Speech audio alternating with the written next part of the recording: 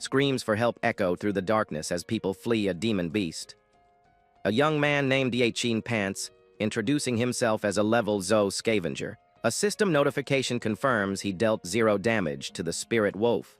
He can only survive by scavenging the items left behind by stronger fighters. As a level 0 member, he is considered a social burden and a useless person in this world. The spirit wolf lunges forward, its jaws wide open, ready to attack him. Facing the beast, the young man accepts that he is seen as trash, but stands his ground with a wooden board. The wooden shield shatters instantly from the force of the creature's attack. Even though he lives like trash, he refuses to give up and charges at the monster. His eyes glow with fierce determination as blood splatters across his face. He declares that he will never die like a piece of trash, landing a desperate blow. A system message appears, confirming he dealt a critical hit to the spirit wolf for 1 point of damage. The scene shifts to the present day, showing the skyline of G-City. Inside a facility, a rank C abyssal gate glows with immense energy as a lone figure walks toward the portal. A silhouette emerges from the bright light of the gate, walking out into the open. The figure is Yi, a senior abyssal scavenger, appearing before a massive tentacled monster. A nearby warrior yells at him for being too slow and idiotic as he stands in the path of danger. The scavenger's job is to recycle and sort the trash left by fighters after they clear a dungeon. He examines a valuable C-rank crystal, a resource that supervisors prevent from reaching the public. As he inspects the crystal, a foot suddenly steps in front of him, and someone calls out to him. A fighter warns him not to hide any crystals or face fines in jail. The young man says he knows the rules. Abyssal scavenging is a dangerous job for level 0 players, who are always at risk from leftover monsters. A man in a miner's outfit offers Yi a big job with a high commission, leaving the young man surprised by the amount. The miner knows he needs money and tells him to hurry and catch up with the group. Eagerly, Yi agrees to go right away. They soon board a yellow bus, setting off toward their new, high-paying job. On the bus, the scavengers discuss their destination, an A-rank dungeon where many groups have been wiped out. They learn their mission is to clean up and retrieve equipment from the fallen teams. Another scavenger calls the capitalists ruthless. Yi quietly looks out the window, pondering how the abyss became so commercialized. The scene shifts to 10 years ago, showing a city in flames as a massive portal opens in the sky. An abyssal gate descended from the void, and for the first time, monstrous creatures appeared before humanity. Only special individuals, called job changers, had the unique abilities required to harm the abyssal creatures. As the monsters were defeated, people discovered valuable magic crystals, weapons, and other props left behind. The discovery of these resources was like finding a new continent, triggering a worldwide rush to develop and explore the abyss. With this new market, many old enterprises collapsed. However, level 0 members were still rejected from most jobs. His desperation grew as he begged a doctor for more time to pay his sister's hospital bills. At the same time, his landlord was at his door, demanding 2 months of overdue rent from him. He was constantly turned away from work, with potential employers telling him he wasn't needed there. Everywhere he turned, he was met with harsh words, being called useless trash and told to get lost. He sits alone in the pouring rain, surrounded by rejected job applications. The situation for level 0 players was bleak. Society had already deemed them useless, and his options were dwindling. A loan card appears in front of him. At his lowest point, a mysterious figure appeared, asking if the young man was in need of money. The figure explained the loan's collateral would be the most valuable thing he possessed: his organs. He exhales softly, a faint smile on his face as he recalls the difficult times that led him to this point. On the bus, he overhears others gossiping about him borrowing money, losing it, and needing to sell a kidney to pay it back. Another person adds that he has a sick little sister to support, with medical bills costing a fortune. He quietly adjusts his cap. The bus arrives at a chaotic purple portal as the gossipers say people like him might as well die, since they'll only live like trash anyway. As they disembark, a fighter yells at the scavengers for being too slow and warns them to keep up, taking no responsibility for their lives. The leader urges them to hurry as the fighters head toward the menacing Abyssal gate. Yain stares at the portal, a determined look on his face.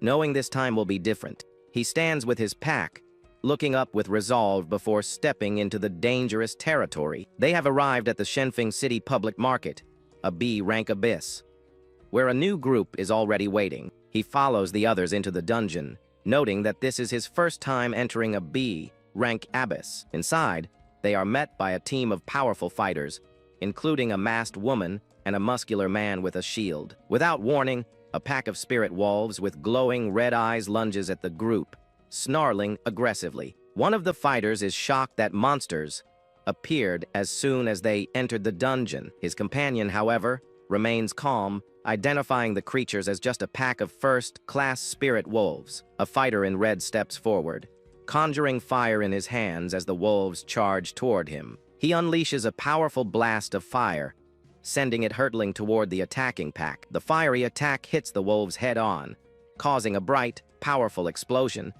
The monsters are thrown back by the force of the blast, their bodies hitting the cracked floor. The muscular fighter reminds everyone to stay on guard, as beasts could ambush them from the shadows. Another member of the party turns to the leader and asks where their final destination is. The leader explains their destination is the 5th floor, noting the market's size and height have strangely increased. A man with glasses calls this abyssalization, a mutated replica of the real world, and wonders where the previous group's bodies are. The fighter in charge orders the scavengers to find the bodies instead of just following them. An older scavenger scoffs, muttering that level 0 members are only useful as trash, no matter where they go. Suddenly, Yain stumbles, his eyes wide with surprise as he collides with the man in front of him. He falls to the ground while the older scavenger, who he bumped into, shouts at him to watch where he's going. The young man quickly apologizes, but the scavenger grabs him by the collar, clearly angered by the collision. The man lifts him up, saying that bumping into trash disgusts him, and that he thought he was a monster. The team leader tells the man, Lao Chen, not to bother with the scavengers, as they have a mission to complete. Lao Chen glares at the young scavenger, his grip tightening as he holds him up. He shoves the boy away, telling him to stay away if he knows he's trash. The young man stumbles back, glaring at him. Sitting on the ground, his cap knocked off, another scavenger asks if this is what a professional team is like. Society has many names for level 0 members to burden, a useless person, trash. But what these people do not know is something crucial about the young scavenger they despise. A system notification shows his experiences at 99 out of 100, just 1 point away from reaching level 1. With renewed determination, he runs ahead, leaving the others behind to find his own way forward. In the distance, screams erupt as someone shouts about a demon beast, urging others to run away. He recognizes the creature as the very spirit wolf he fought, and was left behind to face in the past. The wolf's health is critical, its eyes glowing with a menacing turquoise light as it snarls. He then spots a level 1 wooden shield and staff nearby. The wolf roars as the young scavenger sees its critical health. He decides this is his moment to leave the group and act alone. He charges forward, recognizing this weakened demonic beast is the opportunity he has been waiting for. With a determined look, he sprints ahead, scooping up the wooden staff from the ground. He then hurls the wooden shield into the air, sending it flying towards the spirit wolf. Armed with his basic gear, he confronts the beast, ready for a desperate fight.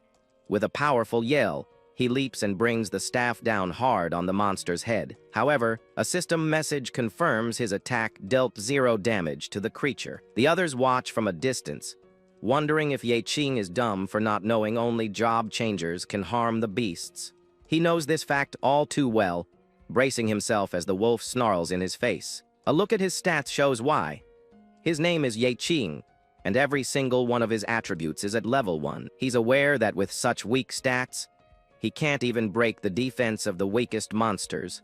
Gritting his teeth, he reminds himself that he understands his weakness better than anyone. And because he understands this fact so clearly, he plants his foot firmly inside the beast's mouth. He uses its jaw as a launch pad, vaulting high into the air above the creature's head. With a fierce shout, He declares that this is precisely why he needs to use even more strength. Meanwhile, Lao Chen looks down from a higher floor, laughing that the level 0 members must be terrified. The leader agrees, smirking that they can earn a fortune while low. Life trash can't even handle one beast. He plans to keep the most expensive items and leave the scraps for the scavengers to clean up. At that moment, the masked woman informs her boss that it seems another beast slipped away from them. As she speaks, terrified screams echo from another part of the building, confirming another monster is loose. Lao Chen agrees with his boss, claiming a purple item he found, and warning everyone not to take it from him. Meanwhile, the panicked screams continue to echo throughout the multi-level structure of the abandoned market. In a separate area, Yain lands a desperate kick, driving the splintered wooden staff deeper into the wolf's existing wound. Blood splatters from his mouth as he pushes forward with all his might, his face a mask of pain, determination.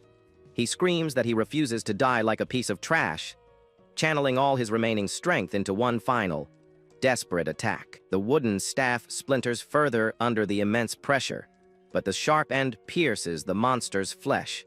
A system notification confirms a critical hit has been landed, applying one single point of damage to the beast. The spirit wolf finally collapses to the ground, defeated.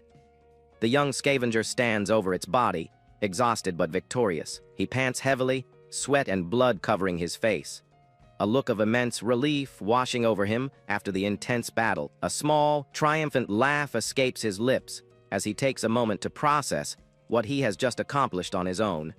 He throws his head back and lets out a victorious shout, clenching his fists in a moment of pure celebration. But his celebration is cut short as a large boot steps into view, towering over him while he kneels on the ground. Lao Chen stands above him, mockingly noting that the lone horse somehow managed to kill a single low-level wolf. He grabs the young man by the collar, angrily accusing him of acting like a hero and asking if he has a death wish. The scavenger thinks about how a job changer's career path is not limited. Even as he's being threatened, he knows that once a level 0 member accumulates enough experience to reach level 1, they can switch jobs. But to achieve that goal, they must find ways to gain experience, which is nearly impossible when they can't deal damage. He spent years risking his life, searching for the perfect opportunity to land a guaranteed critical hit for just 1 point of damage. Day by day, he slowly accumulated experience, one painful percentage at a time, never giving up on his goal. His experience climbed over the years until this final battle with the wolf brought him to 99%. He smiles, knowing this was the only way he could earn experience points. The system shows he has reached 100%. With a confident grin, he acknowledges that all the necessary conditions have finally been met. A system notification confirms his experience points have officially gone from 99 to 100. Another message appears on the screen, stating that the conditions to level up have now been fulfilled.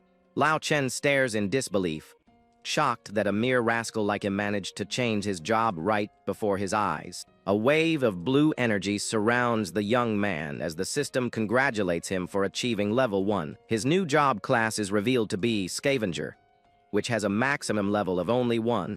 The older Scavenger continues to stare, sweat dripping down his face, completely stunned by this unexpected turn of events. His shock quickly turns into mocking amusement, as tears of laughter begin to well up in his eyes. He bursts out laughing, mocking the job, saying a trash picker is still trash, and the max level is just 1. He grabs the young man, unable to stop laughing about the once in a lifetime opportunity being wasted on a trashy job. He then tells the new level 1 scavenger that his friends are gone and he must complete the cleanup mission all by himself. As the older man walks away to tell the others what happened, the young man is left alone to think about his new class. He looks at his hand, wondering if the class is weak. He knows he can't use level up attributes to grow stronger, but he stands up, determined to find out what a scavenger's true ability is. A strange blue light begins to glow in his eyes as he focuses his newly acquired power. He directs his focus toward the dead spirit wolf, and its corpse begins to glow with a faint, ethereal light. A system window appears, identifying the wolf's corpse as recyclable trash and asking if he will recycle it. Without a moment of hesitation, he answers with a firm yes, immediately accepting the prompt. A powerful surge of dark purple energy erupts around him as he begins to recycle the monster's body. He stares in shock as dark purple energy envelops the massive creature's arm in front of him. He wonders if this is the true ability of an abyssal scavenger as the resurrected monster looms over him. The spectral creature drags the wolf's corpse away, and he admits the sight is a little scary. A purple recycling symbol appears in front of him, showing that the trash is now being disintegrated. After the process completes, two spectral hands give a peace sign, signaling that the disintegration is finished. He receives a spirit dash card and 3 attribute points, realizing he can get rewards from corpses. The young man immediately opens his system attribute board to check his current stats and see what has changed. He examines the new card and sees that he needs 3 agility points in order to use the skill. With a clear goal in mind, he decides to put all 3 of his new attribute points directly into agility. A system prompt confirms he now meets the conditions and asks if he wants to use the new Spirit Wolf skill. With a determined expression, he confirms his choice. Deciding to use the skill immediately, a brilliant green aura erupts around him as the skill activates, flowing through his entire body. But the energy quickly fades, and he looks down at his hands, seeing no immediate or obvious results. Just then, one of the fighters yells at him from below to hurry up and start cleaning. He quickly agrees. As he starts to move, he suddenly trips and stumbles forward, losing his balance completely. A burst of energy shoots from his feet, and he lets out a scream as he is propelled forward at high speed. The sudden burst of speed sends him flying through the air, launching off a nearby route with incredible force. He soars upward several floors through the open atrium of the desolate, abandoned building. He lands hard on his back, his head spinning, wondering if that incredible burst of speed was the skill. A system notification appears, confirming the skill is on cooldown. He finally understands its power. He exhales slowly, catching his breath after the unexpected display of power from his new skill. His eyes narrow as he begins to process the full implications of what just happened and what it means for his future. Suddenly, his eyes widen in shock as a profound realization dawns on him. He looks at the pile of defeated monsters, and his ability identifies all of them as recyclable trash. Purple energy swirls around him as he activates his power, declaring that the Abyssal Scavenger class is outrageously strong. He receives a flood of notifications, gaining a large number of attribute points from recycling all the corpses at once. He stands confidently amidst the swirling purple energy, a large scavenger symbol materializing above him. He recalls that he gained the Soul Dash ability from the first wolf corpse, but rewards decrease for the same species. He realizes that while new skills are a one-time reward, he can still gain attribute points from absorbing any corpse. He checks his status and is shocked to see he has accumulated a staggering 111 attribute points to allocate.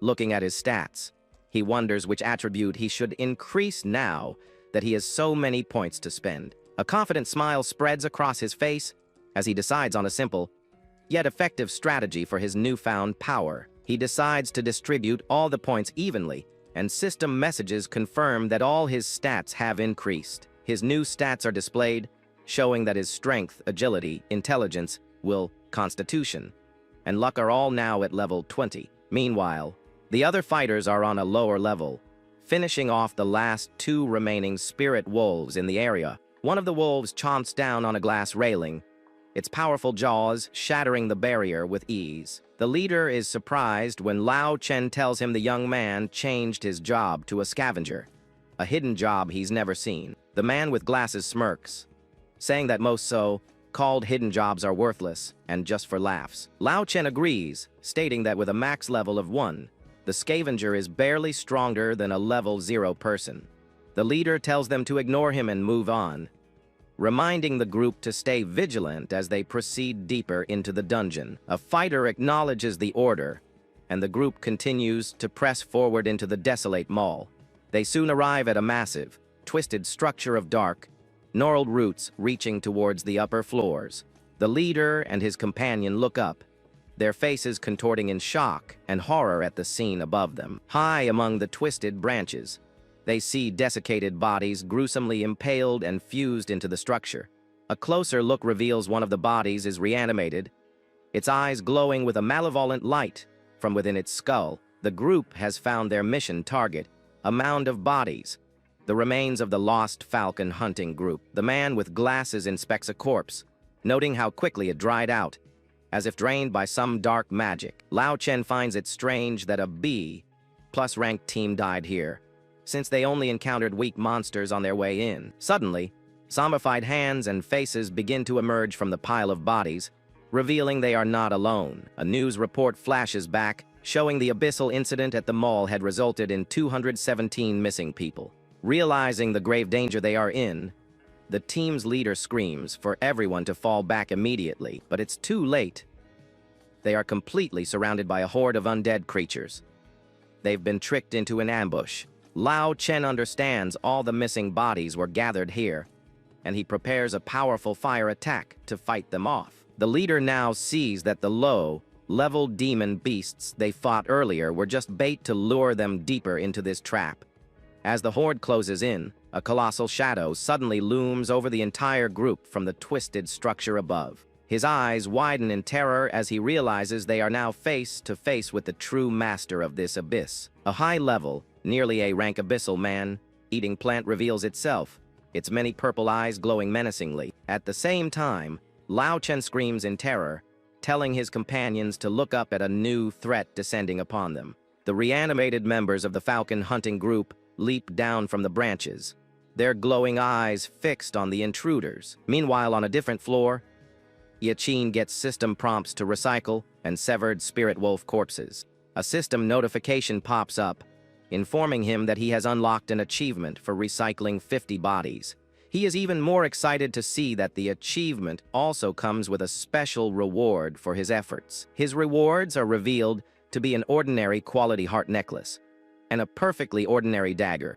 He finds it interesting that even the achievement rewards for his new profession are of such low quality. Just then, the entire building begins to rumble violently, and the young man looks around in alarm. He looks up, a drop of sweat on his face, sensing a new presence nearby. His eyes widen as he realizes that something is coming straight for him from above. But he also feels his body has become much more agile, wondering if it's because of the attribute points he just added. With a confident smile, he clenches his fist, realizing he truly has become much stronger than before. A shadowy, reanimated monster with glowing purple eyes suddenly dives down from the upper floors to attack him.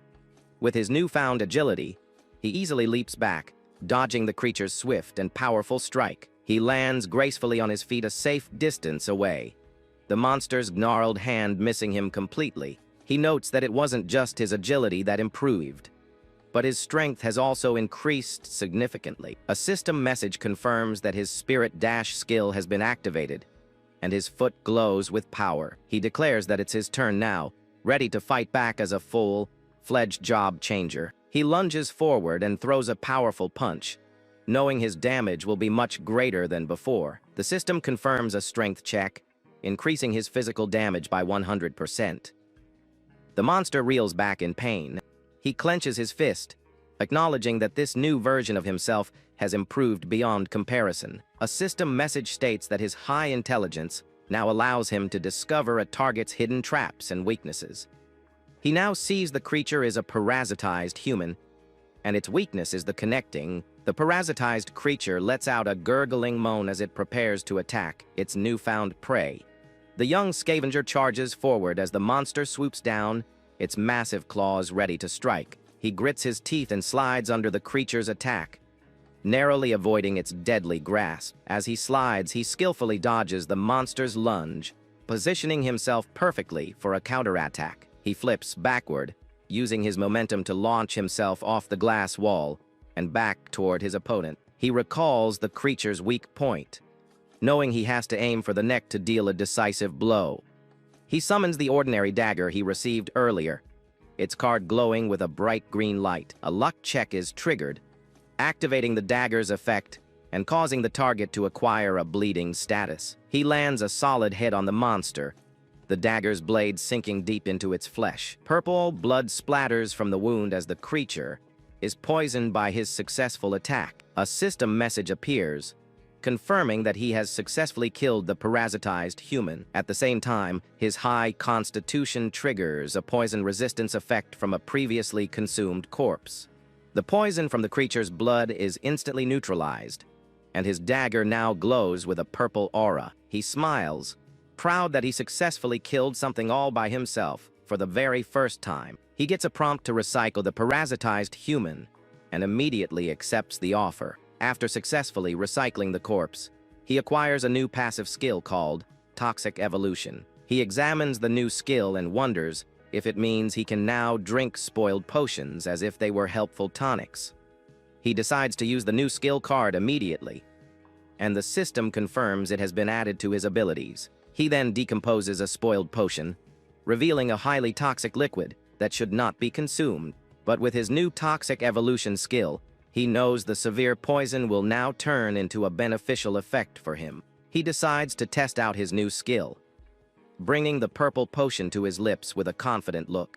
The poison is transformed into a healing effect, recovering all his damage and doubling his attributes for 10 minutes. He remembers that with higher intelligence, he can see more hidden information, so he decides to allocate his points there. His new stats are shown, with all attributes doubled to 40. Except for intelligence, which is now 50. He hears more gurgling sounds nearby, and a large, monstrous hand appears in the foreground.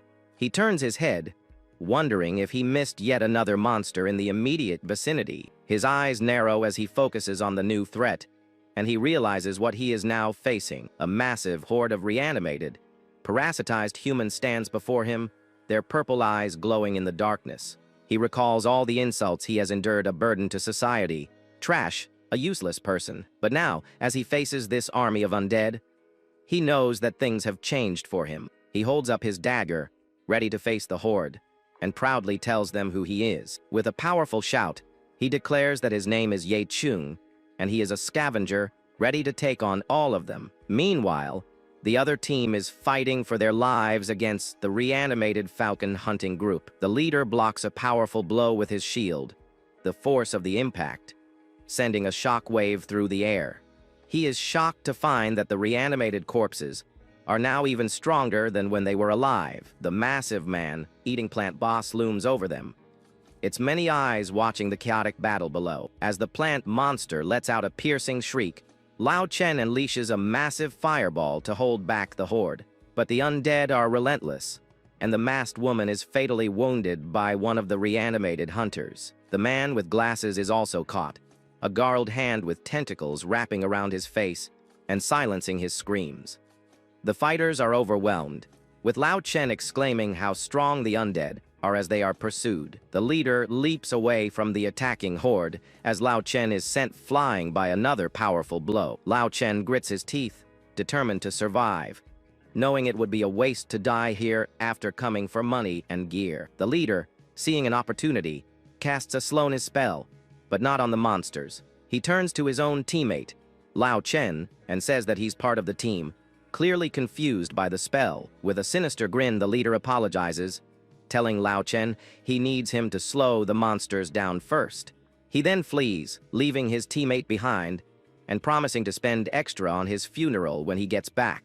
Lao Chen reaches out, cursing his leader as a bastard for betraying him and leaving him to die. He quickly realizes that if he escapes, he can keep the equipment and just make up an excuse for the team's defeat. But as he turns to run, he finds his path blocked by a shadowy figure with glowing purple eyes. He covers his mouth in shock, recognizing the person standing before him with a look of utter disbelief. It's Yain, who scolds him for betraying his own teammates just to survive the onslaught of monsters. Lao Chen glances behind the young man and sees a pile of defeated, parasitized humans.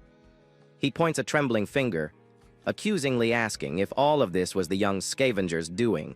He realizes he can't let him leave this place alive, knowing he'd be finished if the supervisor committee found out. He tries to manipulate the boy, asking if he wants to get stronger and telling him to feed himself to the monsters, but his kick is easily blocked, and a system message confirms his strength check failed and will backfire. The kick's force sends him flying backward, and he curses the young scavenger, demanding to know what's going on. The young man glares at him with contempt, telling him that he is inferior to even trash for his cowardly actions. He then activates his scavenger ability, and a swirl of purple energy envelopes the defeated monsters behind him. Lao Chen screams for his mom as the spectral hands of the resurrected monsters grab him and pull him into the darkness. The trash sorting process begins, and Lao Chen is lifted into the air by the spectral hands, screaming in terror. But the system soon identifies him as unrecyclable trash, and the spectral hands release their grip. He falls to the ground unconscious, and the young scavenger realizes that not all trash can be recycled. However, his recycling ability is upgraded, allowing him to now recycle a target's useless abilities with their consent. He figures that if a target is passed out, they consent by default, finding the new upgrade very convenient. He immediately uses the new Spell Master experience card, and a bright blue aura envelopes him. He gains the ability, Controller of All Flames, and learns that his new Fireball skill can evolve with a special effect. A horde of smaller, imp-like creatures with glowing purple eyes begins to swarm the area, letting out guttural cries. He spots more of the creatures climbing the escalators, their dark silhouettes moving quickly in the dimly lit mall. He wonders how to use his new Fireball skill, recalling how Lo Chen used it earlier by conjuring a flame in his hand. He attempts to cast the spell, but it backfires, sending him flying backward as the fireball explodes prematurely. The massive explosion rips through the area, sending a powerful shock wave that shakes the entire floor. He stands up amidst the smoke and rubble, the powerful blast having cleared out a large portion of the monster horde. But he panics, realizing he hasn't had time to recycle the bodies yet, and yells for them not to turn into smoke. A cloaked, horned creature with two glowing purple swords leaps down from a higher floor, charging straight at him. The young scavenger's eyes narrow as he prepares to face this new, more formidable opponent. He easily dodges the creature's attack, leaping over its small, imp-like companion with incredible agility. He uses his speed to his advantage, gracefully maneuvering around the two attacking monsters. He focuses his attention on the smaller imp, a determined look on his face as he prepares to strike. He grabs the small creature by the arm and summons his dagger, its blade glowing with a faint, ethereal light. He dodges another attack from the horned creature, skillfully flipping through the air to avoid its twin blades. He realizes he's at a disadvantage, as he hasn't learned any close combat skills yet. Suddenly, he sees a familiar face emerge from the darkness, its mouth wide in a silent scream. It's the reanimated corpse of the team's leader, now a puppet of the man-eating plant. He offers it a deal. He summons a golden shield he obtained from another corpse and decides to use it immediately. He blocks the horned creature's attack, the force of the blow creating a powerful shockwave. He uses the shield to bash the creature, sending it flying backward and creating an opening for him. He stands triumphantly over the defeated monster, his new shield proving to be a valuable asset. He apologizes to the creature, telling it that he now needs to recycle its corpse for his own benefit. He obtains a dagger mastery card and immediately uses it to improve his combat skills. With the new skill, he feels the dagger become more flexible and natural in his hand, ready for the next fight. A mysterious voice reminds him of his mission, to find the Falcon group and bring them out of the dungeon. He remains focused, his eyes sharp as he anticipates the next move from the dungeon's true master. The voice warns him that if the bodies aren't found, his mission will be a failure, and he won't receive any rewards. By recycling the horned creature, he obtains a new skill called Violence, which boosts his stats and gives him immunity. He confidently tells the mysterious voice that he is already well aware of the mission's conditions. He confirms that he has found the corpses of the Falcon group, but they have all been recycled already. The plant monster looks down at him, and he simply tosses a small, glowing object into the air. He reveals that the entire group was dragged into the abyss by a single person, as spectral hands grab the plant monster. In an interrogation room, Lao Chen is told he is the only survivor and his level was reduced to 1, an unprecedented event. Lao Chen insists that his abilities were recycled by the same person, claiming the trash picker's the culprit. The investigators, however, don't seem to believe his story, looking at him with suspicion from the doorway. They tell him his high pollution level is causing hallucinations, but he desperately pleads that he's telling the truth. After the dungeon incident, Yain sold all the magic crystals on the black market, but only received 30% of the profit. The money was barely enough to pay off his debts to the loan sharks, leaving him with no surplus. He worries that if he keeps using his recycling ability in front of others, he'll be reported to the supervisors.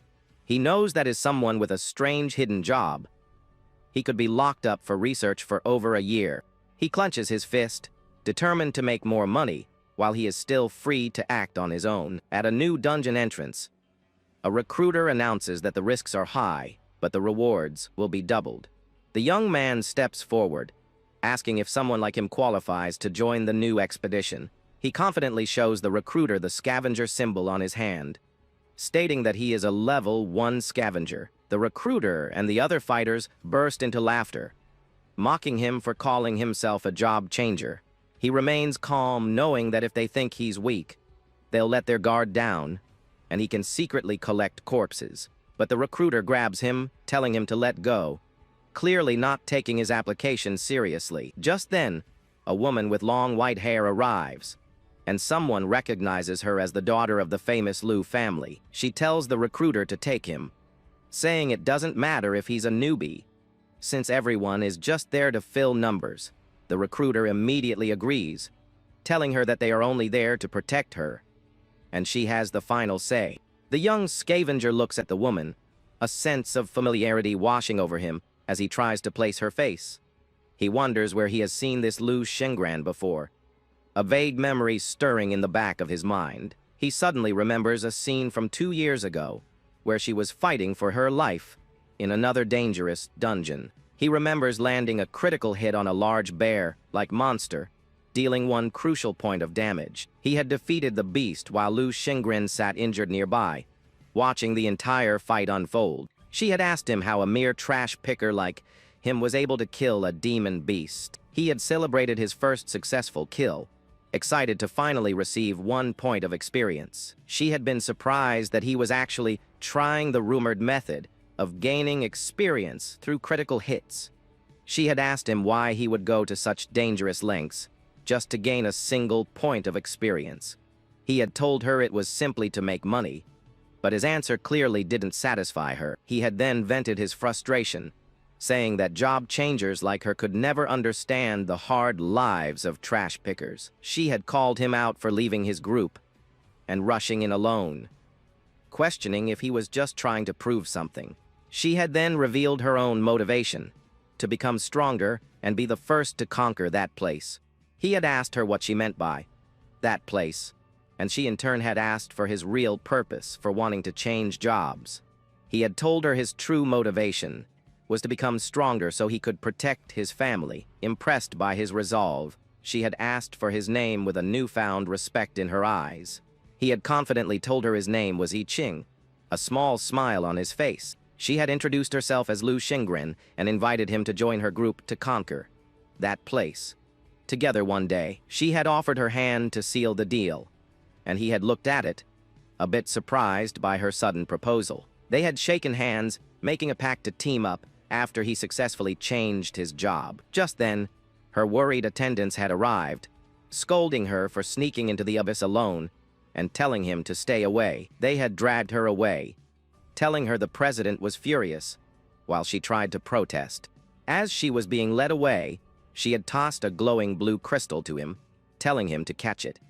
He catches the crystal, looking up in surprise at the unexpected gift from the young woman. She grins, calling it his reward for the half a monster he killed, a playful jab at their earlier conversation. As he walks away, crystal in hand, he tries to recall her name, finally remembering it was Liu Xingran. Our story continues in the next chapter. We can see this guy provoking the MC, saying that someone as weak as him shouldn't be here. Additionally, he questions how he was accepted into his group, stating that he shouldn't be late and should start moving now. He then begins to walk, not wanting to become an obstacle for them. The guy notices our MC, who is almost ready to enter the portal, instructing the weak ones to grab their gear because they are about to enter the portal and they don't know what's inside. Everyone agrees, and now they are ready. Our boy thinks that he needs to do a much better job this time because this time he has a chance to make some good money. However, he managed to get some things from the previous Abyss. Now he has a shield and an ability that allows him to wield 2 daggers in his hands. But the main focus is on another ability, the Basak ability. This ability gives him a significant advantage that is already visible. With this ability, he can finally take down any monster effortlessly. The proof that he will survive this time is that he also managed to absorb a more special monster, the previous Raw boss, which allows the MC to have extremely high regeneration, which is also a crucial focus. Our boy managed to balance all his skills very well, and the points will be distributed among attributes, allowing his abilities to become stronger over time. After all, he was the only one who managed to gather all the recyclables in the previous round. Now he just needed 6 more points to get the Pardine, but at this moment, he ends up using the attribute recovery ability, Observation Eye. So our MC starts to see some attributes of his companions. Upon using this ability, the MC realizes that the points he distributed among his attributes weren't as significant as he thought. He discovered that his strength was 12, but his companion, who had 100 strength, showed a significant difference between them. So our MC didn't need to worry. But then he feels something trembling on the ground and, fearing, looks to the side, only to realize that it was just the wall next to him coming towards him with full force and speed. After making this noise, the group turns around and notices that there was almost an earthquake, but when they look back, they see it was our MC hitting the wall. He places his hand on the wall and comments that the dungeon's structure is a bit unstable, so they should be careful. However, their attention wasn't even on him because shortly after, a figure finds a box and someone approaches, saying that it might be difficult to open the box because they needed someone in the group with the thief status. So he thought about stepping out to open the box ahead. But at this moment, we can see our boy appearing in the background, telling everyone that he at least wanted to try. He then approaches the chest, moves it a little here and there, and then manages to open the chest completely. As soon as he opened the chest, someone approaches and realizes that the unlocking ability wasn't something our MC should be able to have because it required level 5. Then, our MC refutes by saying that an awakened one can learn various abilities, and besides, there could be a small chance of a level 5 ability appearing for someone at level 1. After taking all the resources from the chest, the leader appears and collects all the cards that were there and places them in his system. Then he asks his group to prepare because now they would start moving up to the next floors. But it was at this moment that our boy noticed something else happening. So, he asks the person in front of him to stop for a moment. Without understanding, they stop. At this moment, our MC, who was holding the stone in his hand, simply throws it towards the walls. By throwing it, certainly in some spots, it ends up activating a trap, and then, after a few minutes, the traps are activated, and in front of them appears a wall with some spikes that almost crush them. We see her thanking our MC because she saw that he had quite a bit of knowledge about this dungeon, or if he was an infinite hacker. He didn't want to be caught and just comments that he managed to hit a bit behind and ended up discovering all the weak points of these dungeons. But the one who was most surprised by our MC was White, but our White didn't want all the attention from our big guy. She ignores him, but soon after, the system already appears for Yeqing. After the system appears, he comments that our MC managed to completely fool the group and that the objective here becomes more personal. And he says to himself that it was even a good idea to put many points into intelligence because he easily tricked those extras. But as Yeqing managed to enter the dungeon without triggering a single trap, the group leader, Yeqing, was simply handed a card. Our protagonist activated his evaluation and realized that the card in his hand wasn't particularly good or bad, so he decided to just keep it. As they continued on their path, they were suddenly surprised by what they found. They discovered some sort of vase and thought that this might be the final level, that this place they had arrived at could be some kind of bonus room where they could take anything they wanted. But ahead, there was a cup with some red things inside. Above it, something was written. The system already mentioned that this place was a kind of abyss where there was a unique treasure. But within this unique treasure, there was also a unique monster. At that moment, a tank approached what was floating above the cup and grabbed it from behind. He simply appeared, asking them to relax a bit because things were getting weird here, and if they messed with something wrong, they'd be in big trouble. But he said it was fine because all the experiences he had in that abyss were different, and they shouldn't worry. He even removed that plate with something written on it from the cup, but when he did, something began bubbling inside it, and then the system appeared, commenting that a blood swarm was happening at that moment, and something started to emerge and rise from the cup. The group was surprised by this and prepared themselves. Then someone commented that there was no treasure there but a trap, and they had completely fallen for it. Perhaps this was the legendary monster, a monster that was sealed in a cup in the past but had now been released. This monster was known in Yain's world as the Dream Monster, and several skull-shaped things were already appearing, ready to face this monster. He then drew a dagger from the system, now ready. But at that moment, Yain and his group also prepared themselves because they were now surrounded by these creatures and had no way out. He had no choice but to fight these monsters, and at that moment, he would have to use some of his strength, deciding to use only 25% of it to defeat these creatures. Then he noticed the ring and realized he could also use the card he had received. But at that moment, he remembered that the system had warned him that if he used that card, his attributes would be reduced to 0, something he didn't want to happen. Using it now would be useless to him, so he decided to save it for future use. But as the monsters advanced toward his group, Yain prepared himself and used the soul thread to defend against the monsters. The monsters attacked with everything they had, but with one strike, our hero defeated some of them. She looked at him, surprised by his strength, because as he cut through those monsters, Yain was already slicing those things in half, but it didn't help. They regenerated. But at that moment, she got distracted, and the dream monster appeared in front of her, nearly catching her off guard. However, she was already prepared, so she just looked at Kilo with the sword up and down and ended up splitting that monster. But the one in trouble here was that warrior from Yain's world. The group, surprised by what was happening, saw that every piece they cut didn't affect those monsters. Now, they saw one of the dead ones preparing to attack. Jir found himself unable to defend any longer. The reason for his inability to defend was the presence of the monstrous figure before him, which seemed significantly weaker. A single blow could incapacitate him, yet this monster possessed a unique ability. It could channel the strength of humans, thereby doubling its own power compared to that of a mere mortal. This realization should have caused greater concern within him, as if the monster fully understood this advantage.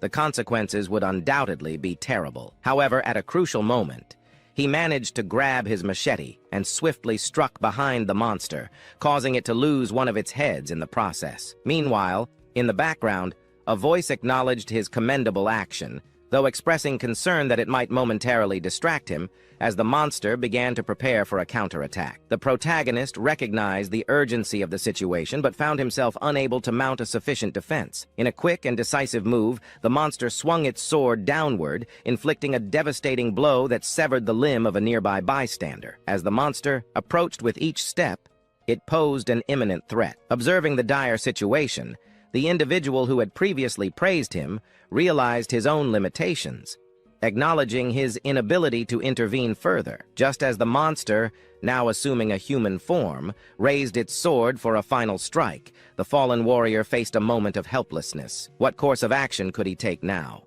Uncertainty loomed, yet the monster remained resolute in its intent, launching a fierce attack against the defenseless warrior. Amid the imminent danger, a ray of hope emerged as our heroine made a timely appearance. Employing a newly discovered ability, she confronted the monster with ice, effectively neutralizing the threat. With a sense of accomplishment, she remarked on the insignificance of those beneath her, emphasizing their inherent weakness. However, while the frozen threat was defeated, a new danger loomed on the horizon. The once formidable monsters, now strengthened, advanced toward the fallen knight. Nevertheless, the arrival of the mage served as a temporary reprieve, despite the limitations of her magic. Seizing the opportunity, our MC, driven by the desire to test his new abilities, unleashed a powerful explosion. The unexpected display of power left the spectators in awe, provoking speculation about its origin. The sudden manifestation of such potent abilities from an apparently novice individual defied conventional understanding, generating intrigue and uncertainty. Even as the dust settled from the explosive display, the threat persisted.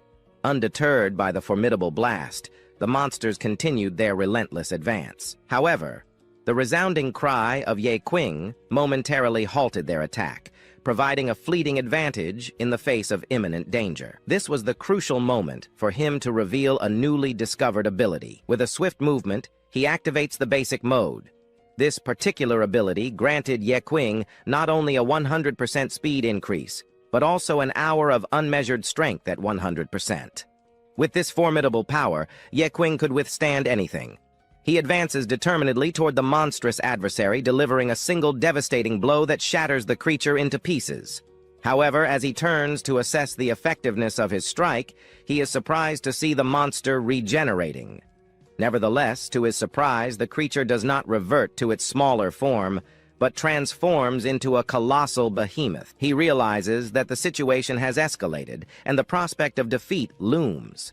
Despite this, a gleam of satisfaction shines within him as he has achieved something he desired, the ability to mimic a certain talent. However, his satisfaction is short-lived, as he questions the unexpected appearance of a king-level monster. These creatures should not inhabit a zone designated for lower-level encounters. This anomaly perplexes him, leading him to question the very fabric of reality. Yet, amidst his pondering, he discerns the reason behind the monster's unprecedented evolution. It absorbed a fraction of his formidable strength, elevating it to a level akin to that of a king. When the monstrous entity reaches out to grab him, our protagonist nimbly dodges, causing it to grasp only empty air. However, despite his evasion, he finds himself sprawled on the ground, confronted with the harsh reality of his adversary's formidable strength. Nevertheless, he refuses to succumb to despair, recognizing that his attributes are comparable to those of his enemy. With one-on-one combat rendered futile,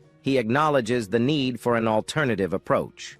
Amid his contemplation, his companion intervenes, urging him to retreat as she prepares to demonstrate her own power. Surprised but reassured by her determination, he watches as she confronts the monstrous adversary head-on, recognizing the need for a battle of equals. She is ready to face As the two adversaries prepare for the showdown, the monster attacks with lightning speed, catching her by surprise. However, she quickly turns the situation around, using the monster's limb as a conduit to approach with unparalleled determination. She grabs her blade, imbued with the icy power of frost, and drives it into the beast's heart. Nevertheless, the monster, ever cunning, counters her attack by freezing only a part of its limb to thwart her efforts. Undeterred by this setback, she presses on, her determination unshaken in the face of adversity. As the monster closes in for the final blow, she braces herself for the inevitable confrontation, knowing that victory lies not in retreat, but in relentless pursuit of triumph. The monster that was attacking her suddenly halts because she used a powerful skill. A shockwave emerges within the area. In the background, we see our protagonist along with his group watching the battle unfold. At this moment, she activates a flag that will make her much stronger, but ends up placing it on the ground. Then, the system appears, stating that this somehow inspires allies' speed to increase by 30% within a 50-meter radius. After that, with the flag firmly planted in the ground, ice begins to emerge from it, completely encasing the monster. Now, the monster was totally frozen, and she could easily kill it. Her speed had increased significantly, so she would use it to her advantage. The mastery of ice was specialized in containing monsters here, and although she still couldn't send this beast to be dragged away, she would at least be able to wound it a bit. But even the frozen monster was still strong, though here she might have ended this fight, because she now ended up splitting that monster in half. Here, possibly our commentary, is that her skill was a legendary profession, chosen by only one person among those lucky ones. But currently, our MC was eager to see who was stronger. That monster, or our little white girl. Our protagonist wanted to see which was stronger, that girl who had the powers of the gods, or that monster who had the powers of Ye Qing. But, well, the hope of being able to send that monster to be dragged away was low because even her strongest blow didn't work against that monster. The monster ended up removing that ice shell that was between him, and he retreats. Below, we see our little white girl looking up, but as she looks up, she ends up seeing that monster attacking her again with those arms coming at her full force. She stops to avoid being caught, dodges, and although she is Class S, her strength is much lower than that of her brothers and sisters. Even though her last name belonged to an extremely powerful family, her own family always left her at the end. She was the weakest of the Liu family. She was the one who was always ridiculed by her family.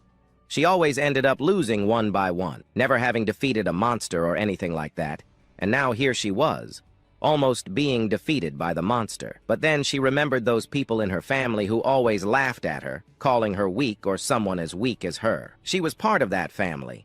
Her own family even suggested that she should stay home, as it was better for her than being in an abyss. But this memory made her even angrier, as she was always directed to that abyss of novices, and she didn't like it. But now she remembered that she had a more potent skill. She wanted to finish this fight because she was always pitted against weak monsters to defeat. And now, she wanted to change that. She wanted to be able to send extremely strong monsters charging toward her opponents to show them that she could do it. Now closer than ever to that monster, she attacked it, her sword ending up driving into the monster's head, but the creature was resilient. Her sword, held with all her might, was broken as well. In the middle of it, Ye Qing widened her eyes in surprise, but behind her, another of those monster's claws appeared, coming directly at her. It caught her off guard, and she was thrown against the wall. There, we saw her against the wall, with a bit of blood escaping from her lips. At that moment, our mage had put all his trust in our protagonist, believing that she would be able to easily defeat that monster. Seeing her easily defeated was a shock. Even an S-class hunter was defeated, so what was the point of staying there? They should have been fleeing, but the monsters wouldn't allow it. The monster started running towards another person, but that person was Ye Qing. He ended up running towards that person as well, and they ended up colliding. An explosion occurred near the monster's hand, and it lost a bit of its arm. The lost arm from the explosion flew in another direction toward the group, who saw it coming. They simply decided to run, not wanting to get caught by that piece of arm. After the group ran to a corner where they wouldn't be caught, in the other direction, we could already see Ye Qing holding her sword with a determined look in her eyes. She watched our protagonist as he moved at high speed toward the monster. Would he be able to defeat this monster? He needed help from the system, so he activated the observation eye to find the monster's weak point. But if the monster reached the king, its own resistance and abnormal conditions, then Ye Qing needed to overcome him. So if his level was self-sufficient, he could become completely immune to freezing, torture, or paralysis. But the weak point was that as the level increased, another restriction wasn't really necessary here, so all of our MC's attributes should be unlocked. And here only his hand starts to catch fire, but the fire was much more potent. But that punch that Ye Qing was preparing, he simply launches it at that monster. Thinking that this punch he threw at that monster was enough to send it dragging, it wasn't. The monster ended up kind of retaliating against Ye Qing, but so that our protagonist wouldn't get caught, he starts running at high speed. They saw that he was fast as they watched this. We see our white one taking a healing potion to heal herself. While healing, we see him making some jumps. After dodging the monster's attack, he ends up slipping back a bit. Now behind our MC, he sees that so far he hasn't been able to find a specific weakness for this monster, but every monster he encountered had a weakness, and he needed to find that weakness. So, concentrating all the power within himself, with his two hands on fire, he throws them in the direction of that monster. Now, attacking it head-on, he saw that even if he attacked with everything, that monster would be able to regenerate, so there was no weakness that he could easily defeat. But was there a weakness inside or not inside?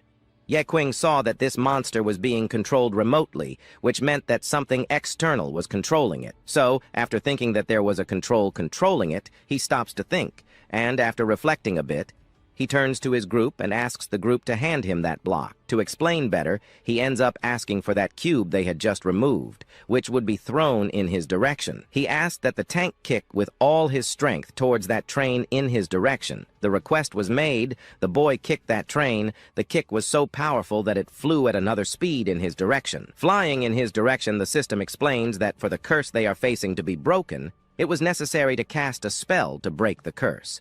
But the solution was in front of their eyes, so they needed to kind of seize it. But that thing started to be faster than our hero because that train ended up catching that block that was flying in his direction. That monster, after catching that block, ended up putting it in his mouth, and now the monster ended up receiving a new title, a title superior to the one it had before. Now he had the invincible mode. Standing still, we now see our white girl approaching him. She starts asking him why he was standing there. He saw that he was too careless. Now he saw that the monster had entered invincible mode, and things got worse for them. So, our white girl, she gets closer and closer to our protagonist. But now she starts to remember a little more about our black. She even thinks she might have met him in a raid. Our black turns to her and confirms that yes, he had met her once in a raid. That time, he devoured something from her. She ends up remembering what he devoured from her. She is surprised that Ye Qing has obtained a higher class, and she even recalls his name, a name she remembers as the guy from the night house. Well, it was a name that left him quite surprised.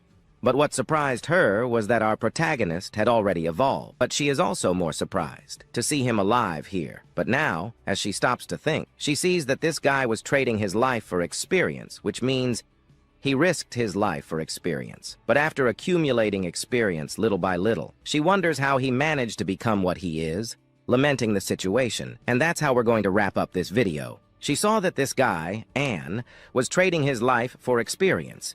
In other words, he was risking his life for experience, but after accumulating a bit of experience, she wondered how he managed to become as strong as he is now. He used to be shy when he saw her looking at him all the time, and she realized that he was changing the subject because now she didn't want to know about his past anymore.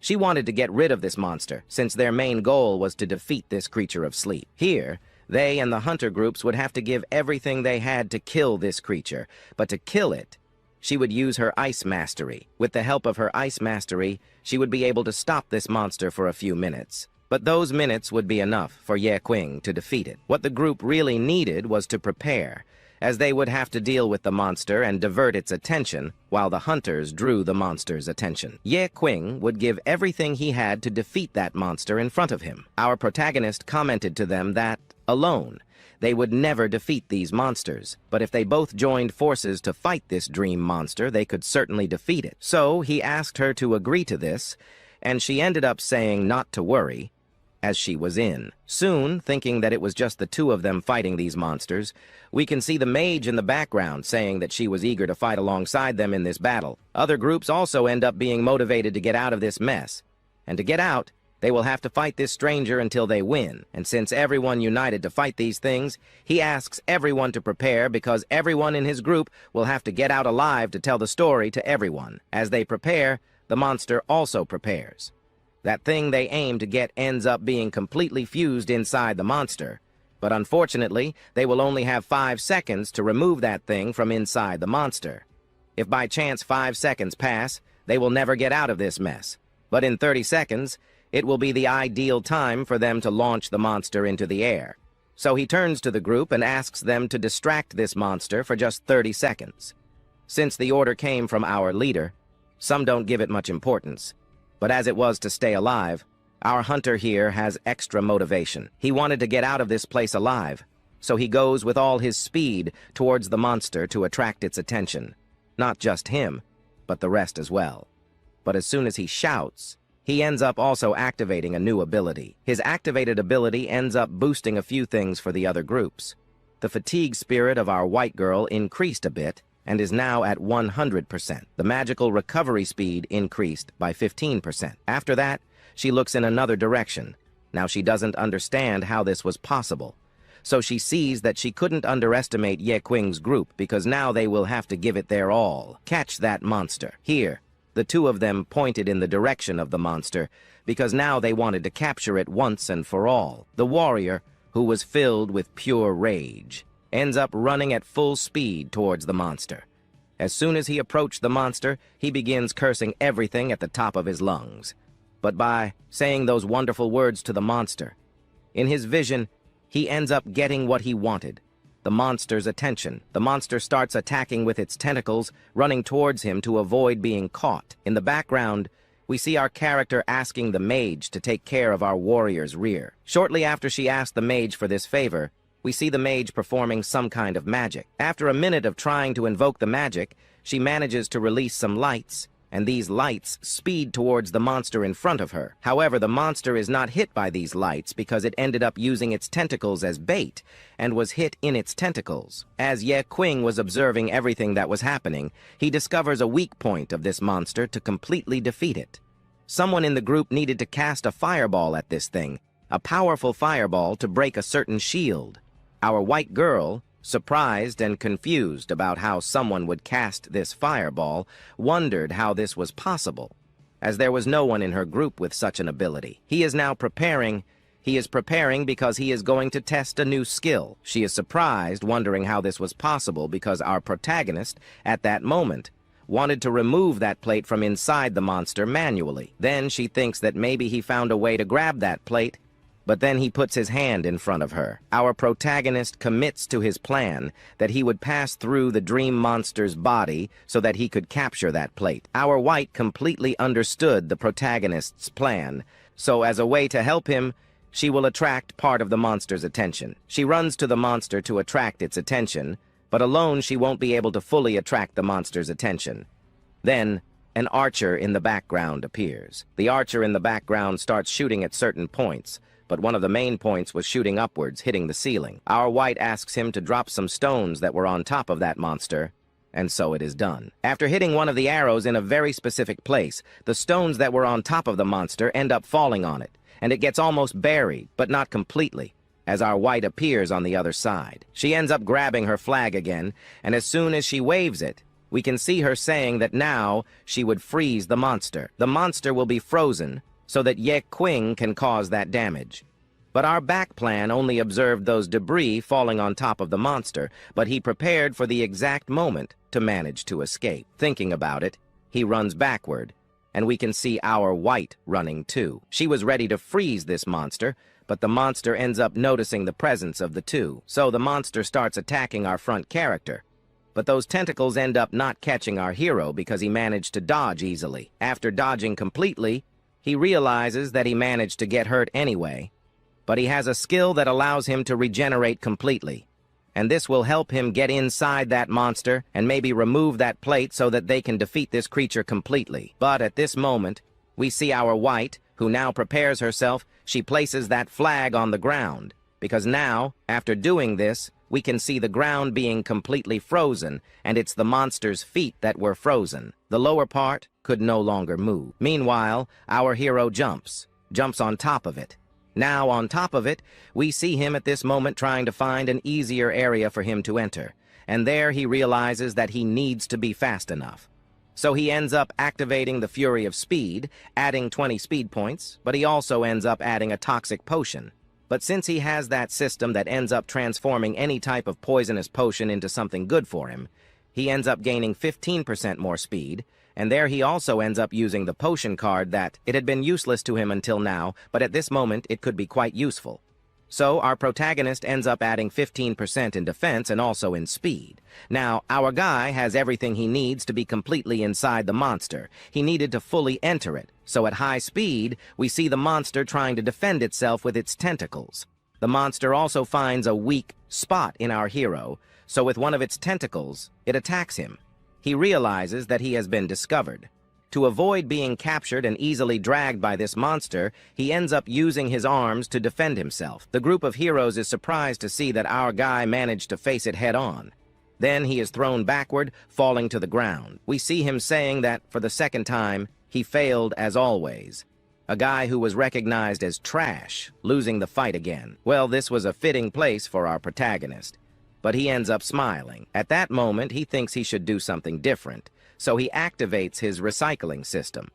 The system appears behind him and ends up devouring Ye Qing, since, at this moment, Ye Qing sees himself as an object to be recycled, so he ends up kind of entering the system. After being devoured, the monster remains motionless, and his group, surprised, tries to understand how this was possible. But minutes after this event, we can see him coming out of that system.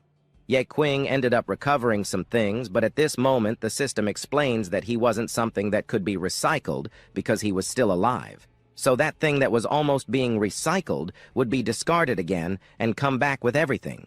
He ends up kind of using the force of that moment, allowing him to now become much stronger than before. And he will use this monster to know if he will be able to defeat this monster that he found in front of him. Will he be able to kill it? As soon as he auto-recycles, he becomes much faster and stronger and starts running at high speed towards the monster in front of him. After running, he simply passes through the creature, but his goal was to pass through it to retrieve that plate inside it. So, after advancing quickly, he manages to grab the plate, holding it firmly in his hand to prevent it from falling. Now that the creature has fallen to the ground, we see him performing an incantation. How did he do this? Well, he simply began to read that thing in front of him. And after mentioning some sort of spell, the monster ends up being defeated, and the blood analysis was completed, which means that this mission was kind of completed. In the background, we can see the protagonists group. One of them did not believe that everything was over. Our little white girl also did not understand whether she had won or lost, but she realized she was alive. Minutes later, we can see the XP going to Yain's group, and each of them ended up receiving a bit of XP. The mage received something like 1 point in strength, 6 in agility, and an additional 16 in intelligence. The other companion almost received the same thing. But the most different here was our little white girl, who got something different. She received 32 in strength. However, no one lives on strength alone, so for that, the system gave her an additional 28 in agility, 38 in intelligence, and also luck increased by 34. We have moved to a different place, and here we see our protagonist eager to see if he could also reach a certain level. The system ends up saying that our protagonist is at the maximum level, and upon seeing the system's response, he already understands what is happening to him. And it was what he was expecting the most. But soon after, our hero realizes that even without leveling up, a legendary chest appears in front of him. Everyone is surprised, but one of them then realizes that this might be the greatest treasure of their lives and that they might never get something like this again. Then inside that chest, some cards appeared, and these cards that emerged from the chest began to be read in one direction, but one of those directions was his, who was at the back, and he simply raised his hand, and one of them came to his hand. But what came to his hand was a sword whose appearance was not the best, as its attack level was 88, and it only required a level 10 to use this sword. Since Yain is at level 1 and might have a maximum level limit, he might be able to use this sword soon. Then the system appears and informs him that he does not have the necessary requirements to use this sword. Seeing that he could not use such a good card, he unfortunately ends up discarding it and realizes it was a waste to throw it away. But as he looks forward, we then see several cards on the ground. But the scene has already changed to our little white girl because, well, she appeared there near our MC just to deliver some things, like some good cards, because what she was doing was just returning the favor for what our protagonist did. Yain, who was a bit dazed, just stood quietly observing everything that was happening. But at that moment, he needed to say something to her, so he calls her, and he ends up asking her a favor. But well, this favor is not revealed to us for now. Then, our scene changes again, but here it cuts to us from the portal. Outside the portal, who were waiting there for a certain person. This person who was holding the phone had asked for a strong rescue team, not a weak one.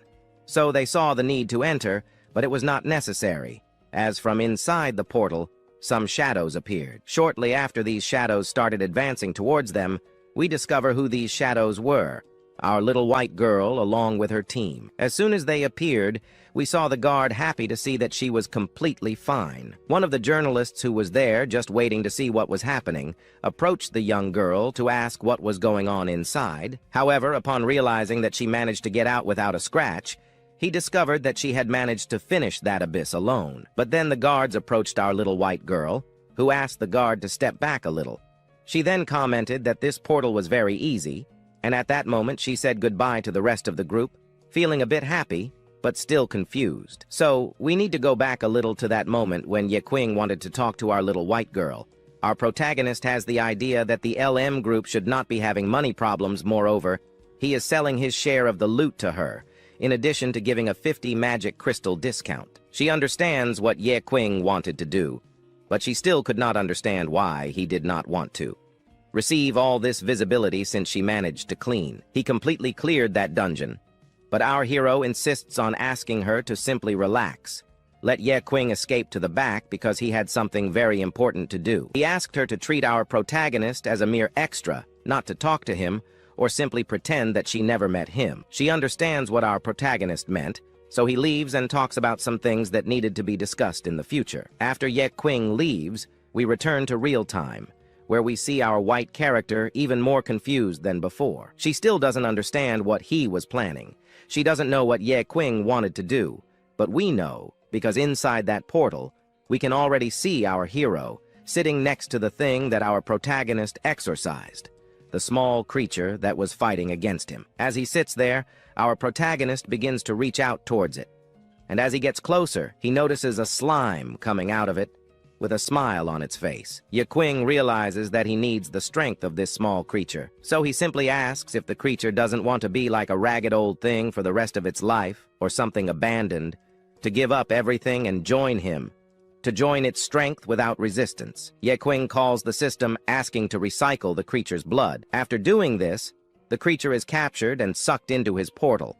After being sucked in, he unlocks some new abilities. This ability will allow our protagonist to copy someone else's ability, or basically copy the other person, and if the person is strong, he will gain the same strength, but will only have 30 seconds to use this ability. Then things got interesting. He feels all the power within him now, as he is fully energized. Our MC needed to face other battles, as our hero needed to get stronger and stronger. We encounter several setbacks or obstacles as he tests these new abilities he just acquired, but the scene cuts to another location. Here, in an open area, we see our protagonist inside someplace in that location.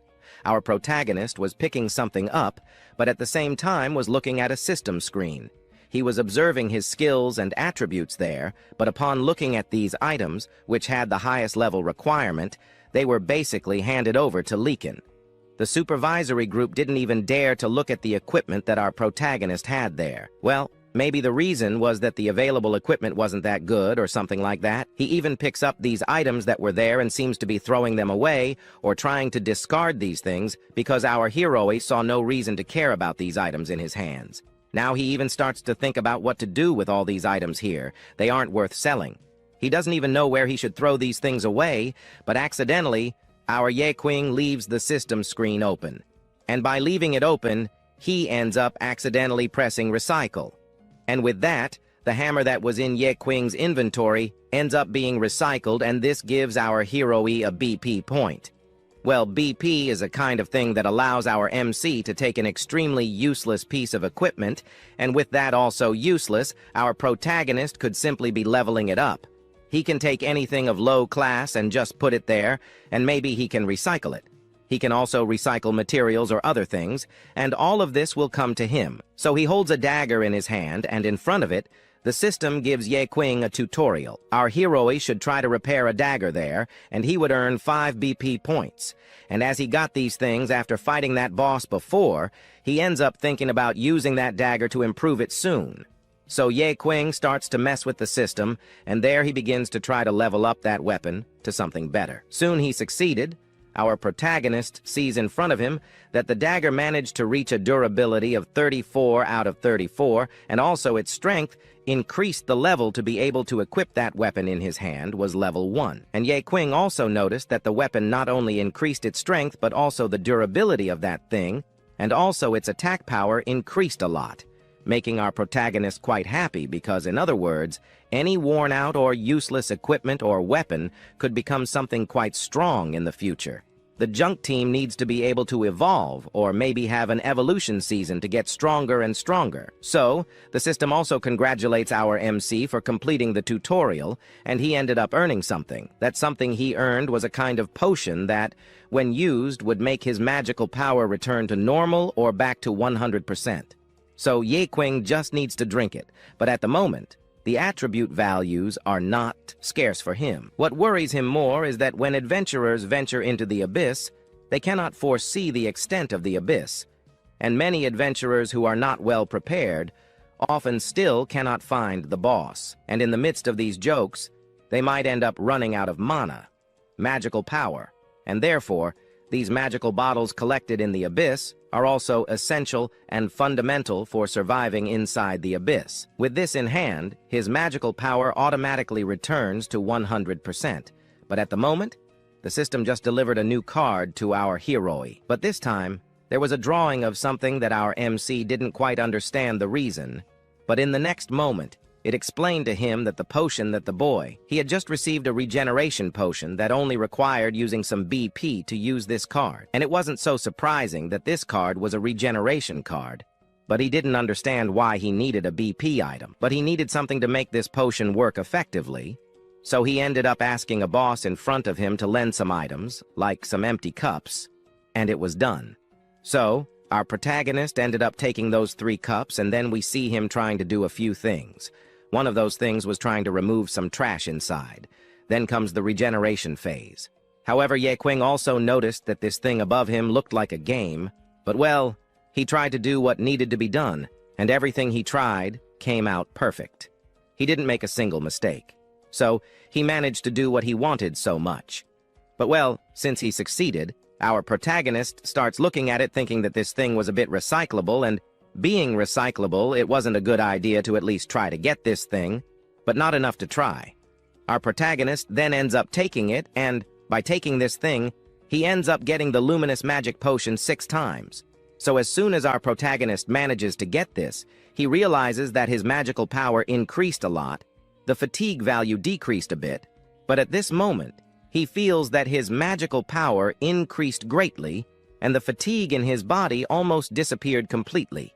He feels happy, but now that he saw that he managed to hack the hackers, Yain wants to test it in an abyss. So, he ends up leaving through that door, but as soon as he exits, we see some extras appearing. So he ends up calling our protagonist and asks if King was our hero. Our Yain starts looking at these 2 guys who appeared there, and one of them comments that his temperament has changed a few days ago. So he ended up thinking that our protagonist was because, within the class he was a trash collector, and suddenly was collecting some rare items. And a few days ago, he was looking for our protagonist. So, as he couldn't find Yain, he almost reported that our hero was missing. But fortunately, he found our protagonist, only that our hero here comments for these extras to disappear from his sight, because these guys were looking for the wrong thing, since our protagonist, all this time, had already paid off all his debt with them. Well, these guys who are now after him are those loan sharks from whom he borrowed money. Well, he managed to pay off his debts, but he signed a contract with them before, and unfortunately, he will have to act as a trash collector and cannot escape his responsibility. Not only because our protagonist recently unlocked a dark class, but also because he received this class, that's why he must act this way. He is just a trash collector, and a trash collector must act in his way, and he says this. But well, that wasn't enough, so he ends up knocking from our hero's hand the cup he was holding, but just that. From there were some things, and all this ends up falling on the ground. But well, instead of our protagonist taking the blame, they end up taking the blame, saying that our protagonist ended up bumping into a B-level guy. When a 0-level guy bumps into something higher, they must act to prevent that guy from standing out. The stronger ones always have to dominate the weaker ones. So the 2 extras prepare to take Yain from behind, and at that moment, he ends up looking up. Looking up, he sees some cameras, so he ends up thinking that if by chance he does something stupid, he could screw himself, because they might be using this recording in his favor, right? But well, to begin with, he ends up giving our hero the chance to get rid of this curse.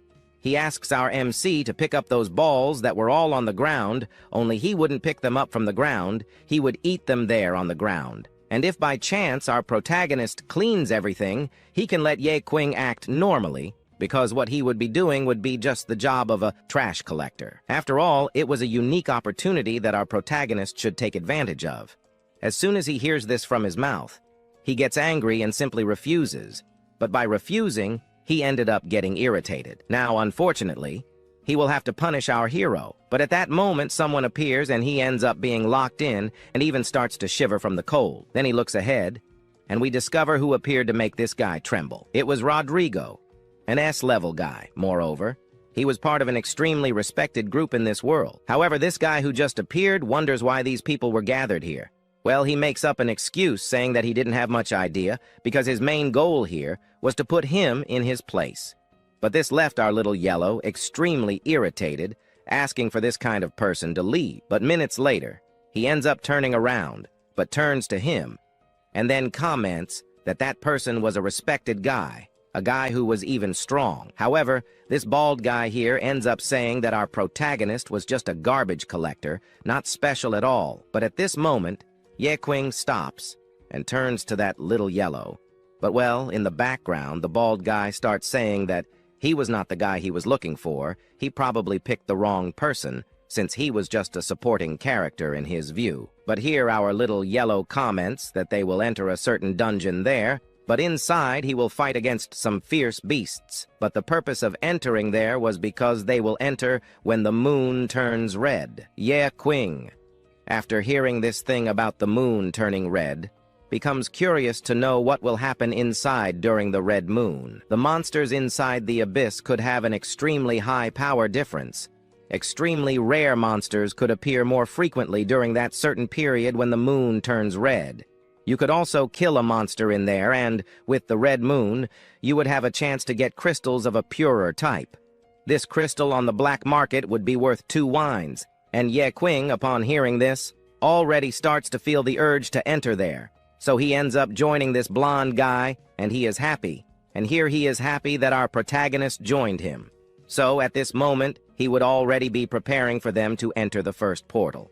But, at the point where he talks about it, we see a guy in the background appearing, but this one who just appeared points in the direction of our MC. Well, he would recognize him, so he turned as quickly as possible in the direction of the one who had just appeared. Our protagonist, of course, didn't want him to find him, so as soon as he saw him, he simply put his hand on his face, pushing him to a darker corner nearby. As soon as they reached that corner, he asked him to let go of his face, and while they fought there in the background, we see our Blondie is just watching this madness now that he was freed from our protagonist. We see him standing there, surprised, because he saw that everything that happened in that dance was not an illusion. Yes, it was Yain, but to get rid of this guy once and for all, our hero simply comments that if it hadn't been for borrowing a bit of their strength, everyone would have been dead at that moment during that dance, and the credit should all go to our MC. So, Blondie appears and asks if our protagonist already knew this guy.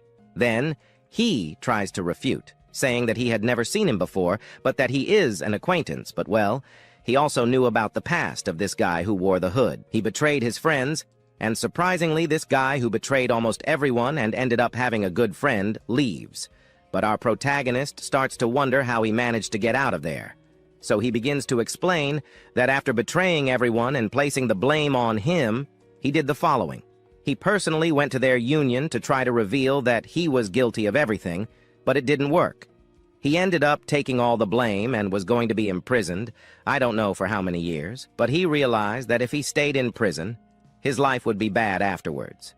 So, he ended up spending all the money he had to pay a fine, and then was free. But thanks to that, he ended up losing everything, lost all his level, and all of that was our protagonist's fault. Now he wanted his levels back, and if our protagonist didn't return them, he would report our protagonist to the union. Well, our protagonist calmly and coldly simply asks him to report if he wanted to try his luck. Our protagonist still gives him a chance, he just gives him a single chance to do so. Well, he might have success, but the rest could be history for him. But after these basic threats, our scene cuts to another place. Here we are already inside the portal. We can see ahead a red crystal, but just below a bit we see our protagonist already there with that guy, along with the one who wanted to report Yain. But as they walk a bit more, they end up approaching a group.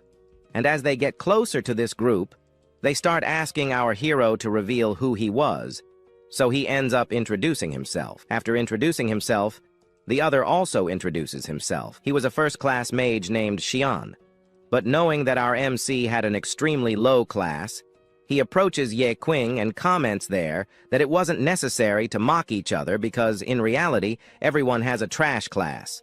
But here they should be equal in everything, because their goal was always to make money, and within this gel, they could do that. What they need to do is unite to form some creatures or cultivate some crystals that will be inside some monsters they will capture. But, well, At this moment, he comments that this was his band, his group, and that they would follow the strongest, so maybe he was possibly the strongest. The two mages in the back did not hesitate. They would follow this guy, as he was the strongest at the moment. But then we see our little yellow guy commenting that now they needed to convey a message. This time, besides the sixth member, they now needed to make some kind of blood pact there, and currently there was a temporary member in their group, like an extra person with them. But, well, their conversation will not advance because he ends up pulling out a key. Well, this key he showed is a key for them to enter the portal. But upon entering the portal, they will encounter several traps. However, their main goal is to find Amanda. They are managing to overcome these obstacles without falling, and whoever passes faster wins. Also, if you have the misfortune of encountering a monster during this journey, your main goal is not to stand still and try to fight it because you would not be able to fight it, and now they can separate, each on their own, and whoever gets something specific, the one who manages to get the well-guarded prize inside this attraction and get back out through the portal, will win a prize. So, the others who are outside are already happy because, even now, they can't believe what they might possibly win in this mission inside this attraction they're entering. One of them comments that there was a family, and one of the people in this family is currently starving and needs something to eat. But the other comments that he needs to reach the prize first, because he also needs to take care of his wife, who is currently seriously injured and needs a considerable amount of money to pay for hospital treatments. But, well, their goal is not just to talk, but to enter the portal. So they start walking towards the portal. But, just as they are about to enter the portal, we see these two stopping to talk. One comments that a new guy appeared as if he had never seen this guy before, but the other comments that this guy who just appeared in their group was a personal friend of the little yellow line, so he should just move on. But he still wanted to stop because he saw that, even entering an attraction almost for the first time, Yain had a calm and serene face. But they enter the portal, and as soon as they enter, they stop at the portal door. As soon as they stop, we see this green-haired guy already talking to the one who lost everything and went to live in the abandoned house. Well, he says something for him to be careful, but he, who has already entered an attraction, knows the things. But, out of nowhere, these two comment that the weather here started to get a little cold. The other comments that the temperature dropped out of nowhere. The green one starts to walk, saying that the cold was getting more intense, but they needed to advance. But he advances and does not realize his mistake. He ends up accidentally stepping on a slab, and this slab was a trap. As soon as he steps in it, a trap begins to emerge from the ceiling. It was a large axe. Our protagonist notices, but the green-haired one doesn't at that moment. Then, realizing he could be pulled up, our hero simply throws a stone at his head. The stone only pushes him, causing him to fall to one side, while the axe falls to the other. As he falls to the other side, he feels a bit of pain in his head while lying there trying to understand what just happened. His pain gets worse and worse, but our MC is surprised at how reckless these guys are in these places. Then, they start advancing further into the attraction. He continues moving forward and comments that he is very lucky. But then he starts moving again and steps on another slab. But this slab is a trap. His direction begins to fly towards some kind of white cocoons, but that thing there wasn't even dangerous.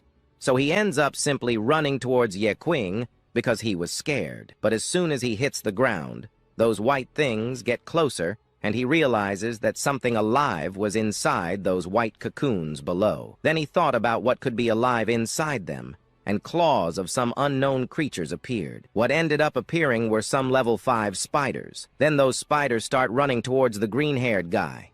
Seeing this approaching, he gets scared and asks the unpleasant essence to let go of his foot. But the one who lost everything and ended up living in the abandoned house simply throws a fireball at the spiders to at least scare them a little.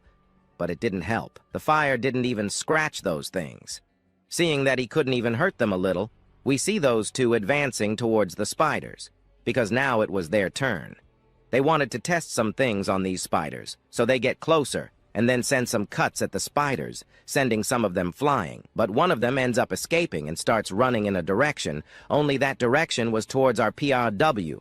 Well, they kind of stop there, and as they stop, they start looking at each other. After looking a bit, the spider advances, and bites him. However, our hero doesn't even feel the pain. He simply gives a kick forward, but that small kick was enough to crush the spider. The small creature turned to dust from then on, but the one who lost everything turns to our hero and is surprised by what just happened. He didn't understand how a trash collector had such great strength. He managed to crush a level 5 spider so easily, something he couldn't even injure. But then, out of nowhere, the system appears commenting that our MC could be collecting the remains of those spiders he crushed to make a dagger. All he needed to do was recycle it, so he ends up recycling and gaining some points. After gaining these points, he ends up receiving a training there. But while that thing Ye just gained, he could be fusing with the low-level sword that our HE understands that any corpse he finds, he can gain some cards, but he can also get the items from the creatures as well, and he could be fusing everything to make a better sword. But while our protagonist was there messing with his system, we see that guy next to him commenting to this rookie to relax a bit. If he was scared, he could be going back. So Ye, seeing that he might be disrupting things, ends up using that thing on the sword he had there. After using it, he ends up seeing that his sword evolved. Now his sword, which was a common sword, became an extremely overpowered dagger. But well, while our prey held that best dagger in the world, in the background, we see the green guy running from that spider. But he stops, he is tired of running from that thing, now he wants to fight the spider. So, he ends up putting on a mask. With that mask on his face, he ends up feeling much stronger. So after feeling stronger, he ends up dodging because that sand just cut in his direction and almost hit him, but he managed to dodge. But well, he ended up awakening a somewhat useless class, or even good or useless. Even his ability is simple, he needed to sing. When he sings, he could improve some of his things. So he ends up taking off the microphone and now asks this monster to relax, because things will get pretty bad for him. He will show his greatest potential now. So he starts to sing. Well, he sings something that's not good, no. The guy sings very badly. In the background, we see Ye, who is just watching his singing from there, while that little creature around just gets more and more irritated. But well, listening to his bad singing from there, he ends up getting extremely irritated. The monster activated the new form and now wanted to go after that little green one. And our little green one, seeing that he failed, ends up running. But it didn't help that the spider was much faster than the virgin. He just looks back and sees those claws of that thing approaching him. Then he sees that thing jumping on him to completely grab him. Only at this moment do we see our protagonist who, at this moment, will not allow that weak spider to catch our hero. So, with that style of our deep web dream along with the deep web dagger, our MC starts dealing with this monster. But his goal was not just to kill these little monsters, no. He wants to find the boss to be able to get the boss for himself, right? To gain a little more hack. Continuing the story from the last chapter, even with our big guy activating the deep web sung mode, he couldn't stop all the monsters. In that beautiful moment, the monsters received a basic empowerment, and, because of that, they became stronger. Those two over there who had a tough family to wake up got ready to act in the rear, since they were now much more powerful than before. However, we see that guy who lost everything and went to live in the abandoned house. At this moment, he prepares to launch an attack on the monster running towards those two figures. He ends up using some fireballs, but at this point, our hero passes by the guy who lost everything and went to live in the abandoned house. Well, our hero doesn't pass at a slow speed, but at high speed. And the guy doesn't even see his shadow. What he really saw were those spider monsters, which scared him at that moment. However, those claws that were about to grab the guy who lost everything and went to live in the abandoned house are suddenly cut out of nowhere and hang there floating. Minutes later, they fall. The monsters also fall, and some of them end up being sliced. Not just some, but several, who unfortunately had their bodies split in half after that Tramontina, our hero, passed through those spider monsters. We see him landing behind the two extras in a superhero pose. After landing in the superhero pose, we suddenly see the two extras looking at each other. At that moment, they ask what just happened, as they barely saw what happened right in front of them. Our hero went up and down with the knife and managed to send some monsters away. They then suspect that our big guy possibly has a secret class, but our big guy starts thinking about other things. The demonized spiders have gigantic resistance to poison, and what does that mean? Well, I don't know much. But I know that poison doesn't work against these spiders. These spiders. It's also no surprise, since one of the most potent poisons in the world of our heroes is extracted from these spiders that our big guy ended up sending away. However, if you use these things to your advantage, you'll have a better chance of fighting these same spiders. It's like using poison against the poisoner, but you can't defeat a spider just using its own poison. You'll need some knife skills to take them down. While our hero is amazed by the potency of the poison of these spiders, we see the two in the background still believing in the strength of the barbarians who faced the spiders and easily defeated them. Well, these guys think that the one who defeated the spiders was our first-class singer. He even believes it was him, but upon thinking, he realizes it wasn't. He only used some small buffs, but it wasn't enough to send the monsters to their graves or anything like that. While that guy was receiving all the credit from Yain from somewhere else, we see our big guy commenting on a few things. Abyss monsters have a little intelligence to distinguish their target as enemy or ally. And what will that change on the battlefield? A lot of things. This ability allows them to choose who to attack and who not to attack. At that moment, our hero stops to take a closer look. Looking closely, he realizes they will use the same strategy, running and counterattacking at the same time. Our hero then heads in that direction, while our big guy stands still thinking about a few things.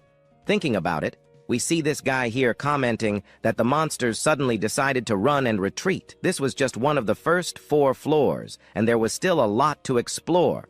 But at the moment, Yain didn't want to imagine what could appear a little later. He could be discovering new things.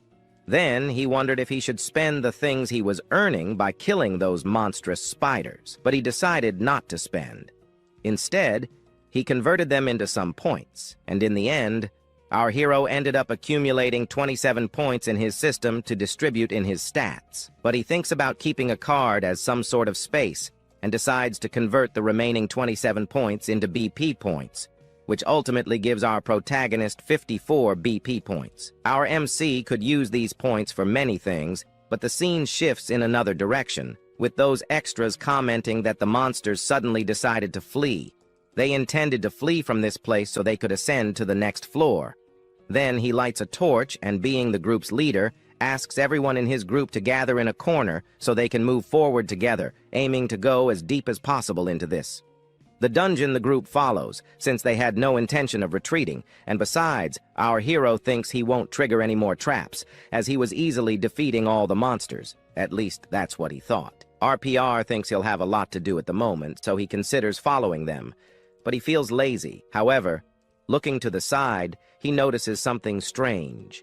A portal appearing out of nowhere in the middle of the cave they were entering. This was a secret area that he could explore alone if he wanted, but due to the influence of the red moon, he needed to be more cautious, as his team was quite weak at the moment. So he decides to explore the dungeon, but also being cautious. He ends up summoning a blood nightmare, that little thing our hero dealt with last season, and since it literally copied the person in front of it, Yain appears in front of him. Before continuing on his adventure, he asks his clone to follow the group and not lose sight of them. The clone understands and follows the group. Moving forward, we see the 10=10 singer asking what was going on since he wasn't following, but the clone was the one following. Moving forward, he yells at him not to fall behind because if he did, they wouldn't know how he died. As he said this, we see the portal a little closer. Inside the portal, we see our hero, who has already entered. Upon entering, he finds himself in a gigantic cave, but it was empty, like a huge area covered in moss. There isn't much moss here. Suddenly, behind our hero, a spider appears ready to grab him. The spider jumps at him, but he is too fast. He turns and sees the spider. To avoid being caught by it, our hero simply jumps to the side, while the spider smashes face first into the ground. Jumping to the side, we see him crawling to the side. However, this spider kind of gets up again and gets into a position not to counterattack our big guy immediately. And it didn't take long for it to launch a swipe at our guy, but he was too fast, easily dodging that attack. At this point, its claw got stuck in the ground, and this was the more than ideal moment for him to attack this spider. He ends up launching several slashes at that claw that was stuck in the ground. After those slashes completely disappeared, our big guy is quite surprised. The reason was that our protagonist couldn't even scratch the spider's claw. The thing was tough, and at this point he understood that its physical defense had become almost completely immune to Yain's attacks. He could attack that thing as much as he wanted, but no matter how much he tried, the spider wouldn't take any damage.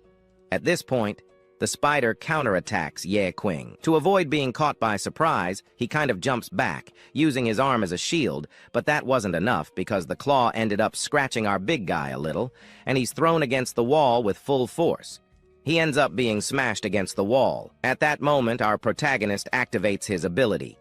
His ability allows him to see the level of this monster to determine if he might perhaps kill this spider. Its name is Anin level 20, and it was a rare level. Our guy is paralyzed and doesn't even see what he could do against those powerful claws in front of him. He was surprised, but at the same time happy, because now a unique opportunity in his life appeared before him. As a rare elite monster appeared, he could kill it, and then steal its levels to apply them to himself. But, to defeat it, he would have to overcome the spider. The spider does not give up and ends up spitting some kind of web in his direction, but the webs do not hit him. They simply fall to the ground. Yain jumps to the side and easily dodges these web attacks. Jumping to the side, our protagonist lights a small fire in his hand. With that small fire in his hand, Yain jumps on top of the spider from above. From the spider, he reaches his hand down, and after reaching down, he ends up shouting the name of his ability. After shouting the name of this ability, an explosion happens right below the spider. The spider is hit directly, but even then it wasn't defeated. It became much angrier with our MC. Now it was faster and fiercer. It throws webs at our protagonist, but our hero wasn't stupid, he managed to dodge them. The spider then begins to counterattack Yain with several attacks, but even that wasn't enough to capture our hero. Fleeing from there, our big guy ended up discovering some things about this spider he was fighting. It had extremely high resistance and immunity to fire. So, in the end, Yain discovered that he could use his attributes to his advantage. In this case, our protagonist would use other things. He approaches the spider, which was spitting webs in his direction but missing easily. There, he wouldn't use weak powers to kill this spider. He would use his dagger, the sun dagger. He then approaches the spider, holds it firmly in his hand, and prepares to strike that attack towards the spider while it was spitting some webs, and at the same time watching our dear hero next to it, with the unknown dagger near its face. When he gets closer than ever to this monster, our MC delivers a critical blow to the creature and ends up cutting the monster with some blades, causing some small critical strikes. The monster simply jumps in pain, and our protagonist falls to the ground. However, on the ground, our protagonist is happy to know that some level 5 spiders had massive defense against poison. In contrast, the poison resistance of this level 20 Mother Queen was extremely low. Even a small amount of poison could take down a monster like this. Our protagonist is surprised that what was created by her offspring became her weakness. Here, in the game, Yain begins to realize that the reason why this spider had a significant weakness to any poison was simply because this boss spider had changed her way of life. She used to hunt, but abandoned her title and left it for her children to handle. She simply stayed in her nest, being fed. But the most ironic part of the story was that our hero used the same poison her offspring produced, and that poison was taking down the queen herself. From one point of view, this was quite sad, but for our MC, it wasn't that sad. At this moment, the spider started getting irritated with our protagonist and began preparing some webs to throw in his even agrees direction.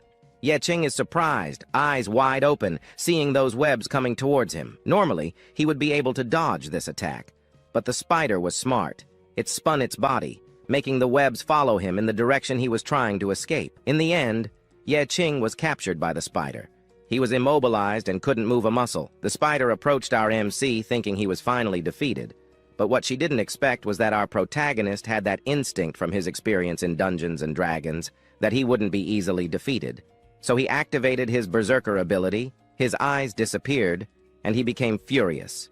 With that, he managed to free himself easily from the webs that were holding him. Once free, our protagonist planted his foot on the ground and, with a strong push, launched himself towards the spider.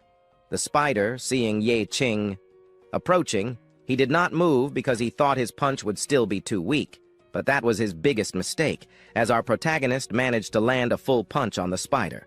This time, it was not just an ordinary punch, he managed to crack the spider's shell. He not only cracked it, but he managed to pierce the spider with a single punch. Thus, our hero easily finished this battle against the boss spider. As soon as the boss spider was defeated, the system appeared, delivering some rewards to our protagonist. One of them was a new skill called Berserk Mode, which significantly increased Yeqing's attributes. He would be able to avoid any type of attack, even if someone had high resistance.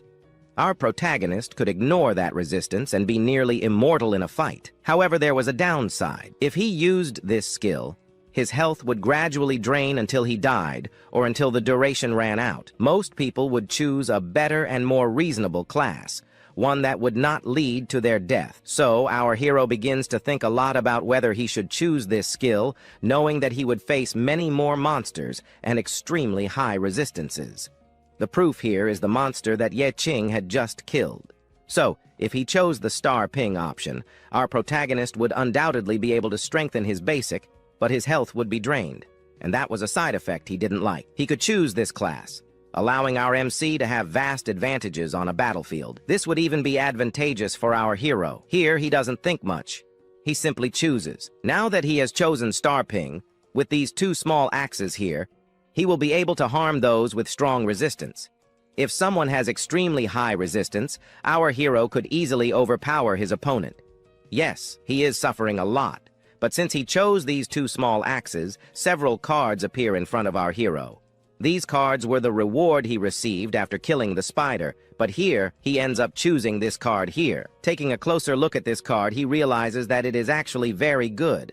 If our MC takes it to the surface, he could sell it for a large sum of money, something around 15,000, and the advantage would be obvious for our hero. Oh well, he simply thinks about recycling some of these cards, because our protagonist only had one option, to sell one, and the rest he could use for himself. So these things come out of the system and move toward the items on the ground, while the big guy was devouring everything that creature on the ground had. We see him wondering what kind of skill he would gain by fully training this creature beneath him. Then, when he manages to fully train that monster below, he receives a new card. This was the Mother Nyata card he had just obtained. This card he unlocked was a card where he could summon 4 demonized Miatas to fight by his side, and their evolution also depends on combat experience. The more he fights, the better our protagonist's character becomes. But the big guy is already happy with one thing, because he saw that this monster can choose its own evolution, something he had never seen in one of the monsters. But while he was surprised, the scene here is cut again. Well, it's cut in another direction, but then we see that guy over there, the same one who is part of Yeqing's team. He is happy and sad at the same time, because they least expected to maybe find a mine in the middle of the abyss.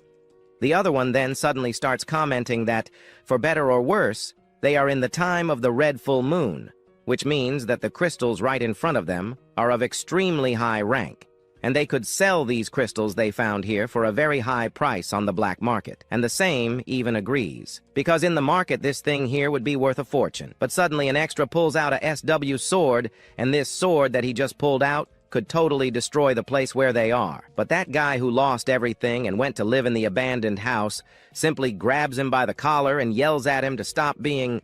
was level 1. But even at level 1, it was enough for Yeqing to evolve a lot, since this small creature was strong. However, the system comments that our protagonist could increase the level of this small creature, making it grow just by using those BPD points. But for this thing to be able to fight on the battlefield and at least survive, it needed to be at level 5. He comments that he wanted to put this thing on a battlefield as soon as possible, wanted to have this thing fighting in front of him, since he couldn't use many of his skills. So at that point, he thinks of using some points to level it up. While he talks about it, we see the happiness of our little creature. Then, our protagonist ends up giving our little creature some DPP points, eventually increasing its level. Now it was the silk spider, thus becoming an apprentice. Yeqing needed to make it stronger, but to find out if our little spider would really become the strongest of all, unfortunately, we'll have to find out in the next part. However, and lamenting the case, that's how we'll end this video. Story continues after our protagonist unlocks that new pet for him, but then cuts to another place. Here we are shown the group of our prota. We see that guy who lost everything. Looking at his companions, one of them was lying on the ground, Lazul. This one there screams the name of his companion. After screaming, we see in the background our guy, who lost everything. But he says that what just happened was a small accident. But this, in the other's view, was not his face. Was already irritated. Then he turns towards the guy who lost everything and grabs his collar. He gets angry for seeing that his companion died, and this was all because of his greed. He was a guy who gave everything of himself to be helping his family. Now that he's gone, it's very likely that everything now for him will be quite bad. But all this was because of this guy. Because he ended up providing them with some really bad luck. But this guy who lost everything gets angry with them because he is getting a scolding, but he comments that it was nothing like that. No, because he just wanted to be getting money everyone wanted. But what he really wanted was to get rid of this group of his, because he saw that this group of his were just some guys who were getting in the way of his plans. So then he raises the knife and comments that he will now have his beautiful end here.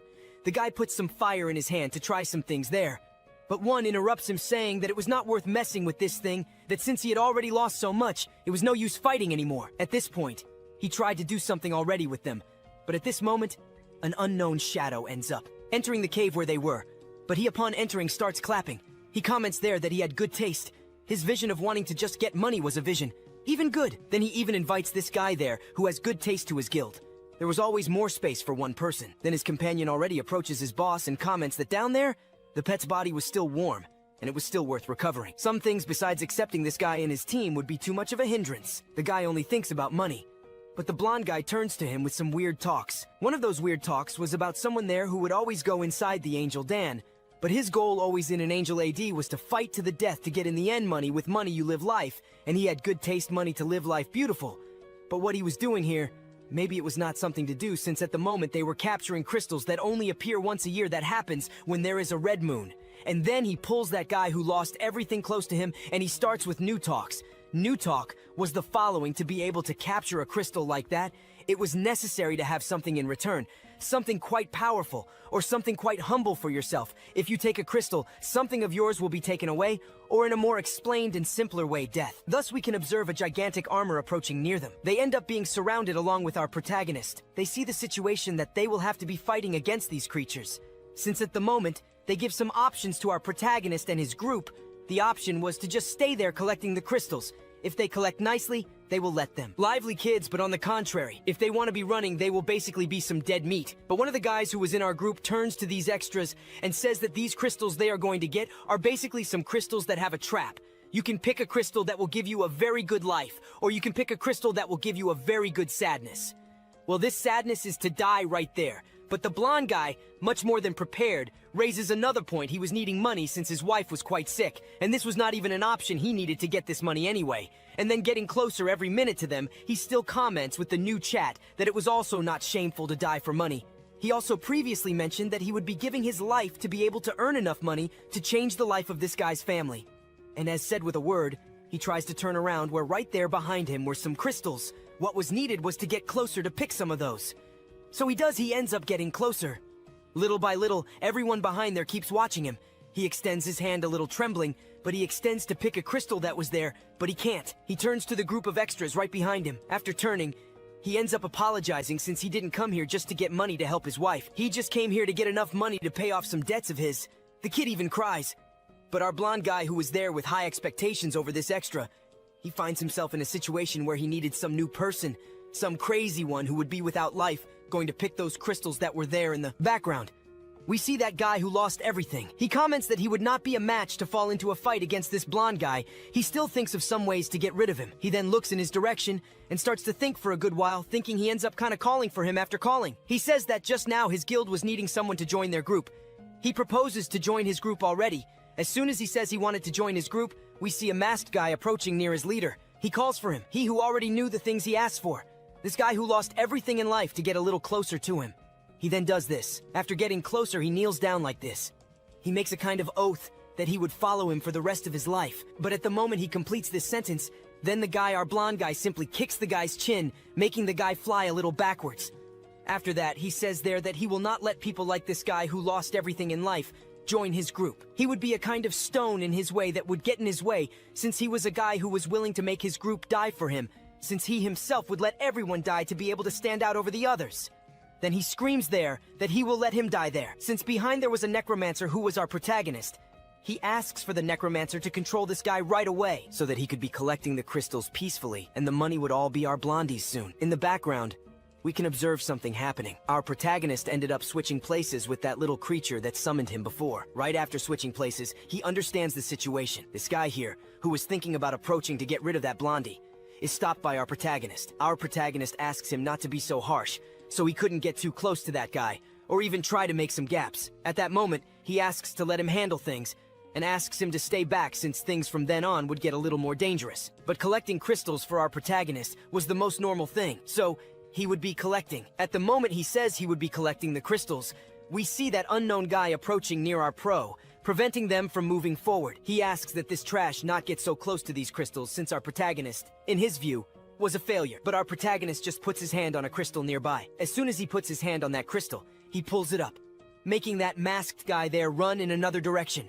He jumps right behind other crystals to protect himself, since he doesn't know what might be happening. Hidden for a while, they get up. Then he tries to see if something happened to our pro, but he sees that our boy wasn't entirely well. Even if those traps were active, our protagonist wouldn't be injured here, but the most that could happen is he gets slightly hurt. Not much would happen to him, and the reason for not taking much damage was because our protagonist was very lucky. Our pro's luck reached a limit, the limit where the damage wouldn't be much on our protagonist. The whole group is hidden behind. We see the blondie there.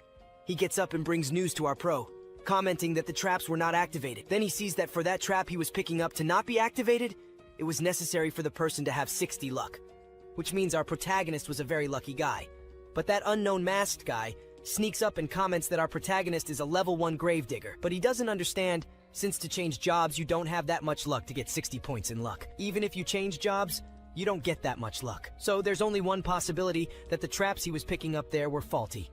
So the orange-haired guy in the blondies group approaches one of the crystals there. Seeing that our pro managed to pick up 2 crystals and the trap wasn't activated, he ends up grabbing one of the crystals there. But as soon as he grabs it, he comments to that masked guy that nothing happened. But in the background, a light appears. That light that was shining in the background. It didn't take long. Soon it approaches the orange-haired guy's head, and he is hit squarely. Right after that, he falls. And then the masked guy approaches to see if he was okay. And then after the blondie notices everything that happened, he points out that our protagonist, inside the dungeon, our protagonist was at the forefront of everyone, since at the moment, he has a very high luck level, which means our protagonist put all the points he gained into luck. He doesn't understand why he did this, but soon after, he turns to our pro and asks if he really did this crazy thing since he could have been increasing his strength or something like that. However, our protagonist simply tells him straight to his face that he distributed the points among his statuses. He didn't put everything into just one. Upon hearing this, he gives a macabre smile, but then says that he will be changing his plan because his initial plan was just to make everyone here kick the bucket, so he could use their corpses to control and collect the crystals. But seeing that our pro has a lot of luck in his statuses, he will be making our protagonist his main monster corpse. And after our Liren manages to capture all the crystals here in this abyss where they entered, he will easily get rid of the bodies of the people he used to his advantage.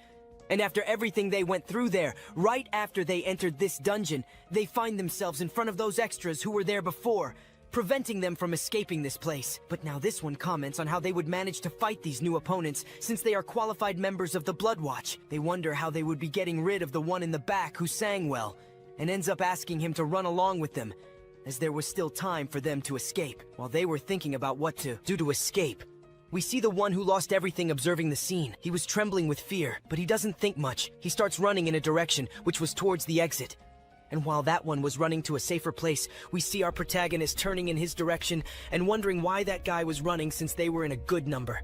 However, the other one, who until now was thinking about what to do, comments that now they were at a disadvantage since they were missing one person in their team. And our protagonist quickly interrupts what he was about to say, as at the moment he says they were not at a disadvantage at all, since they were enough to face some people. While our protagonist was talking about his new opponents, the unknown masked man starts hearing some noises coming from the back. He asks his companion, who then also starts hearing those strange noises. But this unknown masked man starts looking up. When looking up, he sees a type of mutant flea, and these mutant fleas start running towards them. But while those mutant fleas were running towards the hunters, a system screen appears above, and it was basically a summoning by someone from our protagonist. After a while, those mutant fleas stay in front of those hunters. They stay for a good while staring at them, and while those spiders were staring at those new opponents, We can observe in the background that guy. That sings well there. He saw now that he was more screwed than ever, since there were some quite strong opponents. Now these mutant spiders appear, turning to our black one. Our protagonist comments that it wasn't so much like that since these spiders were on his side. He, surprised, asks if Menon couldn't control the spider, already totally ignoring his question. Our protagonist widens his eyes, and by widening these eyes, he ends up activating his skill. This skill will allow our protagonist to look at his statistics.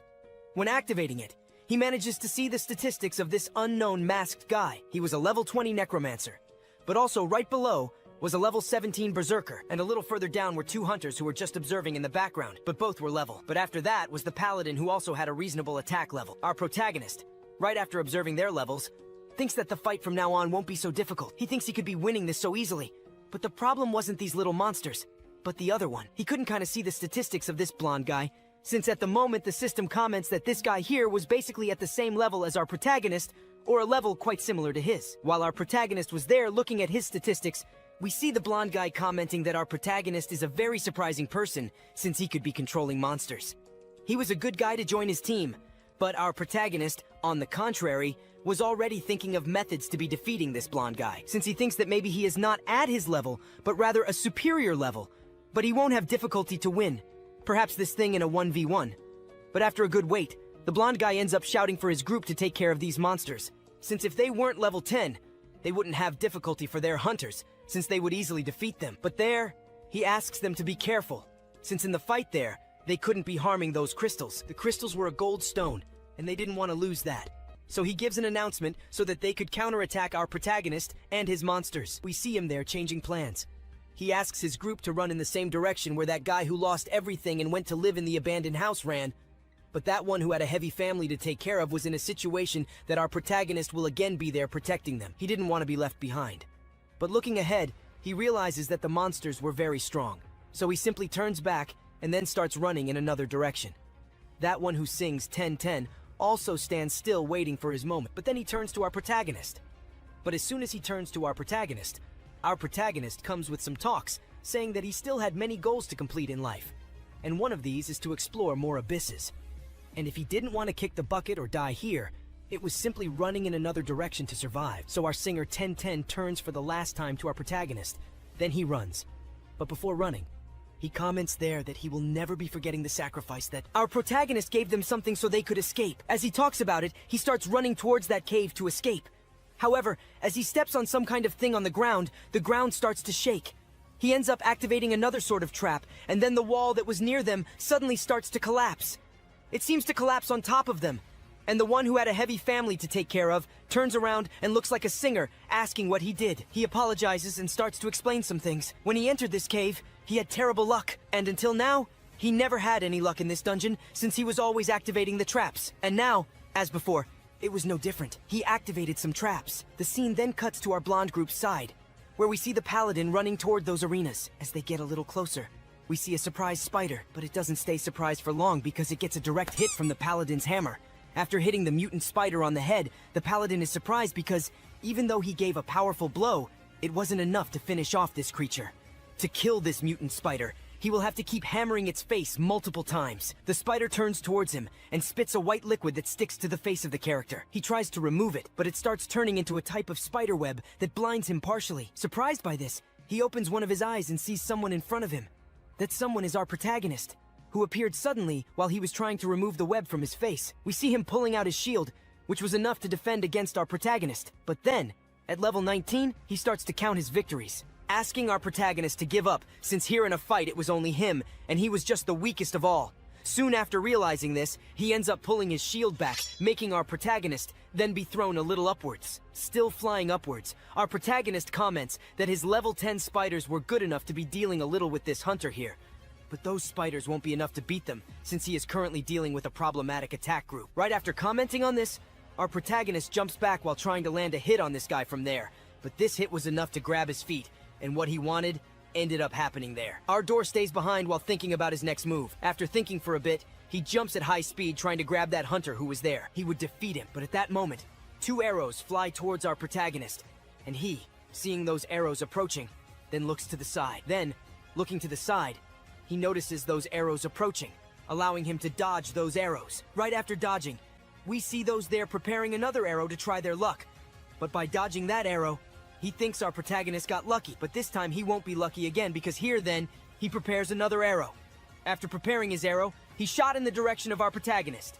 After shooting, we see our protagonist preparing his machete. After preparing, he simply sees that arrow approaching slowly near him, and with just one cut, he splits it in half. He couldn't believe it. He managed to intercept his arrow at high speed, but our protagonist there, running a bit backward, ends up activating another ability of his. This was the Great Explosion. Soon from the ground, some fires emerge, and these fires go towards those two archer arrows. They see these fires appearing near them, and do nothing. Doing nothing, an explosion happens there, sending the two into the air.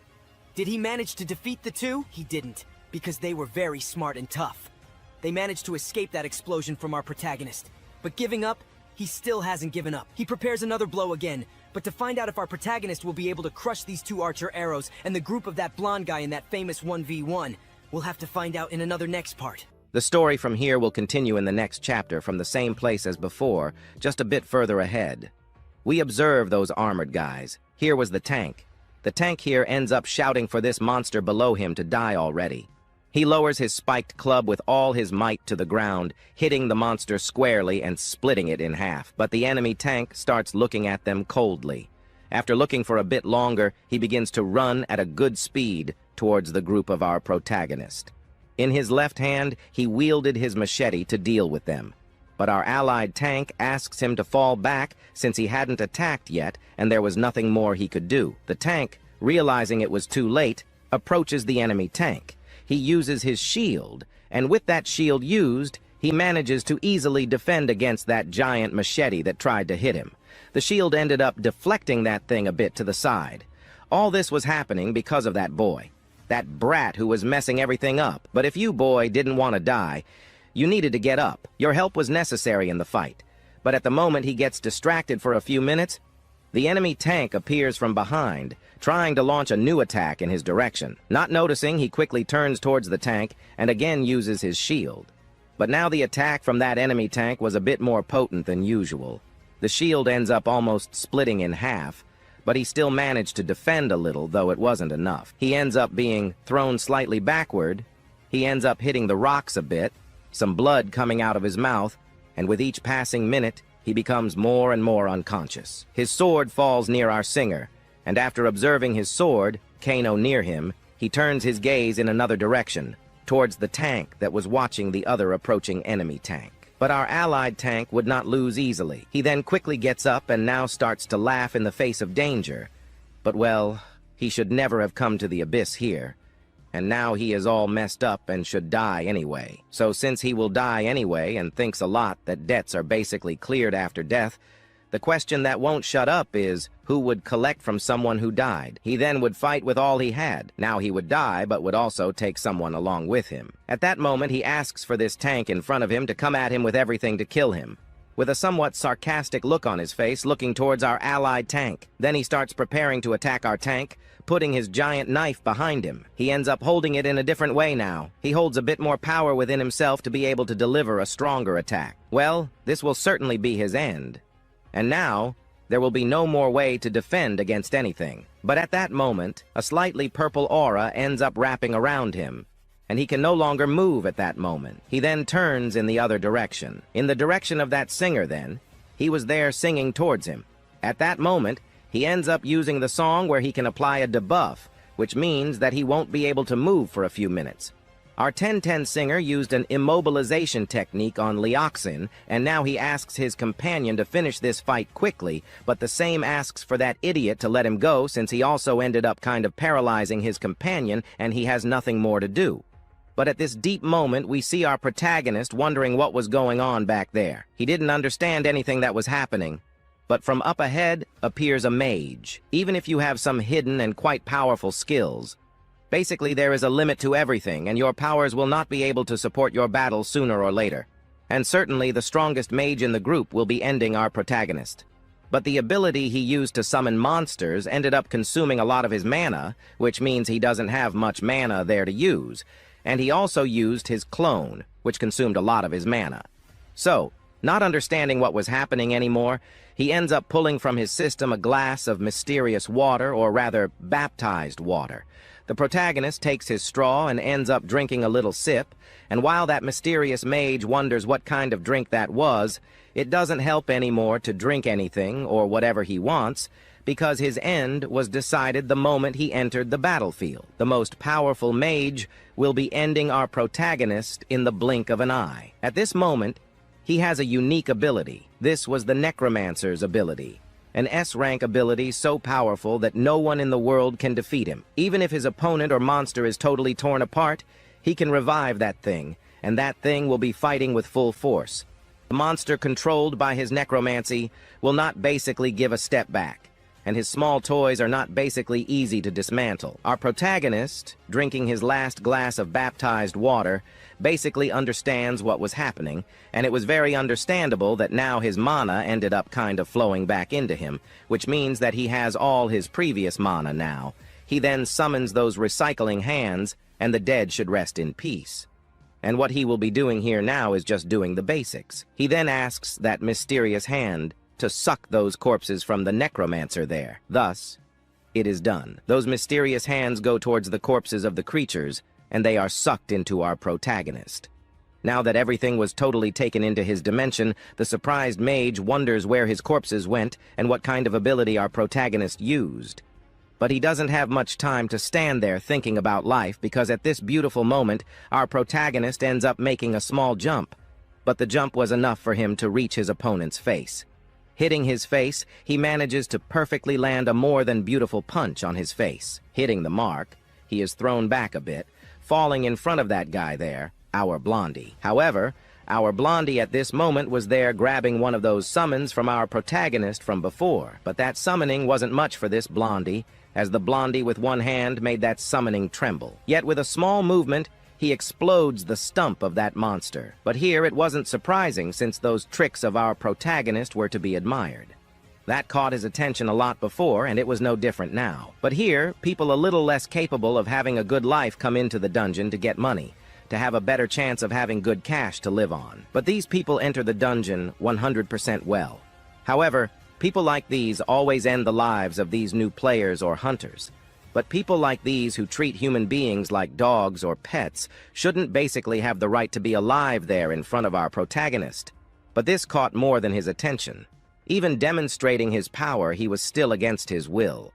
Poor people should follow his orders, and they are his subordinates, so he can do whatever he wants.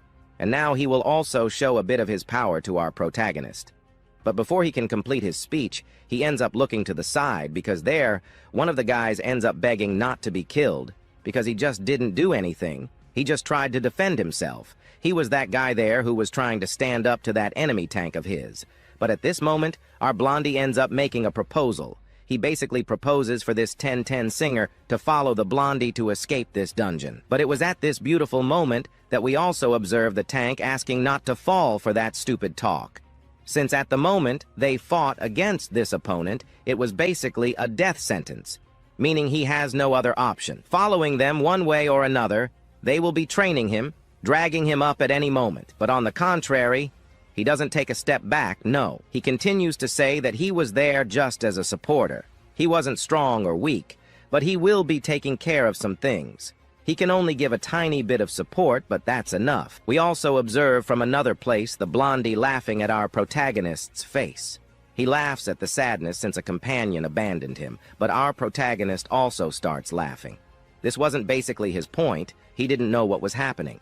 So everyone has the right to enter the abyss and also get out of the abyss. For that, they will have to make some choices, and our protagonist also made his choice here. Since he made his choice, our red one also did. He will be fighting here and will not take a step back either.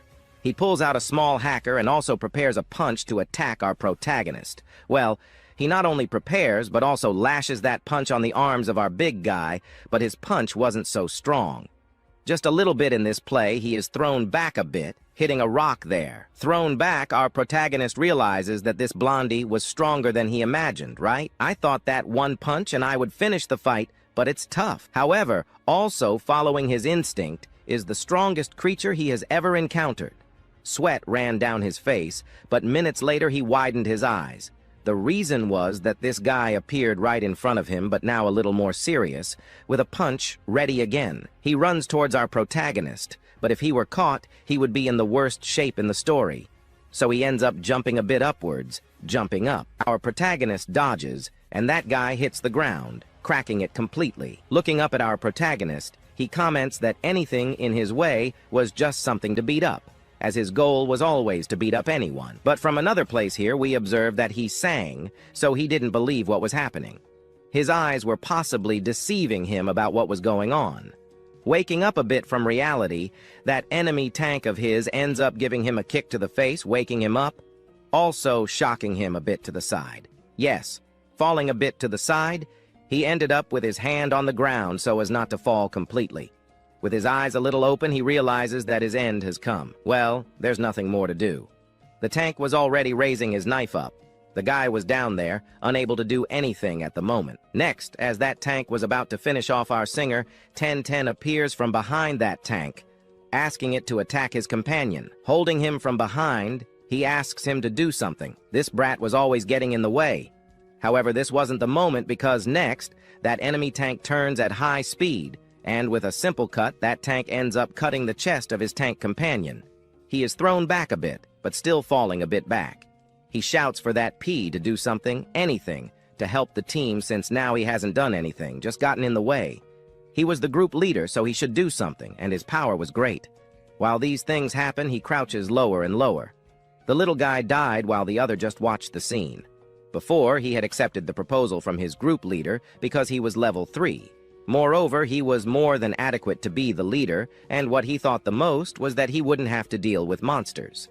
So he accepted the proposal more than gladly. But now he will have to deal with the consequences.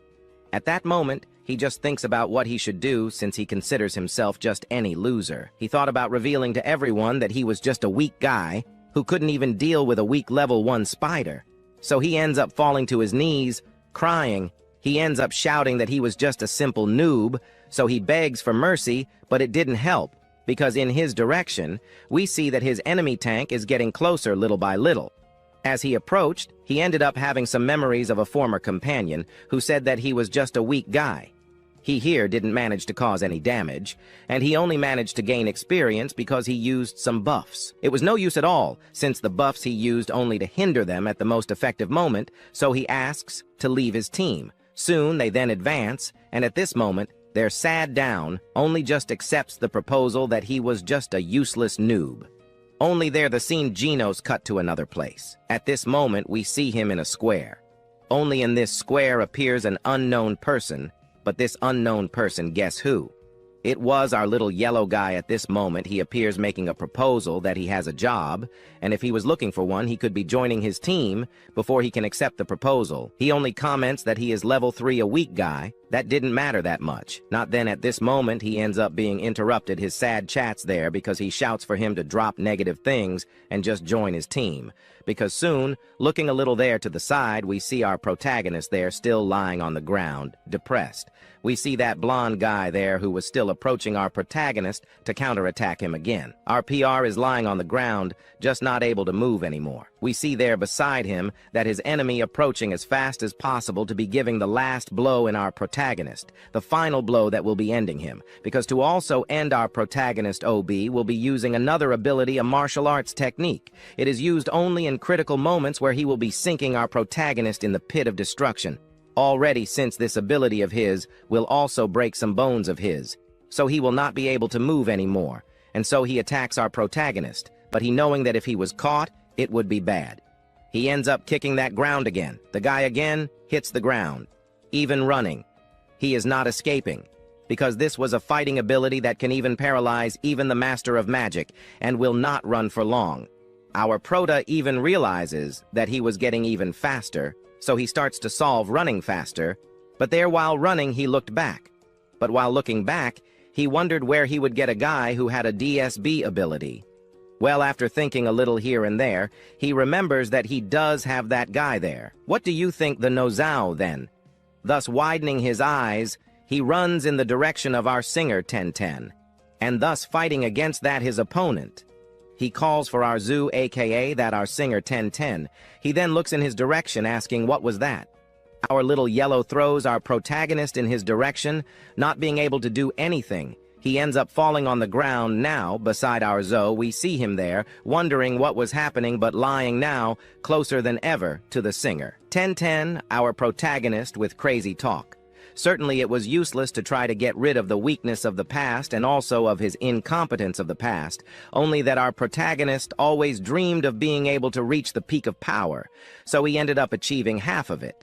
But before he can be achieving this real hacker of our system, he was just a guy who was disappointed by everyone. Everyone underestimated our protagonist. Also, everyone was refusing our prota in any kind of way. The team, however, cannot be trying to run away because being weak was not something you should be afraid of. What you should be most afraid of were some things roasted. The little creature suffered. He was even ambushed by some strong monsters, but there he realized that his heart was basically very weak. That same monster that captured our protagonist was commanding him to drag himself up in minutes, but he refused.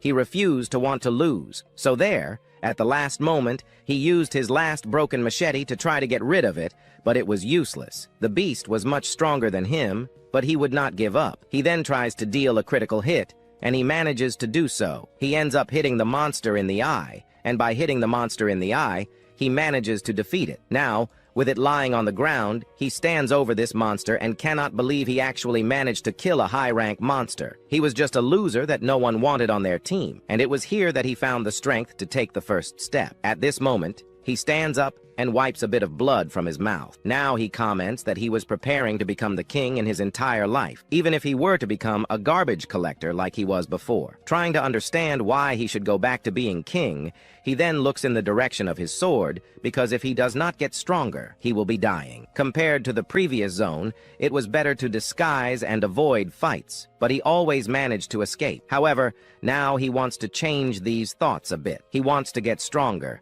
and he wants to defeat strong monsters, increasing all his glory. That's when that tank appears, saying that this was a joke because the mere level 3 support would not even be able to scratch his level 17 armor. He would stand there and ask this weak level 3 guy to try his luck at scratching him, which he would not be able to do anyway. So, our 1010 singer grabs his machete in his hand, but he throws his machete to the side. The tank, not understanding anything, simply sees our singer pulling his microphone from his system. After pulling his microphone from his system, he tries to show him a new poem. This is the poem of the Great Disappointing.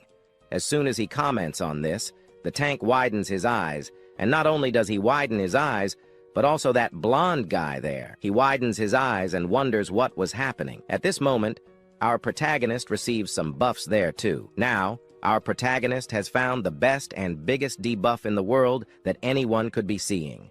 Then, right after that, the system screen appears to our pro, showing that his system status has increased, his defense increased by 15%, his speed at the same time, his resistance, and also other things increased by 15% more than before. So at this moment, he ends up summoning a blood nightmare.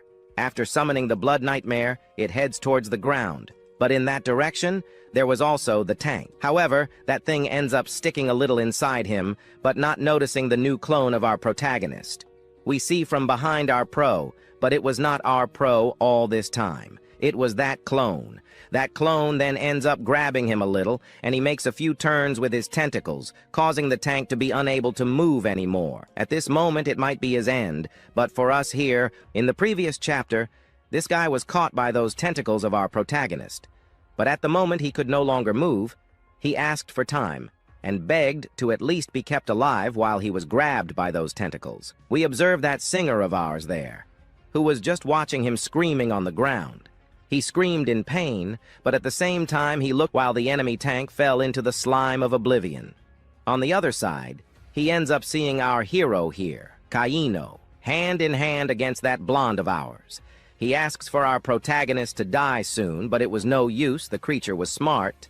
But still, even managing to hit him, he wouldn't suffer much damage since our boy didn't have a gigantic amount of magic within him. His body's regeneration speed was much faster than the damage received. So at this point, he couldn't be idling like this. He prepares to launch himself at his opponent, dagger in hand. He goes all out. but his opponent with just one punch stops his movement. But he doesn't stop there. Yain passes his dagger near him, hitting the guy squarely. He couldn't dodge, but looking to the side a bit, he's surprised to see that his armor wasn't working since he was pierced by that dagger. Only then does Yain comment that the stealth technique was basically one of the best he learned. He manages to ignore any type of defense, which was really useful for this moment. But still, he has that buff from his companion, so at this moment he goes all out at him because Yain wants to finish this fight as quickly as possible. So he runs, but our blondie simply finds it incredible how this was getting more and more amazing. Holding his dagger tighter than ever, he passes it beside our blondie, but he dodges the movement. But after 20 years of training, how could he lose to a brat like you with these little skills? He then starts to comment about this, landing a punch on his chin, launching him backwards, and now here he will show him his opponent what the difference in power martial arts can mean. Several paths. You can follow a unique or different path that can also be changing the course of the battle. Yain drops his weapon to the ground, but after throwing his dagger then to the ground, Yain turns in the fastest direction possible towards the blondie, then the blondie prepares to punch him. Both punches from both. They end up colliding. A shockwave recoils through all this area where they were. Yain, minutes later, looks regal, because upon seeing our happy blondie, Yain comments that he really didn't like this kind of weak skills. So in his whole life, he decided to put all his points in destructive power. The breaking fist of killings he uses here in Yain, throwing him as fast as possible in another direction, passing between our singer and that tank fallen on the ground. After this, he ends up hitting with all the strength on the wall that was there. A wave of smoke arises there, but minutes later that smoke dissipates, and from the middle of it, he ends up emerging there. Yain stands up then after getting up the scene, already shows us the blondie, commenting that he was too dumb for trying to show his small strength in front of his strength. Yain spent 20 years using all his points in brute strength. Going mano a mano, you should never bet on a fight against our blondie because you will always lose. And at this moment, then our MC is seeing that he could really lose, and ends up putting his hand in his jacket that was almost all torn around there. Then now he asks the system to add all the points in, strength 2, and at this moment the system appears adding 176 points in strength. His muscle ended up growing, making the guy much more buffed. The blondie then wonders what was happening because it seems now he got a little stronger than before, and also now he realizes that by adding 176 points in strength, he noticed that his muscle strength increased a lot. He gets happy with his new body, but even though he doesn't know the path of martial arts, he doesn't care about that, because his real focus is the ability to have the strongest punch. So he would end this fight as fast as possible. At this moment he prepares a punch, but also our hero also prepares a punch too. But for having kind of activated 300 FPS of a single strength punch, he should already land this punch squarely. The punch should be enough to break some things, so the two punches from both end up colliding. But there, the blondie's punch ends up gaining an advantage, but in the end, who gained more advantage in the end was our protagonist, who here ended up managing to win the blondie's punch. He then, after receiving this punch in his hand, ends up being thrown backwards after being thrown back a little. He ends up looking at his hand. He sees that his hand was all broken. He gets surprised to see that a punch without skills managed to do this to him. But fallen on the ground, we see in the background, they're finding out quite strong. But our ends up jumping on the blondie while the blondie was there on the ground, totally knocked out. But to knock him out once and for all, Yain jumps on top of him, grabbing his face. He starts wanting to test some things, and also comments that there won't be much time for you to be shocked, since this battle should want to end as fast as possible. Like this, looking at Yain, he can't believe what was happening. But going back like 8 years ago, the young blondie, who here ended up kind of being recruited to participate in a group, he was just a kind of collector too. But unlike our protagonist, he just picked up the equipment of his companions and cleaned.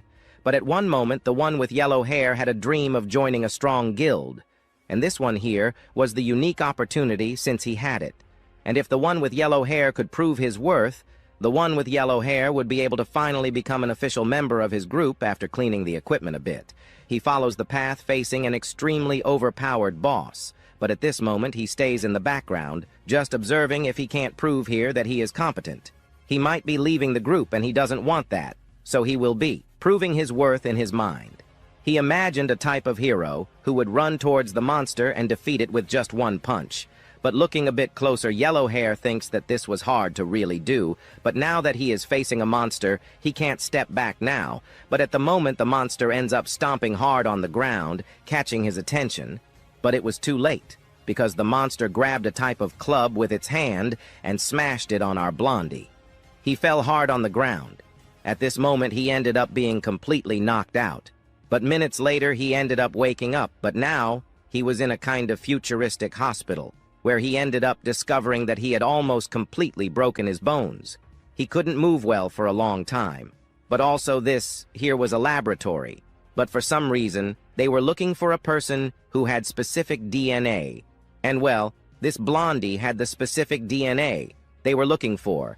Yellow Hair here, by coincidence, will be able to have that good life living for a few more years. But the bad news was that he would be becoming a Rasta Mist. So the days pass in front of a type of unknown place. A crest ends up falling in front of him. A guy comments that now he is worthy of joining his guild. So he was welcome in his group. Now he needed to place this crest on his arm to move forward, and so then he should follow their orders like a little dog. But now happy he asks where his team was. But his leader comments that it was no use anymore. Those bunch of weaklings ended up all dying, and this was the proof he needed to pass, since in this world, you will be easily swallowed if you can't prove your worth. You will be treated like trash next. Then he ends up waking up. A system screen appears, showing that his defense had improved a lot.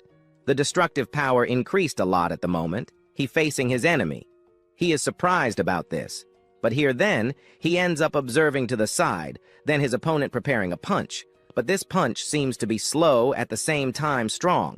So he ends up being hit full on. After being hit full on, he ended up being dragged a bit back, but falling he wouldn't, because then he ends up putting his hand on the ground, holding a bit stronger on the ground. He stands still. This was the essence of the magic crystals also. This was the solidified energy and the surging magical power during the blood moon.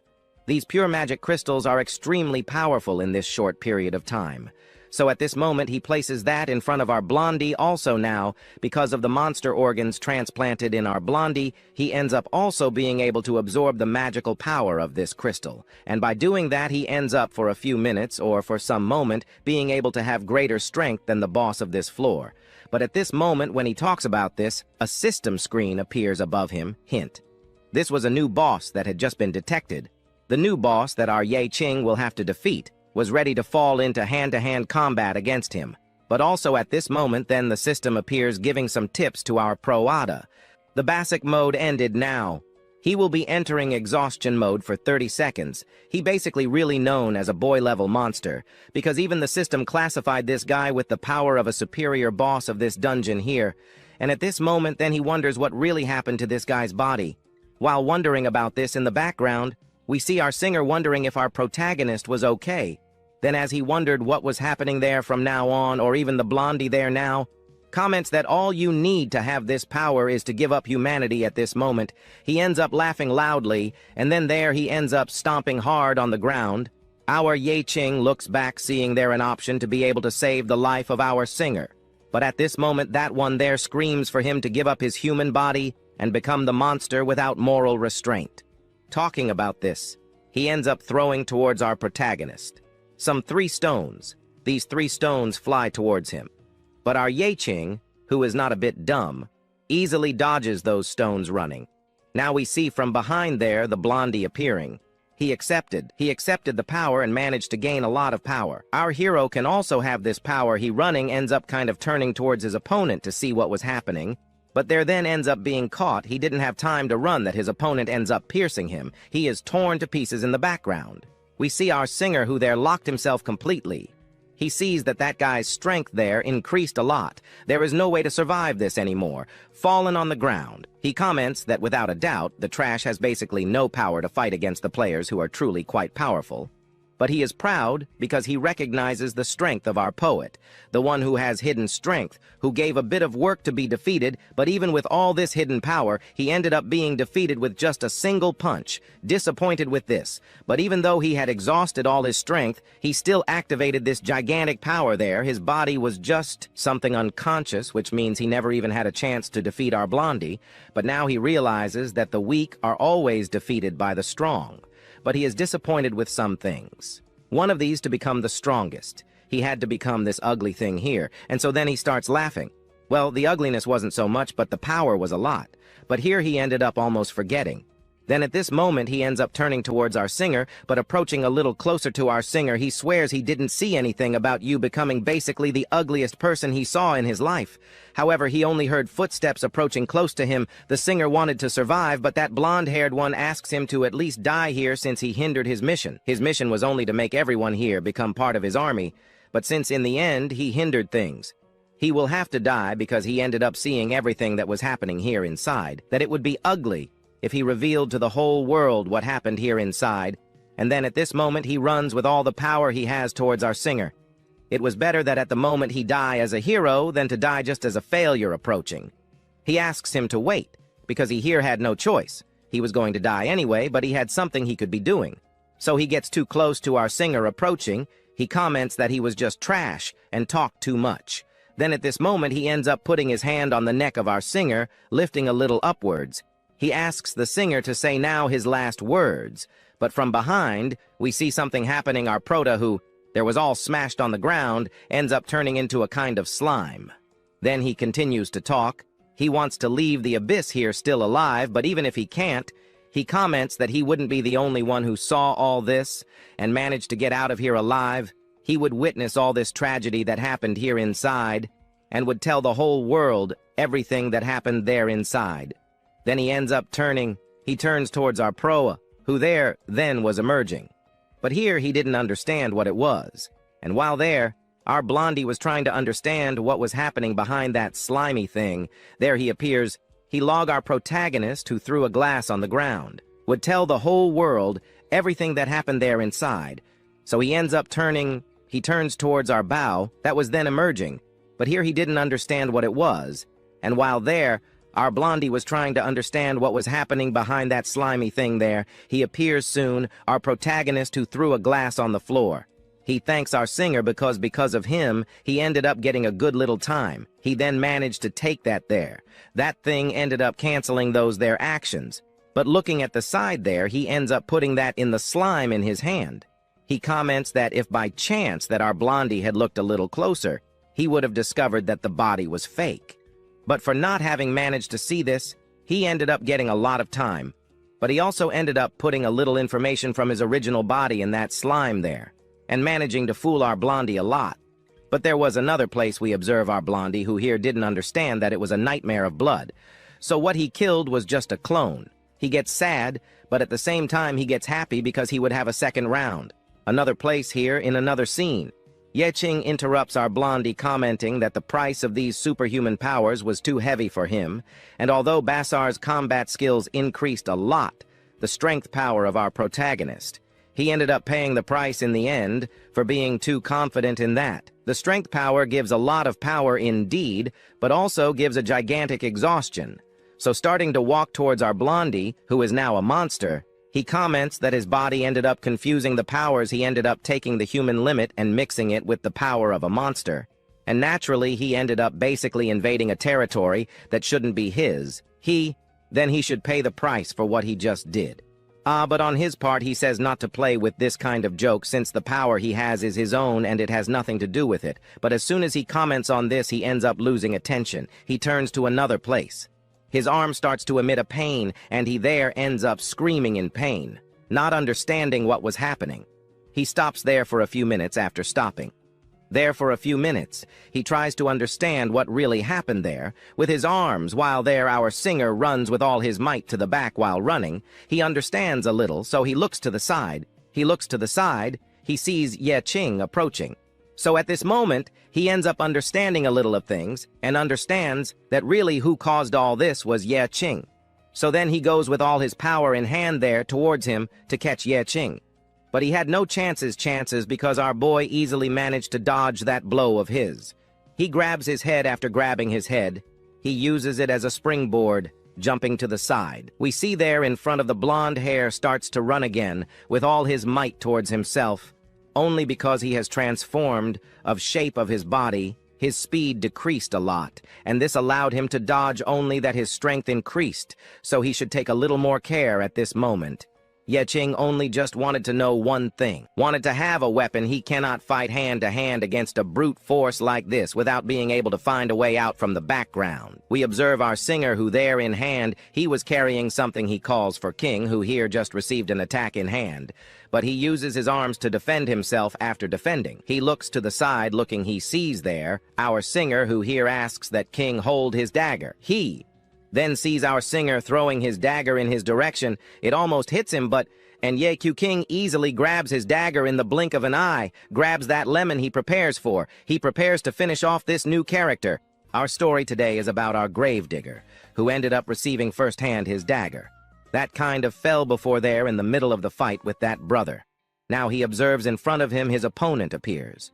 The blondie then already goes with all the power he has, hand up to our protagonist, but now he possessed his dagger there that he received from his friend. Now with his dagger in hand, he defends himself from the attack. The blonde-haired who tried to attack our hero. Then he realizing that the blonde-haired was very slow. He then manages to get behind him. Now already knows from behind, our hero takes his fish and lifts it up with a little push. He ends up passing in the plot, weaving on him. The cuts were made on him right after it took effect on him. He ends up jumping back. But now our yellow one is surprised to see that our hero was giving a lot of critical hits, only that this was not true, since he ended up adding some points in his agility that allowed him to be a little faster, but this was not enough already, that now his goal was to finish off our hero, and the guy even becomes crazy, even asks to be humiliated, because if he did that, his death would be faster, maybe worse than the others, since his own existence was superior to theirs. Right there, then at this point he goes then with full steam to our hero hitting him. But he dodges only now from behind. He is surprised to see that he was feeling superior. In his hand, fire starts to appear already. Also, now that in his eyes, here currently, he is 100% monster. So it means that he can do whatever he wants now. With this guy in front of him, he then hits right on a fire that had brother there in his face, landing a blow. He paralyzes a bit there after stopping. He looks fixedly in the direction of our poet. But this only makes him more and more irritated, making our blondie become basically now, at this moment, a complete monster. He becoming a type of Godzilla Hulk mixed. Well, he became a little stronger, but the beast is crazy with blood in his eyes to catch our big boy here. But now that he stopped to look there, he realizes that he can no longer save him since he has delved much deeper into that power of his. He feels worried, but our gravedigger here understands that now he can take. But this was the fight already since he hears the voice coming from the abyss. Then, at this moment, he would attack his opponent, but he realizes that he didn't need to do this anymore because looking at him, he realizes that he was already becoming an irrational beast. And here at the moment, he was attacking the air. The crazy guy he didn't even see at which point he should be attacking. But in the background, we observe then there that our singer 1010 realizes that he went completely crazy, so there is nothing else to do now. So now it was our chance, the chance to finish him off. But at this moment there, while they were watching the blondie every minute getting crazy in the head, we observe in the background there our protagonist approaching his leader, but at the moment then they thought in doing something. Any tiny thing, and the system appears, saying that they needed to keep the boss here alive, but he wonders what kind of thing was that, since even if he does nothing, his own team wouldn't let him live. If by chance there came all that just happened, seeing the face there of the beast, turned into a little monster, even quite ugly old. But at this point he realizes that if by chance there he completed this mission, he would receive some good and rare rewards, so he should try to do it. But he asks to remember some of his words, because already remembering those words, he will be able to attract their attention. He only has 5 seconds. This was quite enough to do whatever he wanted. But here there is no need also to be killing him. He doesn't understand why he wouldn't kill him, since here he is a monster. And well, a monster now belongs to the abyss.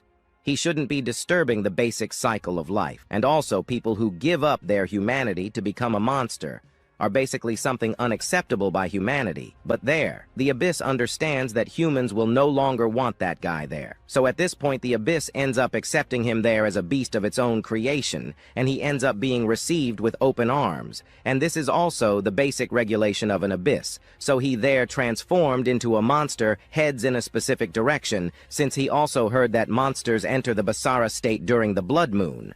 But during the blood moon, what really gives is insanity to the person there who became the monster, but also this gives prison close to the person to the monster there. But he only puts his life when someone goes there to defeat him and send him to another world. He will have a few seconds to think about what he did in life. But while the beast was following in that forest, we observe from another place that one there that tried to deceive our MC. The last time he ran there. Also, he now managed to find a chest. The kid Ardor thinks that he was rich. He was made. He would buy everything house money, even women, if he jokes. But here he thinks that his life changed from now on by opening the chest. He ends up receiving some cards. So now realizing that the equipment was good, he realizes that he was finally rich freedom equipment. New identity was there with himself. No one else in the world will be taking that from him now, laughing with the greatest happiness, as loud as possible. On the contrary, also, he ends up attracting the attention of the monster of our Blondie, who ended up becoming the monster. He appears there behind him, right there. But now he doesn't understand the real danger that was happening to him, but this we didn't know, because our scene is cut to a totally unknown bar. But in this bar, we observe there, our singer, 1010. He is happy to see that he managed to get out of that DJO and still alive, but also left the boss inside. Maybe this would be bad. Our MC even vents soon. Then we observe our protagonist, seeing there that even if he wants to be fighting against the boss, maybe he wouldn't be able to win, but now that one, our singer 1010, gets happy for our MC, right old? Since now he owes a lot to our hero. Well, he stops and thinks he understands that it was nice a little bit there just now. But looking back now, he understands that he ended up talking a little bit of b-bag about everything that happened there. So he asks to do that nothing happened. But of course not. He just wanted to contribute for the support and the strength he gave there in the most specific moment, for him to be able to fight against his fears. He wanted to repay this to our hero, and he even comes up with a kind of strategy. He asks to imagine this since he is the boss. He could be moving forward while he would stay behind, strengthening behind him. And so they would make a team quite strong, but our Emic realizes that his chats were already going in another direction, so he asks him not go into the abyss anymore like this. Only he doesn't understand what the boss was trying to say about. He didn't want to go into the abyss anymore, and then he starts to think that his ability is to make his friends around him stronger, but he was weak and needed protection. So he feels very sorry already since he doesn't want to see Zugtang there biting the dust when entering a DGO, so to ensure that he won't enter so soon. Inside a ride, he ends up putting his hand in front of him to the side. The guy doesn't understand why he was doing this. Only a system screen appears giving him 1,000 magic crystals here. It was these magic crystals that he had the most there for him. This was enough for him to live a good life for a long time. However, he could no longer be entering the abyss. Well, he understands what our protagonist means by this. Since he just wants the best for his own friend here, he doesn't want to see his friend die. However, he ends up refusing the crystals from our MC, since he didn't want to live like garbage, even if he wants something there in the world. Since he doesn't want to see people treating him more like garbage. Our MC, looking at him, understands that his vision was a little more convincing, and maybe it would be difficult to make him back down there from his word. So he thinks that with a smile, he ended up realizing that he can't protect himself, and how can he protect others? So he remembers to think a little since in the hand. He carries the microphone in hand. But now he puts on the table a sword. This was Lei's sword Then he ends up realizing that some things that he could be doing, since according to his information about bards, it's a kind of job that comprises the middle kind of magician, that is kind of typical physical and wizard too, since he can also be using magic weapons to cast spells to strengthen his own business, SOS equipment. And well, he can master this kind of attack spell, and if before he wasn't able to swing a sword before for Lakin, he basically should try his best from now on, since this is a favor he needs to take for himself, since he needs to get strong. So he understands the real reason of our MC, so he asks that our doesn't deliver the magic crystals for him. But he asks to deliver that to the Elzon family, since by giving this in the future, they will be gaining much more than they would be gaining here. Anyway, he understands we'll be doing this only here. The scene is already cut to another place here in the Abyss, where our protagonist was before we observe some people appearing here.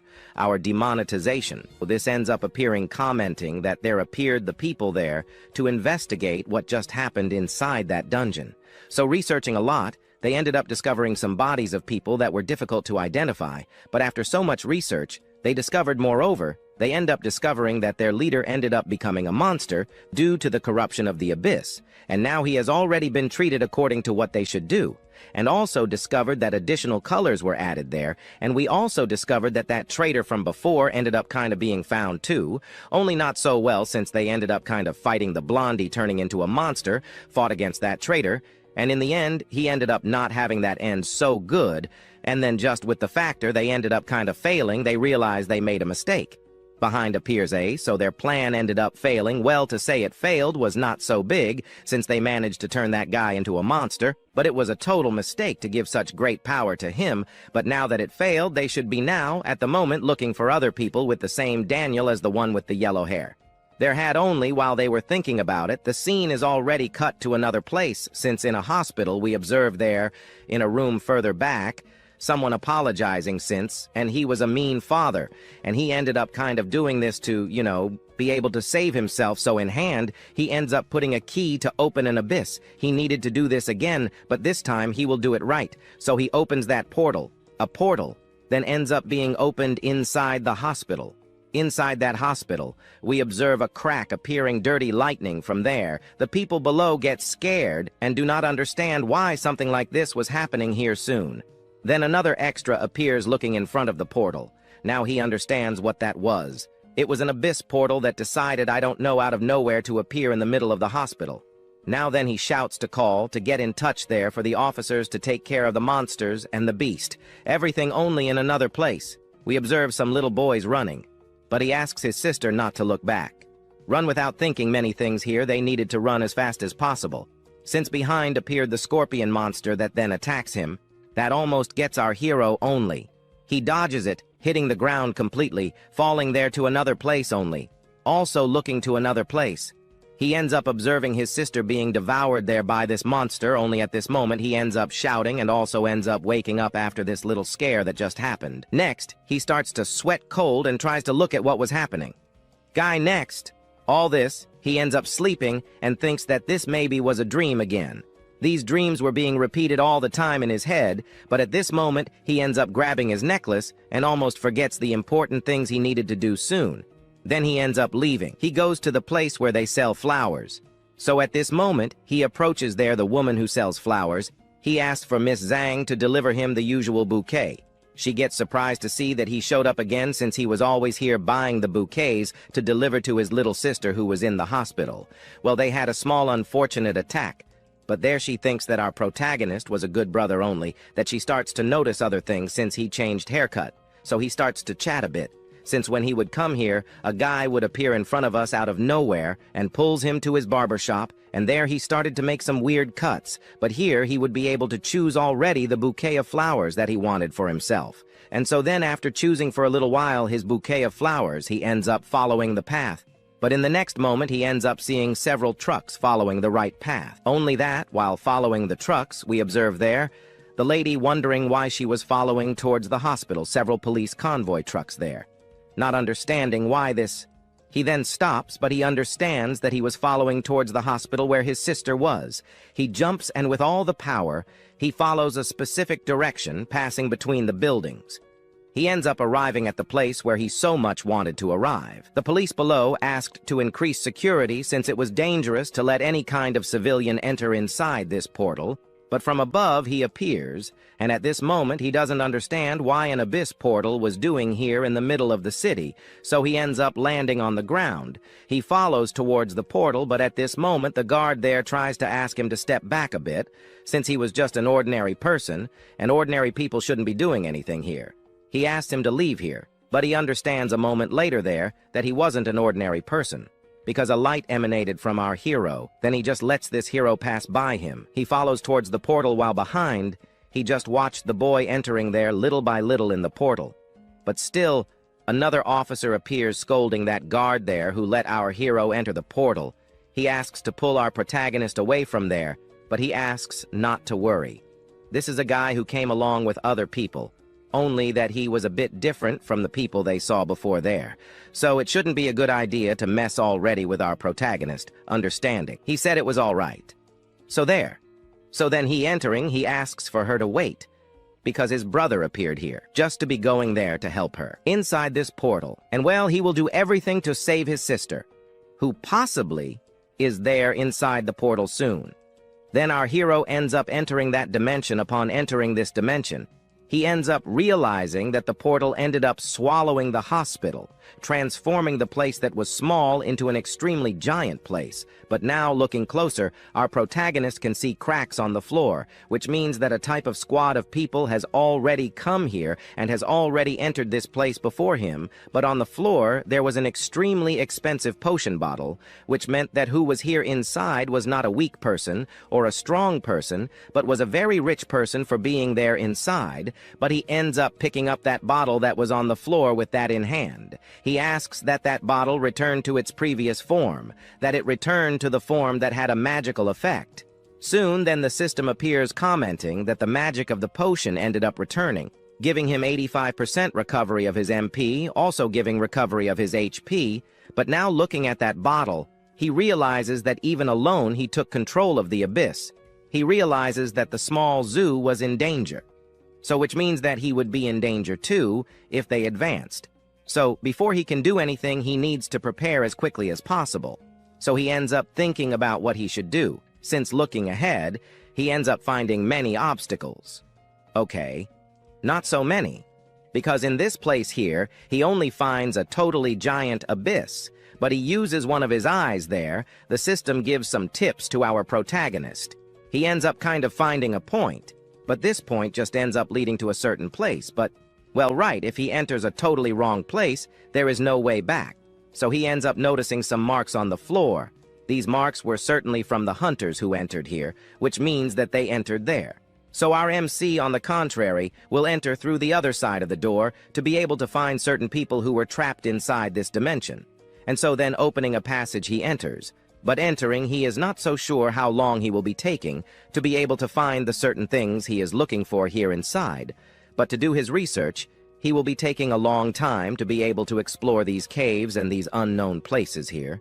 Well, and besides, our protagonist realizes that he needed to be as fast as possible, since a person like a human certainly would not be able to survive for a long time in this abyss here. So he needed in every way to hurry as quickly as possible to save the person or someone who was trapped inside this dungeon. And also in this place here, we observe the carpet that indicates that this place has never been visited, even the way back, which was swallowed by darkness, creating a barrier that prevents it. And today, we are going to continue with our Gravedigger, and if you don't want to become a client of our Gravedigger, just leave a like, because our story continues with him there opening his system a key that he managed to get earlier. But this thing here he asks to opening on the map, but the system says that it was not possible to find a specific place that he needed to find. More, the system ends up saying there that it was not possible to find the room he was looking for. At the moment, he realizes that even then the system was not enough to find his way out, and so, right, old man, he realizes there that the best idea was to just make some cracks so that he could manage to escape or enter. But at this moment, looking at this thing in front of him that was an entrance, nothing suspicious, he wonders if entering here he would definitely and 100% fall into a trap. No. It wouldn't be a good idea to enter, right? Because if he entered, he would die anyway. But it was very quiet here and so on, right? Too much silence. The danger was more constant. And sure enough, because behind our Yi Qing, the monster and the boss appears. Let this boss that just appeared already holds his strength in hand, and with the goal of taking the title of Gravedigger from our protagonist. We observe him preparing to throw that scythe in his direction. However, his reflexes were on point because he managed to dodge that scythe. The scythe ends up stabbing with all its power into the ground after he dodged. He ends up giving a few pushes backward. Minutes later, he gives a push forward and crosses this boss with his dagger, cutting the thing in half. The system appears saying that it was still not enough because the little thing was managing to recover its life. Looking back, he now realizes that this monster was immune to physical attacks, so he didn't know what to do. The steps were touched on the ground, but the monster then throws in his direction a powerful H that makes him feel power. He covers his ears because we observed that the state of that was of death, so he should prepare.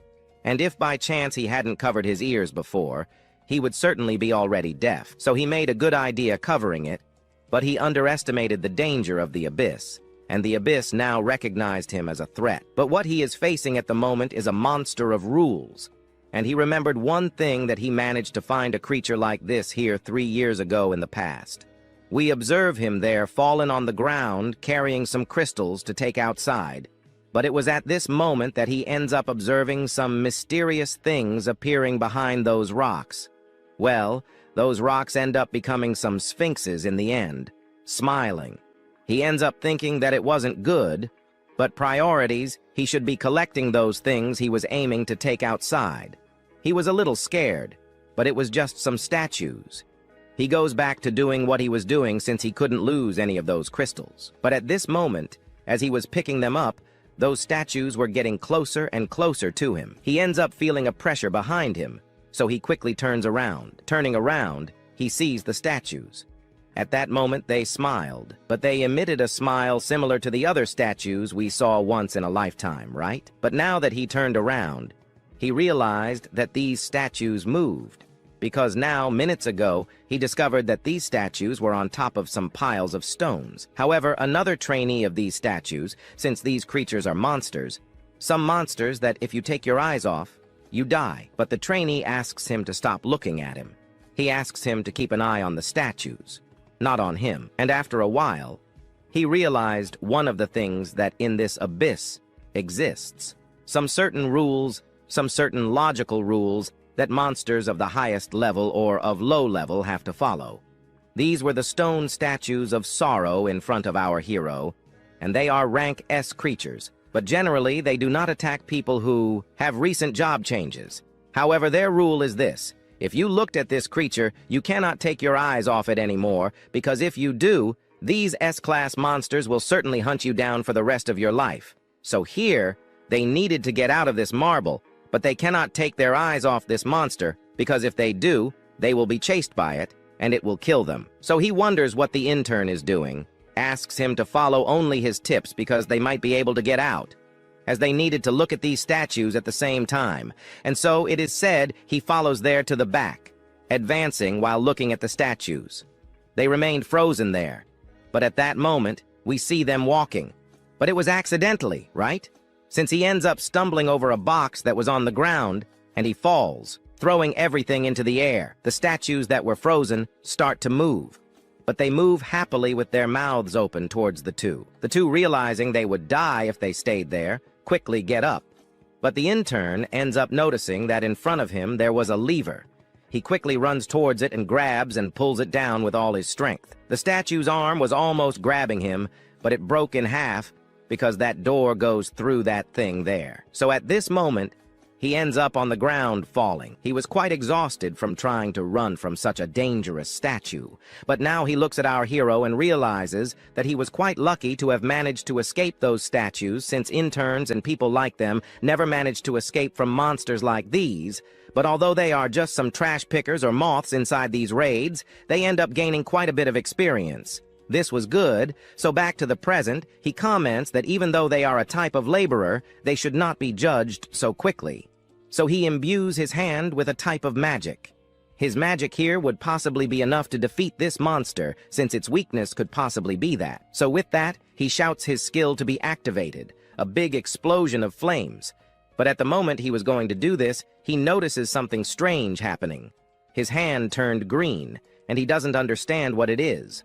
However, those flames got hot in his hand. He was quite sad to see that he was not using this skill at its maximum level, and was also quite embarrassed to see that his only magic attack was fire dominance. But now it was too late.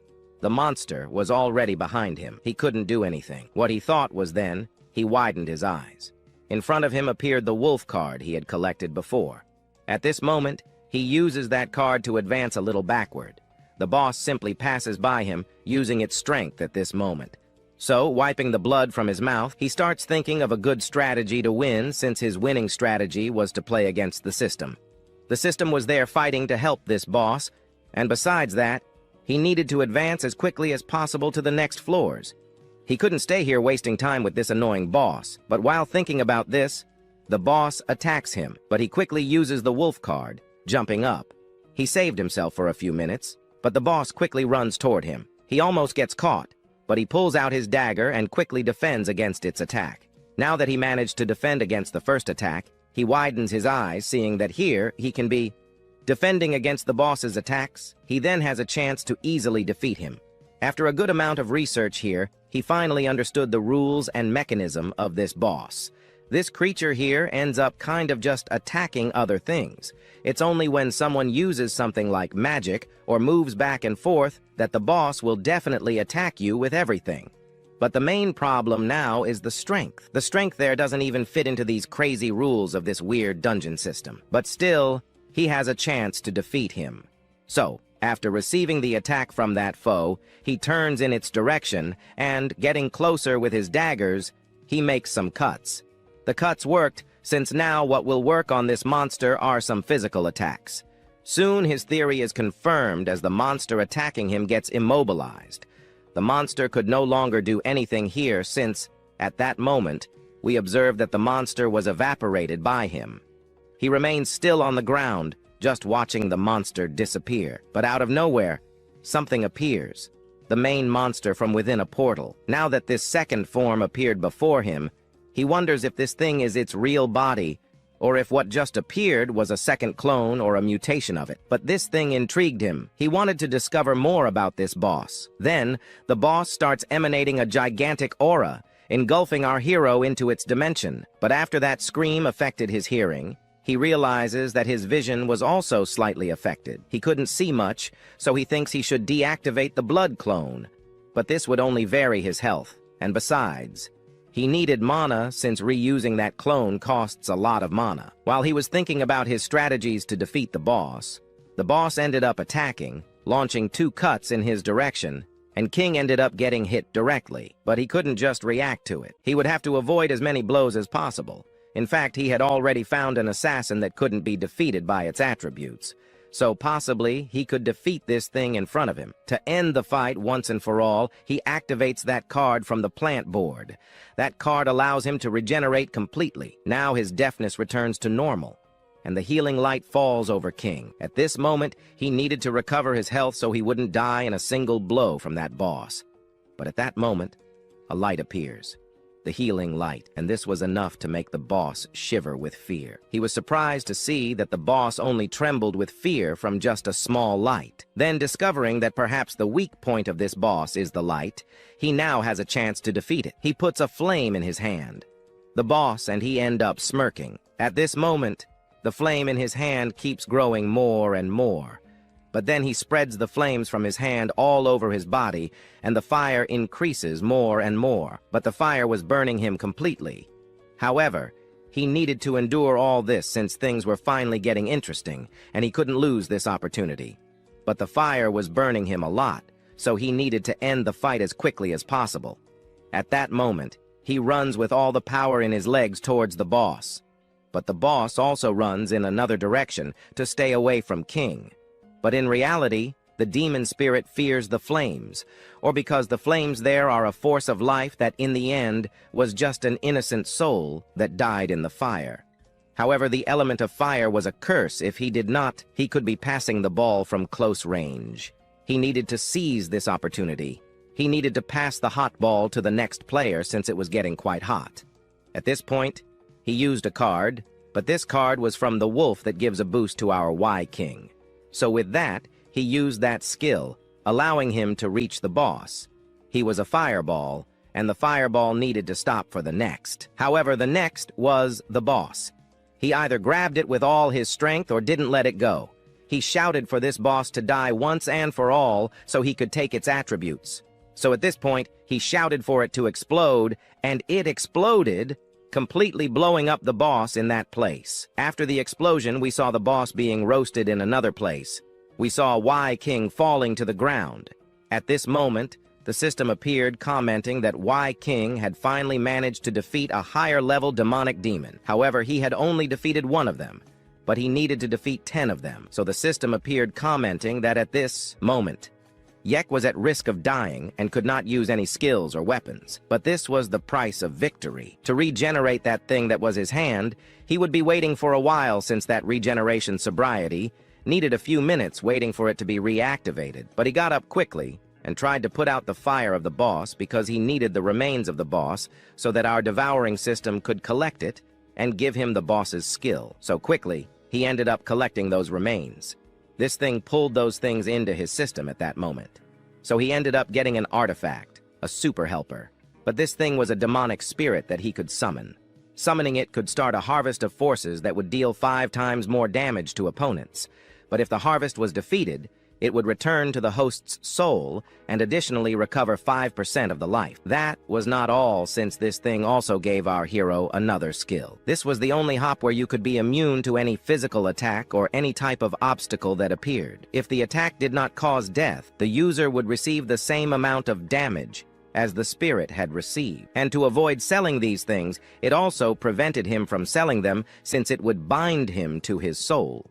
But this was the first time he received a different card, since it was the first time he received a card linked to his soul. The collection blade is something that can collect the souls of monsters fallen on the ground, so it can recover the main host's mana. Moreover, this thing can use any type of soldier on the ground to increase its strength and deal much more damage than initially. But the skill was good, though the cost of the artifact was that if the attack was not to kill the target, he would receive the same damage that was dealt. However, if he missed the attack, he would certainly die.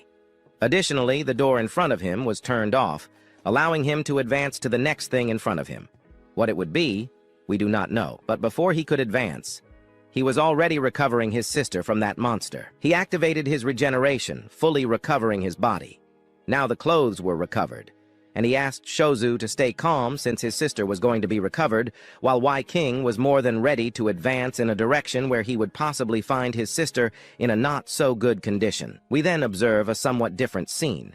We saw that other people were also captured by these bosses that appeared suddenly in the hospital. However, those guys were basically being stocked there as if they were food while that creature was cracking others. We saw a teddy bear behind, but this teddy bear belonged to someone. Meanwhile, a bucket was thrown with things that I will not summarize. We observed a mysterious shadow there. Well, we observe a mysterious shadow over there in the background. This mysterious shadow was Zawu, the sister of our hero, but at this moment she was holding the bottle. However, now that Shizu held this bottle, she thinks of a strategy. And after the strategy is well executed, it ends up attracting the attention of this ugly orc here, who ends up laughing in the direction of the noise that just fell back there a little while ago. She, from behind, observes the dumb creature following the noise she made just now. Meanwhile, she simply jumps over some sacks that were lying around. She needed to get closer to some certain things. At this moment, she ends up falling, but she fell in the direction where the thing she was looking for was. But while she was thinking of doing this, she ends up putting her hand on her head because she accidentally hit her head hard on the ground there. However, now she got what she wanted. That thing she wanted was her teddy bear Shozu. So she quickly looks in its direction, and now she intends to pick up her little brother. Moreover, no one would be bullying him. But as she extends her hand to grab that teddy bear, we observe a foot of the monster that in the end stepped on Xiaozu's teddy bear. From there on, we observe the monster now face to face with her, having a somewhat surprising encounter with ex-Shozu. At this moment, the monster then begins to growl loudly in the direction of Shozu. Our story will soon continue after that girl trips and falls to the ground. Well, she can't walk, but we then observe the monster attacking him. The monster raises the stained one while she begs for her big brother to appear and save her. But it was already too late because we see the monster attacking him. However, just as it was about to grab her, we see a sword piercing through the creature. The creature is cut in half, and the girl is slightly startled by that brutal scene from a moment ago. Raiming is a rather powerful knight who then notices a girl lying on the ground. The girl is happy to see that a hunter was in front of her, but the hunter quickly ignores her. Yet, as he advances, the girl asks him to help her get out of that place, as she is also looking for her brother. The knight ends up stopping and asks her to hide since the monsters have been defeated, and if she really wants to follow him, it's likely that she will die, as she needs to stay alive until our protagonist appears. She needed to see Ye Qing because it was a promise. So, we go back 7 years, where our hero discovers that she can no longer walk. It was also a miracle that her body could still keep her standing. He understands that perhaps from now on, she won't be able to stand as she used to because the doctor also comments that the damage was basically to the spine, which is almost irreversible. A cure for that, however, was theoretically possible. What that means is that there is a cure, not theoretically, you can cure her, not with the science they have, but in the abyss, since by chance the disease that caused his sister's leg paralysis was basically caused by the monster. So the answer lies in the abyss, which could mean that he might be able to cure her, or maybe not. The abyss might hold the cure for Ye Qing's sister's disease, and he wonders if he has the ability to enter it. The doctor says that those who can enter it are people who manage to change jobs. If by any chance he can't change his ego, he would just be an idiot inside the abyss who would easily die to any monster in there. But the doctor said not to worry too much about those things, as they were impossible to happen. It was better to worry about the medical expenses, which would be quite expensive. Our hero clearly understands what needs to be done, so he agrees and says goodbye to the doctor. The doctor also asks him to pay everything on time. While walking around, others say that maybe they were talking about him, but well, he was the guy who basically had a sister with a rather rare disease. On top of that, we also discovered that their parents died, but this wasn't something to feel sad about. He then smiles and enters the room where his sister is. Exu asks our hero where he was, and he responds that he was there talking to the doctors. But before he can leave, he asks her to stay calm because the cure she needs, he will find it. But he will find it inside the abyss. The abyss may be a dangerous place, but for him, it may not be so dangerous since in there, he might get everything he desires. Well, since our protagonist isn't that foolish, he will be following the others, which means he will have an extra shield. So he is already leaving, but before he goes, he kind of turns back and ends up handing his sister a gift. It was that bear she dropped before, so she could use that bear to protect herself when in danger. Moreover, she asks him not to die because he is the only one left in the family. Anyway, he will be able to find a cure for his sister, even if he enters a dangerous place. She asks one thing of him, that he promises her that he will basically come back safe, come back alive, and so he promises his sister that she won't be getting into trouble, and also if by chance she stays inside this abyss, for sure her brother will be coming in here as well. She doesn't want her brother to enter the abyss to die. All right. Since she's being so stubborn, he will do what she asked, helping her get out. But if by chance something happens to her, he doesn't ask her to blame him for what happened to her. And also, after placing her in the wheelchair, he says that if a monster shows up, it's him against the monster, and he doesn't care. He's going to follow his plans, which was just to do something there that needed to be done. So then he introduces himself again. He was rooming somewhere else. Then we observe our hero who was walking more than just fine, but while walking, he kept those doubts in his mind. If he used those potions he creates on his sister, would it cure her? But he also discovered other things. Things that are created inside the dangos by him can't heal a body that is beyond the abyss. So if you enter the abyss with a burn on your face or somewhere, you can't use potions to heal. If by chance this rule wasn't working, for sure he would have already found a cure for his sister so as not to close the zoo. So here, moving forward, he discovers that something was happening ahead. He finds several soldiers all defeated, and he discovers that a monstrous fight took place here against some strong person and against these guards. But looking to one side and the other, he realizes he didn't find a single survivor. Perhaps someone managed to escape.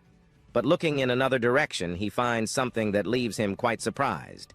Here he finds a boss that was split in half. Looking through the system's eye, he discovers that no magic was used here. He is surprised to see that the one who defeated this monster here only used brute force because we observe in the background that there were only people who were caught inside that hospital. But now that he saw the difference in power, He realizes that this guy was on a totally different level than he was, something that leaves Ye here quite excited at the moment. But while he was basically more than excited there by the encounter with this hunter to see his strength, the scene is cut again to that hunter and our hero's sister, who, while walking, we observe him stopping out of nowhere.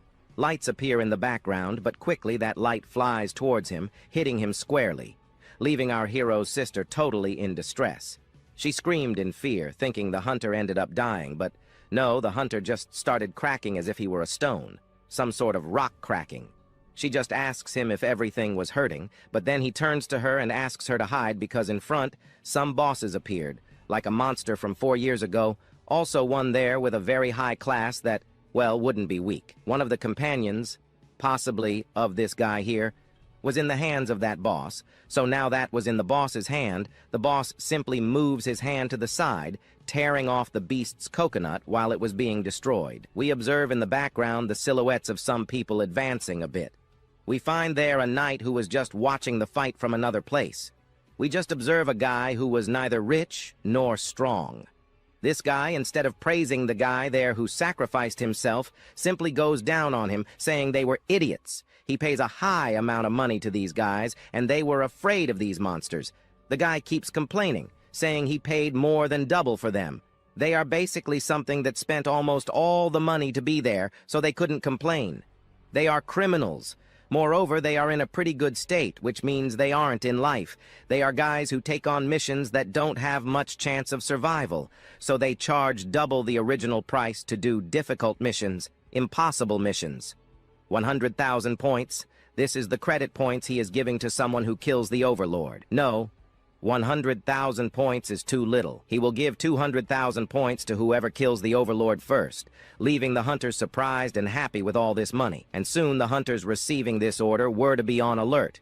But the guy back there says that even if they don't manage to kill him, they will be earning 50,000 credits. That was enough already. But saying there that he will pay 200,000 points to the first one who kills this Overlord, they all go to above. But the Overlord, who then observes these hunters approaching, already activates a skill of his.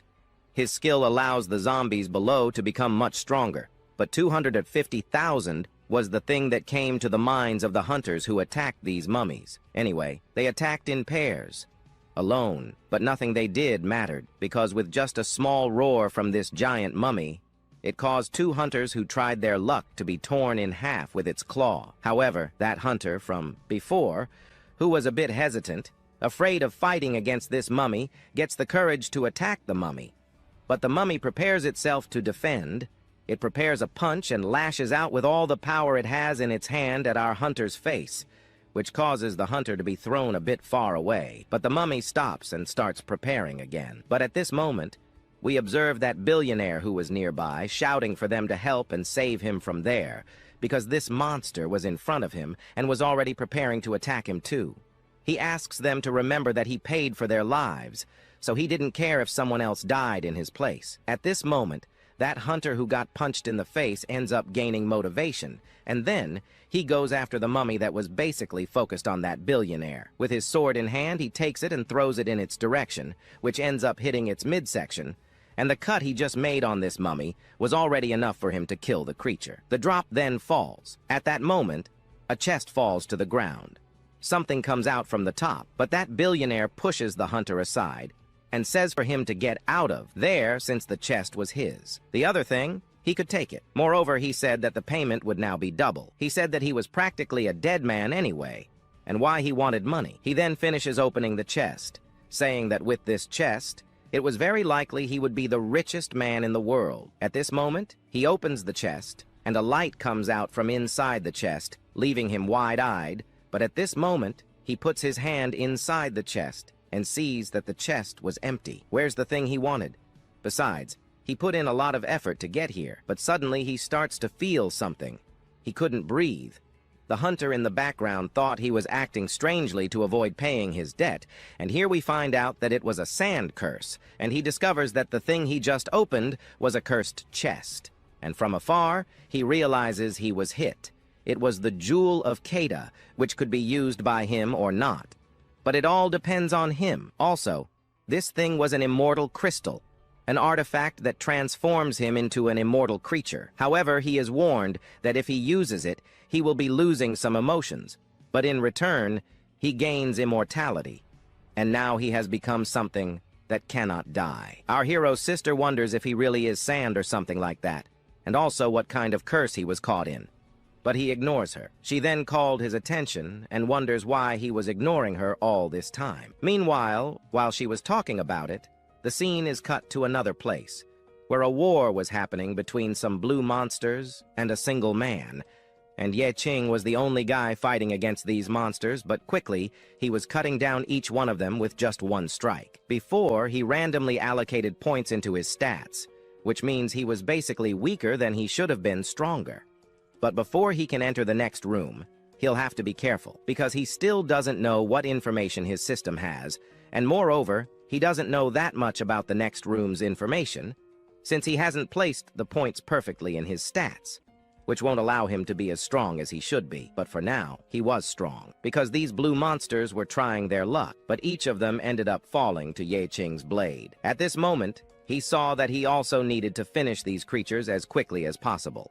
They kept attacking but never stopped. However, while he was thinking about ending the game, he receives a message from the system saying that his mana was at 5%. He was running out, and he couldn't do more than nothing from now on, right? He knew he couldn't be using so much mana, but even so, he should finish this fight as quickly as possible because these blue monsters were basically causing him problems.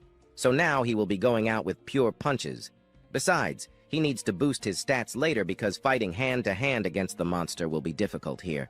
But even so, he defeats any monster with just one blow. But even though he goes through several rooms, this never ends. His mana was already at its maximum and was running out, and his fatigue was also at its peak. He might not be able to go through many raids alone, and he also couldn't use his potions, because at this moment he realizes that he might be using those potions at other times. So, he runs again towards these blue monsters, and with his bare hand, he punches the monsters' faces, quickly destroying them. Some are super resilient, but even so he finishes them off, ripping off their heads. After he finished these monsters, he lands on the ground. After landing on the ground, he then uses one of his artifacts. This was the Reaper's card. This was an ability that causes a lot of collateral damage, one of the main reasons why our Ye Qing doesn't use this little thing by his side to fight monsters. Because we soon discover that this monster here was so powerful with just one hit, it manages to go through these blue monsters. The skeleton attacked any monster, and any monster caught by it was quickly destroyed. But also, the good thing about this little thing of his is that it also manages to heal the host. In short, it manages to recover his fatigue, his mana to the maximum in total. We see below that he was full. So that was the reason he hadn't used those potions he saved there yet. But at this moment, we observe that Ye Qing found something on the ground much better. He stepped on something and he sees glasses. He wonders whose they are. Then he turns to the side where he finds a guy inside the barrel. He asks this guy to come out. Otherwise, well, he asks him to stop too because he was going to come out. He was a human. Besides, he was looking for his glasses. He wonders if he saw them. He saw and then handed over the glasses he lost to this stranger. And here we are introduced to this guy. He was Ye Qing-san, one of the doctors who ended up being sent to this dungeon before. He was in his room, but out of nowhere, he appeared inside this dungeon. And also, he was so scared of encountering a monster that out of nowhere he decided to hide until someone found him to help him get out of this dungeon. However, we discover there that he was just another survivor, and then he comments that maybe there were still more people, like people with disabilities, missing limbs, or something like that. Our hero approaches and asks himself why he stayed hidden. The doctor said that he was a doctor, not a professional who fought against monsters. It was quite likely that if he encountered a monster, he would die, and it was also obvious that if he had power, he would fight the monster, and he wouldn't stay hidden inside a chest here. So, he wonders if he came to save him. Lionheart, most likely, it was that organization that sent him here to help him get out of this place. He is happy. Well, helping him get out of here, he no longer cares about what will happen here. He wonders about Lionheart. He recognizes it. This was what our song 1010 found there before. He found it on the ground. He said he remembers that this was a symbol of a very powerful guild in the world. But looking closer at this thing, he realizes that to enter this guild, one had to be very strong. Only the strongest entered this guild. But as he continues ahead, the doctor calls him, wondering if he would be following this path. And he also asks why he would follow that path ahead. Then the doctor says for him not to waste his time, because ahead, it was quite likely he'd only find people who were poor, and also people who would be saved, and they would basically give everything they had, but they had almost nothing. But our Prag interrupts. He says no, he wouldn't save almost anyone, but quite likely, yes, he would. But his main objective was to save his sister, who was at the end of this dungeon. Saving his sister? Well, that wasn't something he'd hear anytime soon. He realizes that he didn't come to save him, and he wonders who this guy was. He reveals that he was a trash picker, and furthermore, even if he was a strong trash picker, he wouldn't save trash like him. So he advances to look for his sister, now that he said he would search and would find her no matter what. He would now be moving forward more than ever, but his goal was still to find her, though to continue, to be able to find her up ahead. Continuing the story from the last chapter, our hero approaches and asks himself why he stayed hidden. The doctor said that he was a doctor, not a professional who fought against monsters. It was quite likely that if he encountered a monster, he would die, and it was also obvious that if he had power, he would fight the monster, and he wouldn't stay hidden inside a chest here. So, he wonders if he came to save him. Lionheart, most likely, it was that organization that sent him here to help him get out of this place. He is happy. Well, helping him get out of here, he no longer cares about what will happen here. He wonders about Lionheart. He recognizes it. This was what our song 1010 found there before. He found it on the ground. He said he remembers that this was a symbol of a very powerful guild in the world. But looking closer at this thing, he realizes that to enter this guild, one had to be very strong. Only the strongest entered this guild. But as he continues ahead, the doctor calls him, wondering if he would be following this path. And he also asks why he would follow that path ahead. Then the doctor says for him not to waste his time, because ahead, it was quite likely he'd only find people who were poor, and also people who would be saved, and they would basically give everything they had, but they had almost nothing. But our Prag interrupts. He says no, he wouldn't save almost anyone, but quite likely, yes, he would. But his main objective was to save his sister, who was at the end of this dungeon. Saving his sister? Well, that wasn't something he'd hear anytime soon. He realizes that he didn't come to save him, and he wonders who this guy was.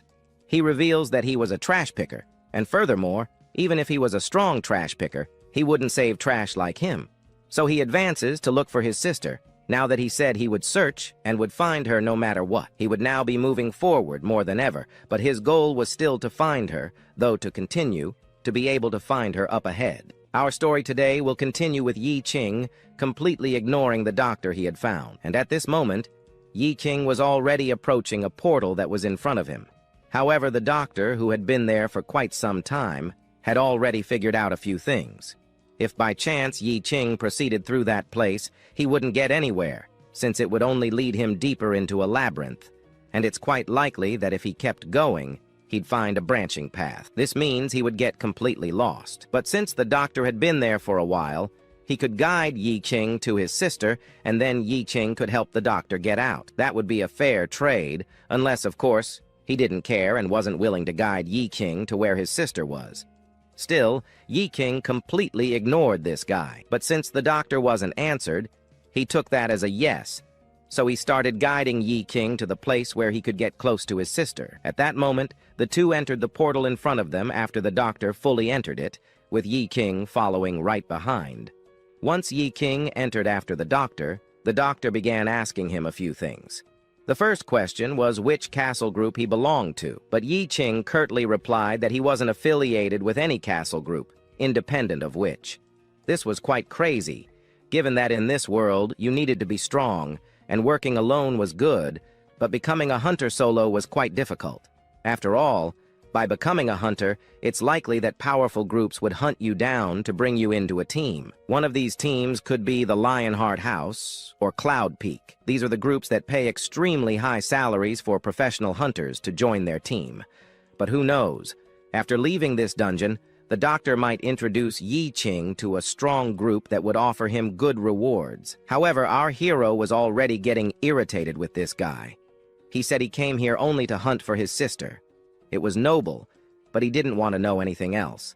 The only thing he wanted to find at the moment was our Zia. If by chance the doctor wanted to stay in a group, it would be better for him to stay quiet. But Zia, when he mentioned her name, the doctor began sweating, cold sweat. Here, we get some memories of this guy. Someone had shown him a poster of two people who could be part of some very dangerous experiments. But according to the record, both individuals were minors. But this guy told himself not to worry too much, since the families of these two children didn't have the financial means to fight back. One of them is our Zia, who only has her brother. Her brother is just an ordinary guy who works as a garbage collector in the Abysses. He works day and night to earn even a little money to pay for his sister's treatment. But who knows? He might die in those dungeons. And the other one, the other poster, was our Lixu. Her father had been released from prison recently and hadn't been able to find a job. Paying the bills wouldn't be possible. But even though they lived such miserable lives, how could he convince their families to agree to these bizarre ideas? What kind of persuasion would that be? He could tell them that they couldn't refuse this proposal, since if they did, it's likely that the girl would become a burden to her family. And he already had an idea of how to say it. Her father didn't have a job, supporting her treatment would be difficult, and even though her father hadn't visited her in quite some time, it would basically... The reason is that he already considered her a burden to his family. And as for her, he basically thinks about how his brother would risk his life every day there, life in the dungeon, to get money to make her treatments progress, since his greatest wish was for him to be safe. She could be accepting a proposal without refusing. She accepts it, but what was the proposal? It was a proposal where she would be thrown into a cauldron, basically about that, where she would undergo a special treatment. In the end, she could perhaps turn into a monster, or maybe be cured of this disease she has. So, the two, hearing this, and seeing that they could basically be getting the cure so she wouldn't become a burden and a weight to the family, both end up proposing themselves as a test subject. One of them says she just wants to be able to walk again, so she can become a very powerful person in the future, so she won't become a burden to her brother. The other just says the same thing. She didn't want to be a burden to her father. The arrogant weirdo here says they are good kids, and all that was necessary was just to sign a paper. So, after signing, the scene cuts to them inside a cauldron. They were inside, and the experiments were starting. The scientist next to our hero, these societal trash may have small values, maybe some values that could benefit the upper echelon in the future. And he even says, "You did well, huh? Managing to convince these two to become test subjects." But nothing different could happen in here, because the only thing he hopes for the most is that the two could possibly break their power limiter, and with that, they would both be able to evolve a little more, gaining more power for themselves. However, he would be able to take a small percentage of their cells, and with that, he could sell it for hundreds or even billions of years to other people so that others in the future could become stronger. That was already part of his contribution to society. And from another place, then, we see a scientist with a vial of something different in hand. This thing was something that could make his test start. He takes it and places it in a bag of blood that was there, where his test begins to evolve by itself. At that moment, when that thing was injected into that blood bag, the thing starts to stick to the girl, and she begins to transform. At that moment, she screams in pain. At that moment, the guy who was near our hero before wonders what could have gone wrong there. Then another scientist in the background says that the abyssal cells are rejecting her, which means that the system couldn't even find a drop of power inside her. And from all that, they discovered that the injection of the abyssal stem cells failed in her. She transforms into something completely horrific, and it's very likely that the girl didn't survive for long there. But the guy who was near our hero tells them not to worry too much. She might have died, but he doesn't care much about her, since that girl could be easily discarded, because there is still another person who could be used as a background for his test. But at that moment, that scientist says someone was making noise outside. She points at a monitor and says that guy came to this place to say something. This was the prisoner who had been arrested before, but he was also the father of the girl who was turned into that horrific thing inside. But the scientist next to our hero says to bring that guy in so he can firsthand see the experiment that happened with her. So he goes there and calls him in. He then obeys the orders and wonders if the experiment went perfectly well. At that moment, the scientist next to our hero kind of introduces himself, saying that in front of him was his daughter. The daughter who was participating in those bizarre experiments. He still hasn't seen how she turned out. He then presents her here to him. He is left without a reaction at that moment and says that some errors occurred, right? Old man. But this unfortunately happens in the world of science, but yeah, they might be recovering. Maybe they have another guinea pig still at hand. Well, at this moment he attacks this guy, saying he was trash, a burden to humanity for what he did to his daughter, and that basically destroyed everything he thought about life. Now he prefers to destroy everything, but the most ignorant scientist in the world stands up and says that a guy who was useless wonders why they couldn't be using part of what came from him to help society evolve. Besides, the experiment was going almost well, and the debt he was reviewing for the hospital was basically paid off. Moreover, they would be giving him some extra money. He said he didn't want that because for him, money doesn't buy the happiness he had there beside his daughter. At that moment, he comments that this guy was a murderer, that he didn't just want money, he wanted his daughter back since this was an experiment happening. Only a doctor could be here. He asks the guards to remove this guy, soon being taken away by other guards. He asks him to stop doing this and bring his daughter back to the world, or he would be doing the same thing he did to his daughter. But well, ignoring everything that had already happened, he wonders what was happening with the sister of our hero. He wonders if everything was going well, and also if something went wrong with the sister of our hero. They wouldn't need to worry because he was just a level 1 garbage collector. But now, everything returns to normal. But as things return to normal, he wonders if he knows his sister by any chance, knowing that if he revealed anything, he would die for sure. He lies, saying that maybe she is in the infirmary next door. But that guy from earlier says that the sister of our hero was just a garbage collector. He wonders what happened, why this guy here is so strong. But he thinks it was just an illusion, and he even thinks it was an illusion.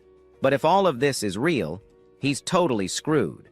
Because the girl who is considered the sister of our hero was the one he pushed earlier into the pile of monsters, which allowed him to escape alone. And so they follow the path in silence. But Yi Ching, ahead, wonders if he by any chance forgot the route, but scared.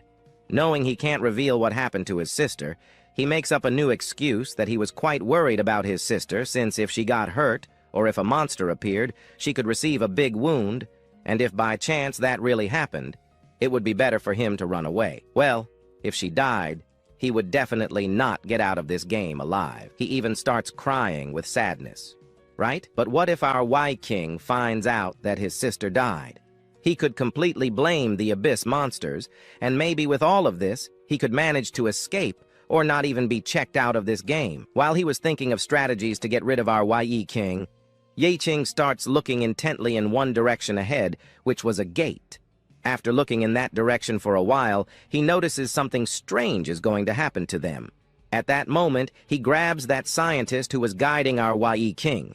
After grabbing him by his collar, he pulls him back, but the moment he does that, a sword passes through. It was definitely going to hit him. At that moment, he saved his life. After the sword passed through, he realizes that this time it wasn't a demonic hour. So who could it be? Even the scientist wonders who it could be. And at that moment, that hunter appears. The one who was beside the sister of our Y King. He apologizes for realizing that he attacked people. He thought these people, I don't know, were wild monsters. But at that moment, he discovers that Director Song was around here, but well, he had received the commission from that billionaire from before, and here his objective was to rescue him. And well, we find out that our scientist was locked up for sure. He wonders if this guy really came here to help him, but I think because he almost tried to cut him in half. Yi Ching is also surprised to see that people who always resolve to protect someone also decide to split the person they decided to protect in half. So yeah, I think he should have guessed that the enormous sword that had just passed in front of him was something similar to what he had seen before, like those cuts left behind. Most likely it was him. But since he had already, having reached the end of this dungeon with absolute certainty, Yi King realizes that this guy was extremely powerful. At this moment, the hunter approaches our Y King and introduces himself as Ming. He was a mercenary who was paid in 2 installments. Although, right, some people from his team died inside the dungeon, nothing changed at all. He would still have to receive double the money promised to these mercenary, double-paid mercenary. He had seen these guys before. These are the maniacs who travel through the abyss, risking their own lives for rewards greater than they imagined, and in the end, they might even receive rewards from their own team. So, right, Our Sung here ends up asking Ming if he saw her, if he rescued her. He asks to be taken out of there immediately. But at this moment, our Yi King grabs this guy by the collar again and tells him to wait since this guy had no intention of saving anyone here. That sword from before, which was thrown at him, was basically intended to kill anyone. Moreover, he had no intention of basically interrupting his mission, which was to guide Sung out of there. But he had a primary mission, which was to rescue his sister.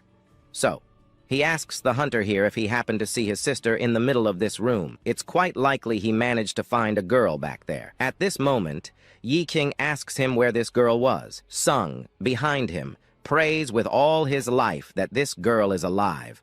Otherwise, Sung will surely die along with these guys here. Then, at this moment, he throws something into Yi King's hand. It was her favorite teddy bear. Well, he wonders where he found this teddy bear. At this moment, our Ming stands still and says that, well, she was adorable. But unfortunately, he couldn't. At this moment, Yi King interrupts this guy, asking what really happened to her. Sung, once again, starts crying and says that now he's totally screwed, but maybe he's safe. Maybe in our Ming's hands. But Ming makes the situation worse. He says that, well, he was basically helping her out, but if a monster appeared, he wouldn't be doing anything. And that's what happened, right? Since he said he didn't care if she lived or died at that moment. But at this moment, Yi King begins to tremble with rage. But he also said he would deliver to her brother, who is her brother, her last words. Her last words were simple. She hopes to see her brother in front of the hospital. Well, she wants to see her brother not enter any more dungeons because it's quite likely he will get seriously injured, something she doesn't want. She just wants to see him again in a totally safe state. Risking his life was something she least wanted, and Yi King, completely in shock, gets furious with this guy's life now, staring intently at Ming. He jumps in his direction, asking why he stood still, why he didn't help his sister get out of that dungeon with him. He said the mercenary's duty was the commission he was paid, and he didn't care about anything else since he also had a curse. Anyone who stayed by his side always died. And he even told her that. She didn't even want to retreat. She insisted on staying with him at that moment, and in a way, it was her fault. He grabs his big sword and almost pierces our hero, but Yi King jumps up and wonders where his sister was. As he approaches Ming, he ends up saying that he could tell the direction of his sister, but Yi King would have to hand over Sung to him if he wanted to find his sister. So, right? If by chance he said no, only that Sung had a deal. He wanted to agree, he wanted to follow this Ying, but his deal wasn't even feasible to follow. No, the one in charge here was Yi King. So, since he refused, he would show no mercy to anyone, nor would he show his real power. For even though his former companions managed to die, he managed to fight alongside them. But still, he managed to defeat monsters he never even dreamed of defeating. But Ming interrupts his speech and says, right, he doesn't have time for this. He grabs his sword and knocks down his big sword.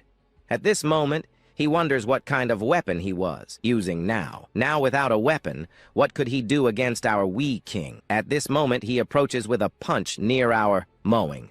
But right now he stops with that, because knowing that a punch would not be enough to kill this mowing here, then he grabs his dagger, but quickly that hunter stops the punch of our hero. And also his dagger, because he had used a lot of mana for a long time out there, he kind of ended up not being able to use his mana anymore.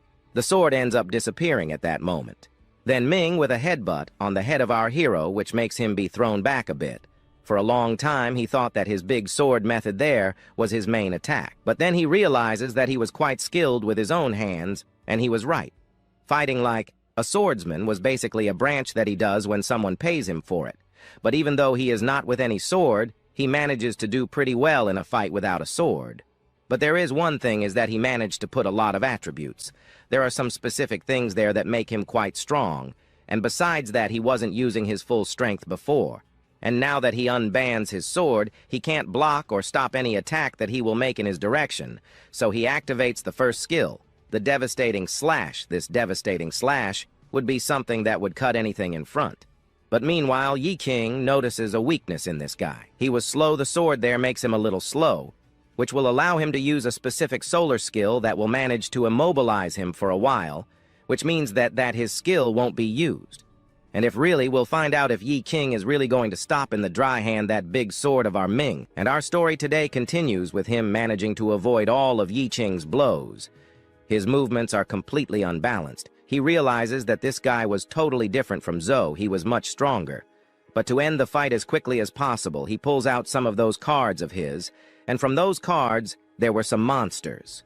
But as soon as he finishes pulling out those cards, the monsters appear from inside his portal. When they appear, he finds this incredible, seeing that he has the ability to summon monsters. But these mutant spiders end up throwing webs in his direction, and the hunter ends up being immobilized. He couldn't do anything anymore until he decides to grab that sword of his.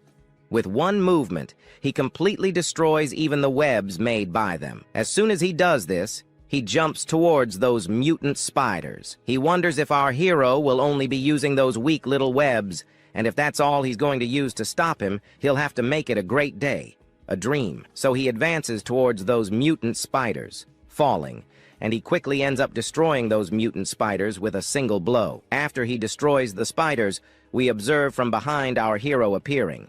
As he kept appearing, he watches him underestimating our hero, thinking that our hero was just a low-rank summoner. But at this moment, after appearing behind him, he ends up realizing our hero. So he turns around, but our Wee King then uses one of his abilities. However, he quickly draws his great sword that swiftly defends against that blow.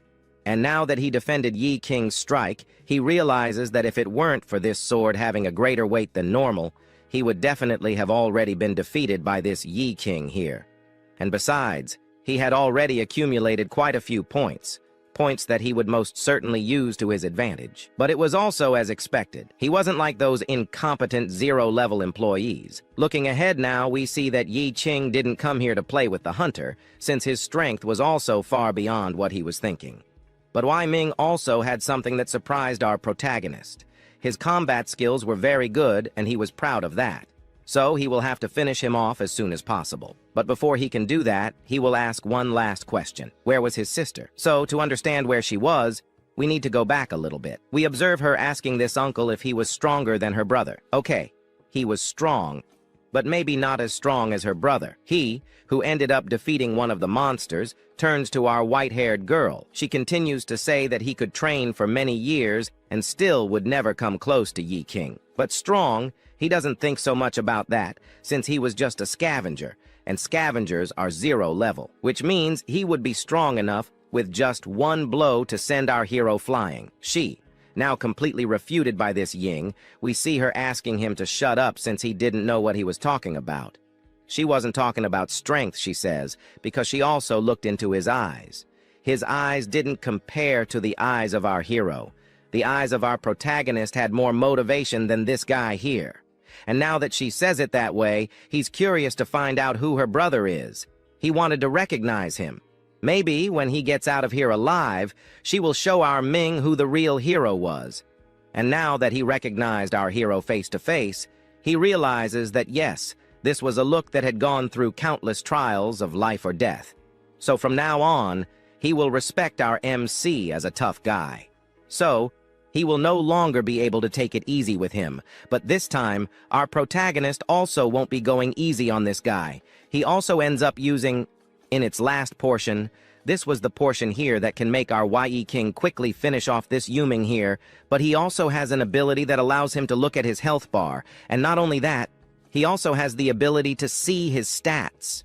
His health wasn't that big, but what would mess up his fight against this swordsman would be those 2 swords he uses. However, if by chance he manages to accumulate a lot of damage from his Basar, along with that luck, he would be able to defeat his opponent with 3 strikes. But he was a guy a little different from the human transmigrators he had already faced, since he wasn't even using any armor or any other equipment that could help him defeat our hero. And also, attacking with all his might basically leaves no room for his defense. This was a high-sacrifice fighting style, or maybe he was just crazy.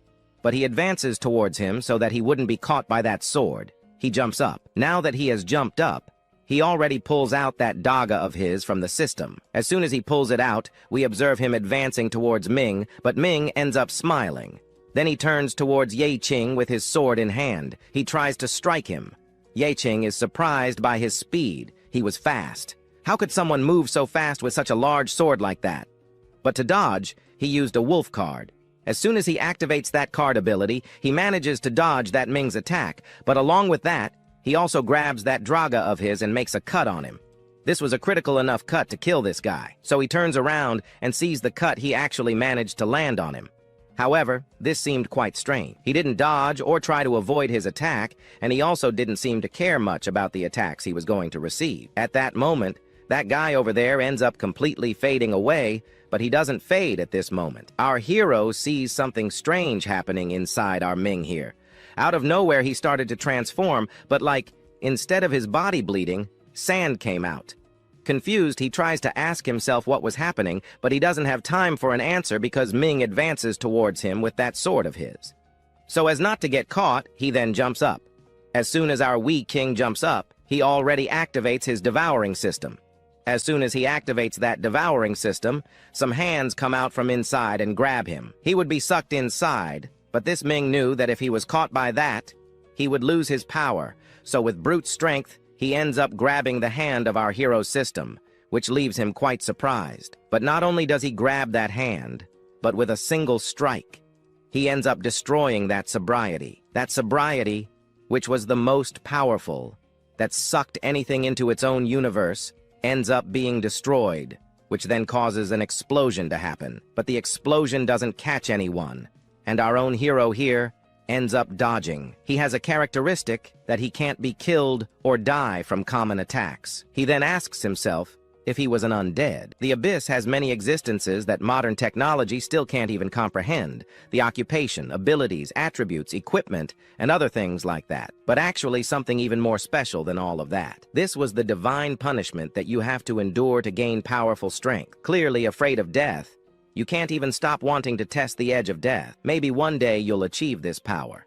But if you manage to obtain that wealth that doesn't belong to you, in the end, you will swear to protect it alone, and no one will be able to obtain that treasure. Those gods who never played by the rules of the world here in this dungeon basically decided to notice you, and maybe what he received was a mockery, or maybe it was the destiny of the Abyss itself that delivered it to him. But in short, you have everything you want, or the most powerful power. But it didn't say it would also take that thing more precious from you. He ends up transforming into some kind of mummy, and at this moment, Yi King realizes that there isn't even a trace of undead in him. Also, the rumors about the traces of the Abyss monsters are transferred in the end to those who are reborn like them. The true ones, already the living dead, are the characteristics of the super strong, who can constantly revive as long as the energy doesn't completely run out. At this moment, he looks down where he finds Ming totally knocked out, but what remained of him was still a piece of his magic, which allows him to fully regenerate. But at the moment before his death, he reached out his hand and ended up in the end touching eternity. At this moment, as he talks about it, we see him coming out from under the ground. Here, after emerging from underground, we see someone judging him. This is the guy who always comes back alive, never dies. Wouldn't this basically be a bad omen? Since, right, every mission set by him with people on his team, everyone except him ends up dead. But although there is no evidence of mercenaries in the double-blade fencing that are basically companions of this guy, there is no evidence that anyone who joined him returned to life or alive after a dungeon or a test they participated in together in a more deadly dungeon, right? If by any chance they were involved in this specific mission, they wouldn't even accept the mission to stay close to him, as it would be his own sacrifice. If he went, he would die, and in the end, he also ended up bearing the price of eternity, as he can die, as he can also be dying at will. He can play with death, but always in the end, he manages to survive, whereas his companions don't have that luck. They all end up meeting a tragic and sometimes painful end. Now that he has revealed the true power to our hero, he ends up activating another ability. This was the Death Wish, which can be activated when HP is below 33% of damage taken, but after being activated, it ends up increasing by 100% the damage, as well as the life of his character by 100%. At this moment, he advances towards him. This combat ability with these cursed traits was basically considered a cheat, but not so much, right? Since our hero has that little hack of the day.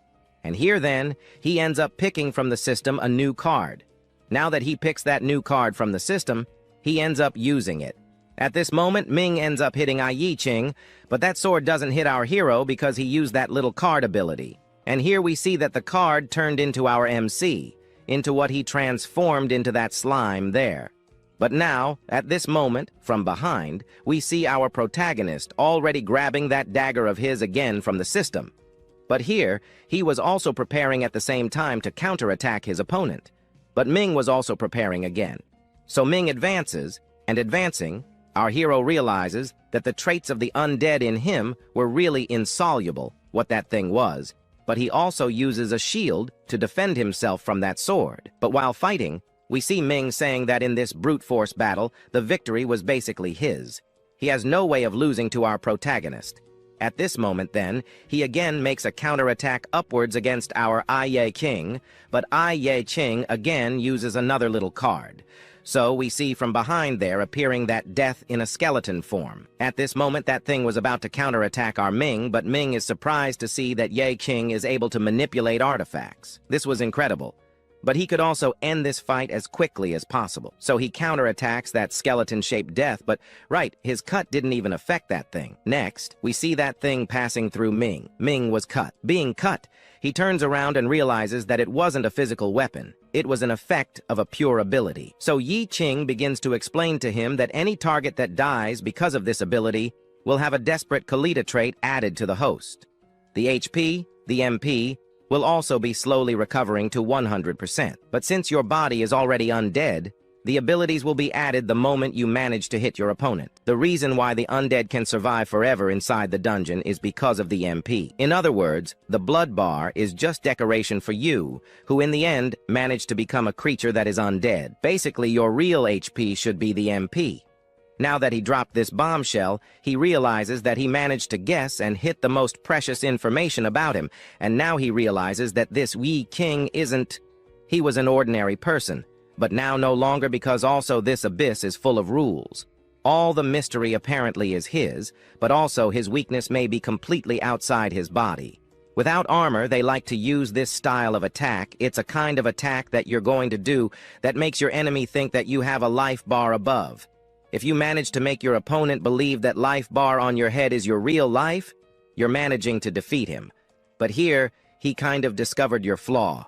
And that flaw of his will be unbalancing him in this fight from here on. And indeed, the wisdom to survive in the abyss is knowing how to use the rules. So he doesn't know one thing too.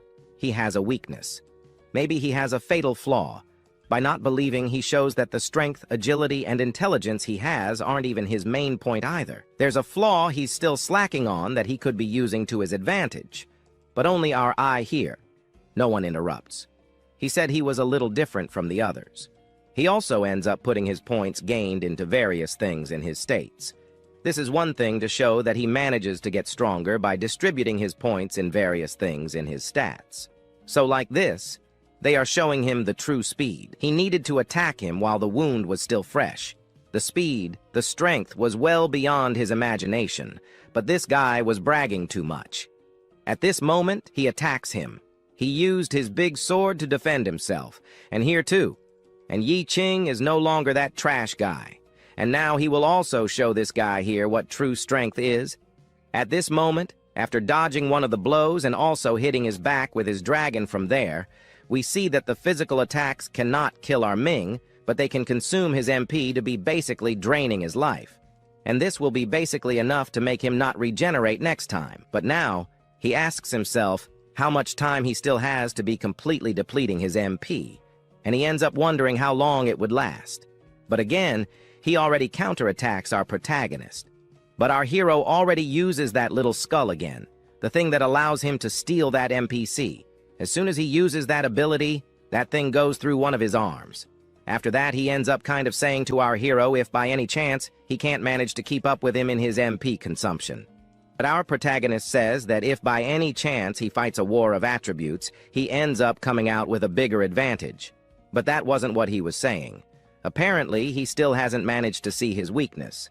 But if he really wants to discover our Ming's weakness, he will have to show our Yi King a little bit of the truth, since here, sometimes in some place, it's not worth fighting so much in life. As soon as he says this thing, he ends up turning around, and as soon as he turns around, he ends up seeing that teddy bear he gave to his sister. But at this moment, he asks himself how it fell, or when it fell. Then in this story, it continues with that guy approaching our Wai King more quickly. Right then, he simply couldn't do anything else, as his opponent quickly then ended up grabbing his head and throwing him with all his strength to the ground. Now that he threw him against the ground, he shows that he wouldn't show any mercy to anyone, even if someone is in his way. He could even find a former companion of his. He could be in his way, but he would defeat that guy because those who get in the way of his plans are always defeated in the end. But he was a little different, and Yi Qing wasn't like the others, because he still has the quality of humans, and also someone he likes. Most hopes is alive, yes, alive. But even so, he was surprised that the person he's trying to protect behind him is a complete waste. But still, he tried to stop him. But then, Yi Qing ends up sort of getting a very interesting question. If he by chance had a choice to protect the life of his sister, or the life of Song Kaizin, that scientist back there, he wonders which of the two he would choose. But as soon as he hears the names of these two people, he is surprised and ends up wondering if our ex-Zhu was basically alive or dead. He then ends up taking his hand off his head and ends up saying there that, right, he hadn't said before that she died? Or by chance did he say it? And also, since that bear there that he handed to him was proof that he should be believing his words. But he didn't know where she was. He just simply knows that she's alive. And besides, the bear he handed over before to him was the true proof that she was really alive. But as said before, he doesn't know where she was. But also, the monster wouldn't easily kill the two, because the two felt extremely enormous difficulty defeating, or maybe even winning, advancing. He tried to understand what he was talking about, but nothing ends up being answered. However, to answer this here, we need to go back a few hours before, and in a labyrinth, we observe then nothing happening until the moment where an ogre appeared. But this knight was already there fighting against it. He, with his sword, makes a move to hit that ogre. But at that moment, while fighting against that ogre, others appear, and one of those creatures ends up capturing our hero's sister. Now that she was captured, she has a very brief memory of his words that if by chance she is captured by one of those monsters, he will leave her, since his client isn't her, but rather a billionaire who was around there. While also remembering this, she ends up also remembering her brother's words that he had found a very good job that was making a lot of money. This would already be enough to heal her leg, so she just asked for time, because surely he will make her stand again. While remembering this, she started to fade. Then she ends up realizing that she was too useless. But even if she is useless, she just wants to be something for her own brother, and also she doesn't want to be just a burden for our protagonist. But still, she couldn't do anything, but still, she wanted something to defeat those monsters. Then she wishes, or maybe begs for some extra strength, but as soon as she talks about this, her eyes start to shine, and then something starts to happen to her, which leaves the ogre below quite surprised with what was happening in front of him. In the reflection of the ogre's eye, he just watches the girl suddenly transforming after a long time. We observe her getting a new class. This was the class of awakened transformation that is more known as metamorphosis, where she ends up literally transforming into that teddy bear that our hero ended up giving to her, but she goes towards the ogre who was grabbing her just now. With the blow she gave to this ogre, she simply makes the ogre disappear. Half of the ogre is ripped off while she finishes off two ogres extremely easily. From another place, we can also observe Sparren finishing off his opponent. This one ends up cutting the head off the ogre. After the defeat of this ogre, he starts advancing towards our teddy bear, and as he gets closer, he also realizes that her opponent has been defeated, which makes this guy quite surprised and at the same time confident about what was happening. Meanwhile, he also ends up saying that ordinary humans are successfully induced by abyss cells and are also much more likely to awaken a much more secret profession. And in front of him appears the little girl who now transformed into a bear, and this girl was very likely to also be one of the victims, as stated by her own father before. But at this moment, the girl begins to cry. She gets scared, which makes the knight extremely on alert. He gets ready for the teddy bear, but the teddy bear simply puts her paw in front and asks to wait. But, right. We notice that when someone transforms into a type of monster like this, who is also induced with abyss cells, the person basically loses all control, all consciousness of what they were doing. The host here basically attacks anyone they see ahead, so we must be careful. But at this moment, the girl wonders what was happening to her. She feels much taller. Moreover, she feels her legs, and it was very strange to be walking freely in these places here. Soon, we then observe them surprised again to realize that she still had the consciousness of an ordinary human. So, to know this answer, he asks what her name would be. She replies that it was Shozu. Very well, since that was the case, he ends up deciding to continue on his way. She ends up stopping and starts staring at a mirror. She ends up wondering why she transformed into a toy bear. But right. The knight said that he should congratulate her for having achieved this.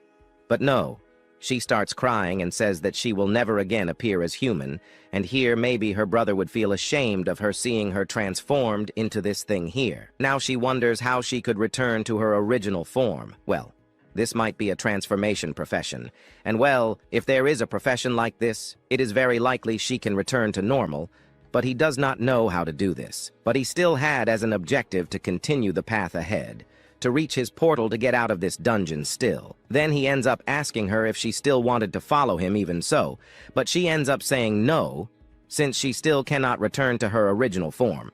So she just hands that teddy bear to this hunter here and asks him to give this teddy bear to her brother and just tell him that she decided to stay here just to try to rebuild her mind again, since she currently has not overcome the psychological shock of turning into a teddy bear. It is as if you were hit by Enro.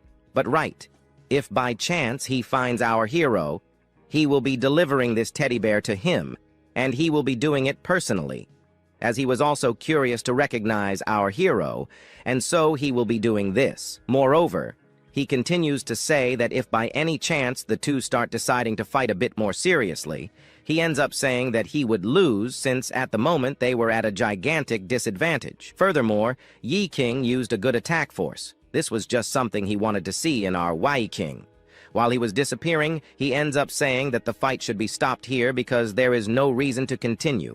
But at this moment, another one appears and says that this Shozu behind there ends up wondering if she was not dead yet, which leaves our hero extremely irritated. But to further irritate our protagonist, we observe the gentleman saying there that the guy behind him, the doctor there, was the same one who put her in that whole dangerous situation like this one now, since also the appearance of this abyss in parts is thanks to that guy all there. Thus, then cutting to another place in a closed room, the two talked. This one commented that he was already at his limit, he had no choice.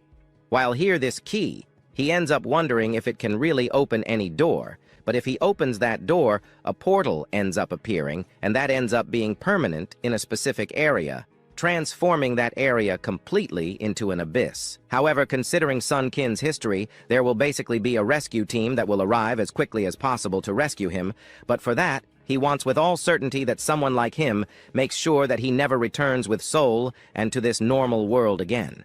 He also not only sank the results of Song Yi Qing's research into the depths of the abyss, but also he will make him pay for basically his daughter's suffering. However, the gentleman still wonders if he really knows the price he has to pay for that, but the price for him is insignificant. He will pay. But now, returning, we observe Song Kong here saying that this Linu guy is basically a very persistent guy. He even gave him a compensation plan, but that old man still hasn't given up on his revenge. But also, right? Anyway, she was a useless person. She turned into a monster. But besides, treating that illness of hers was too difficult. His goal's always to make a profit, but he never succeeded. But then does that mean Shozu was also part of all this? But he asks him not to speak nonsense anymore, since she fell automatically into that abyss. He really couldn't help her. And moreover, even if she ended up becoming a guinea pig, that wasn't his decision, but rather her own decision. And this is something he should be happy and content about. Furthermore, he could be taking care of all this if she died or lived. So much to do. But all this would be compensated in compensation. But this she ends up being ironic about. Then he starts punching him. He punches him in the face with the strongest punch he has in hand, still fallen on the ground. We observe the guy, who has the audacity and courage to still get up and speak in the face of our protagonist that she was a cripple, and she couldn't do anything else but stay in a wheelchair. She wouldn't walk anymore, and he here just took advantage of her situation to be maximizing her value as a human being and also to sacrifice herself in a portal for scientific research. This would contribute to the entire community. She shouldn't be honored or something like that. And this once again irritates our protagonist to the point of invoking those mothers from the system. Then he says that Shzu is the only person in his family who still remains for him, and if by chance he continues to say these things and proceed with his bizarre plans, he will have to never let this guy live again. But now that he's caught by our hero, he ends up saying that this wasn't what he meant. He ended up misunderstanding, but it was too late. Our MC ends up making a move with that hand of his that throws him with all the strength to the ground. Fallen on the ground, we then observe our High Yi King approaching this extra. But as he gets closer, he ends up discovering that this guy was just useless trash that basically wasn't even worth anything. He could even be taken to hell, and it was very likely that he would be disposable there. But at this moment, he observes that guy AD Anis, and after looking at him a little, he ends up then taking the extra that was on the ground and then ends up throwing him at him. He now was all his. He could be doing whatever he wanted with him now, and thus he begins to head towards the portal that was in front of him. At this moment, that hand of his ends up grabbing the head of that extra. Now that he threw this responsibility to the hunter, he ends up wondering if they basically have an agreement. Then our protagonist says there was no agreement at all, but he just wants to make sure that his own sister was in a situation where she was safe to the point that he didn't have to worry so much about her. But then he ends up moving forward. But now he was a mercenary and had to complete his mission. This guy here basically should be dying right now, just as it was a wish of a certain father out there. He then wonders what that mission was. He can basically pay the salary more than double what the extra gave it to that mercenary at that moment. So a person ends up dying only once. But how would he be proposing to pay a higher salary than that other one there? He doesn't understand your question. But at this moment then he turns to a Y.E. Ching, and still remains in doubt there about which day or which year he will meet again to have another fair fight. But, well, that he will leave for later, because our Y.E. King enters the portal at this moment. When he enters the portal, he finds a cute little bear in front of him that was all piled up there in the back, scared. We then observe that little bear calling for her brother. Our hero simply said he was a little late, but now finally arrived. But, well, the one who actually apologizes is basically her for basically getting our protagonist into this whole situation here. Then she ends up saying that she didn't want to basically make our protagonist enter this whole danger here to rescue her, but even so, she still wanted our protagonist to help her get out of this place. At this moment then, our protagonist tries to calm her down a little more by already saying that also in this place here there are no monsters nearby. But her sister ends up saying that yes, there was a monster here, and that monster was in front of her. But our protagonist does not recognize this monster. Shozu basically recognizes herself as a monster, but our hero does not. She then starts crying, saying that she trusted our protagonist a lot. So as she trusted, she just asks for our hero to end it and get her out of this danger right away. Besides, I don't know if she wanted to leave here anymore, since by leaving here, she would become a burden again for being weak and not even being able to walk yet. In the end, she ended up turning into a completely strange monster. Our protagonist ends up sighing, and he again tried to understand this situation. But to calm her down once and for all, he ends up saying that all monsters don't have a human heart. But unlike monsters, she was different. And even if her appearance had changed, she was still his cute little sister who was still there inside that bear. And well, if that's what he thinks it seems, she thinks she was fine with it. Moreover, the job of our hero is to deal with the monster, so he asks her to trust him since he recognizes a monster from afar. At this moment, then, he starts looking intently in another direction and realizes that she has become very strong, seeing that she managed to defeat these monsters extremely easily, which leaves her with no reaction afterward. She ends up saying that she didn't do that, but knowing she could receive praise from our weak king, she ends up saying afterward that yes, she ended up killing the monsters as soon as she transformed for the first time. Then he realizes that Shzu transformed into something that wasn't of a low level, but out of nowhere. While talking about this, we observe her starting to transform again.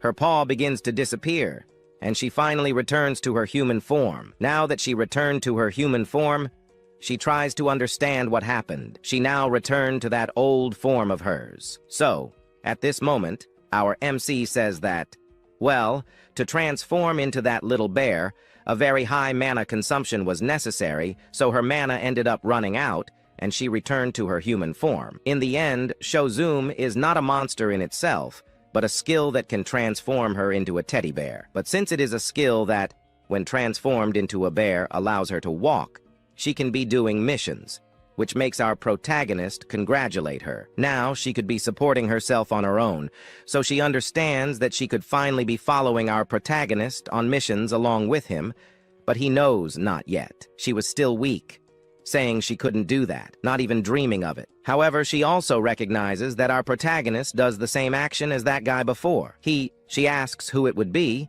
and he says it was a guy who had the same face as our protagonist. But moreover, this guy is personally recognizing our protagonist, as the two would possibly get along very well. And besides, this guy told her that if she tried to fight against both or one of them, she would have a gigantic difficulty killing one of them. As he says this, they finally end up leaving the portal, as now they could move forward, now that our protagonist saw that his sister has an extremely good and broken ability. He may already realize that he won't need it anymore.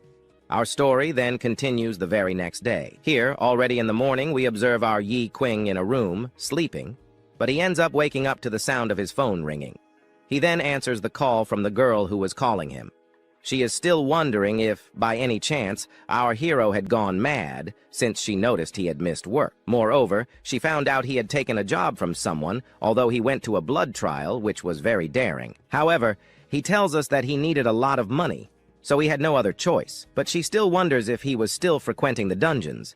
And yes, to agree, he said he was a necrophile just to try to ward her off. We observe her saying several things, but he only thanks her for her concern. Meanwhile, we observe him staring fixedly at his phone, hardly believing what he had gained the day before. Then we see him happy, realizing he almost earned $3 million just by selling a few items. But it wasn't so unexpected from that young master, since she was quite important. Thanks to her, he could see infinite zeros.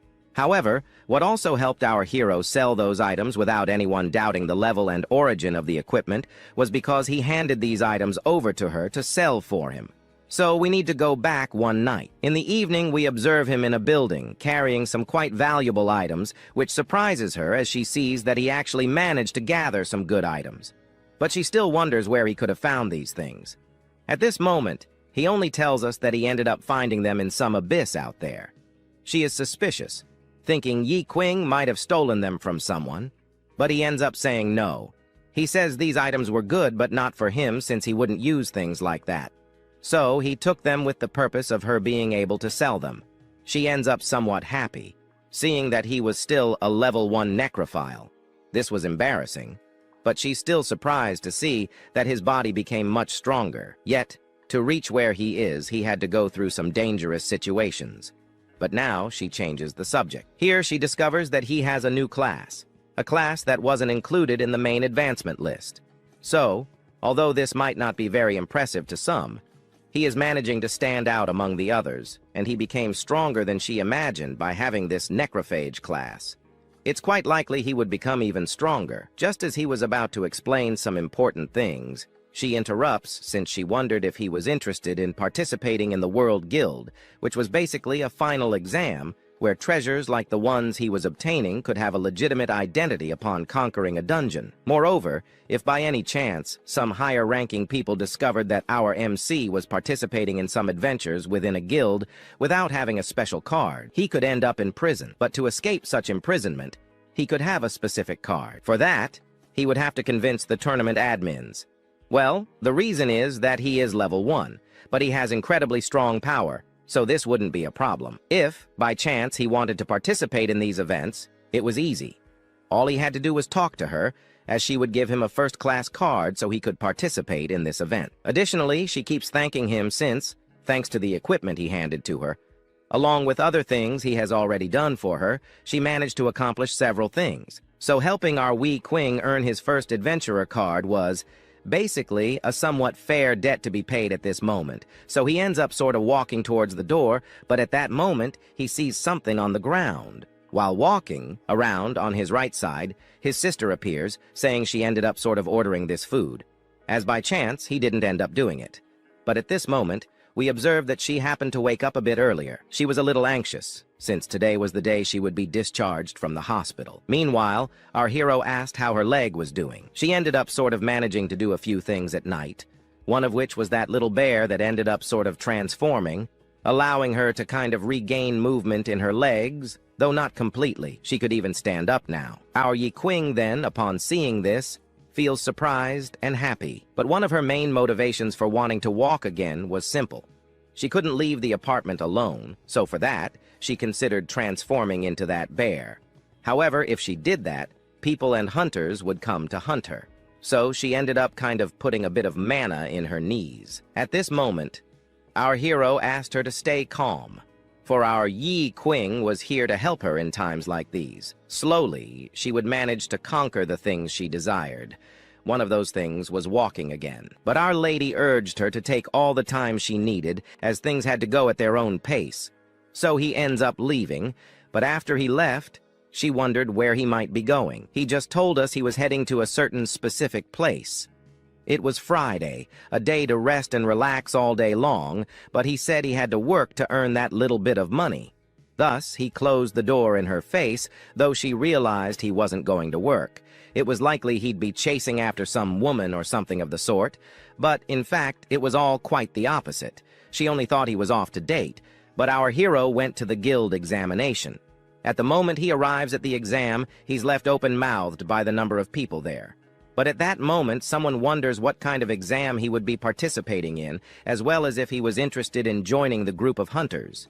He turns to see who it was, and there he sees our Zong Tug, our 10-10 singer. At that moment, he wonders why he's here, and at this moment, he questions a few things. One of these things is why now he wanted to get this hunter card. Maybe now because he wanted the hunter status. Then, Yi Qing mentions to us that he ended up earning good money recently, so he wanted to get one of those hunter certificates. He then asks our 10 out of 10 singer if he already has his hunter rankings, and if, by chance, now that Yi Qing came to obtain his hunter ranking, it's likely he'll get a high class.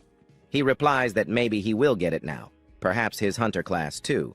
But while commenting on this, two brutes suddenly appear out of nowhere, with an emo showing up behind them. Our emo then demands that these lines disappear at once.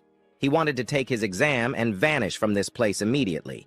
At that moment, some guys there remark that if anyone gets in his way, they'll receive a punch in the face. At that moment, Yi Qing tells his friend that this guy over here is a crazy one, and we also observe that, besides being crazy, he's also lucky since he managed to get the class of the Chosen One, which means he can do whatever he wants here. At this moment, he approaches the counter, where he asks her to hand over his hunter license.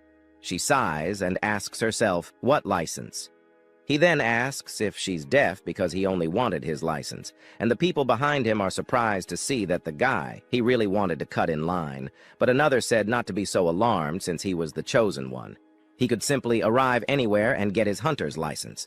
And at that moment, while talking about him, the brutes by his side kind of asked them not to be so surprised since their boss Ali was the first on the front line, and they were nothing. But at that moment, by saying this, someone from the back appeared and questioned, first in line. She could laugh all day, and at that moment, another ended up kind of not even realizing that such humility would show up here.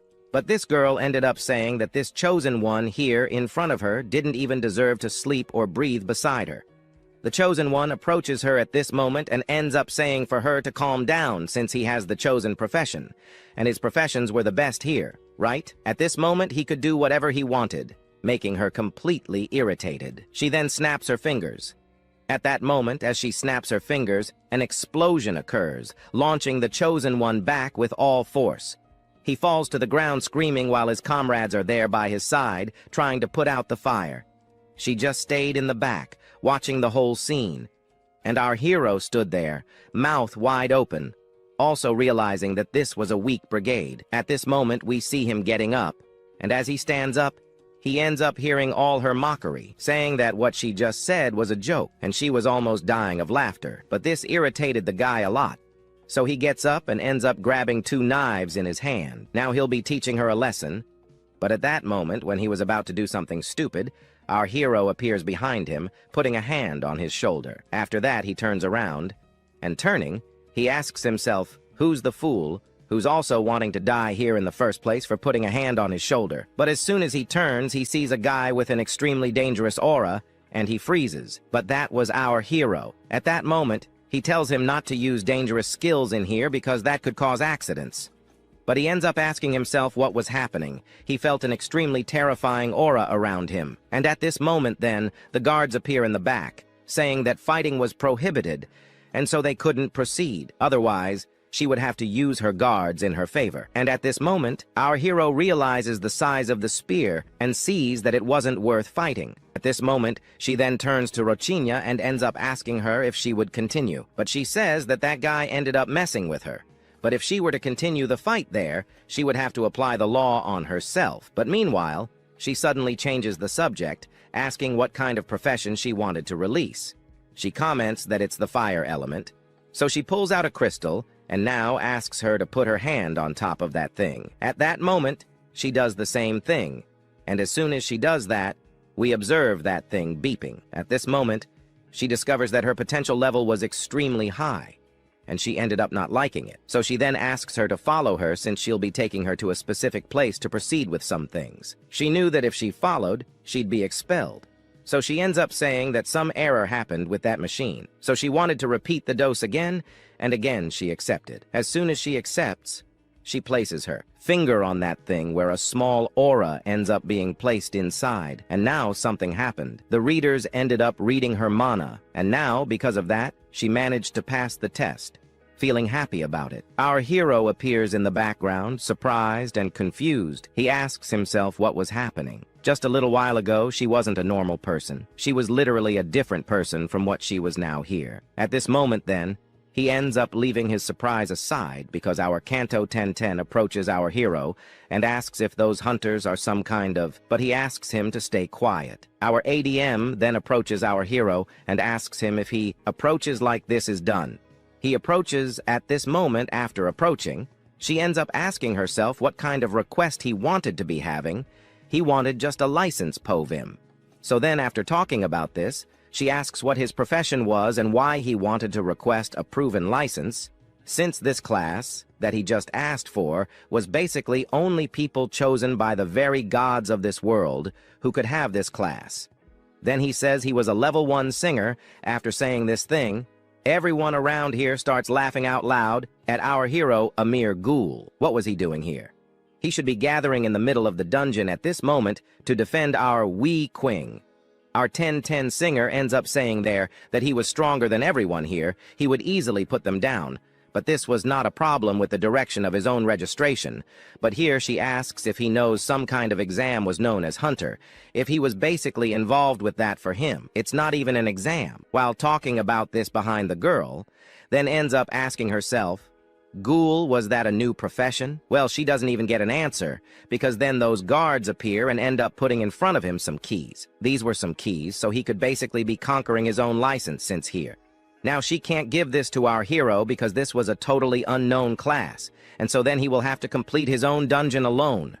Completing it, he will be basically gaining the classification he so desires, which makes him quite happy that now he can choose any of these keys. As soon as he chose his key, he would basically be choosing his death. But our hero was not even caring about that, since he could be getting the hunter's license just by clearing a mere abyss. But for that, she ends up saying there that if by chance he goes alone, it was basically a danger, since entering that dungeon alone, he would just die. But seeing how confident he is, he basically has already participated in some hidden missions, or basically he was just a fool. But for that, she asks him to put his hand above this crystal. At this moment, then he picks up that crystal. But after picking up that crystal in hand, she thinks he was really a fool at this moment.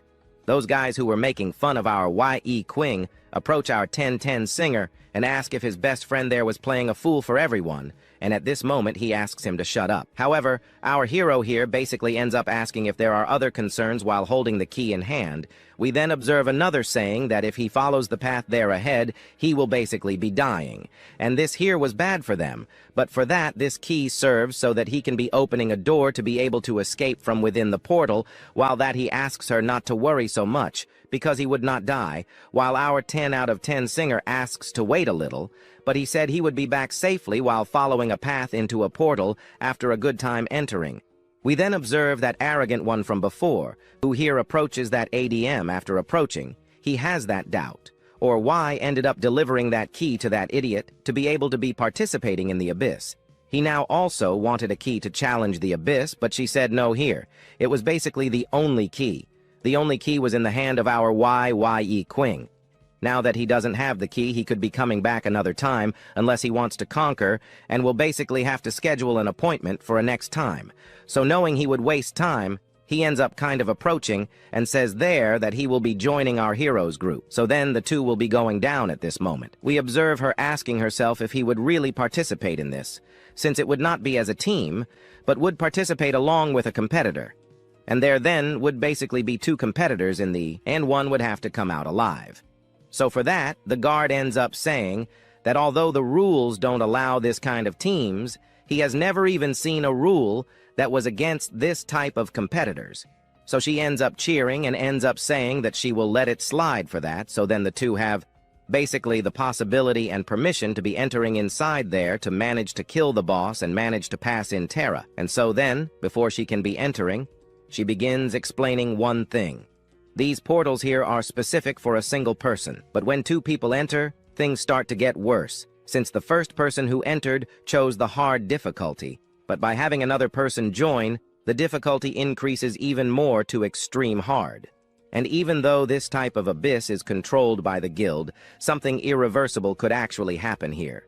Even knowing all of this, she asks if they wanted to participate, but to answer that, he ends up pointing behind him, where a guy with a briefcase appears and says that here he has some high-quality equipment, which means there will be no difficulty at all in this dungeon. And indeed, high-level equipment can bring extremely powerful stats, and obviously the origin of these upgraded fixed equipment is not simple to use, allowing novice hunters to level up much faster.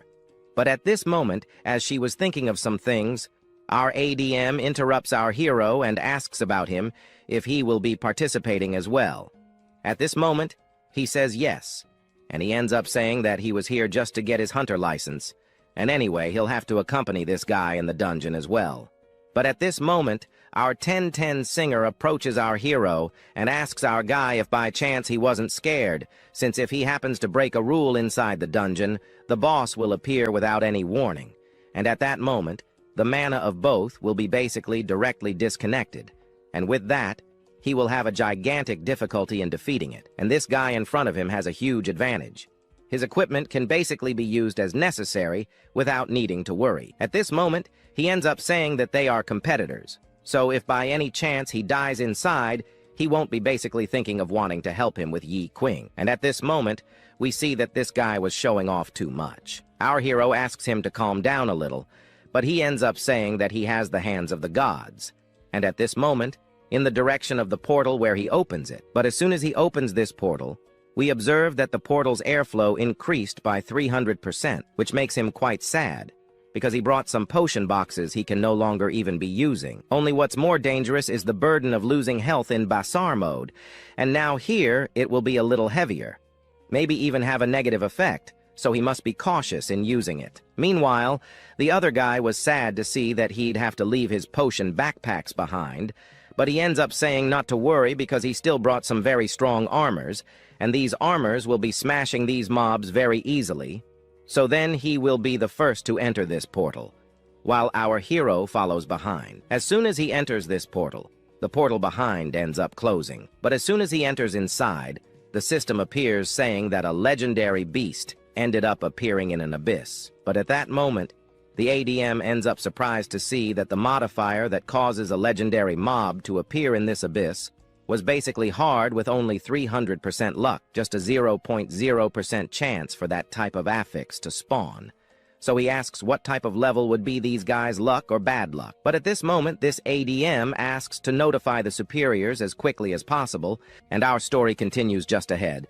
So after our hero entered the portal, we then observe that 10 out of 10 singer of ours still there, asking his audience for strength and motivation so that they could continue. Meanwhile, he looked at the most dangerous portal in front of him and asked that his great brother return alive and come back 100% well. Inside the portal, we then observe two statues in front of him, And what our nobleman finds surprising isn't even the statues or the monsters that appeared, but the sheer size of the place.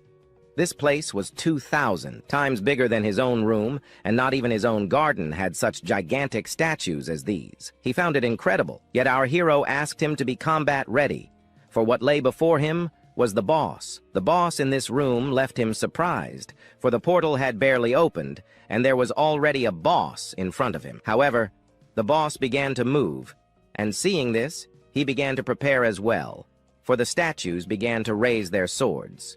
Our hero saw that the difficulty of this abyss was different, but these two monsters in front of him presented a very high level of difficulty, and for him, his attack was good. And for this, he would summon some spiders in front of him to attract the monster's attention. He then asked the noble knight to use his strong points to counterattack the weak points of the monster's armor, as he couldn't use some of his skills here to attack their weak spots.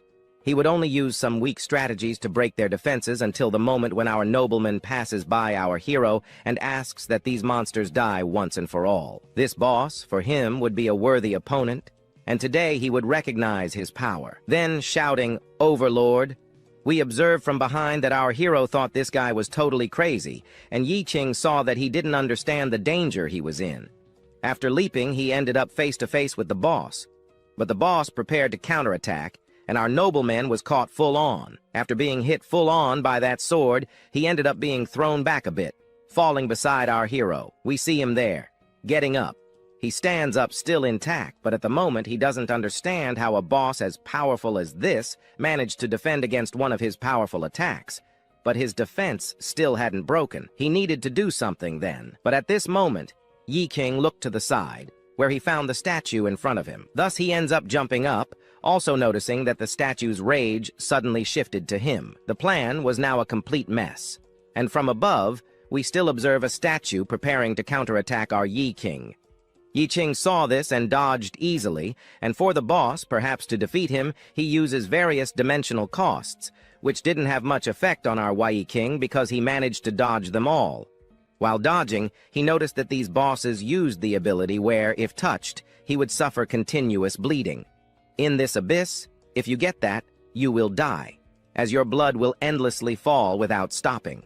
While dodging and thinking about this, we observe from behind that the nobleman was also wondering why the boss was landing some hits on him too. Our hero asked that our nobleman here not interfere in the combat, for perhaps this was one of the reasons he was irritated, seeing that he was now a stone in his path. Meanwhile, the two bosses prepared to counterattack our Yi Qing at this moment. The statues used a very powerful ability that, for some reason, our hero recognized as a skill that might perhaps help him win this type of battle. This skill was a tank ability. While thinking about this, he used his wolf card, dodging at the last moment. After dodging at the last moment, we then observe the noble heading toward the boss. Now, he wanted to personally deal with a monster like this. Now that he was advancing, he realized that this guy temporarily shared a bit of the battle's pressure. Maybe he wouldn't be so useless after all. However, they first needed to deal with the two bosses that would be heading to the next level. Then we observed a noble who ended up somewhat caught by one of those giants' abilities. He was thrown back, and while watching him fly in his direction, he noticed that he had some tank-like characteristics. At this point, he was taking multiple hits and various attacks, none of which fatally injured him, and our noble here seemed very well suited to the tank class.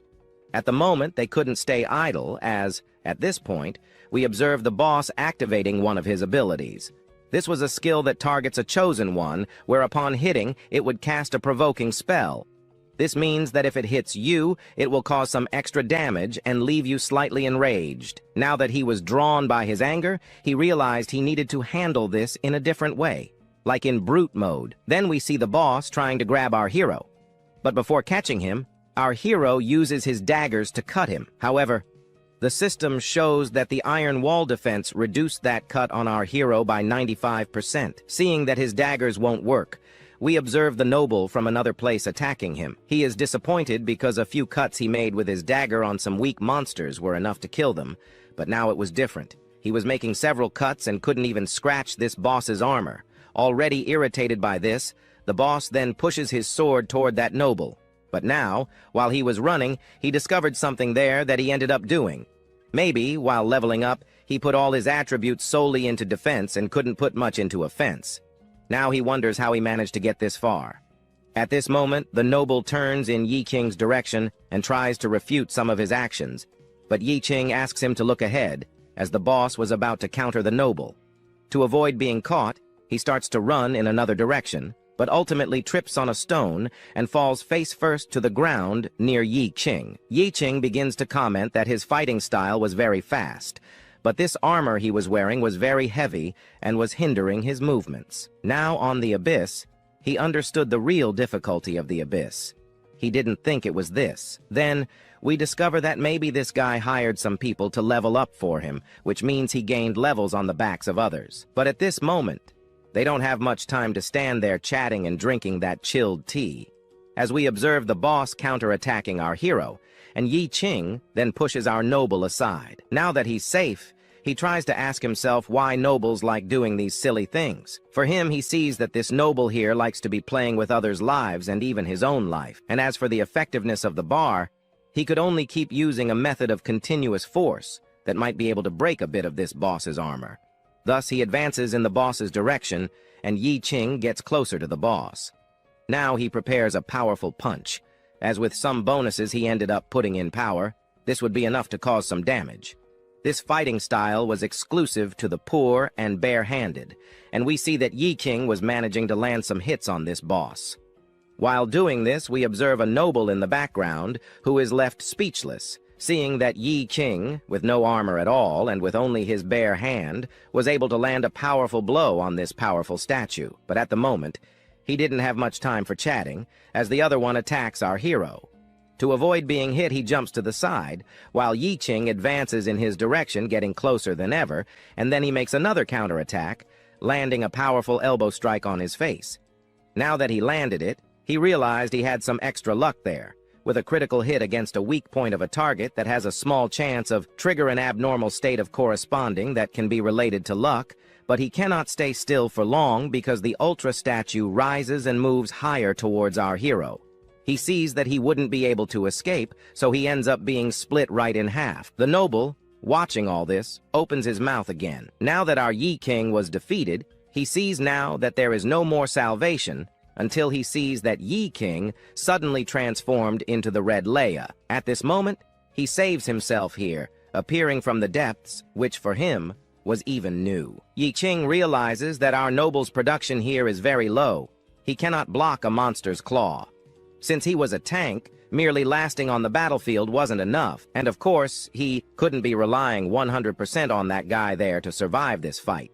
And for that, he needed to create his own rhythm on this battlefield to create a fair fight. Now, he asks that he step aside as the two statues run toward him. We then observe Yi Qing jumping after a mega jump high up, and we then see him thinking of a strategy, one of which was hitting its weak points, which would give Yi Qing a huge chance to defeat these monsters. Yes, he advances towards one of the statues, hitting and filling its weak point, quickly breaking its body. After completely destroying its body, the other statue prepares to counterattack our hero. He saw that this axe was really going to hit him, so he dodges by jumping a little higher. However, after stepping a bit on the ground, the statue starts to counterattack our hero again. He saw that the two blasts were going to hit our protagonist, but for that, the protagonist flies toward the boss, hitting one of its legs while the protagonist was dealing with the boss. Here we observe the noble from another place, who sees that he avoided all the attacks from that boss. Even more with the armor he didn't have, by the way. He used some of his attacks on its weak points. This ability he has was the best ability he found as a player, and none of the players he encountered compares to him on a battlefield. Then he points in his direction and wonders if, by any chance, he isn't a novice. If so, how come a novice has so much experience on the battlefield like this? Yi Qing then reveals that he is a job switcher and really is a novice. But with the years of experience he had in a cleanup squad, fighting against some magic monsters ended up kind of making him reach his limit and allowed him to improve more and more his combat skills. After all, his current physical growth is amplified by the development he had in the past, so he just needed to stay focused on the battlefield, and he could defeat any monster now. Now, having said all that, the noble finds it all complicated, so to resolve it all, he ends up explaining that naturally, they became stronger with some better equipment. He says that equipment for him wasn't something that would replace that system of ours, so what he needs to do is just increase his level, because the higher his level, the stronger he gets. The system appears, asking for our one to be a little more careful, or not so much, since his speed is already high enough, and that if he receives damage there, the system will make the damage be returned to the target that was hitting him.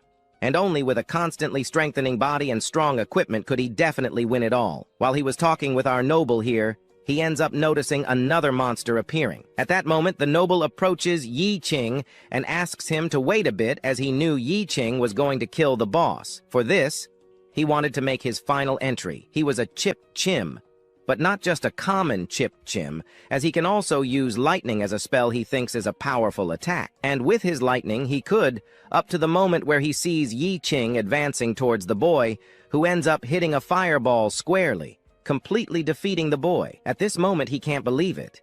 He just stands there with his mouth open, and after activating the resistance, his courage elements drop significantly. Now, for him, it will be easier to hit a critical elemental damage, so he uses an explosive flame that hits the other statue, knocking it to the side, the head of that boy.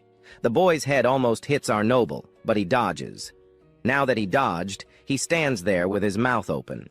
Right now, he had just seen a fireball, whereas what he used is an instant blast flame, which is considered a third-order ability, and thus, the noble. He shouts that this was impossible. Class-swapping physical fighters generally cannot learn elemental spells. Now, he wonders how he did that. Yi Qing, on the other hand, ignores his question. He only advances toward the boss. However, one of the bosses prepares to grab our hero, but Yi Qing easily dodges this attack. After dodging this attack, we observe that he used a strategy. He used that boss as an attack as well because we see that the strike hit his companion squarely. Now that the boss was hit, he can then use an ability of his, which allows him to hit the boss directly, who is easily destroyed. He now used courage to reflect the boss's damage that almost hit him. This trick he used is one he hadn't even thought of. Now that he's fallen to the ground, we see that one of the bosses was more prepared than ever. He then advances toward our hero. Now that he used that ability with the red slime, he cannot use anything else to defend or escape this attack. And so, not knowing what else to do, he uses that shield he ended up taking almost by accident from some people. But even using this powerful shield, that strike ends up breaking the shield completely, throwing him against the wall in the back. Yet even so, he would not be defeated. The attack patterns of these monsters vary. They even prioritize the weaknesses of players, and sometimes vary from the strongest monsters he has somehow encountered in the battlefield. If his body didn't have sufficient attribute support, these hits he had received before would have been dangerous. Dangerous enough for him to die. But now we see that statue again preparing a new attack, as the speed of the attacks was constantly increasing. After the high-speed attacks, he suddenly stops mid-attack, using this to his advantage because he manages to hit his targets a bit more easily. So the idea is not to dodge the attacks. The more you dodge this monster's attack, the easier it becomes for it to bring you down. So he ends up thinking he has to find a way to withstand and also face the attacks head-on. Because if he doesn't do this, it's very likely that our dear Yi Qing will be easily brought down by this boss. The little story continues there soon. Then one of them runs towards our hero.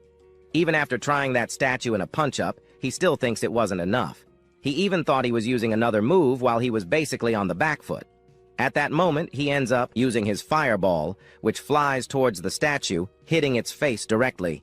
Well, the face is destroyed, not completely though, because minutes later, we see our hero there jumping upwards, since that guy there, the statue, landed a heavy hit on him.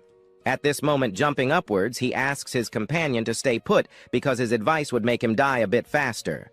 However, our hero realizes he has to be faster than that and also much stronger than that. At that moment, he summons those hands, the hands of the system, which go towards that monster. At this moment, his companion below then opens his mouth again and sees that he was using a new ability. At that moment, we observe that living beings cannot be recycled, and then the system would have to disappear. But it wasn't necessary, because we see that the golem was powerful. It activated a lightning ability that almost undid our hero's hands, but it wasn't necessary because the next moment, the reflection in his eyes shows the protagonist advancing towards him with the dagger he had prepared. He then flew towards its eyes. Now, he asks him to withstand the strongest blow he has. At that moment, he hits one of its eyes, but at that moment this eye was defeated, though another one remained, which helped it to find our hero very quickly. At that moment, having found him, it then prepares a slap on the face, like the kind of slap you give to a fly that's just hovering in the air. At that moment, it hits our protagonist with such ease that it threw the guy with such force to the ground that it literally made him lose the course of life. But to disbelief, we see that the golem, besides being strong and overpowered, has healing abilities. Moreover, it ended up depleting 70% of its health with its common attacks. But he realizes that the attributes of the golem or the boss were kind of accumulating, and if this continues, it's very likely that the battle will never end or will end with the defeat of our hero's group. Since he wants to fight, he will then fight until death. At that moment, he realizes that destiny was inevitable, and if he rests for even a moment, he will die. And for that, he will be placing a bet. He will be betting all his health and life to defeat this boss, and he cannot lose under any circumstances. With this, he can gain as much strength as he desires. At that moment, he also ends up activating a buff effect. As soon as he activates this ability, he advances towards the boss to end this fight. He needs to land just one single powerful blow. At this moment, advancing, we see the golem acting firsthand. It ends up clapping its hands together with the expectation of defeating him. It goes for it, but our hero ends up dodging. Not only dodging, but also slicing its fingers.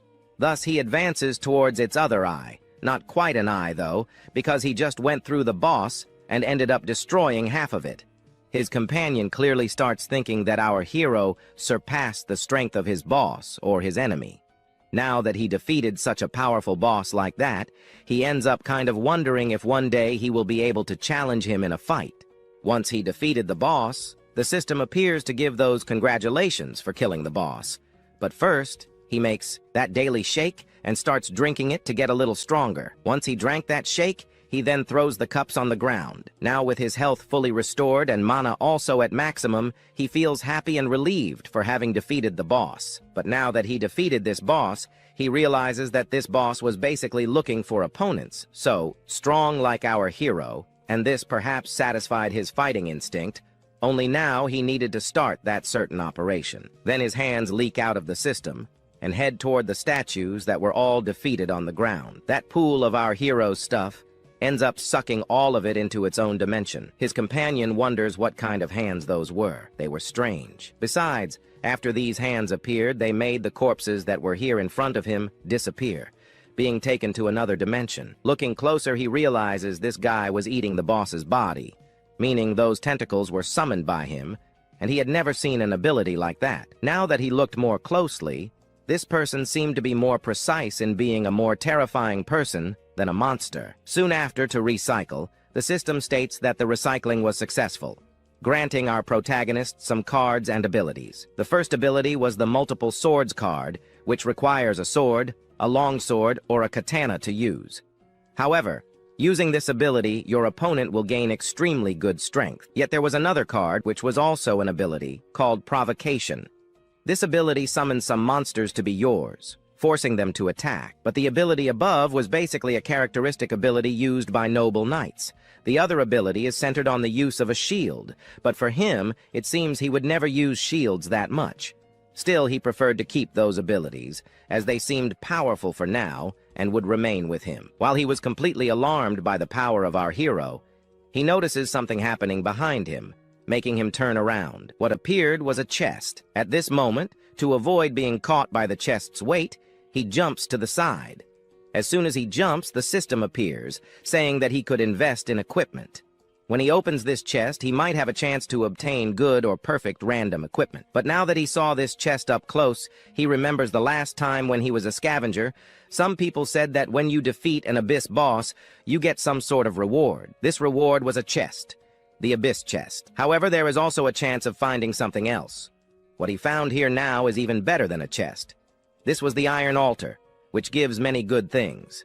Approaching it, he realizes this event was basically an event that granted very rare rewards within the Abyss. Now that he got closer, he wonders how he has such luck to find things like this. Now that he stopped to think, he realizes the difficulty accumulates and continuously increases the probability of an event appearing that will grant extremely good rewards. But for now, he just needs to keep striving to continue climbing and collecting good rewards. This dagger in his hand was a good investment. His friend then asks him to stop stalling and invest more in his equipment. What he can do is level up this equipment, these armors, everything he has, to the purple level. Currently, he can try to do this, but the talent he has only allows him to reach level 1, so he cannot do anything further. Now that he stopped to think, he realizes that this guy was still a level 1 guy, so he couldn't do many things.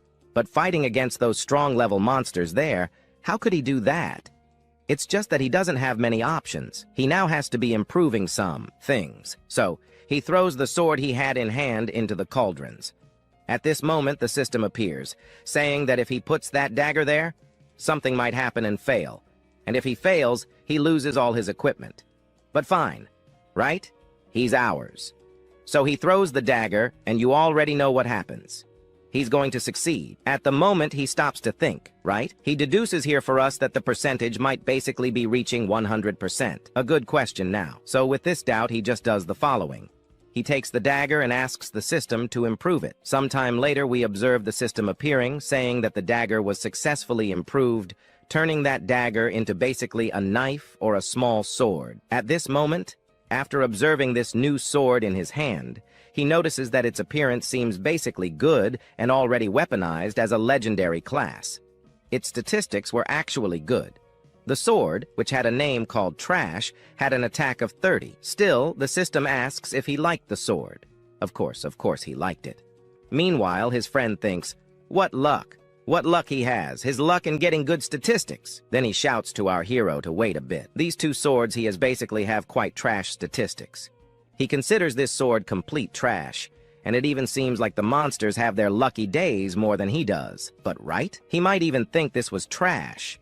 And now, stopping to think, he's more than right. Because at this moment, he ends up kind of wondering if perhaps he had never seen a divine-level piece of equipment before. While complaining, our hero throws that sword of his aside. Shortly after throwing his sword to the side, he just realizes that the sword, which was going in another direction, ends up quickly returning to his hand. This weapon can basically be thrown anywhere, and just by saying something, that sword automatically appears in his hand. He can use this as much as he wants. Now, with this ability, this guy will become much stronger, but that trash weapon might not allow it. Still, he ends up kind of wondering if, perhaps, he is the one designing the true forms of divine equipment in this world. However, our protagonist wanted to use this cauldron more and more, but he knows that if he leaves this abyss, he will basically lose it. So he just calls for us that system of his, which appears in his hands and goes toward the cauldron, pulling the cauldron into his system. After a few minutes, our protagonist's system sucked in the cauldron, transforming that cauldron into a card that can basically activate it at any moment, giving him the chance to forge any type of equipment again. Well, in the end, the reward event also became something he can use at any moment. Next time he gets good materials, he'll use this cauldron, which will make his sword, now considered trash, improve more and more. Because even if his improvement fails, or the weapon breaks, he can recycle and recreate other swords, making much better swords with a more powerful aspect. Since, at the moment, he was already tired of using daggers, now he wants to try new weapons. Now he can try to use these two weapons, which are dual wielders. At this moment, his companion approaches him and asks if using two unknown weapons at the same time will basically give him a penalty. This penalty could affect his speed or attack precision. His attack precision, which was previously perfect, will basically become useless. which makes many transmigrators. In this world that uses these types of weapons, leaving that aside, some don't even use them anymore because they caused some disadvantages. And he only understands in the end that this crazy guy, through new skills, was choosing something that would basically make him useless. But our hero literally throws a 0 at the guy and focuses entirely on his little system because he asks the system to open the skill enhancement. He still doesn't know how to use the dual sword skill, but he can use 10 BP to speed up and update his knowledge about dual swords. He realizes that this thing, which can be obtained through useless junk, can be used to repair weapons as well as to increase his single sword skill or some other skill. And if he uses 10 BP points, he can make his class reach rank D, then he can use 20 to reach C, then 30 to reach B, and then 40 to reach rank A. Finally, with so many points he has there, he can basically maximize his proficiency, leaving the two of them completely speechless. His companion still doesn't understand, but he wonders what he will be doing until some system screens decide to appear. At this moment, when it appeared, we observe his class reaching several ranks.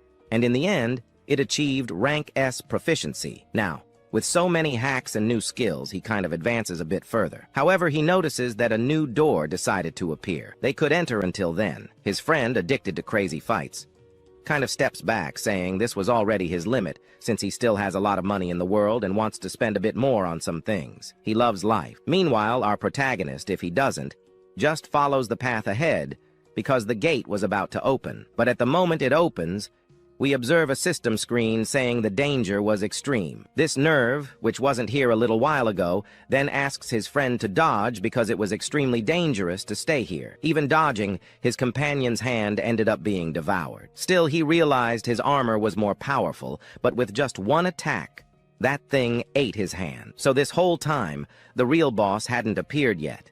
It was still deep in the back of this cave, staring intently at the portal's guard. He realizes something dangerous was about to come. At this moment, something came out of that portal like a shadow. To avoid being caught, he clearly uses his rank S daggers to dispel those mysterious shadows. But even dispelling them, he notices now something was arriving. A foot steps out of that portal. Once it came out, we observed that the boss that had just appeared was a dark elf. Its attributes, which the system also shows us, include gravity control. If you have a strong point in mind control or something like that, this creature is basically against you because it has high absorption. Furthermore, this creature has a death obsession. The demonic strike is its powerful attack.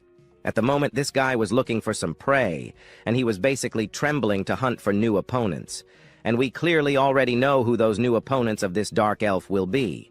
Our protagonist. Our story continues in chapter 41, where we see that guy who appeared from that portal. Of course, he begins walking toward his companion, who ended up losing an arm in this situation. At that moment, he takes a step forward, seemingly about to grab him. But from behind, we see Yain, who wouldn't allow that to happen. Using the wolf card, he commands the beast to move away from his friend. Now, holding one of the weapons in his hand, he might be able to achieve greater speed. However, by also using the wolf card, he gains an even greater speed that allows him to use this to his advantage to distract the boss's attention toward himself. As he says this, he positions himself in front of the boss, holding back the attack so his friend can escape. His friend starts running in another direction. At that moment, Yain deflects some of the attacks that were aimed at the protagonist, launching them backward while hitting the boss. Yet, as he looks at him, he realizes nothing happened. At this moment, he activates another mode, making himself stronger than before. He pushes the protagonist aside, causing him to fall to the ground. Yain thinks the attack was effective, but he knows he still cannot let the boss advance, as his goal is to defeat the weaker one. Once again, we see the boss preparing an attack to strike at his companion. This time, however, the companion who was with our protagonist couldn't escape. He ended up being split in two. As he is split, the scene shifts to outside the portal. There, we see that the companion who had brought that crazy guy to the dungeon notices someone inside has died. Now, there's only one life signal left inside the portal. The chubby man below starts laughing, already thinking that the level 1 hunter ended up dying. It wasn't much of a surprise, was it? He was bound to die after all, since this abyss is for level 30 and above, with legendary difficulty. A novice at level 1 couldn't survive a dungeon like this. Either way, the chubby man says that the level 1 hunter likely fought against some legendary monsters, which at least gave some meaning to his life. Now it's just a matter of waiting. If he survives inside, he'll probably have to endure a bit longer, as a powerful hunting group is likely on its way to protect them, possibly. However, another person mentions that legendary creatures like the ones they're fighting tend to drop very rare items. Anyone would want to grab those. After all, they're necessary for ordinary people to make significant progress in this circle, and no one else should covet the item he got. Then, the scene cuts back inside the portal. Now that the boss has achieved his first victory, he starts staring at something high above. After looking for a moment, he glances in another direction, at our protagonist. He notices an extremely powerful aura emanating from him. For the boss, this isn't entirely bad news, as he now gets to fight such a powerful monster. If he wins, he'll gain plenty of good items. Moreover, without the other guy to protect him, the protagonist apologizes and asks to borrow his body for a few minutes, as he might need some of the abilities it holds. So, he activates those hands of his system. The monster, of course, notices this happening but doesn't do anything, merely watching. Meanwhile, the system informs him that the hands appeared and devoured some powers. They also managed to acquire good items from him, and he learned some dual sword techniques. Thus, the proficiency of HSD should be sufficient to master most of this monster's abilities now turned out differently with a monster like this. It only asks for that thing to come to this medicine, and its request is clearly answered in a fraction of a second because it flies in its direction, closer than ever before. It ends up widening its eyes, but it could not fall behind. Using its two dual weapons, it managed to defend against the first attack, but even so, it was still not enough. So, it ends up kind of using those arms of its to escape from there. Now, behind it, we see our Ye King appearing. But at the moment he showed up, he uses that weapon of his to try to strike a great blow against it. Only at that moment, as he tries to pierce this monster from behind, we quickly observe the boss dodging our protagonist's attack. At the moment it dodged, it then already counterattacks Ye King. Ye King just saw a V-shaped slash coming his way, but he easily dodged it.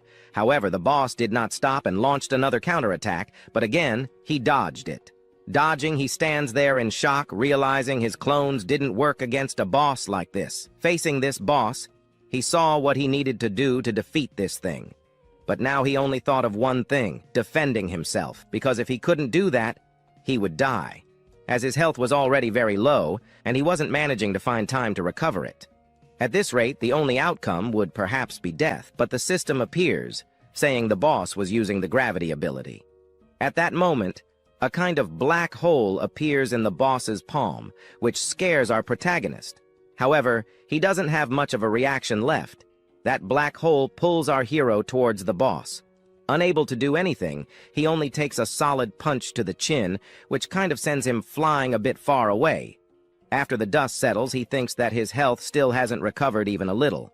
And even worse, this boss won't let him recover his life. But still, he knows he has a trump card he might use to perhaps defeat this boss. That was that tree. Oh, that boss-like monster he defeated before, which recovered extremely fast. As Ye King thinks about using this card to his advantage, we observe the boss disappearing. In a matter of minutes, it appears beside our protagonist. To avoid being hit by this dimensional slash coming at him, he dodges to the side, but that wasn't enough, for again, it strikes another blow. However, again, he dodges every strike this boss made against him. But the boss saw that this guy was managing to escape too much. Then it uses that gravity ability again, and once more, a black hole appears in the palm of its hand.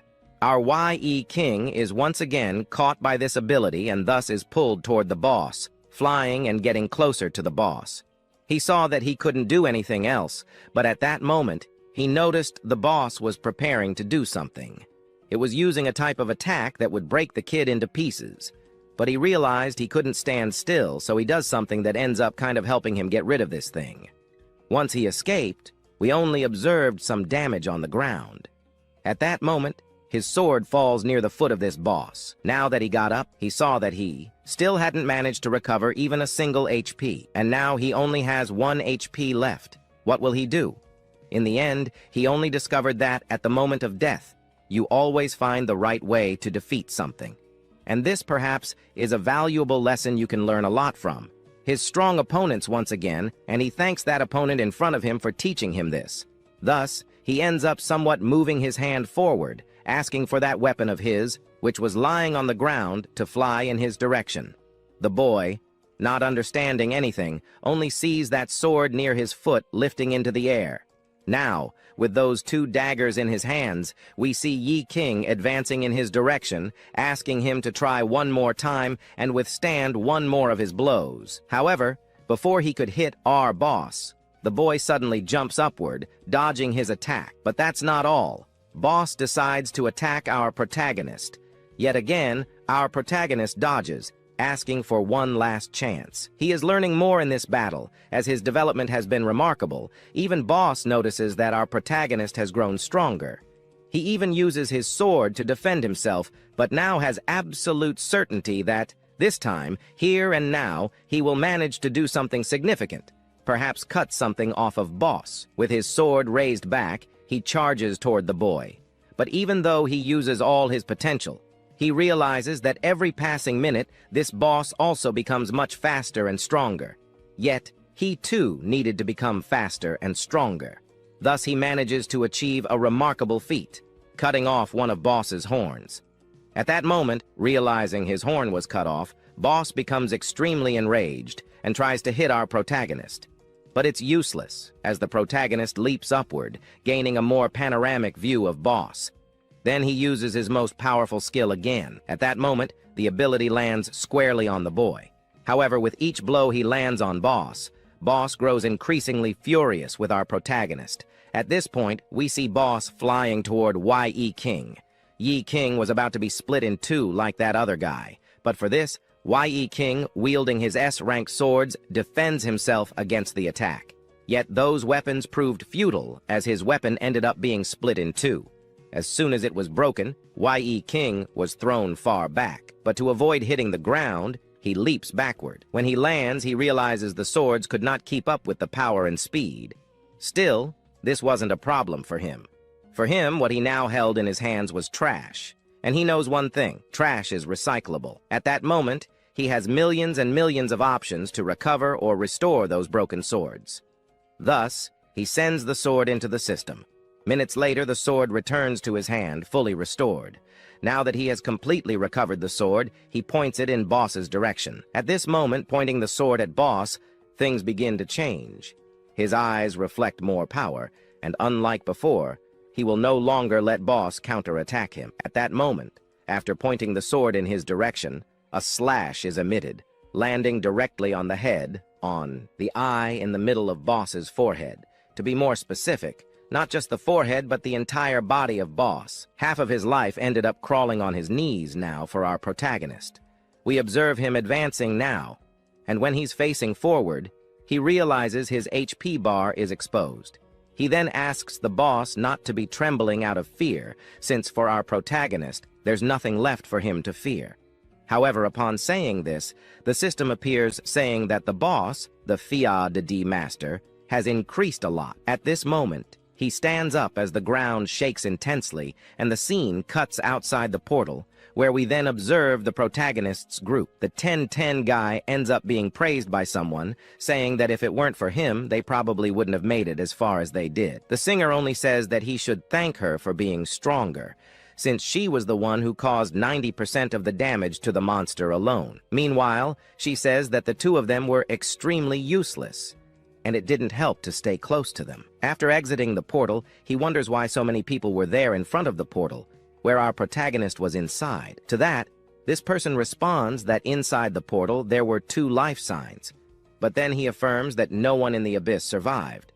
Meanwhile, others, after hearing this, say that this was just an incident, not an accident. Meanwhile, a cleaning group finally arrives at the location, and since everyone inside died, there's no need to worry anymore. By entering, they could get the legendary items that were inside, but they needed to give 100% to defeat the boss, who was probably the strongest one in there. At this moment, as they give small warnings that no one from those masses survived, we observe the 1010 singer who has a huge doubt about how no one from those masses survived without knowing the answer. A guard appears and tells him not to approach, as this is a special test, and he can't go any further. At this moment, the 1010 singer completely ignores the guy and then asks them to move forward to at least rescue one of those people inside the portal. But for this guy turns around and proudly states why they should go inside to rescue trash. He sees plenty of trash in front of him and even sees some inside.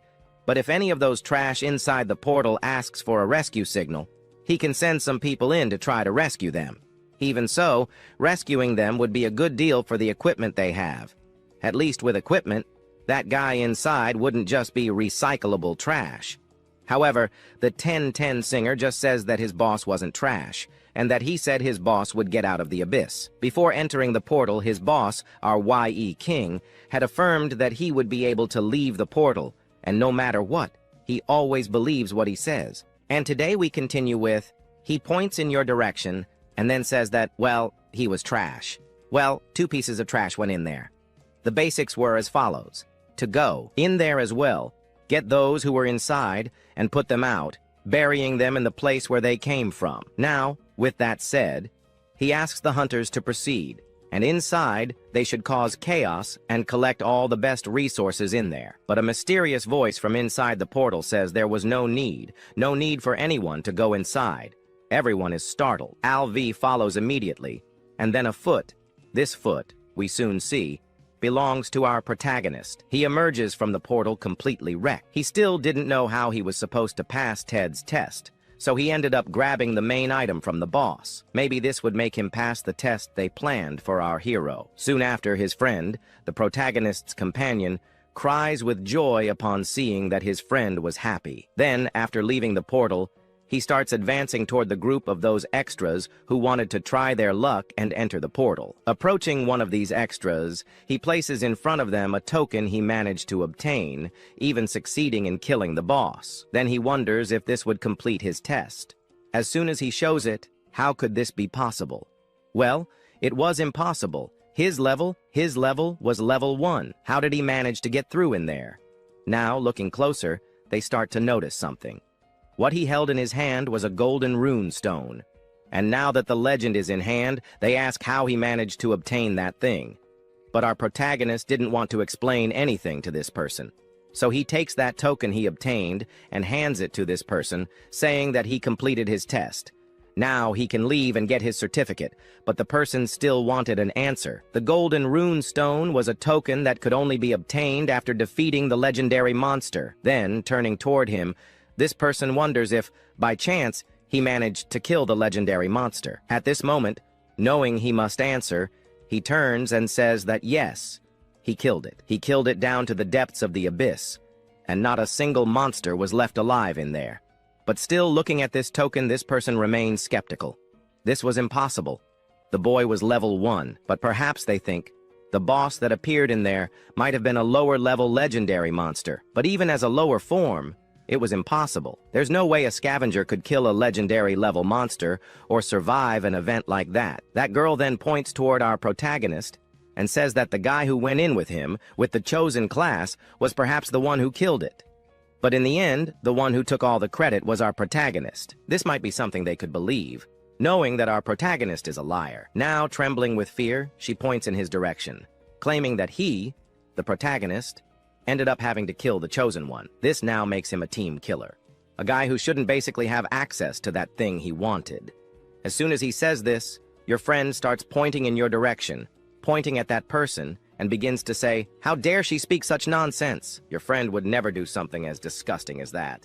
He clearly survived on his own strength. She still doesn't believe it, approaches our hero, and now they wonder how a scavenger could have such strength. And now, he only managed to survive up to this point because of that chosen hunter, L.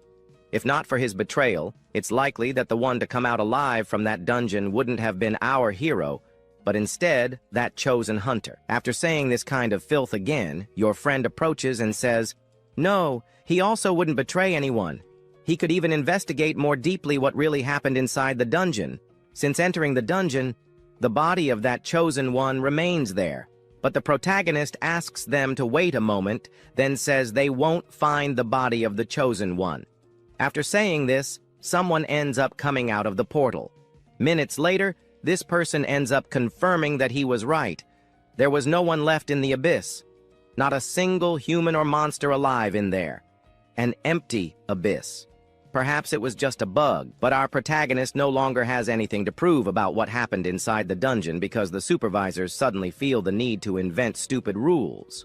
Moreover, the idea of turning him into a team killer was the most stupid thing he had heard all year, leaving the girl totally speechless. She can't say anything more. But after all this, he asks her to tell him what is necessary for him to pass this evaluation, or if he has already passed. She admits she was wrong, but doesn't admit to wanting to tell them the truth. So she ends up saying that Ye King somehow passed and also earned the certification of a hunter from the National Committee. Now his level is comparable to a very high-rank hunter. At that moment, another person appears and says that now that he's qualified, he can participate in the principal hunter groups. Perhaps now Ye King is satisfied. Not satisfied? Maybe it's not just that. At this moment, the Ser Dali Shinga appears. All the guards present there are happy with her presence. Everyone approaches her, and it seems like they're having a friendly chat.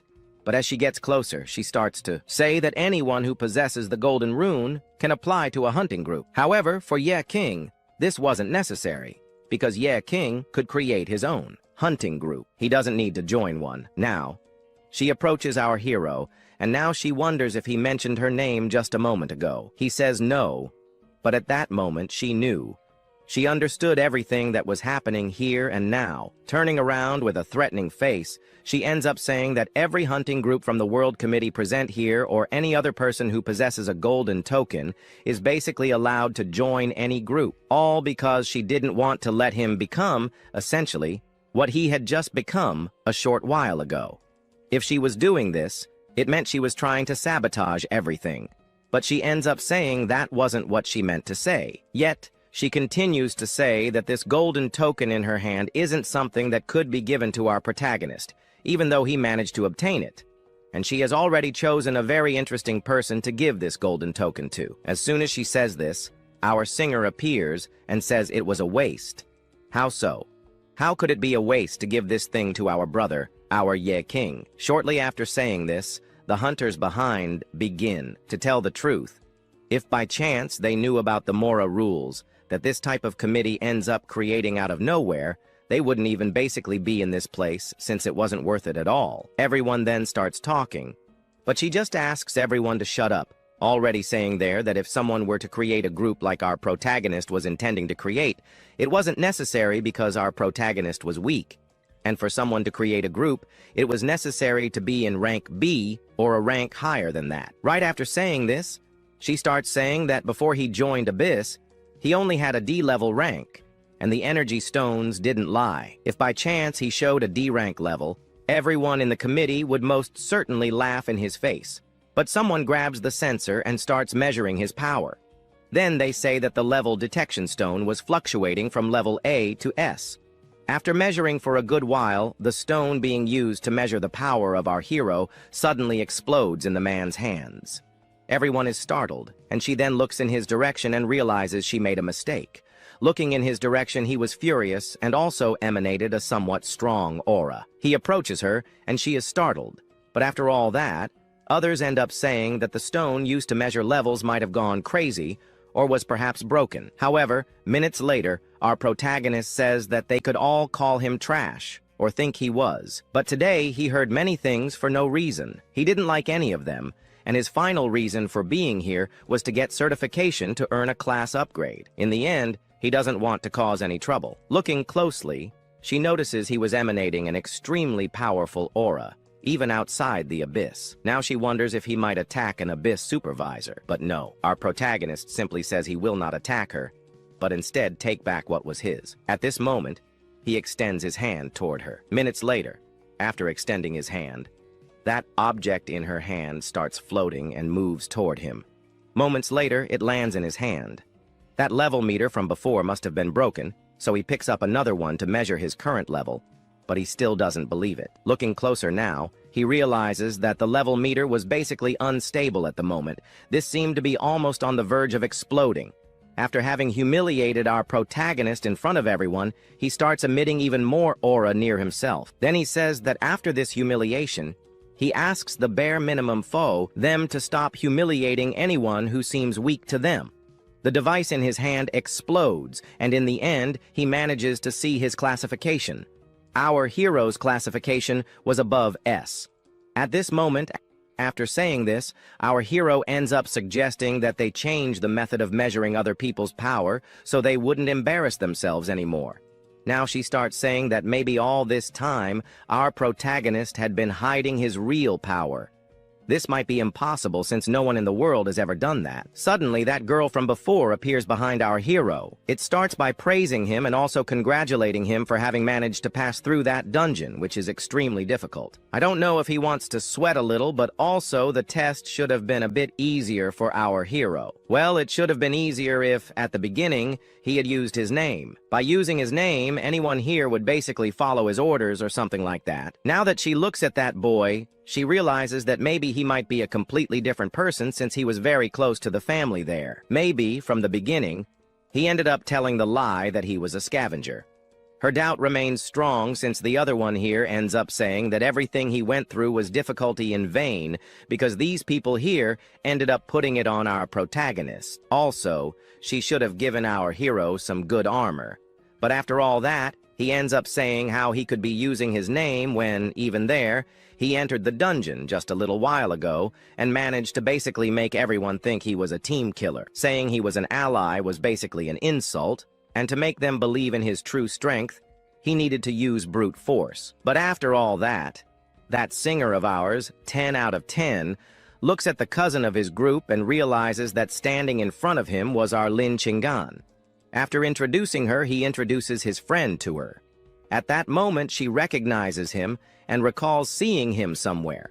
He ends up affirming that once, on her birthday, he ended up participating in an event. He went as a singer. Now that he mentioned it, she starts to remember a very bad rap from her party, which basically ruined her whole birthday party. He is totally saddened to know that the rap he sang there at her birthday party was a complete disaster. But now, she turns in his direction and ends up inviting him to have a party at her house for having managed to pass the test. He ends up thinking, "My house? It's okay, I guess."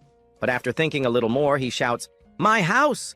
That's impossible!" Our protagonist, along with singer 1010, falls to the ground. The other one is saddened by hearing the truth, but Our Lady says that no, she didn't want to invite someone so rich like her to such a small and cramped place. To make things even worse, he lives in a rented place in a completely poor area. He even thinks she would laugh at him, but if it's that inconvenient, she thinks she should change. Thus, our protagonist ends up agreeing. After all, there's one thing he doesn't want her to find out. Knowing that the next day there will be a party, he invites our singer 1010 to participate in the singing. He could sing his rap again. He gets sad because he would face the truth again, but now that he has passed the test, he could rest and could basically celebrate at night. She also considers giving him a good gift. Thus, they begin to say goodbye. She would leave and see him at night the next day. Saying goodbye in the car, our protagonist ends up feeling happy and content with that.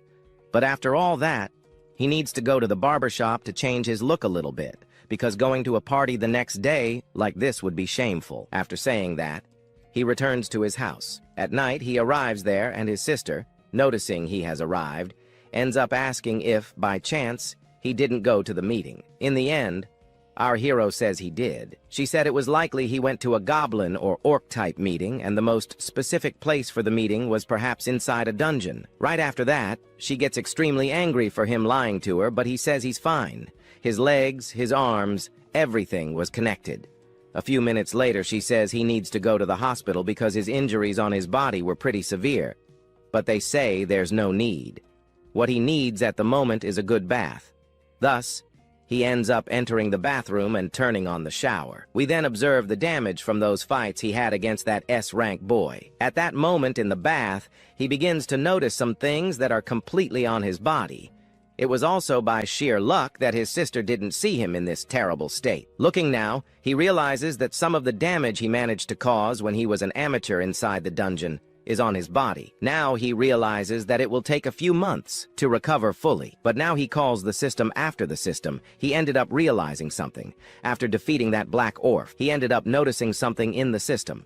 Something appears saying reincarnation. After that, we just go back to the death of the boss. He falls to the ground.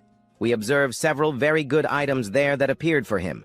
Now that he killed the system, appears congratulating our protagonist. Our protagonist is also happy for having managed to kill the black orf without even getting hurt, and now he does the basics. That was that basic recycling. At this moment, we observe our protagonist happier. This was the main ability, and that black orf used, this was incredible for him. Now, he is basically happy because now he managed to get one of the best and most powerful items, but also for having killed Avon the boss. He ended up earning some points, 140 points. Our protagonist is also happy, so he takes those points and ends up distributing them equally, as he did. Back then, in each part of his state, he divides 1 point for each one. In the end, our protagonist managed to distribute for everything in his system, so that everything is equally balanced.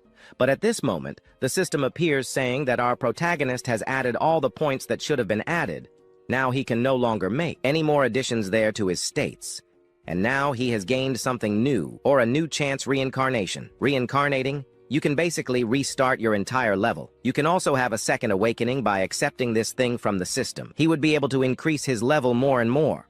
Also, his attribute limit could be greatly increased. Now that he saw this, he is sad and at the same time happy, because hunters who reach the maximum attribute level in the system have the chance to reset to level 0. He will basically go back to the beginning where everything started. But now that stat restriction he has could be broken, but also he hesitates about changing classes. But after seeing everything that happened today in that dungeon, he ends up thinking about changing, since his goal is always to get stronger, because he always wants to protect what's left of his family, because his goal is still far from being achieved. Also, limits are something he no longer wants to accept. His growth can still grow much more, so he needs to basically break or overcome. Our story then continues with our hero still inside the bathroom. At this moment, he says that he would not accept being basically degraded to a point where he can no longer stand it. So, he accepts the proposal given by the system. At the moment he accepts, he ends up shouting, which kind of startles his sister. But just then, a system screen appears saying that reincarnation was successful. He ends up somewhat increasing his growth limit, but he is surprised to see that he hasn't gone back to square one. He also starts looking at his body and notices that the scar that was there before has disappeared. Just as he realizes this, his sister shows up at the door, saying that his clothes are covered in blood. She wonders how he managed to cause so much damage to his body. However, because she barged into the bathroom, all we can see is the protagonist's reaction to seeing her. On the other hand, she sees his reaction as even stranger. At that moment, due to his unexpected reaction, an explosion suddenly occurs in the protagonist's house. After the explosion subsides, we see the image of our hero transforming into that bear.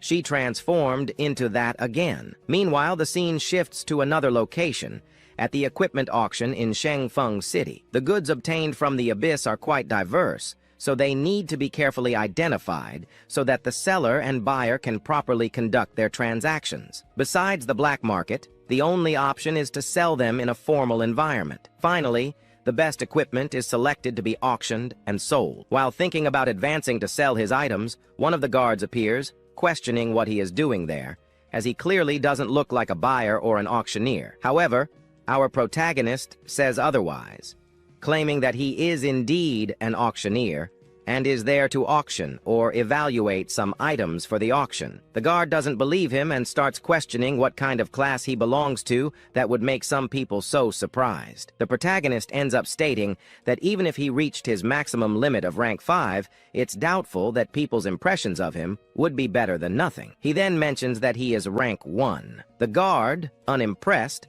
pushes the protagonist out of the auction, stating that many wealthy people are inside, and rich people don't like individuals like him in there. You know how it is. Knowing he is about to be expelled from the auction, the protagonist pulls out one of the weapons he obtained from that dungeon earlier.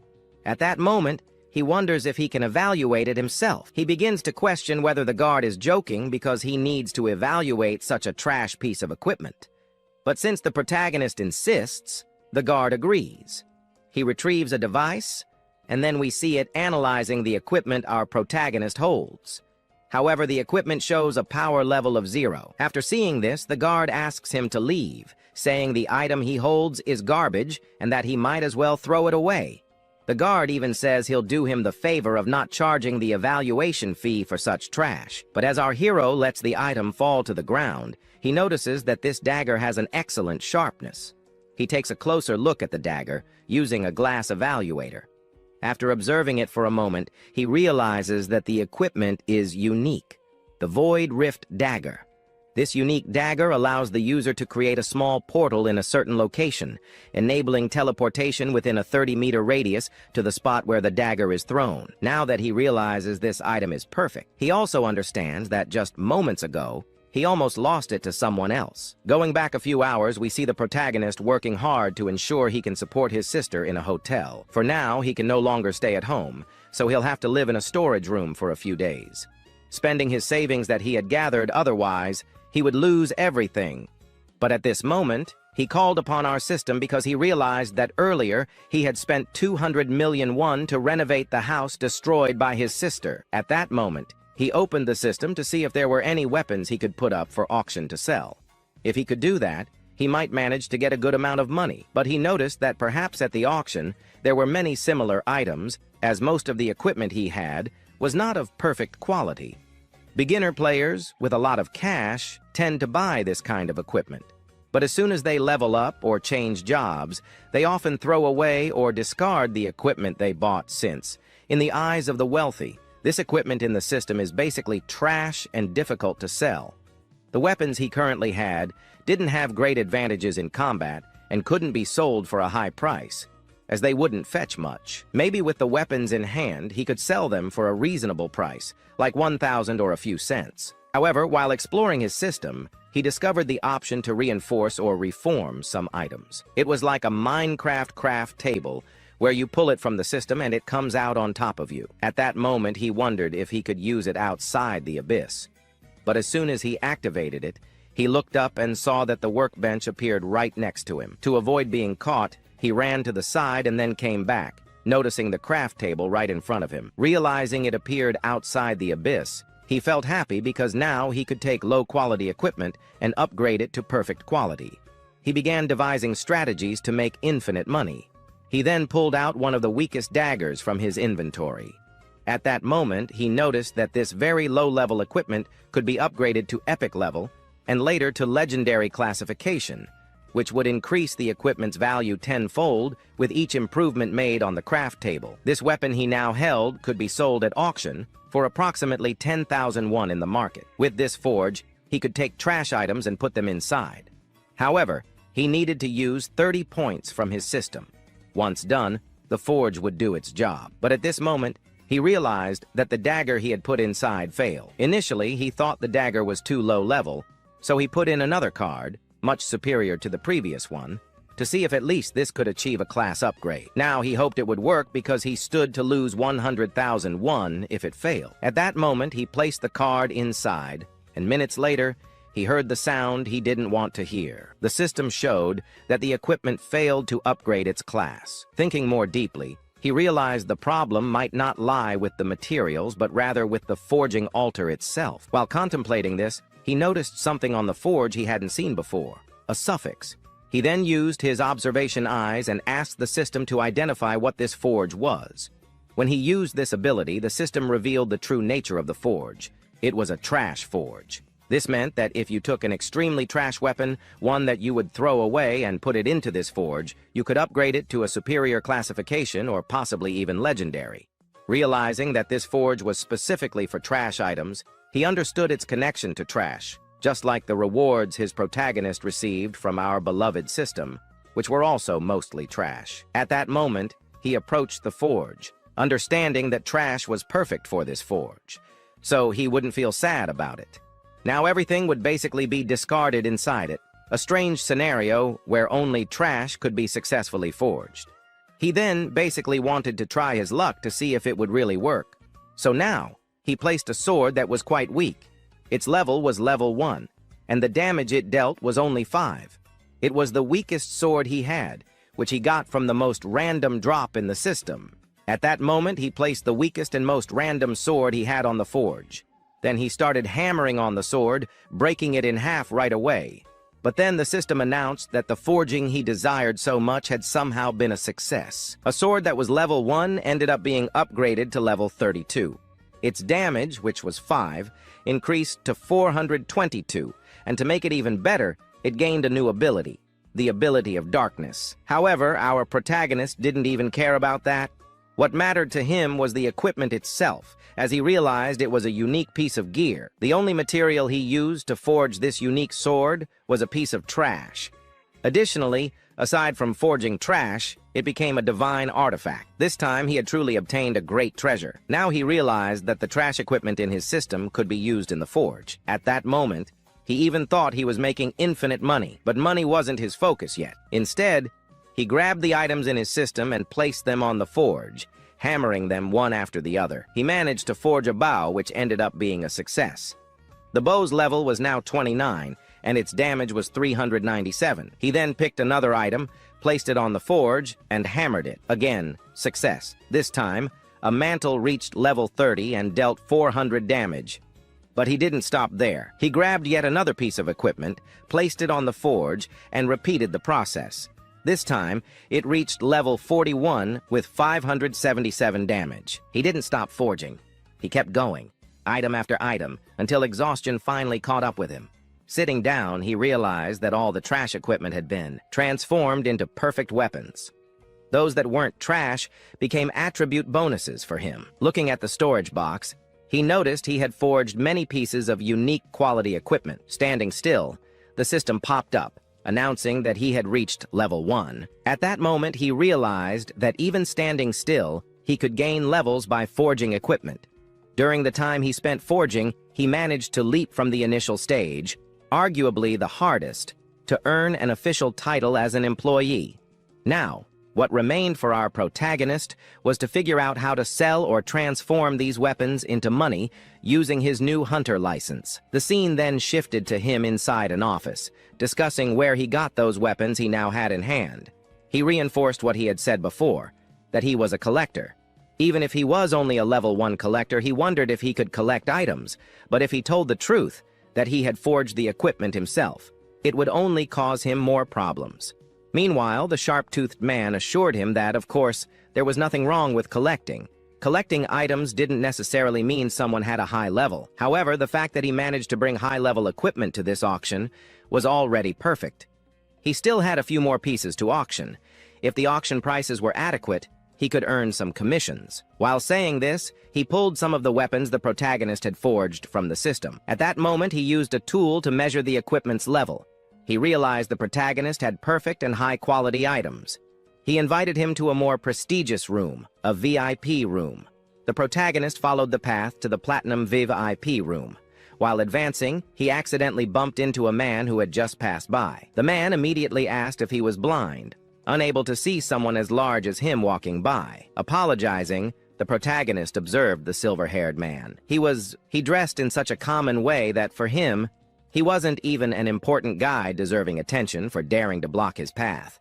He wonders what kind of guild he was part of, then ends up saying, "Yi King, free hunter," which wasn't surprising, as he was just some random hunter. However, the guy then shows his guild, saying to Yi King that he belonged to one of the most powerful guilds, known as Tatos M. This guild practically only hires people with a very high physique and immense brute strength. In summary, they only hire people with the title of Baker. Looking at this, our protagonist realizes it might not be a good idea to mess with these guys. So, he ends up apologizing and moves on. But the guy draws a sword, saying that what he did wasn't worth an apology. He goes on to say that for coming in dressed like that, for bumping into him earlier, and for ignoring him and his guild, the protagonist would now have to face something dangerous. At this moment, Our protagonist notices that this place is under the protection of some global guilds, so using any force here could lead to big trouble. The guy ends up telling him he's lucky, but that since he's just a scoundrel with a much lower rank than him, it would be better to leave. He then calls a guard, asking the guard to verify and expel our protagonist from the premises. While walking and talking about this, we observe someone inside watching the whole situation. He couldn't believe what was happening. He approaches our hero and asks what he was doing there, saying this wasn't a place where he should be, but rather that he should be entering a room called Platinum VIP. One of the guards didn't believe he had Platinum VIP access with him. Because of this, the guy who had messed with the protagonist ended up being expelled from the place. Meanwhile, the guard apologizes for the trouble that had just occurred. However, the hunter who caused the issue still wasn't willing to let it go. He says he is a free hunter, but he belongs to a powerful guild. As the guard holds him back, he makes some threats. But the guard states that this place is protected by some of the world's most powerful guilds, and if he does anything, his guild will be notified, which could lead to them never entering this auction again. Meanwhile, the observer, Dent Estudiantes, ends up telling our protagonist to take a better look at the auction. This place only has lower-level equipment, but in other areas he might find much better items.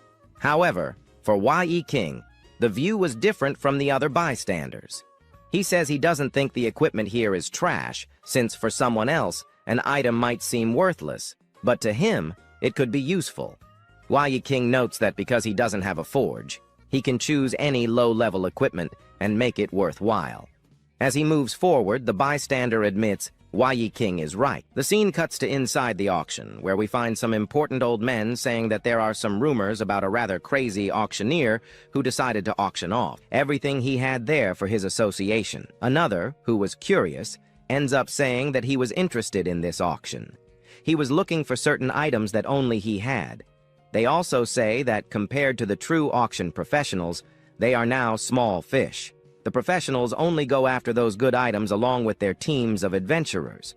Meanwhile, the protagonist was just watching these pieces of equipment being sold. He managed to sell one item for 317,000 on and another for 281,000 on. Now that he has so much money, he can simply do whatever he wants. But if, by any chance, his money runs out, he can just forge some equipment and put it up for sale here.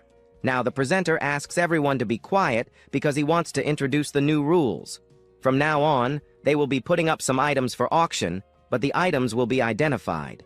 This means they could end up getting good items, but at the same time, they could also get very bad ones. And if they get bad items, they will not be able to return or exchange them. The main rule, you cannot refuse to pay the amount you stated. Then, the auction begins. He puts up a ring for 50,000 on. Looking at this ring, the protagonist realizes that this might actually be quite interesting. Up until now, he notices that the first items in the auction are usually warm-up pieces meant to attract everyone's attention, while the ones in the back are the rarest items. Either way, this would be a trap, and no one would fall for it. But since no one wanted it, he is now easing the situation. Now he starts wondering what would happen if he decided to participate. To get things started, he places a bid of 1 million. After this bid, we find that guy who messed with him earlier, saying that this guy just did something stupid by buying a broken item like this. Now, looking at that guy, everyone here realizes that the man up there might be quite rich. And for good reason, it's very likely that he has already examined all the items in this auction. And maybe the item he just bid 1 million on is actually quite interesting. Then, one of them raises a paddle, saying he will pay 1.1 million. Others, who didn't want to lose this bet, end up raising their bids as well, 1.4 million, until our protagonist bids 1.5 million. Seeing that the platinum bidder raised his hand again, everyone is surprised. Then he declares that, no, he will not let a platinum like him show off so much in an auction like this. He has to take action first. So, he starts by saying that he will pay 3 million right away. That is a bid that surely no one will match, until the protagonist says he will pay 4 million. The reason for raising the bid so much is that his bank balance has 79 million on. Even his friend realized that increasing the price by saying he would pay millions would be a waste of time. This ring is not worth that much, but he said no, he would not lose to platinum like the protagonist. Since last time he underestimated the boy, and now that he also liked this ring, It must mean that it truly is of high quality. He couldn't let this slip away so easily, so he raised the bid to 5 million. 5 million for an unidentified piece of equipment. This guy was crazy. 5 million here would bankrupt a small team. After placing 5 million, they turn to the protagonist. He points his finger at him and asks, "And now, what are you going to do?" The price went up a lot, so he can't do anything else, until the protagonist smiles. Then he raises the bid to 10 million. 10 million left him speechless. With 10 million, he could create a mid-level hunting group. He hadn't even heard it properly. 10 million? Was this guy out of his mind? Then he turns to the auctioneer and asks if I wasn't making fun of him. He might have a VIP platinum ranking, but having that much money was just too crazy. So he ends up talking to a certain person, and in the end, he says that this was valid. He would be participating in the next auctions. Still, the people around were surprised since this guy here probably had more than 10 million in his account. That left everyone shocked.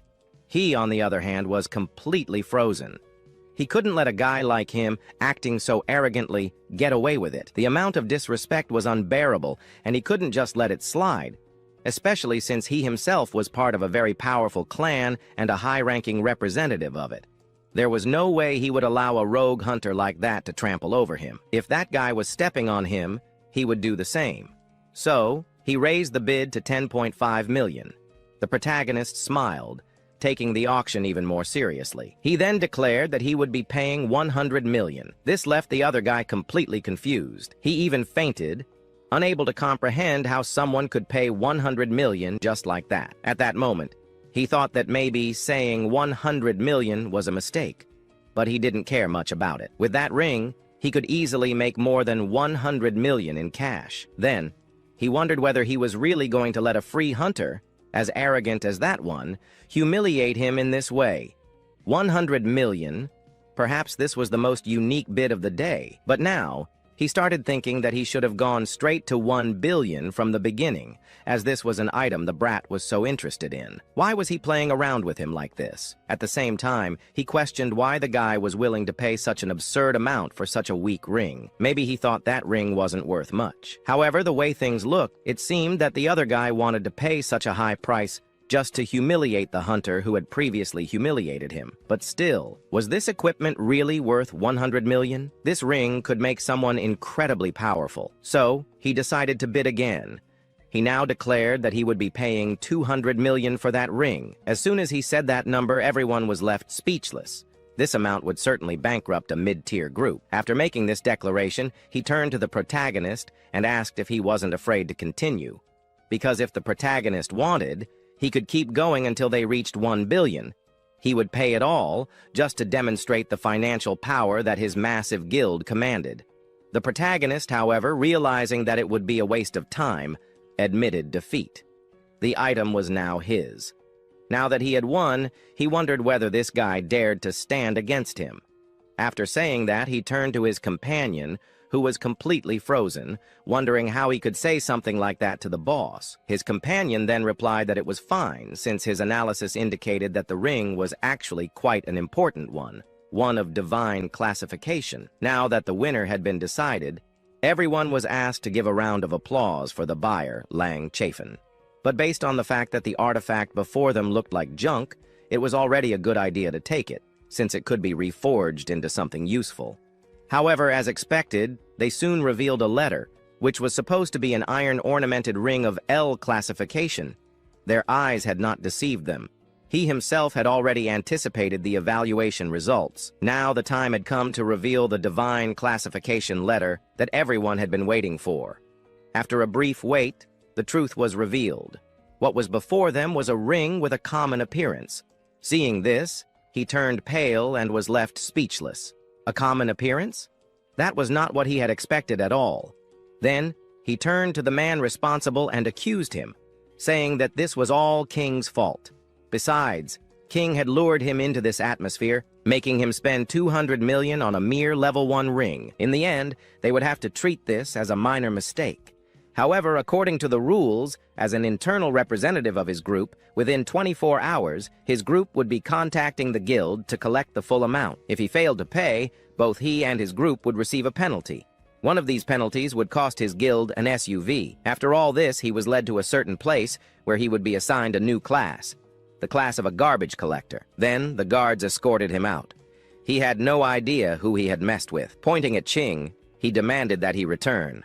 After all, the one who had done all of this to him was Ye Ching. The other auctioneers around were left speechless. This guy had just destroyed an entire hunting group without shedding a single drop of blood. Before, his VIP platinum status was something others mocked him for. But now, it was a different story. The auctioneer then asked everyone to stop the conversation as they were moving on to the next auction. This time, the item up for bid was the Wild Transformation Necklace. This necklace allowed its user to transform, making them immune to all movement-restricting effects. Seeing it now, he realized that the Wild Transformation Necklace was perfect for Shu. It was as if it had been made specifically for her. So, he decided that he needed to bid on this small necklace. To begin, he called out the first bid. People whispered among themselves, already knowing that this was a trap. One of them remarked that he wouldn't be making any bids, as the last time he tried to mess with the protagonist, things didn't end well for him. Since no one was placing any bids, the auctioneer prepared to close the bidding. He even asked if there was anyone else interested. But then, another bidder spoke up. He was certainly no fool. This guy was definitely someone who worked at that auction. Still trembling, he wondered if there was no one else who would place a new bid. People understood that putting money here would basically be a waste of time. The protagonist would keep increasing the numbers infinitely. And now, the protagonist realizes that no one wants to challenge him with a bid here anymore. Maybe all of this is because of the last time. So, since there would be no one else to buy the necklace, he ends up more or less announcing that he, the Platinum VIP, can now buy an A-rank necklace. How cool! For just $1. The people below can't believe it. He was basically the smartest of them all. He paid $1 for such a good necklace. The guys realized that the necklace was indeed valuable, and they kind of regret not placing a bid too. But meanwhile, he receives a message. It was from the bank, saying that more money had entered his account. Now he has 180 million in his account. With that much money, he can finally start buying good things for himself. So, he leaves and ends up arriving at another place. In this place, people ask if he was crazy, since the location he finds himself in is the King of Buildings, a very expensive place. Here, the only building he could buy would be worth more than 100 million. Knowing that it's very likely this guy doesn't have the money for that, she ends up changing her option since nearby there was a much cheaper building. He could buy that one for 80 million. He could take a 30-year bank loan. It would be a struggle to pay, but for him, it would be worth it. However, he says he doesn't need a loan and will be paying for it himself. The girl is shocked and asks, "Seriously?" She wonders how someone who looks poor suddenly got 100 million out of nowhere. She, who has access to his account, had never seen that much money before. So, she asks where he could possibly have gotten so much credit. But our protagonist keeps insisting that yes, he will pay 100 million up front in cash so she can believe him. However, before anything else, he just has one single request. He wants the preparations for this place he is buying to be completed and ready for him. Then the scene cuts to another moment, where we find the protagonist's friend and his sister walking around. They are speechless when they see that, while they used to live in a very poor place, they now find themselves in an extremely luxurious apartment, and this mansion was built specifically for the protagonist's sister. That way, if she were to transform into that bear, she wouldn't break anything anymore. And even if she did, she would be able to pay for it. She is stunned to see that the protagonist bought the mansion just for her. From today on, he will never let his sister suffer again. Then, her birthday begins. They sing Happy Birthday loudly. After singing, the protagonist's sister lies down from eating too much. But outside, on the mansion's rooftop, we find him sitting. Then, that hunter appears, and she is somewhat surprised to see that he changed his life overnight. Even though his life changed so suddenly, he doesn't feel truly happy. But ignoring that, she congratulates the protagonist on becoming a hunter. Today was also supposed to be a day for them to celebrate. But in the end, they find themselves in a situation filled only with sadness. They could have just forgotten everything for today. She hands the protagonist a necklace.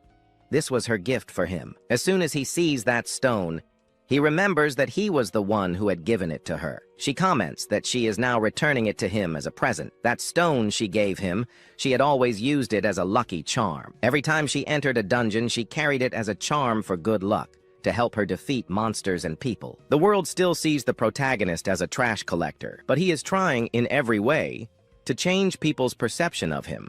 And the way he is trying to change it is through violence. Even he believes that direct action is much more effective than talking to people. Just staying alive in front of someone is enough to make them believe that he is a strong person. She can confirm that. She comments that what he just said was exactly what made her like the protagonist. After all, she has always been known in this world as someone who came from a very powerful family, but that's something she doesn't want. She only wants to be recognized for her own strength, not because of the strength of someone from her family. She continues, saying that the crystal he has isn't worth even a single cent, but she asks King not to give too much importance to what others say. To him, that crystal is worth more than $1 million.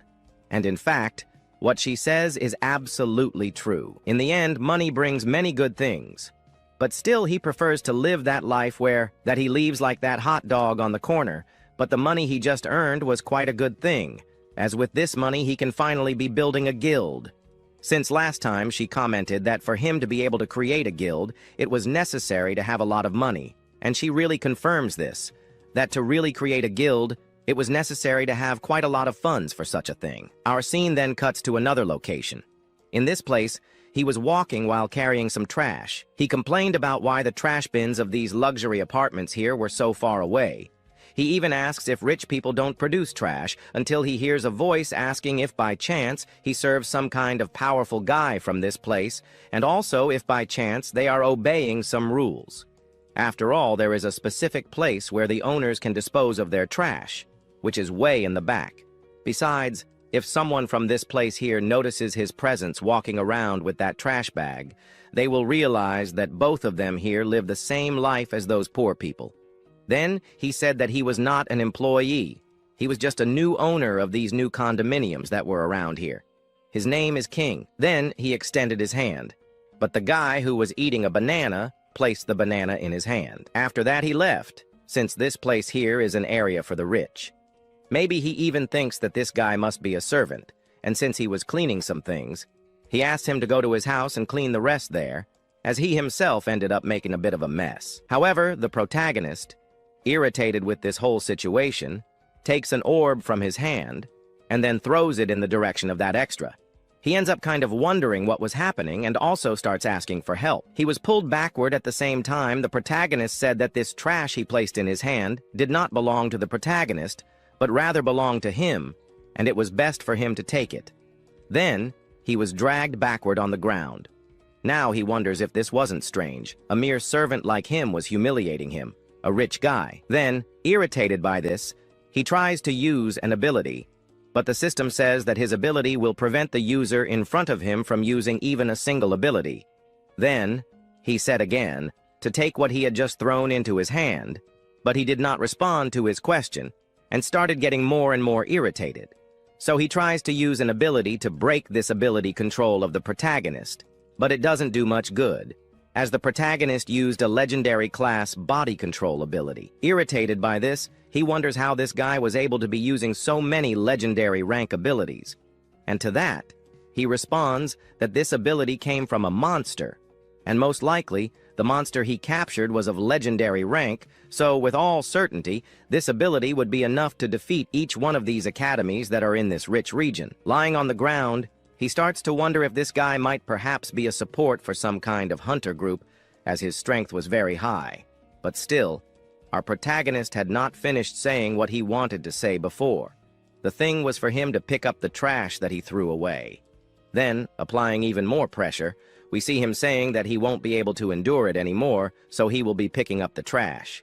He throws it at the protagonist. After saying such a thing, we see him dismissing the guy. He puts the guy in the trash, and after doing all of this, he will be leaving.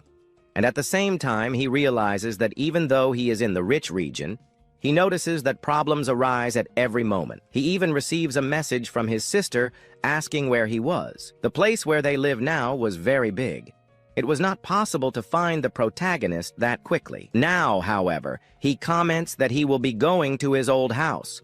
Then, the next day, we see him totally happy, realizing that this place was the specific place where he should really live. But then, the property owner appears and says that he can no longer stay there, as some big shot showed up and bought the rent for that house, equivalent to 50 years of rent. The protagonist is even surprised by this big shot, right? Now, this whole place where he finds himself at the end belongs to the protagonist. Meanwhile, elsewhere, we find a guy commenting on the previous event, saying that he somehow made one of his employees pay 200 million and a certain item. But here's the thing, right? The auction can't do anything anymore. He bought it because he wanted to, and now he can't take it back. However, now he was looking for a certain person who also participated in the auction. He was searching for that guy, Yain. To do so, he reveals that Yain once appeared in the hunter classification exam and was ultimately promoted to a full-time licensed hunter. The last time as well, he ended up facing a certain guild where he encountered a well-known opponent called Caesar. But when they step inside, they soon realize that a battle took place there. The remnants of magic left behind were consistent, known as the Magi, which the protagonist uses frequently. However, he also ended up earning the title of Special Hunter. These guys are some specific individuals who, in the end, are known as troublemakers because they are the ones who don't always follow certain rules. And those who don't follow rules are considered his enemies. Meanwhile, the other guy kind of tells him not to worry since he will be following the rules of the game he created. After all, in the end, they are the gods of this area. Well, our story soon continues with our protagonist arriving at the hall. When he arrives at the hunter's hall, he approaches the counter. At the counter now, he ends up giving this hint and only then reveals that he wants to create a hunting group. The woman who is going to see him soon wonders if he has the requirements to create a hunting group. He will need to pay at least a certain amount, 50 million wons. But he will need a hunting group business qualification, and the group he created will not have as much permission to enter many dungeons. However, the protagonist ends up saying that to at least create the guild, he is fine, since he has enough funds.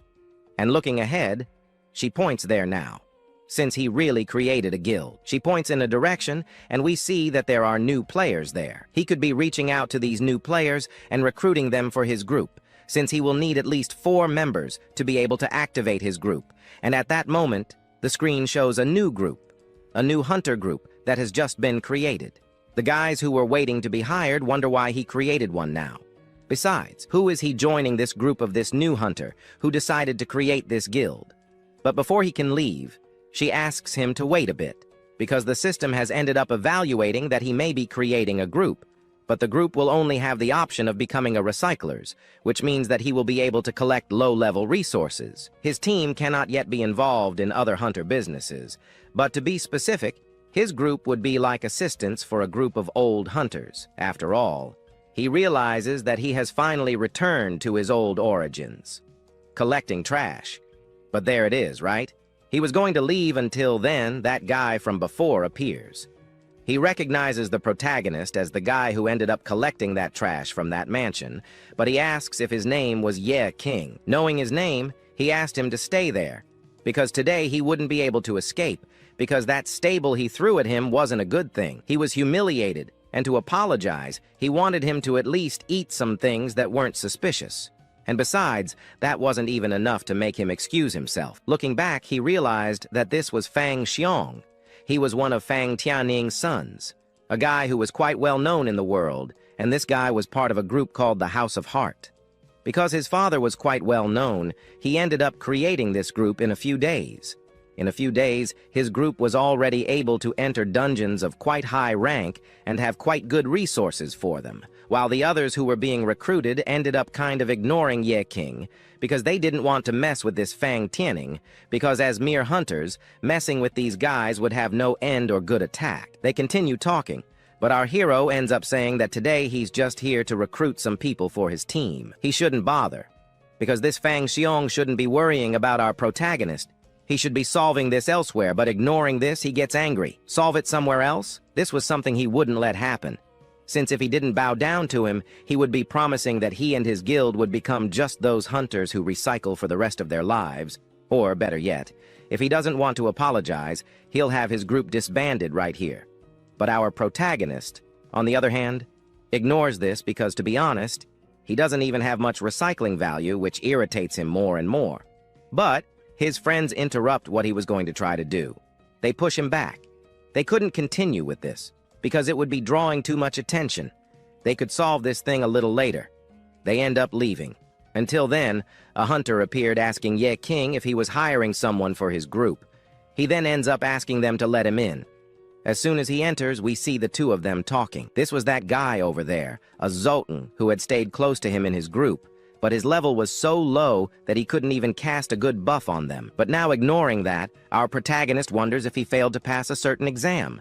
The melee fighters with the ability to crowd control, they would be in trouble if they were to enter a dungeon. He answers there that he had nothing else to do. He wanted to be in the protagonist's group. Before, he was in a hunting group, but the group was illegal. Knowing that the protagonist can kick his ass, he ends up saying that he will do everything to stay in the protagonist's group. And also, there is that, however, he ended up messing with that Fang Xiong family. And if by chance he wants help, it would be better to let him join his team.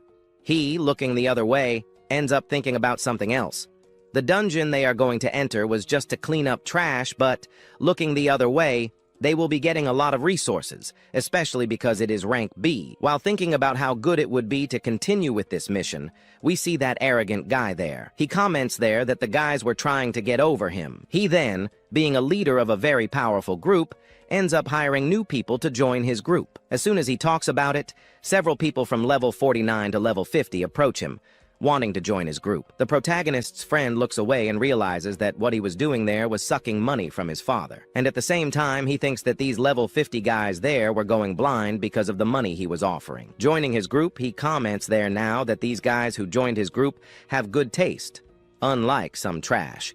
But while he was talking about it, one of the extras ends up looking in the direction up ahead, where he finds Leon. She was there on the bench. This girl would be interesting to be in the group, especially because many guilds are interested in hiring her for their group. But she ignores this, especially because she was curious to know who was the leader of a new group that had just been created. This group was made up of garbage collectors. And now, looking closer, he already recognizes her. She was that sorceress from before. But now, looking more closely, he can do something to try to hire her for his group. She, inside the monster hunter, managed to clear many monsters, and she was very strong. Having a little knowledge about her, he would try his luck in hiring her for his group. The protagonist, also confident, ends up asking, "Go there, go on faith." He then goes there, but is interrupted by those guys there who end up kind of inviting her to join their group. The protagonist's friend realizes that he no longer has a chance. He wouldn't be able to hire her now. Knowing that he lost, he thought about leaving. But she ends up saying that she didn't want to join his group since her target wasn't them, leaving him totally confused. Why wouldn't she want to join one of the most prestigious guilds of all? Besides, she would be well paid. She is a very powerful sorceress, and he also doesn't understand why she would want to abandon this guild to join a group of trash. Ignoring everything he says, she approaches the protagonist, and only then ends up saying that the name of their guild is something quite interesting. She liked it, the House of the Scavengers. And so she ends up asking him to let her join his group. She was a sorceress Ling, a mage classification. The protagonist, on the other hand, ends up agreeing, so he ends up welcoming her, since the House of the Scavengers ends up accepting her. She then grabs his hand and ends up being a little shy, but the protagonist, knowing that she might be hungry, ends up inviting her to eat something. But the scene cuts to them, still seeing the counter there. Ye King wanted to be taking her first mission. So taking the first mission, we see him sitting in a corner there, just looking at the mission I'll be doing today. Sitting there, he is surprised. She refused the proposal to join his guild. The extra behind even thinks that this girl has some problems in her mind, but they end up being interrupted by someone asking them to get out of the way. They turn around angrily but quickly change their face. They are surprised and then end up shouting. This guy, he recognizes him. He then passes by those two and goes towards the protagonist's group. Ye King, who was eating something there, ends up recognizing him. This is the man who kills his teammates. Without a name, he is definitely a bad luck for the team. Whoever joins his team, most likely everyone would die, but Ye King ends up trusting that he won't, especially because he approached the protagonist and ends up recognizing him as having a guild. They still had some scores to settle. The protagonist says, on the other hand, that their group from home was recruiting new people, so Ye King invites this guy to join his guild. After hearing this, the latter wonders if he was even interested in joining his guild. He still wonders if he has the courage or would dare to put him on his team right away. There is something here that also motivated our protagonist to want this guy in the group. His luck is very low, which means very ridiculous drops. While trying to hire the protagonist, we then see another one there commenting that this guy with an unknown name, no one wants to have him in the group. But that group of trash hunters over there ends up wanting him. While he was talking badly about his back, we see the protagonist commenting that his lucky physique has been reduced, and maybe this can make items drop even more. He, on the other hand, doesn't know very well, especially because he earns his living by completing missions for specific clients. And counting on the fact that the reward of the mission he just completed there makes him quite rich, he will be doing this mission. And also, he never even stopped to look at the items dropped by the monsters. They can be good items or very bad items. For the protagonist, this was wonderful. He ends up kind of confirming it, and so he extends his hand and ends up inviting him to join his team again, since not letting him join his team would be a very high talent being thrown away. After all, the more trash the recruitment is, the stronger our protagonist can be forging that forge of his. But as soon as he hires him for his team, the people from that other guild start laughing, finding it funny, and this, perhaps, was also part of the name of their guild, Garbage Collector. They simply collect those that nobody wants. Meanwhile, we see him commenting there that his guild will be swallowed by the Abyss. But Ye King cannot be dying by the Abyss and will have to die by his own hand. He will have to participate, otherwise something bad could happen to the protagonist's group. However, on the other hand, he decides to say that in the Abyss, no one will be dying. Despite his luck being basically zero, he realizes that this guy was very strong. In dungeons of quite high ranking, he and a group ended up entering, but in the end, only he managed to return. But looking at it from the other side, maybe this Ye King is strong, but now looking more closely, we realize that this Ye King is only recruiting those who are considered fools. He simply decided to abandon his best team to join this trash team. And currently, his team ended up recruiting Ling and the guy with the unknown name Zhu Tang, and with one more now missing, will be completing their team now. And only then could they have the license house to be able to enter the dungeon. But there, time passes. The afternoon finally arrives. Meanwhile, they sit around thinking about what they should do, until the protagonist's friend opens his mouth saying that their fame isn't very big. She answers that of course not, and that was the reason why those two were very weak, and that was getting in the way. But she appears there in the background laughing at the protagonist. His time to form the team is running out, and he has no one else who can join the group. So that means that all the effort he put in today here will be wasted, and now that he couldn't create this group, he will be punished, since from today on he can't basically become a hunting group leader. But even if he takes away his hunting license, he will be putting a restriction on him. So Ye King had better repent and apologize. But Ye King interrupted him, saying that he already has basically everyone on his team, enough people, which makes him confused. And so he reveals, there is only a weak guy named Tang here. On the other hand, there is the silly woman who joined his group, Leon. The one who is considered the most unlucky is the one who is let into the group, known more as the nameless guy and counting on the protagonist Ye King. There are only 4 people, but he decides to say that there are only 5. But at the moment he says that there are 5, someone appears in the background apologizing that she ended up getting stuck in the abyss, but luckily she didn't die. Now she's here, but whatever. Now she wants to introduce herself, and thus everyone recognizes her. This was Ling Yang. But behind someone's back, he calls for his leader and realizes that the World Guild had a very high protector for his team. But now they have changed their view, especially because now in their group there is Ling Huang, who has a lower rank in his family, and in terms of status, she is quite powerful. But his leader ends up commenting that she was quite powerful and quite recognized, someone quite powerful from other guilds who most likely should have hired her a long time ago. So, Knowing all this, it is very likely that he knows the answer, since she, Ling Huang, most likely ended up being a rebel in the family and ended up receiving some kind of punishment. Now, she can't have any more resources from her family, which doesn't allow her to have the proper training.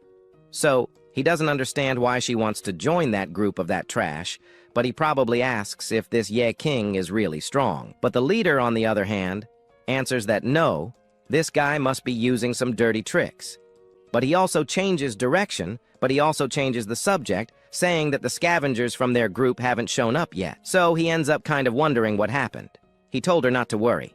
Their group of scavengers will most likely show up around here since they're entering A-rank dungeons, but the receptionist congratulates the protagonist for having formed and established a guild and for having achieved this. Then the Rosehof server regions may be accepting the workers' commission as a team. And the protagonist approaches the counter and ends up saying that he will be accepting the proposal, since they could be becoming responsible for cleaning the dungeon that the Heart Hunter group will be cleaning. He thought about wanting to do it, but the leader of the other group thought otherwise. He was a pretty weak guy. How dare he want to have the honor of wanting to join his group? But Ye King decided to answer this question anyway. The garbage collector doesn't need to worry about the dungeon level, because they will only be clearing the dungeons. They won't fight any monsters, and he would only be registering. So, he ends up opening the registration. The girl ends up agreeing that they will both now be participating in the Heart Group's cleanup, that they will be participating in the A-rank cleanup mission. Of course, he moved the albums in every way, the protagonist in his group, but he ended up remembering he will be an elixir collector. Since he will be an elixir collector, he was supposed to collect the perfect garbage. He will be leaving the worst garbage for himself. On the other hand, the protagonist will be accepting his offer. After the hunter leaves, he approaches his group. One of them wonders if he is becoming a workhorse for them, but he says no, because what he was doing was simple. He wanted to enter certain high-ranking dungeons. The best way to do that is to become a scavenger, even a scavenger. He might be able to reach a high rank, but most importantly, he wasn't even a scavenger. His main mission was to get the key to the Black Tower, drawing the group's attention. To do that, they went into a corner here. Since the guild's intelligence shows that the key to the Black Tower existed, this is basically a certain abyss mission, because the guild that ended up being placed to invade this abyss ended up receiving a very high proposal, and the profit from that was quite high. However, the key to the Black Tower is the ticket so that you can challenge the Black Tower. Challengers receive rewards based on of the damn things you complete. Managing to complete all the floors, you get everything you want, even portions that can revive those people who died in the abyss. There was a sure thing. She knows that countless hunters have tried to get this key to the Black Tower, but unfortunately in the whole world, only a few people have managed to get their hands on this key. But by getting this key, these people have managed to become very powerful like her brother and sister. But at this moment, he appears, asking a question. If he can overcome all the abyss there, he will perhaps be able to make a wish. That was if he could become powerful. But they reveal that to become strong, it was based on strength itself. Sad about this, the protagonist is happy, because now in front of him was the opportunity to get the key to the Black Tower, and anyway, that group from that guild will be his shield, and so they have enough time to look for that key, making everyone in his group happy, even because the protagonist's plan was quite naive, but it was quite good. At first, the protagonist thought about going to that dungeon himself, but his guild is new, and they can't hire enough people for their guilds. And as a result, everything here now, what happened was unexpected, but the scene changes to them in the portal. From the portal, we see the protagonist's friend leaving. He is happy because he was able to see the sky.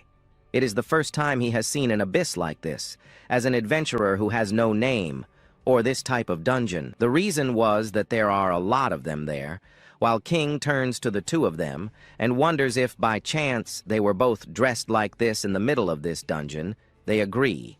But in the meantime, we see this adventurer who, in the end, doesn't like this type of dungeon, even because he has to walk a lot to find a single opponent. But the other ends up saying that, in the middle of all this, they couldn't find anything. But the most surprising thing is that this dungeon is classified A. However, they didn't find even a single monster or living soul in this place, but there was something strange. All this time, too, they felt a flock of birds circling above them. It even seems like these birds were attacking them. With this curiosity, the archer then uses his eye, which ended up observing more closely who these birds were. In themselves, they were the monsters that flew over there, so she alerts the group, since these birds were not some birds, as this was considered as prey. And at this moment that he spoke about this, everyone starts to go crazy, starts to run here and there. Meanwhile, they turn to the group of garbage collectors and wonder if by chance they were not afraid. The Eye King answers, "No, these monsters only grab you and throw you from very high heights. Besides, this monster can't do anything. So," he comments, "if by chance he gets caught, no one here will be helping him then." But for having responded in this way, other hunters ended up mocking them. They were some garbage collectors. They couldn't even let them die here, however. While he was saying this, the raptors went towards him. They used their shield to defend themselves. Meanwhile, another tried to knock him down with the arrow, but it was no use because one of these raptors ended up grabbing the archer, being carried up. We see the warrior who then tried to jump as fast as possible to catch him, but it was no use. The raptors lifted him too quickly. But behind us, we see a person from the protagonist's group who saw all this. She uses a fireball that ends up managing to knock down that raptor, but this ended up causing both of them to fall to the ground. To the ground. She is disappointed. She even thought that this group only had elite people, but now, looking closer, it seemed like just a bunch of weaklings. But the archer ends up blaming Eye King for all this since it was his fault. But Eye King realizes that this guy was a master in opposition. He blamed others for his own mistakes. While Eye King gave moral in the face of these extras, we see the raptors flying towards the protagonist. If he was going to catch him, but the tank didn't want to allow it, but the archer asks him not to even get involved with them, he could be dying. But Eye King looks at him coldly. The birds then quickly stops. This was because the protagonist, in extremely fast movement, managed to cut the raptors, fall to the ground. The tanks and the archer doesn't believe how he managed to do that. Did she die because of that trash? The archer doesn't believe it. He even thinks that this is a dream. But one of them wasn't alive, this thing that was still alive, gets up and goes towards the archer. Knowing that he could get screwed a little, he screams for help. And the king appears and ends up knocking that thing to the ground.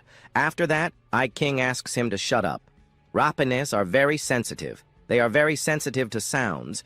If by chance he continues screaming like that, he will be attracting much more attention from the monsters, but the fight continued. The stronger ones managed to deal with the weaker rapines. The tank and the mage did the same thing. Both rapines were knocked down, but they did not stop coming. Others ended up hearing a noise from far away. This caught his attention. After disappearing from there, we then see him, the leader, angry with the warriors of his group. He just asks that these guys get rid of his group, since their group will not allow this kind of failure in their team. Meanwhile, we see King and his group worried about a person there, since he was making a lot of noise. They all went towards him. Although they did not do much damage, it was very dangerous, since there were many raptors in his direction. But she ends up saying that, although this type of monster is not very strong, they prioritize attacking hunters who make a lot of noise, like wizards or bards, who need to sing very loudly to activate their magic. He is scared by this. Our 10 out of 10 singer has already shut up, because he will not sing here. But then we see the wizard of the other group happy to see that these raptors were afraid of his group, until out of nowhere he starts to feel the ground shaking. They do not understand what it was, and to that, she responds that the Aerie weren't afraid of him, and they were afraid because there was a very powerful opponent, and guess what? This monster was coming towards them, and the scene changes to the distance there, where we find several monsters running. These were practically some orcs that decided to come towards them, and a gigantic amount. In the background, we see the leader pointing there and saying that they needed to protect themselves, because what was coming towards them was the company of orcs, so he needed the tanks and the healers and the shield to stay there in front. Because he has a very good profession as a commander, he is able to give orders to 20 people in his group. So this time he wants to demonstrate the real power he has in his group, for these garbage collectors to see how powerful he is. Watching all this, we see them totally bored, but the orcs are getting closer and closer. However, before they can stand still, watching this orc being defeated, the leader advances, asking the group to do the same. As he advances, he manages to cut off the head of one of the orcs. Now that he has managed to break the orc's defense, he asks his final group to attack and destroy the rest. While the fight is happening, and the king just watches. He realizes that the orcs are not very powerful, so their squadron managed to deal with these monsters. However, she ends up asking them to fight, at least force them a little, while he asks them to relax. But out of nowhere, one of the monsters that was thrown towards him reappears. He falls in front of him, but gets up to try something, but the king, with just one petal, managed to send this monster to another world. He gets angry, especially because those guys did it on purpose. Looking back, he is still surprised to see that those guys were still alive. And since they were alive, he asked them to come here and collect the trash right away. Once, he collects and ends up getting some items that aren't that interesting.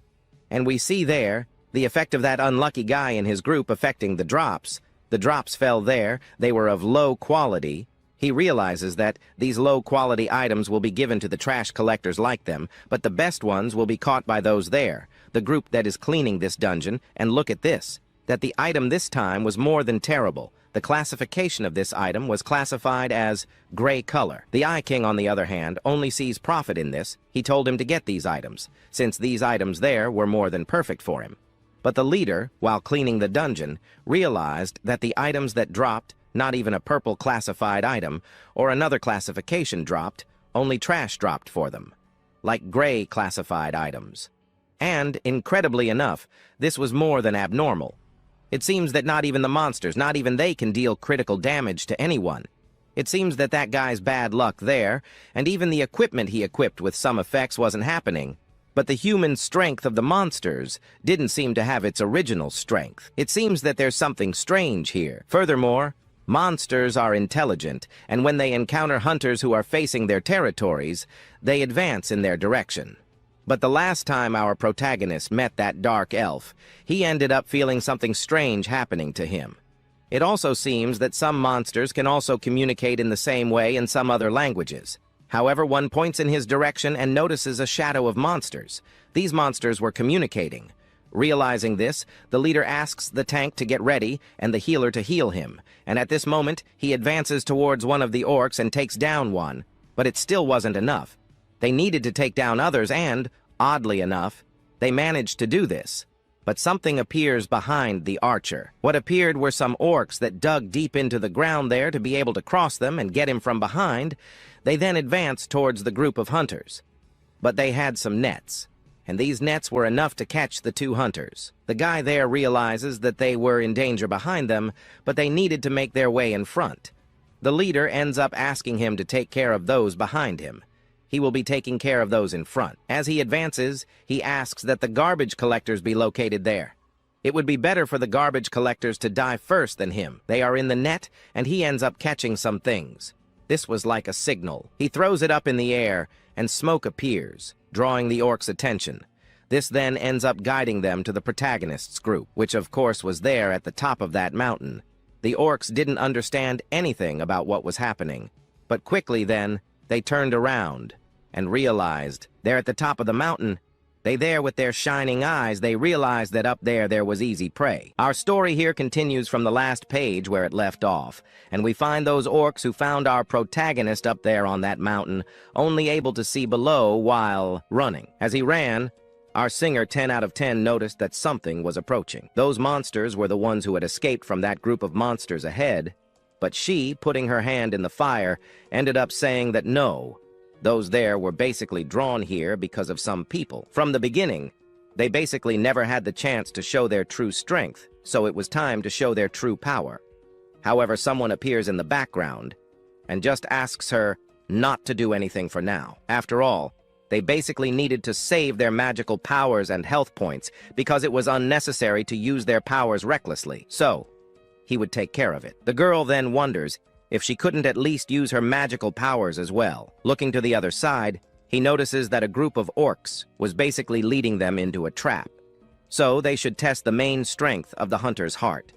With that objective, he ends up commenting that the monsters in the rear were for him. Our protagonist would have no difficulty with them. Among the four there, our protagonist decides to jump. Jumping, he ends up falling, and at that moment, the monsters point upwards, saying that he was approaching. But the moment he got closer, one of the nets they threw ends up catching our protagonist. Thinking they had caught him, they run to grab that net once and for all. But at the moment they thought they had caught our hero, he appears behind one of the orcs, which ends up catching the attention of each one of them. However, they didn't react very quickly because our protagonist manages to strike a blow, throwing one of them backward. But other orcs appear behind and go towards our hero. Before they could catch him, he manages to dodge at the last moment, and as soon as he dodges, he draws his system sword and jumps down. After he makes those cuts, the girl from before ends up recognizing that he has gotten stronger in recent days. Moreover, his sword cuts have become increasingly faster, and she can't even see his movements anymore. In the fight, our protagonist was fighting seriously. The monsters that came toward him were dying one by one, but others appeared with the goal of capturing our hero. However, none of that worked because our protagonist managed to make some cuts, slicing the monsters that got close to him. After taking down one, we find that one of the orcs realizes his strength was very strong. Staying there to fight against this was impossible, so he opts to retreat. As he retreated, we find those LC hunters laughing at the lit scavengers. At this moment, it was very likely that they managed to kill each one of the lit scavengers, but thanks to their sacrifice, they could fight here in peace. But while thinking about this, we find some of the orcs running toward them. They can't believe it and wonder if this was a joke, as the orcs end up deciding to come back. They then use their bows to try to defend themselves, but nothing works because the monsters manage to surround them, and a very epic battle begins. We can't see much because a lot of dust rises there. As he suspected, these orcs seem to be a little smarter. They attacked the weaker people first, but upon discovering that the weak were strong, they retreated to find other weak targets, because the strong ones were for later. In the end, he ends up thinking that these monsters have a certain level of intelligence. Meanwhile, back to the main fight, the guy is startled because he saw the size of the other one's club, and it hit him squarely. The one who just got knocked down was the tank, which surprises them because now with the tank down, they can barely fight. So they end up blaming everything on the healer. On the other hand, the healer didn't even notice the change in the atmosphere, let alone his life, which had dropped to 0. After a while, in the smoke, a shadow appears, and then a foot. Here we find a very strong orc, and on top of the orc is an orc mage. But there weren't just a few orcs. There were several of them. Looking at this, he realizes that the level of these orcs was much higher. It was as if they were 2 levels above the difficulty that had been set. So he asks the team to reorganize and maintain the previous formation. As he turns around, he gets a surprise. He sees that the rear had been cut off by the group of invading orcs, and now they are surrounded by the monsters. The invading orcs were just bait from the beginning. At this moment, lightning bolts begin to come out from the middle of the smoke. The lightning strikes one of the orcs advancing from behind. At this moment, after hitting one of the orcs' eyes, we find a person in front. This was that hunter from before who jumps and manages to knock down one of the orcs in front. While knocking him down with an extremely powerful aura, he just starts to laugh. Then he says that he is not afraid of big things, including this monster, because in the face of his titanic power, these monsters here were just some trash. This inflates the ego of the monsters a bit, knowing that he was more powerful than these orcs. He then advances toward them and asks them to. The moment he advanced, the superior orc prepared his punch. Only then did he attack. The hunter managed to block it slightly, but the orc's strength was far greater than his, which caused him to be thrown backward onto the ground. Now standing up, he realized that this monster was not weak at all. On the contrary, it was incredibly strong. However, he was soon surprised again when the orc suddenly appeared right in front of him, lifted his foot back, and then landed a direct hit on the hunter's face. With a single strike, the hunter was thrown against the wall behind him, falling to the ground unconscious while his group called out for their leader. Meanwhile, one of the men commented that they needed some support. Upon hearing this, everyone advanced toward the superior orc, as their objective was to protect the group's leader. For a few minutes, they managed to hold their ground and even took down some of the orcs. Knowing that they could take down at least one of them, the archer shot an arrow and demanded that these creatures just die already. However, something strange happened. The orc, struck by the arrow, became even more furious. At that moment, the orc activated his berserk mode and lightning began to shoot from his eyes. He charged toward the archer and managed to grab him. The archer thought that this might be the end for him. But then, looking back, They noticed that the other fallen orcs were starting to swell up. Realizing it was no longer safe to remain there, they quickly deduced that these orcs were being controlled by some kind of Necromancer ability. As soon as they pointed this out, all the downed orcs suddenly exploded. Knowing they couldn't continue the fight, the hunter ordered the group to throw smoke bombs to lure the enemy to another location. Escape was now their priority. Realizing the corpses of these monsters could turn into bombs, he turned around and warned the others to be careful. He then spotted one of the fallen orcs nearby. Before anything else could happen, he used his recycling ability. From the void, ghostly hands appeared, dragging the orc's body into his dimensional space. Meanwhile, he continued to use his necromancy. As he did, the scene shifted to another location, where the entire group observed their leader's ability in action. Even the strongest among them, rated 10 out of 10, was surprised. Another girl also seemed shocked, but what stood out most was the reaction of the sand-wielding man from before. He was astounded by the new ability their hero had displayed. However, there was no time to discuss these powers. The leader needed to use his recycling ability again and required more orcs. Through the thick smoke, he sensed the presence of other individuals. Initially, he had planned to search for useful items, but the sudden appearance of these figures interrupted him. He called out to the scavenger, asking them to obey his commands, since this was a rare and valuable opportunity. It was simple.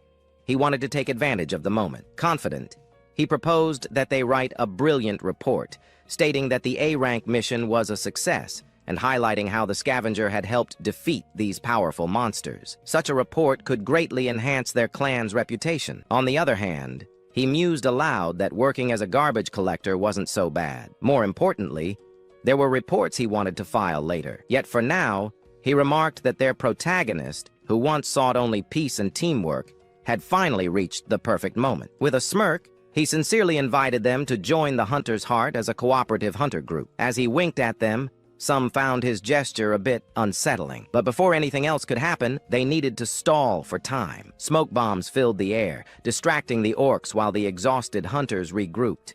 It became clear that facing these high-level monsters head-on wasn't a viable option. One of them commented that there was no need to fight the leader directly to advance.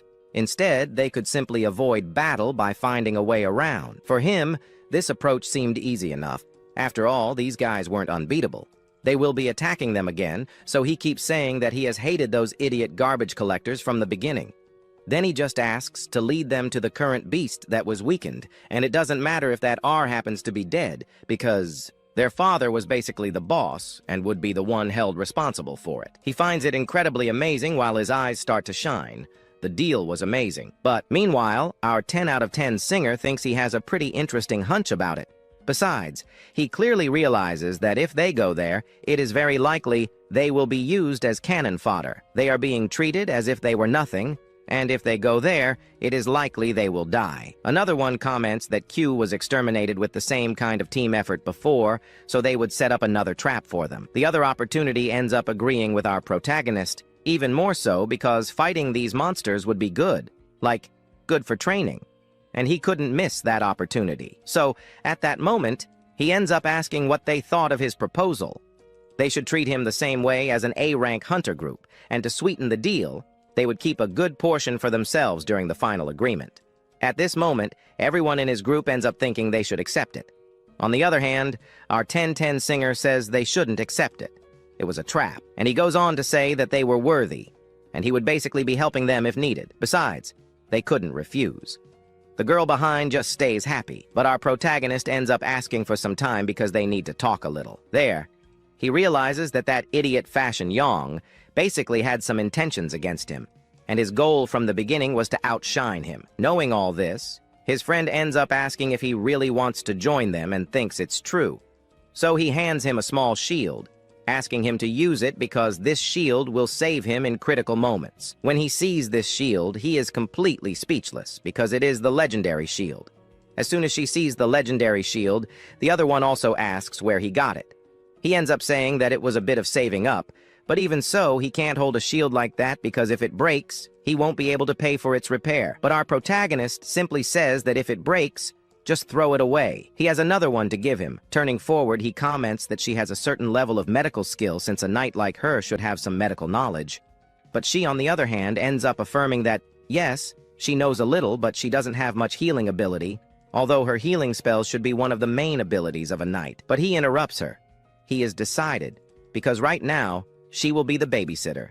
She asks why, because she has always been in the abyss alone and never served as a babysitter. However, the important thing now is that this time, she needs to be the group's babysitter to protect the weaker members.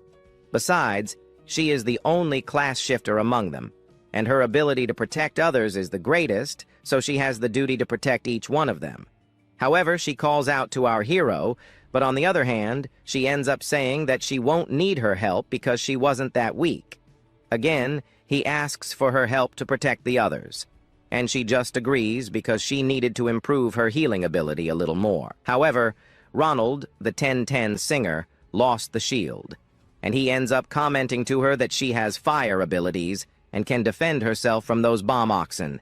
He doesn't even have 5 seconds to dodge those bomb corpses. How is he supposed to protect himself now without that legendary shield she took? With the shield, she can get close and roast each of those monsters. Meanwhile, he turns around, and that sand guy he met earlier inside that cave was touching his nose while wondering what he was looking at. He wasn't going to die anyway. He didn't even want to give him some items, but he asked to forget about it and fight the way he wanted. So now they move forward because the rest is simply his next objective, and his objective was very simple.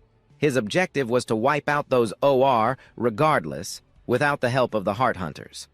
The Heart Hunter would be staying behind as rear guard, so there was no need to worry. If help was needed, he would go there to protect them. He simply ignores everything and advances through the smoke.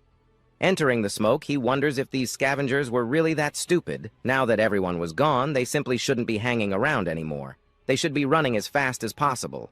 After all, they needed to get out of here. Otherwise, once their squad was eliminated and the ORCKs were coming after them, everyone in their group would be finished. As they ran toward another location, they all agreed, saying that those idiots were still hanging around. So, he told them to come at him. The furious orcs end up charging at our protagonist, and in the middle of that smoke, explosions start happening. Right after those explosions, the orcs from all directions fall to the ground, completely taken down, and there in the middle stood our protagonist.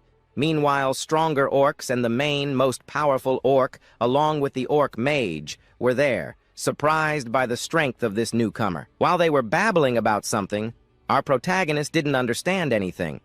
So, he asked the system to translate everything they were saying, and the system picked up their conversation, translating the orc mage's voice. The orc mage commented that they were too foolish. The Orc clan had basically been entrusted by the heavens to guard the Emperor's Valley, so anyone who dared to invade their territory was meant to die right there.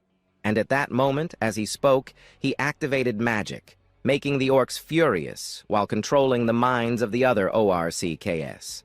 Our 10 out of 10 singer was surprised by the sheer power this orc had, because to control the minds of so many orcs, his strength had to be extremely high. So he knew he should be a little concerned about that. But while he was thinking about it, hidden behind a rock, he noticed one of the orcs bringing over a stained axe. He realized the axe was enormous, and then the orc handed that axe to the superior orc. Meanwhile, our 10 out of 10 singer noticed something else. The health of these monsters. How were they supposed to gain the upper hand against these beasts? While thinking about this, he turned around and realized that indeed they had been used as cannon fodder. The others simply ran away, leaving them there to fight against these powerful monsters. Trapped there without any help, those hunters asked our protagonist what he was going to do. Our protagonist said he needed the remains of the bodies because he needed to absorb their power. As soon as he said this, he added that he was going to cut off their heads to clear the surroundings. After saying that, he advanced. However, our protagonist hadn't finished talking yet.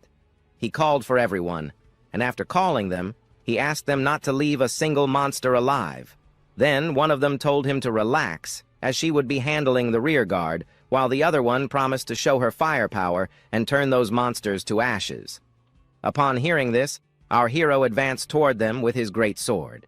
Everything seemed incredible until he found the 1010 singer hiding behind a rock, realizing that it was actually a good thing. And so our story today continues right after our protagonist called his entire group to be fighting against these monsters in front of him, or rather against these orcs, and at the moment he says he was going to fight the orcs.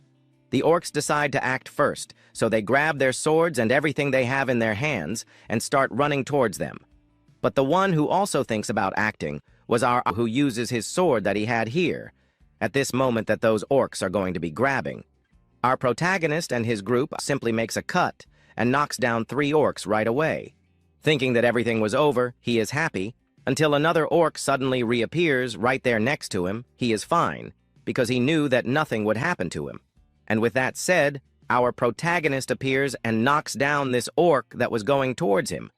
After he knocks him down, he tells him to take care of the smaller orcs, because the bigger ones should be left for our protagonist. Who hears this, ends up not liking things so much, because he ends up looking in another direction and finds our hero running towards the strongest orc, and at the moment he faces this orc, we see the two preparing to catch our protagonist. They would then use a magical power, but while he was doing all this, behind him we find the protagonist, the rest of our protagonist's group, our 10 out of 10 singer who was just cheering for him.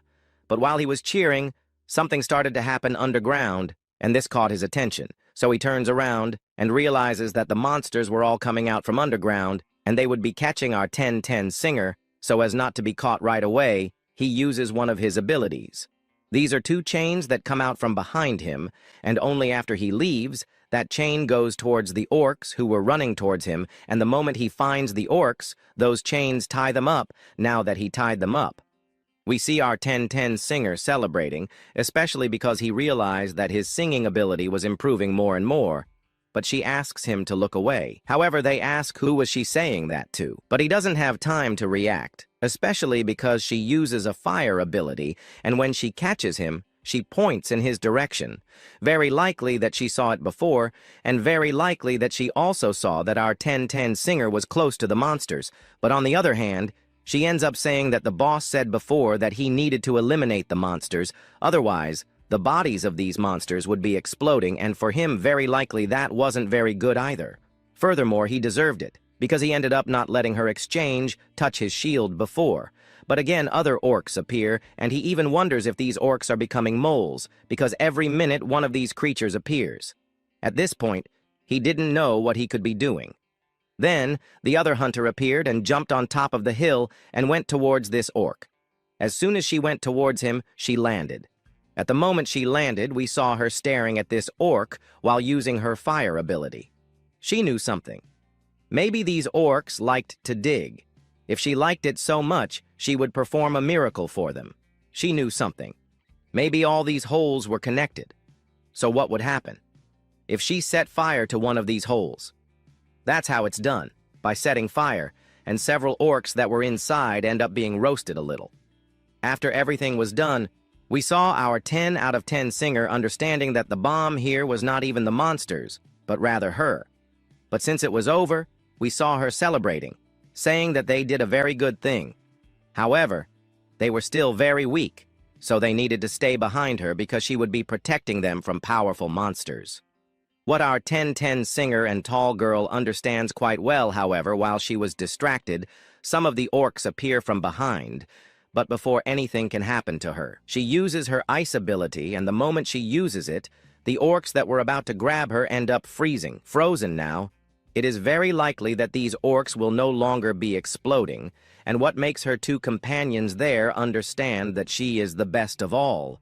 However, she turns in another direction looking for Iking, and so she then moves to another location, and we find that orc, a little stronger, who raised his axe upwards while that mage above him used some buffs. However, at that moment that he hit the ground, a 100% power attack ability ended up increasing. He realizes that the damage of this axe is extremely high, but nevertheless he realized that it is very slow. This will give him a very high advantage. He realizes that if he were caught by one of these abilities, he would die, but it would be difficult. So if he does, then as long as he dodges everything, he would be able to win, leaving the orcs completely surprised. But out of nowhere, some of the orcs that were buried underground appear, and these orcs go towards our protagonist. However, before he can get to him, he then uses his Necromancer ability. This ends up completely disappearing the orcs that were all there. Above that mutant orc, there appears the orc mage, who is quite surprised by what our protagonist has just done here. Now that he has spread some trash, he is irritated by it. Now, he wanted to be Ispu, purging each monster, and these monsters will be sucked into his dimension. As soon as he was sucked in, the orc mage is more surprised than ever, but out of nowhere an explosion happens, and it was on top of that mutant orc. And from afar in the portal, we then find those hunters from before who were laughing at our protagonist. It means that now it is very likely that the group there was dead. While he was talking about this, the scene goes back to them. Here we find that orc mage, who is now just a stump. Nothing much left. Knowing that he was no longer useful, this supreme orc ends up grabbing him and simply swallows him without even thinking about what could happen, leaving our Iking completely surprised. He is even surprised to realize that he devoured his companion just to gain a power boost. While he was talking about this, we see him gaining some more power than normal. He became increasingly furious, entering a Basaka mode. After all this, he understands that the mage there was not controlling his power. Instead, he was limiting his real power. Now he understands the real power of this orc, and now he activates his Omega mode. And here the scene goes back. We find some of the orcs completely incinerated. Meanwhile, we find her there, healing her hand, because she used a little of her fire, which ended up burning a little of her hand. She thanks him, while he extends his sword and shouts for that monster to go away. While he was shouting, he asks for help from our who ends up commenting that he can't even deal with a monster like that, which makes him totally angry. Until he looks back, he finds a bunch of gigantic monster defeated. And at this moment that we talk about this, he gets closer and closer, saying that that strange guy over there was still alive.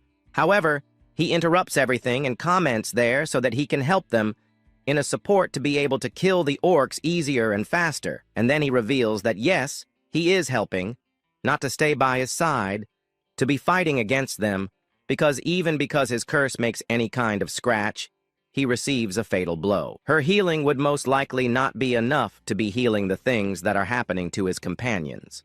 What she understands in the end is that she is basically useless, not even good enough to be a babysitter, but in the end he comments that he joined this group just to fill the number. And he also asks her not to forget. He is not a hunter and is in fact a professional mercenary. While saying these things, one of the orcs goes towards him, but he uses his greatsword that with just one simple movement he manages to knock down this orc. And only after he knocks him down does he comment there that each monster killed is charged separately. While he is charging at them, the scene changes to another location, and there we find our protagonist again facing the more than superior orc now activated in Omega mode. He tries to land his blows on our protagonist, but all the blows end up being wrong because he managed to dodge them all. However, stepping on the ground, he realizes that he has been caught in a type of sand that moves and limits his movements. Realizing that he cannot move around here, he sees the presence of that superior orc coming towards him, standing there. He just tries to think what he could do, but he watched every minute that orc getting closer to him. With no way out, he must be using gravity to improve his movement ability. And only after he says that, he forms a sphere in his hand, and that sphere ends up flying in another direction, pushing our protagonist off the ground, and the moment he leaves there, that giant axe falls to the ground, destroying the entire place completely. Dodging just one attack, he realizes that these attacks can be easily avoided, as long as he is not on the ground. Here he climbs on top of a hill. On top of the hill, he comments there that he cannot be letting that monster continue. He has to be stronger than that and be more aggressive.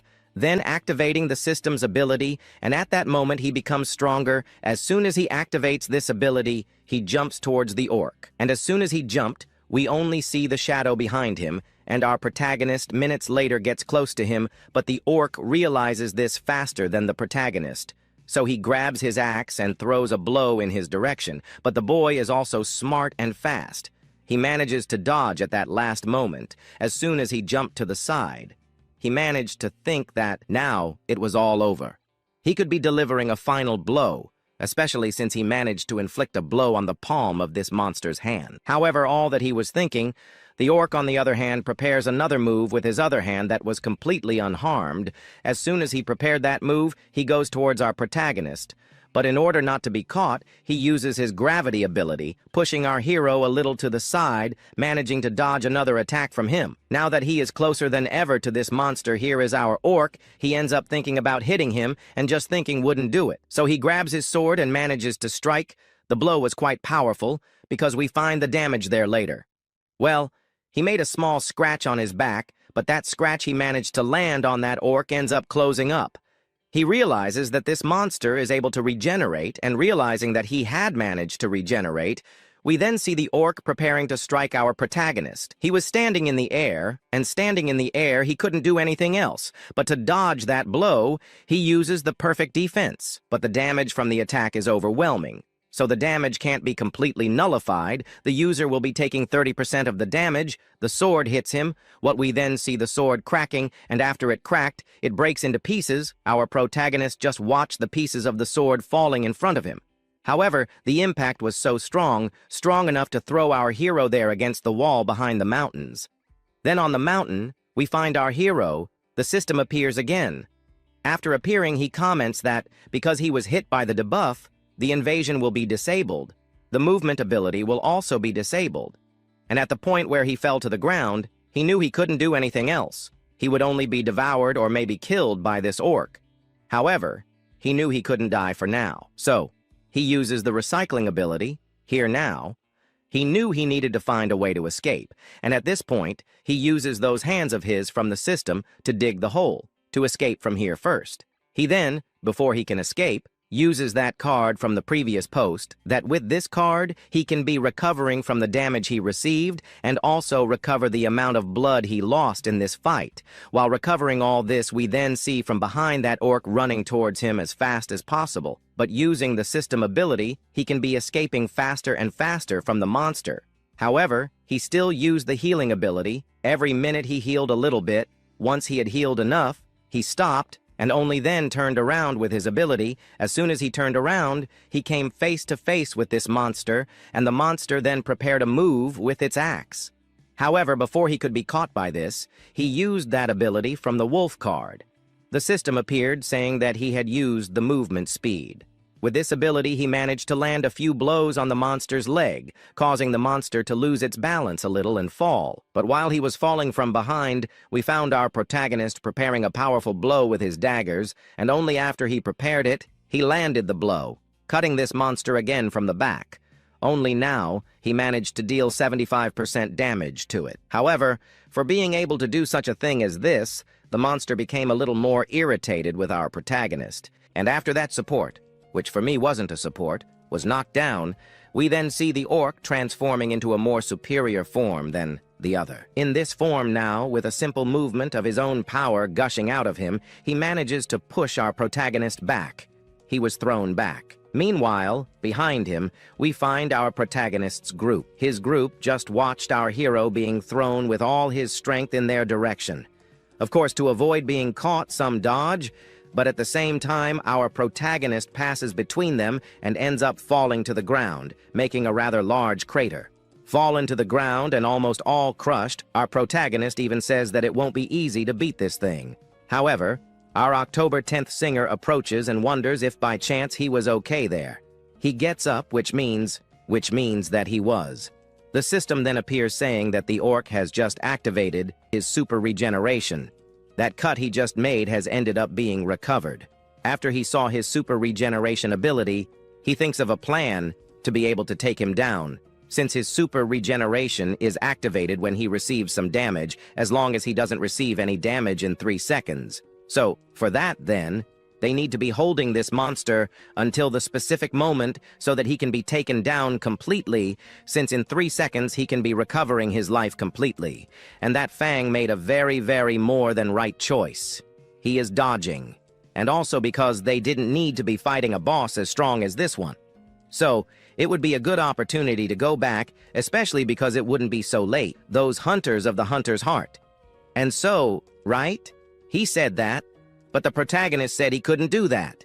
And besides, if he went back, he would have a nightmare, since this fight here would basically be the perfect fight for him to evolve and for him to be able to earn a good reward. However, he says there, this monster ends up regenerating every 3 seconds. So, what could he be doing to defeat a monster like this? He even said that with the strength he currently has, he wouldn't be able to kill a monster as strong as this alone. But now, with everyone's cooperation, this might be possible. Omega is different from the traditional mechanism, especially because he is an orc. Especially because he will only respond to the last person who is attacking him. So, the solution, that all the attackers here, in melee fights, take turns because of the damage, is continuously manipulating our orc, which is greatly reducing the orc's desire to attack anyone. During this process, we also need to keep the damage output uninterrupted so that he could be preventing it from activating that super regeneration ability of his. So, like this, he calls our Ming, and to top it off, Xiang, the two will be attacking our orc. And from behind, Link will basically be responsible for completing the damage and the attacks to prevent this monster from recovering its health. That's the only way to end everything. However, our October 10th singer asks what he's doing. Then he calls out to him. He just asks him to stay alive. He even says that this was a concern of his. Besides, he wasn't worrying about that, but rather, he was worrying about what the main chance of winning against a strong monster like that was. And Ye King, hearing this, reveals that he basically has a 20% chance of winning against a strong monster like that. Hearing this, he dismisses it, saying that 20% wasn't that much. Besides, betting on a fight like that, this one for everyone to get out alive was totally crazy. She, poking her arm, ends up saying that a 20% chance was victory in itself, even because the chances were quite high. However, Ye King, on the other hand, ends up worrying about her team. And she comments there that if, by chance, that orc ends up recovering his life in the end, he will be doing his best to hold the orc, and in the end, they could be running away to get a pretty good rear guard. Only then will he return to the group. And to make things better, she ends up healing our hero on the other hand, and ends up saying that his chance of victory was high, so she will be betting on our protagonist. Our 10-10 singer, who saw that Ye King was motivated, ends up getting motivated too, saying that now he will be on our Ye King's side. If by chance he loses the fight, he can't do anything else. Besides, her mana was quite low. Even so, she will do her best to win against a monster like that. After healing our protagonist, Ye King is overjoyed, seeing that his healing spell was extremely high, because now with his healing spell and his breath recovery, he could become almost invincible. Furthermore, his life power has now practically become that of a berserker. Just saying this, she is surprised to see that our protagonist was praising her too much. On the other hand, ends up realizing that the berserk effect is multiplied by the times you apply it, that you are applying the healing effect to yourself. Although he may be able to basically balance the blood loss and blood recovery now, he could basically be dying at any moment if he manages to reach the level, the 3rd level of berserker. For him, this was the real gamble, but to become strong, he would have to go through this kind of challenge. So, the fight ends up continuing, and she ends up putting her foot in the fight, and only then she activates her fire spell. And behind her, some fireworks appear. With her firepower, she prepares. And after she prepares, she throws some fireballs in the monster's direction. The monster, on the other hand, ends up noticing her presence from these fires. So, quickly grabbing that cleaver he had in his hand, he quickly manages to break the ground and create a barrier to protect himself. After he protects himself, we then see the orc attacking some thorns in his direction. However, before that thing can get to him, our waifu ends up appearing, who ends up grabbing her sword. With a simple movement, we see her managing to break all the thorns. After she broke it, some shards ended up flying in her direction, but our 10 out of 10 singer appears, who uses the shield he got from our Ye King to defend her. And after she defends herself, we find Ye King, who was there asking her to use her ice reinforcement attribute, since with that, he will be able to attack our orc more easily, with more ease. And only then she understands. And with that, she activates her ice ability, creating a specific bridge there for our protagonist. Our hero starts running over the ice, and the ice follows him. Then, heading towards the orc, he quickly raises his cleaver upwards, to catch, of course, our Ye King. But before anything can happen, we see her from behind using her fireball, and all those fireballs go in the orc's face. and she from behind is all happy to see that she managed to get in the way of the orc. However, the orc then prepares his cleaver that he had there, and only then he hits the ground. But his blow ends up not even hitting our hero because he managed to jump. Jumping then, we found an extremely strong ray that our orc ended up firing, and it goes towards our Yain King's group. However, she saw all of this, so using her ice sword, she quickly manages to create a barrier. However, her barrier was not that powerful, because it started to crack out of nowhere, and in the end, let's say that everything broke. Everyone who, of course, was there being protected by the ice, starts to run. She also even comments that she won't be able to hold it for long. However, even the system appears saying that her ice will be breaking. But before she can do anything, appears in the background and asks her to move just a little to the side. And so then she ends up moving. But the moment she moves, he takes out his big sword. Only then, with the big sword, he makes a simple movement.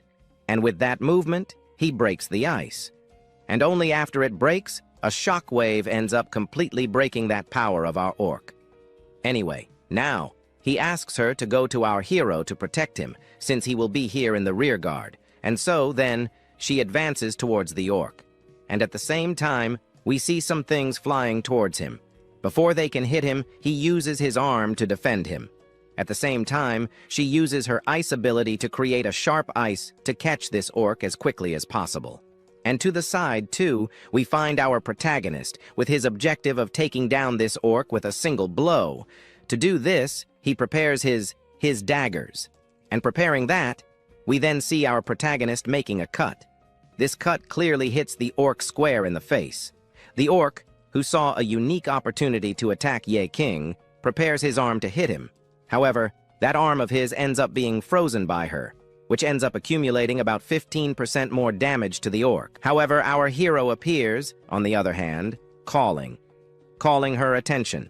Her goal was to get her attention, but she ends up not being able to do this, because the orc goes towards her. She uses her ice to deflect it. And at the same time, from behind, we find our Yain King using those daggers of his to land a blow. After a while, he hits and manages to land a nice blow to the orc's face again. Now that she has done this, we find her from behind there. Her mana had finished everything. But with the glass there, we see her drinking some mysterious waters that completely recover her mana. Now that she has recovered, she uses her fireballs. And after using that thing goes towards the orc and ends up hitting him completely. This now draws the orc's attention towards her, but after having caught his attention, the orc then uses his club to land a blow on her. The entire ground is torn apart, but the blow at the end was not so effective because it did not hit her, but the fight continues. Our protagonist uses his dagger to land fierce blows on him, and with each minute, the orc's life ends up decreasing. But because our protagonist is floating in the air, the orc quickly catches our protagonist in the air. Caught now, he was thinking about finishing off our protagonist.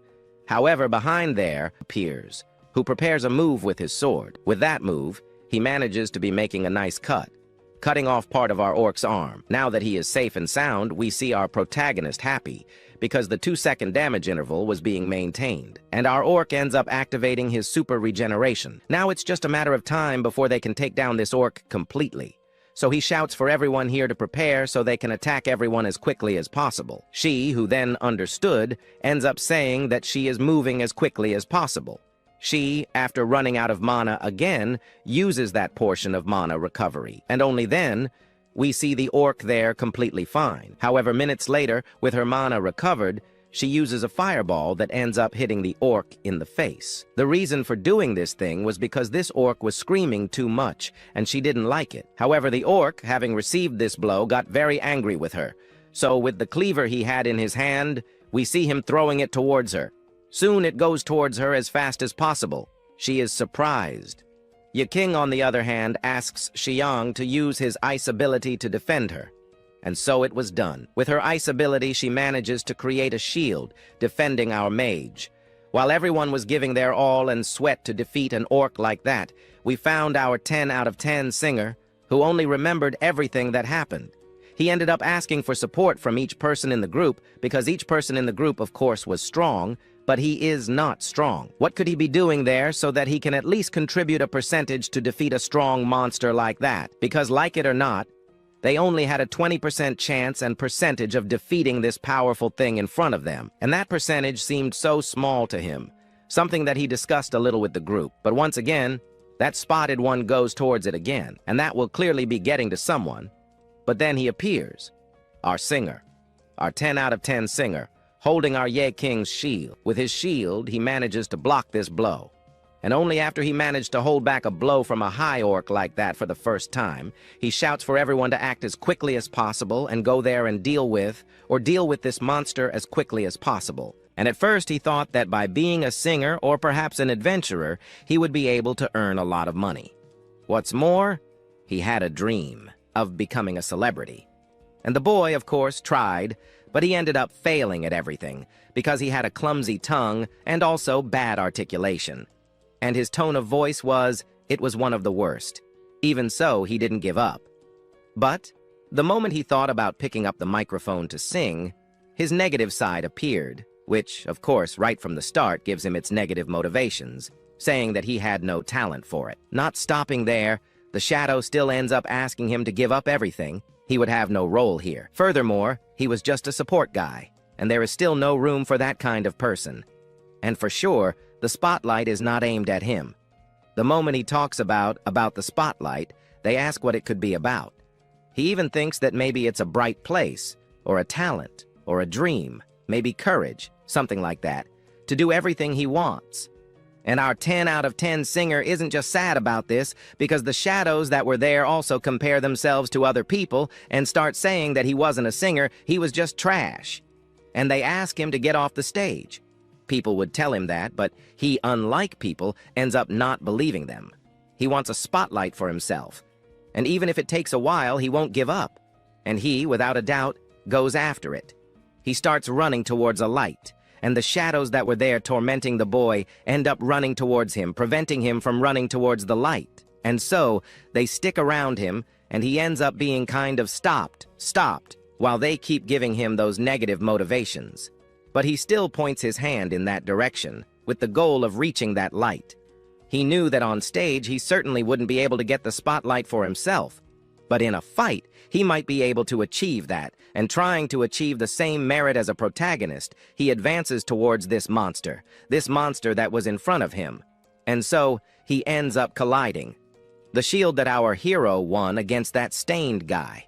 Even with the strength that he had, he ends up not being able to withstand the entire blow.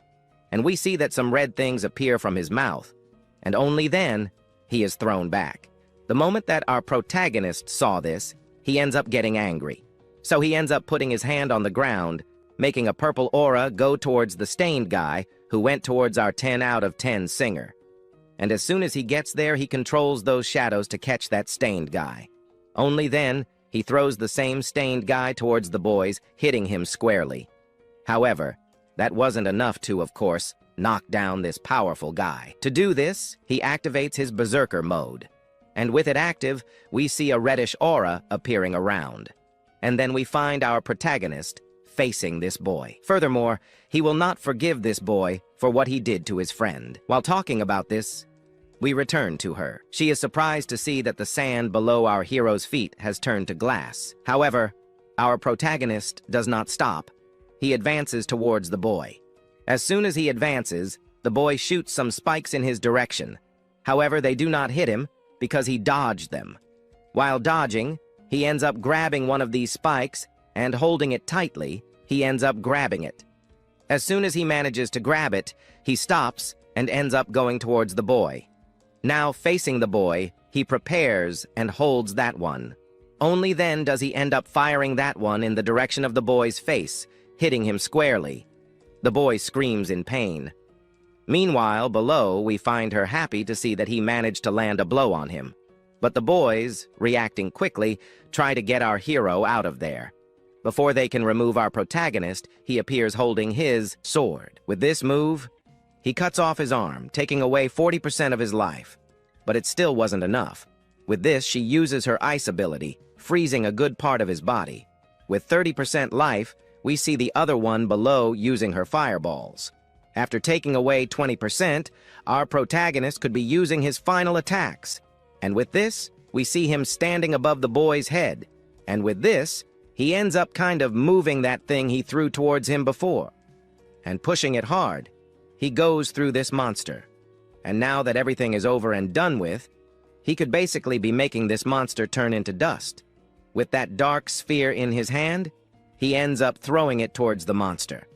And the boys, who was caught by this, simply couldn't do anything else, because then we see that our hero's sphere managed to erase a good part of this monster's body. Now that everything is over, we only see the debris falling back. Our hero approaches our 10-10 singer and asks how he is. She says he is fine. Even though his healing is not good, that shield that our protagonist gave him was enough to keep him alive for a while. Our protagonist, hearing this, ends up apologizing, especially because it was his fault if by chance he had not allowed him to run towards the boys. However, on the ground, our 10 out of 10 singer asks him not to worry because thanks to our protagonist, he is still alive. Still lying on the ground, he says that he was still on stage. He can continue with his fights. Our hero looks a little worried, understanding that the situation cannot stay this way. He ends up getting up and turns in another direction. He asks his group to take our 10-10 singer to the base. He will be investigating this abyss here alone.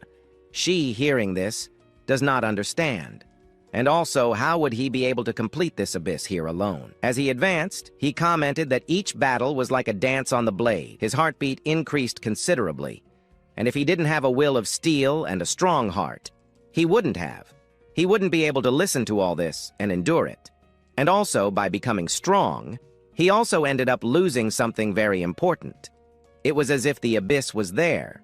It was as if he was looking into the abyss, and the abyss was also looking back at him. He ended up thinking that the abyss was mocking him for his insignificance and impotence. And still on the ground, our 10 out of 10 singer apologized. Even if he hadn't yet, even if he still made it to the stage to shine a little, he still managed to become a burden to everyone. While thinking about using his teleportation ability, he ended up thinking about what he could say to our 10 out of 10 singer who was lying on the ground with zero motivation to continue his fights. And he also ends up wondering if he keeps invading this abyss, what could it be? Maybe it's because of the motivation to protect his friends.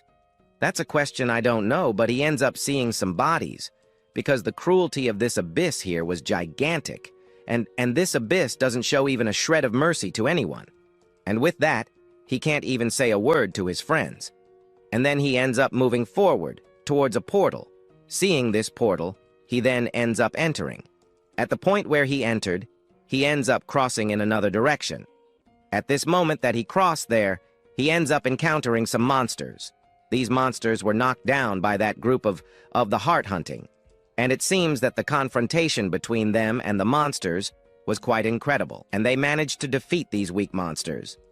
And it still seems that none of them were knocked down or defeated in the fight against these monsters. In this place where he finds himself, there are many dangerous monsters, and if you want to go through here, you need to be strong or have a lot of stealth, and it seems that they came very prepared for this.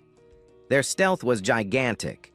They were managing to obtain a lot of resources with this stealth, and before he can continue, he ends up opening his observation eye. Berserker ogre of quite a high level. It seems that these guys were giants. Their combat strength was gigantic. They were a little slow, but when attacking an opponent, they managed to land a direct blow. And at this moment, encountering one of these, he holds the scroll tightly, because he ends up thinking that he cannot be retreating in a fight like this. And so, holding it, he ends up putting his foot forward, which then comes face to face with one of these ogres. And as soon as he came face to face with it, he ended up using his shadows. And only then, he calls for them. And the moment he called for these ogres, we see that he got angry.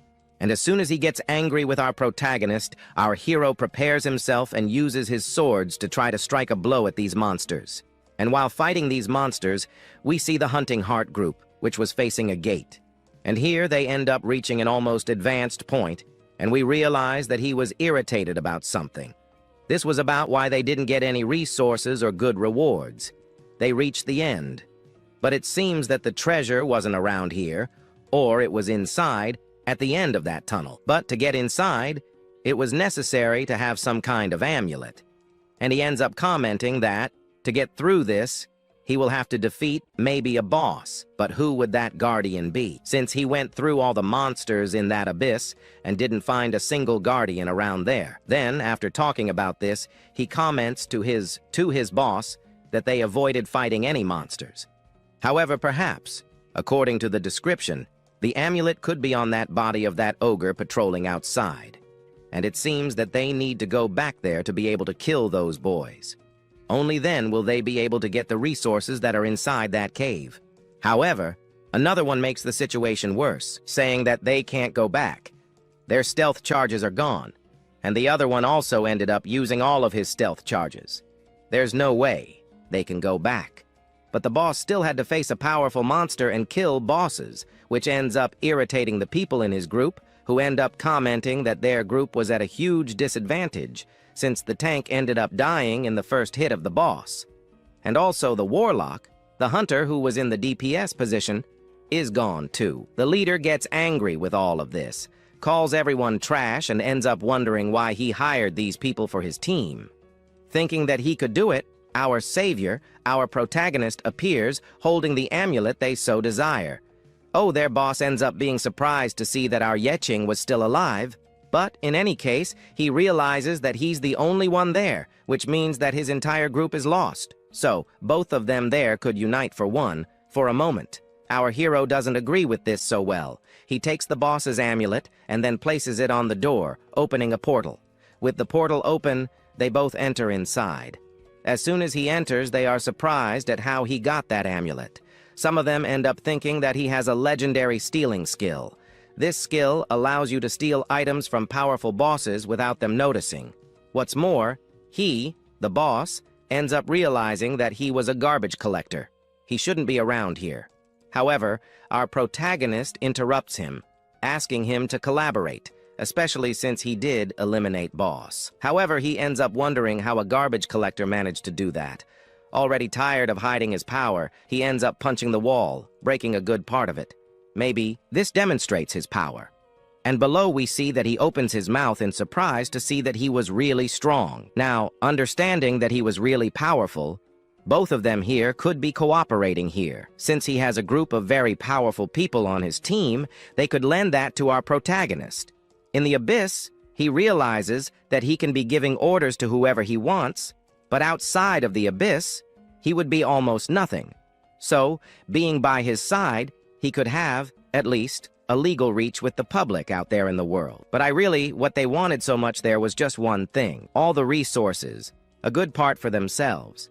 He could divide that between them. However, the boss, without realizing anything, ends up simply stepping on one of the traps. After he steps on it, some things go towards him, and that happened very quickly, and ended up catching one of the guys from that boss's group. His entire group simply stands still, scared by everything they saw.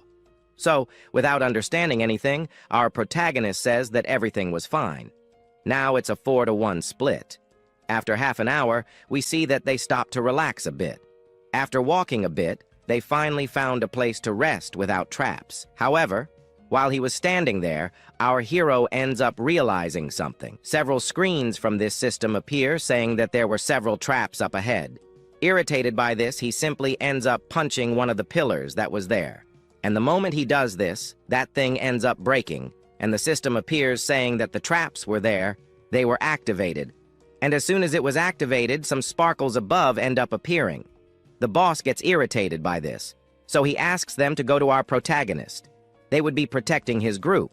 To do this, he uses his slightly purple aura, which ends up building a kind of cloak that protects their group from the arrows that came towards them.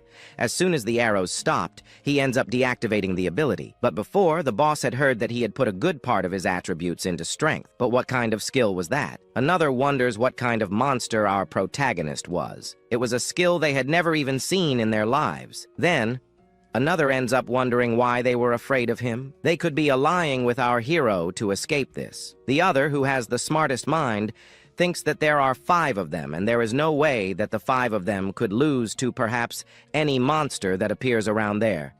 But the boss ignores all this and approaches our hero. Soon, he wonders what happened. Then, they also end up approaching as quickly as possible because they realize that there was a good amount of resources and gold there which they could take for themselves. And as soon as they see this gold, they all start running towards it. So they found the gold mine. Looking at it, they are totally surprised. Another picks up the mana crystal and realizes that he had never seen a crystal of that size. And also, if he, a garbage collector, collected all this, he would never need to collect resources or garbage to make a living. Knowing that there are good resources around here, the boss then asks everyone to empty all their backpacks and collect all the resources that were around here. Our hero, who faced this, realized that this was too good. Since, as we already know, when the alms are too good, there is always something wrong with it. He ends up noticing one of the coins from the top falling, and these coins go towards him, leaving our hero a little scared. Scared by this, he ends up looking up, and then he understands what this could be. Dragons. Dragons are something extremely rare, and if you find one, you can run. Because a monster like this was in the S-rank classification, and this dragon that was hiding there gets up and ends up wondering who it is, was interrupting her dreams. The guys who then look at it wonder if it was a real dragon. But if it was a dragon, why was she in the form of a girl? Bored with everything, she asks these inferior beings to take all their good equipment and give it to her, and only then she can get out of there. But she has priorities that are more important. This is to go back to sleep in her mountain of resources that she collected. Since, if they happen to do these things, she will also pretend that she had never seen them. They, then, looking at this, do not understand anything. They just remain silent. The leader of the group of heart hunters wonders how a beast like this had the ability to talk.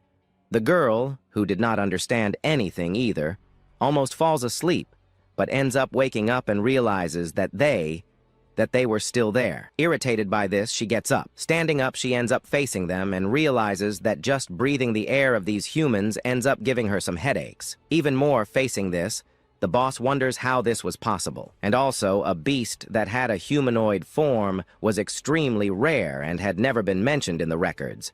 And finding one of these was too much luck. To make it better, she was a beautiful girl. However, one of his companions ends up asking him not to pay so much attention to this, as she could be a boss and dangerous. However, he ends up commenting that this boss will be more focused on our protagonist, so he can launch some surprise counterattacks. However, when talking about this, she ends up using one of her magic skills. Arrows end up appearing and go towards her group, and also, not only towards their group, but also towards our hero.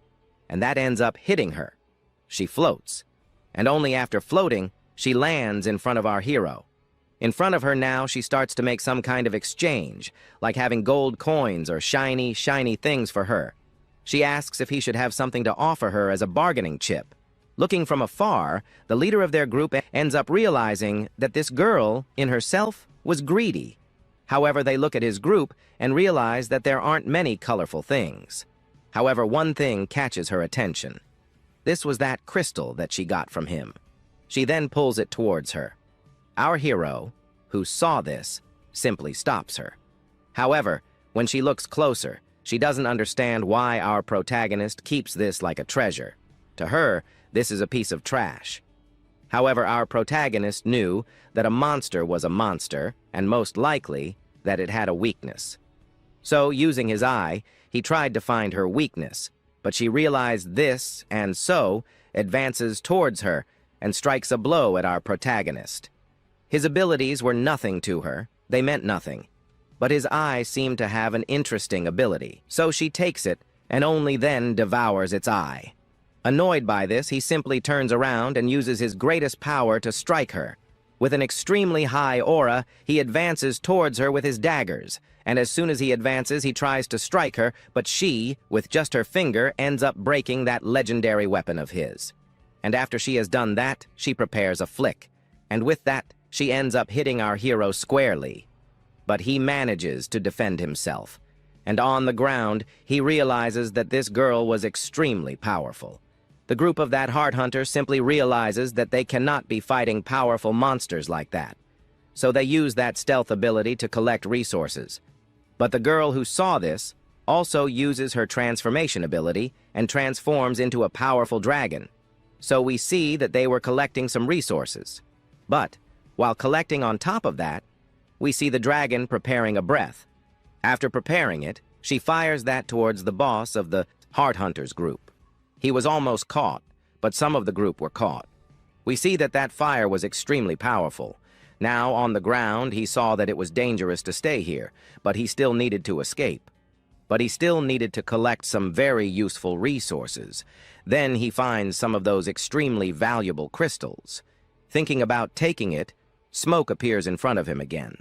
Frightened by this, he simply looks up. It appeared there, in front of him, and also starts to say that he was very brave to try to steal a secret treasure from her. Knowing that a monster like that was extremely powerful, a monstrous foot appears on the scene, while the protagonist calmly observes everything in the background. Strange lights begin to emanate from the creature, and the protagonist looks at the situation carefully. An imposing figure appears, mocking and questioning if the treasure is too much for him. A man with dreadlocks looks desperate, holding a shiny item in his hands. Screaming in terror, the man with the artifact tries to protect himself from something unknown. A dark sword hits the man, but the horned figure remains intact. The woman demonstrates her power, releasing a blast of intense energy against them. The protagonist appears in the middle of the attack, criticizing the ambush as something despicable.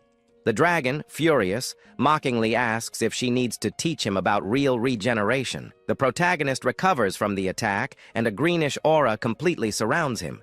Irritated, the woman shows fury and prepares for an even more powerful attack. Suddenly, the big man with dreadlocks is thrown, screaming, while the dragon watches smiling. The explosion causes massive destruction, completely devastating the surrounding area. The creature compares the protagonist to wild dogs in search of rotten crowns. The dragon demands to know what he feels, staring into his eyes and demonstrating her power. The protagonist reveals his objective, the key to the Dark Tower, one of the dragon's items. The dragon's fury takes over, and her pupils glow intensely in a yellowish tone. Annoyed, she grabs the protagonist by the neck, questioning his audacity and greed. The protagonist retorts, offering his treasure in exchange for the key to the Dark Tower. The dragon explodes in fury, questioning why she would grant the protagonist's request. The protagonist reveals that she has something she cannot refuse, a dark orb. An intense purple energy surrounds them, and a process of recovery begins.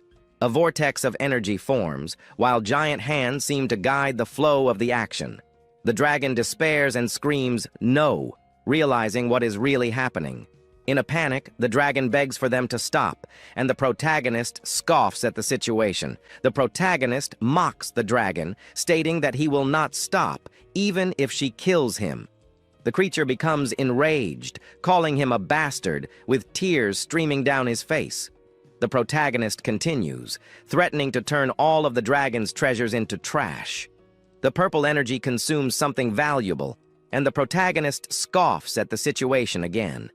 Desperate, the dragon begs him to stop, calling him a despicable worm. The protagonist smiles, observing the creature in despair and everything it owns. The purple energy completes the action, revealing a coffin made of ice crystal. The dragon laments, revealing that the coffin was a gift for her 1,300th hatchling. The protagonist continues to consume everything, even the seed of eternal fire. The dragon despairs again at what is happening and lets out a scream of terror. The woman despairs when she sees her sapphire boxes being completely consumed. Begging, the dragon asks him to return everything and spits the treasures back. The protagonist proposes an exchange, his treasures back in exchange for the key to the Dark Tower. The protagonist scoffs, calling all of the dragon's treasures trash again. The dragon gives in and with teary eyes hands the key to the protagonist. Now, they are in a sanctuary of ancient knowledge, a huge and imposing place. In addition to treasures, dragons also value knowledge, the creature reveals. The dragon comments that no one has visited them for 300 years, a considerable period. Watching everything, the protagonist seems indifferent, showing little interest in the place. Yi Qing comments that they should have organized the sanctuary at least 100 years ago. They enter a vast library filled with ancient books and lit by candles.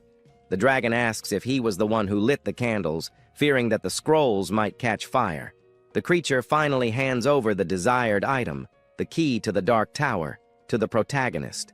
The key glows brightly, shrouded in a mysterious and incredibly powerful aura. Yiching takes the item, apparently satisfied but remaining alert. The dragon asks what he means by that, showing confusion. The dragon warns him not to think it will be that easy, revealing that she is plotting something. After all, he devoured half of her treasures, and she feels she deserves something in return. Yiching then asks where she would get treasures to give him, questioning the creature. The dragon boasts, saying she has a sensitive nose capable of smelling legendary smells even in the midst of trash. The dragon proposes to exchange the key for a divine piece of equipment, even offering some bonuses. Yiching calls her a mercenary and asks what would happen if he refused.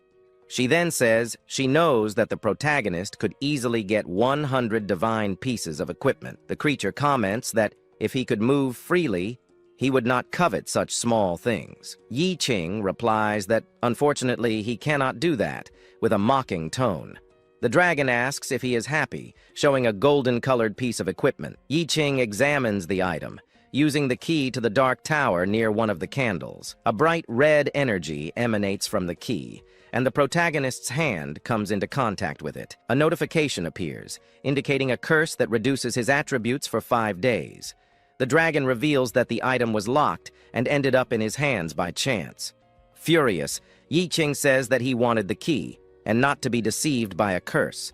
The dragon defends herself, stating that she delivered the promised item and nothing more. Yiching realizes that making deals with giant dragons is never a good idea. The dragon claims that an eager dog does not taste the promised honey, being greedy. The dragon says that her special service is reserved only for those who bring treasures. Annoyed, Yiching grabs her by the horns, touching a particularly sensitive nerve. The protagonist wonders if the trash has turned an ancient dragon into a simple codex. Yiching threatens her, demanding information, or she will reduce the library to ashes. The dragon reveals the existence of a hidden portal, containing codes to rewrite the laws of death. Yiching demands more clues, but the dragon claims that this is all she can offer. Annoyed, Yiching complains about the responsibility he now bears due to such a powerful curse. The dragon scoffs, claiming that ordinary curses do not affect her, as she is not like others. The dragon offers to suppress the curse, in exchange for 500 divine equipment. Yiching warns her not to be greedy, or her treasure will be plundered once again. The dragon proposes a plan, asking for the remaining 100 pieces of equipment, claiming that he owes her. Yiching screams to take everything, and a purple-colored energy envelops him once more. The dragon laughs hysterically, pleased with the deal and with what is about to happen. Yiching realizes that he has been tricked again, and demands that the dragon stop playing tricks. The dragon mocks him, reminding him that he owes her divine items and how she will free him. She then reveals one eye, indicating that she will be watching him, plotting something. The dragon says that she will be responsible for the wild dog until the end. In a mysterious tone, the protagonist is hit by something and seems to be feeling something strange. The dragon comments that she is a dragon, while the protagonist appears to be weakened. Yiching wonders what they did to him, showing anger at the situation. The protagonist seems to have a revelation and shows surprise at what is happening. Frightened, Yiching screams with his eyes wide open, not understanding the situation. He finds himself in the obsidian hall, and the curse manifests itself there. His vision returns, as does control of his hands. But he remains confused. The protagonist notices the presence of the curse, sensing something dark nearby. A huge pillar collapses, indicating that he is in danger, and the curse takes effect. Confused, Yiching wonders what is happening, showing that he is frightened. A notification appears, revealing that he has become a demon, and with enormous power. A voice then echoes, stating that weak humans can never defeat powerful demons. Yiching wonders how to break the curse, showing that he is thinking about the situation. He concludes that, to do so, he will have to fight himself, and finally understands. A shadowy figure appears before him, the reflection of himself amplified and evil. A notification informs him that his attributes have increased by 30%, something incredible. The reflection mocks, claiming to have the same abilities, but with more strength. Ye Qing is surprised to see that his opponent also has a transcendent form. The reflection says that now he must know that he is an existence impossible to defeat. The reflection's speed is frightening, and he moves like a red blur on the spot. The reflection attacks with fury, being so fast that his movements are difficult to follow. Yi Qing defends himself with difficulty, fighting against the shadow version of himself. The reflection hits him, and a red energy emanates, demonstrating the power of the blow. Yi Qing concentrates to the maximum, trying to defend himself from the reflection's intense attacks. Yi Qing realizes that the reflection is always one step ahead, and he can't gain an advantage. The reflection then advances, shouting something about stealing souls, with an insane expression. Yi Qing stands firm, dodging the blows and holding the swords firmly. The reflection comments that the scales of power are slowly tilting in his favor. The reflection explains that his attacks steal attributes, and the swords tear his soul little by little. The reflection says that in this battle, he will slowly become Yi Qing himself, in a terrifying way. The reflection plans to devour his soul until it consumes him completely, executing a sinister plan. The reflection attacks with everything, and Yi Qing struggles to dodge, feeling the impact of the blows. The blades clash, and the battle intensifies, defining the protagonist's fate. The reflection attacks him, determined to win, while Yi Qing tries to defend himself, confident that he will succeed. The reflection charges with the sword, determined to defeat the protagonist once and for all. The reflection scoffs, telling him to continue, with red eyes glowing brightly. A notification appears, indicating the draining of attributes, demonstrating the enemy's strength. Yi Qing tries to attack, but is stopped, and the battle becomes increasingly difficult for him. The reflection consumes 20 points, and reforges the swords, demonstrating power and strategy. The reflection mocks, stating that his willpower is enough to change everything. The reflection admires the protagonist's soul, but attacks him with even more intensity. Yi Qing tries to dodge but falls, feeling the reflection's overwhelming power. The reflection says that in his domain, all effort is futile, demonstrating his superiority. Once again, the reflection consumes points and reforges the swords, while notifications appear on the screen. The battle continues, and more points are consumed, but the protagonist is unable to react to the attacks. Yi Qing tries to use something, but the notification informs him that there are no materials, frustrating his plans. The dragon appears in the protagonist's mind, asking for his 100 divine equipment. Being self-interested, the reflection hits him hard, and another notification of attribute drain appears. In a desperate moment, Yi Qing inhales, gathering energy, and preparing for a desperate and bold reaction. The reflection asks if he is starting to feel helpless, and tells him to kneel and worship it. The reflection says that, after devouring him, it will still preserve a small memory of him, in a frightening way. The reflection threatens to erase the memories, destroy the family, and torture everyone he loves. The reflection says that he will not feel pain, because it is not him, demonstrating all his coldness and cruelty. The battle reaches a critical point, and the protagonist's fate hangs by a thread, in a moment of tension. The reflection dominates him, and red shadows dance around him, demonstrating its dark power. The protagonist's gaze intensifies, and he feels the weight of the reflection's words.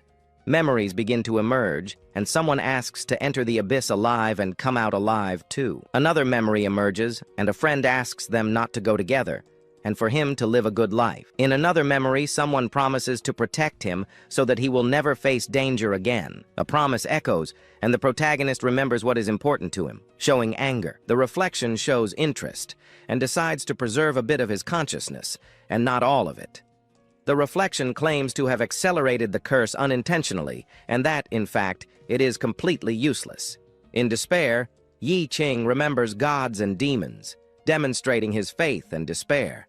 The reflection mocks him, calling him weak and telling him to give up everything, demonstrating cruelty. The protagonist remembers that he only wanted to break the curse, but ended up becoming trash. He remembers gods, demons, and unknown beings before considering himself weak. The reflection mocks him, telling him to give up everything he loves so that it can replace him completely. The reflection becomes angry, stating that it owes him 400 divine artifacts, showing fury. The reflection says that the wild dog has nothing to lose and attacks him with everything, tense with the situation. Determined, the reflection wants to replace him completely, once and for all. Yiqing tries to block the attacks, showing determination in his fight. Surprised, the reflection wonders how that is possible, showing confusion. Yiqing states that his sword is his sword, showing confidence. Confused, the reflection wonders what he is saying, without understanding what was happening. Yiqing states that he will not submit to anyone, with his eyes shining brightly. He shouts that no one will replace him, only he himself can do it, showing his power. The dragon watches everything, saying that she will be responsible for him until the end, in a mysterious way. Yiqing's eyes shine brightly and he transforms, showing power. He screams, releasing all his fury, and a giant dragon of energy appears. Yiqing shouts the name of the attack, Triple Dragon Blood Frenzy, showing power. Yiqing remembers everything that motivates him, and his eyes shine even brighter at that moment. Yiqing claims that even if the flesh and blood are torn, it doesn't matter. Even if the bones break, or the organs turn to mud, none of that really matters. Yiqing advances, determined to devour the reflection, demonstrating power and cruelty. The protagonist asks who the demon is there, demonstrating all his fury and rage. The reflection is surprised, and Yiqing approaches, determined to win this confrontation.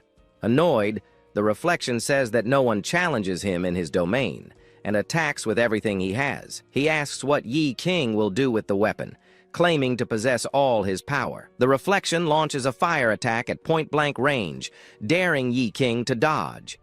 A massive explosion occurs, and the impact destroys everything around in an intense scene. The reflection celebrates the victory, stating that Yiqing must be dead, with joy. Triumphant, the reflection believes he has won the battle, without knowing what really happened.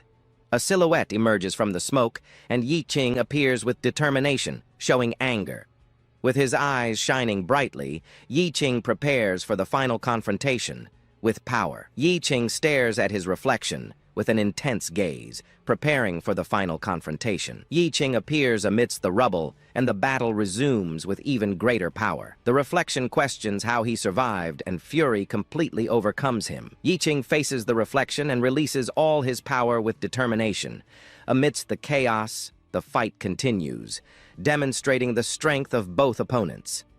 Yiqing advances with his sword shining brightly, exuding power with each step. The sword emanates a golden glow, and the protagonist transforms again, demonstrating his faith. Yiqing attacks with fury, and the reflection defends itself with difficulty, trembling with faith. The protagonist prepares for the final blow, and the battle reaches its climax. An immense power is released, and the reflection is hit head-on, suffering a great impact. Yiqing screams in pain, showing that he is at his limit, and with faith, Yiqing activates a skill, and something is being stolen, revealing his faith. Irritated, the reflection wonders how he dared to fight against him with all his power. Furious, the reflection states that weapons only decrease his efficiency with all his power. The creature reveals itself, and a dark warrior emerges with all his power and intensity. Yiqing faces the opponent and the power that is exuded, showing faith and determination. The power is concentrated, and the reflection's eyes shine brightly, demonstrating all his fury. Yiqing is at his limit, and begins to remember everything and everyone that is important to him. Desperate and wounded, the protagonist looks with determination, ready to turn the tables. However, to win, Yiqing will need to find a way to overcome the power of the reflection. Yiqing appears with a sinister mask, and the power of the curse is released on the spot. Yiqing rises, and the head of the dark warrior rolls away, demonstrating raw power. Yiqing attacks with fury, and the force of the blow is devastating, breaking everything with his power. Yiqing charges with everything, and the battle reaches a new level, with unshakable faith. The dark warrior is hit, and the damage is visible, demonstrating his fury. The reflection is thrown away, unable to defend itself. Yiqing floats above the warrior's body, his mask shining brightly. Yiqing attacks with everything he has, intending to destroy his opponent once and for all. The dark warrior is destroyed, and Yiqing's power is overwhelming, demonstrating his total power. The destruction is total, and the battle reaches its climax, with nothing else to do. Yi Qing approaches, showing determination to win, using his maximum power. The notification appears, and the power of the imprisoned dragon is being absorbed. Yi Qing is wrapped in chains, and the more he struggles, the harder it becomes to free himself from them. Yi Qing claims to be different from greedy dragons, showing faith and power. Yi Qing is being imprisoned, but shouts loudly that his name is Yi Qing, demonstrating his determination. With his reflex defeated, parts of his body fly everywhere, and Yi Qing feels his strength increase. Yi Qing approaches, and the face of the dark warrior appears, declaring himself the king of all. Yi Qing's eyes shine with intensity, preparing a blow that promises to be decisive.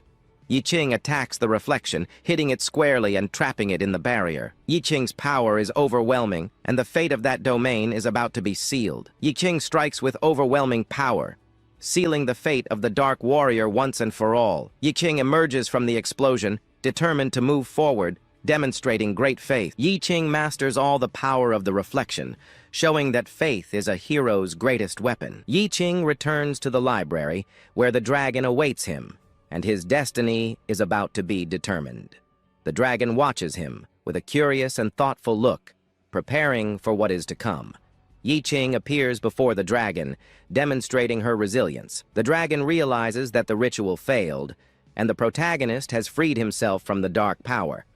The dragon then plots, saying that if he becomes a shadow demon, she will have to kill him. Yi Qing emerges back to reality, with the sword shining brightly, strong and confident.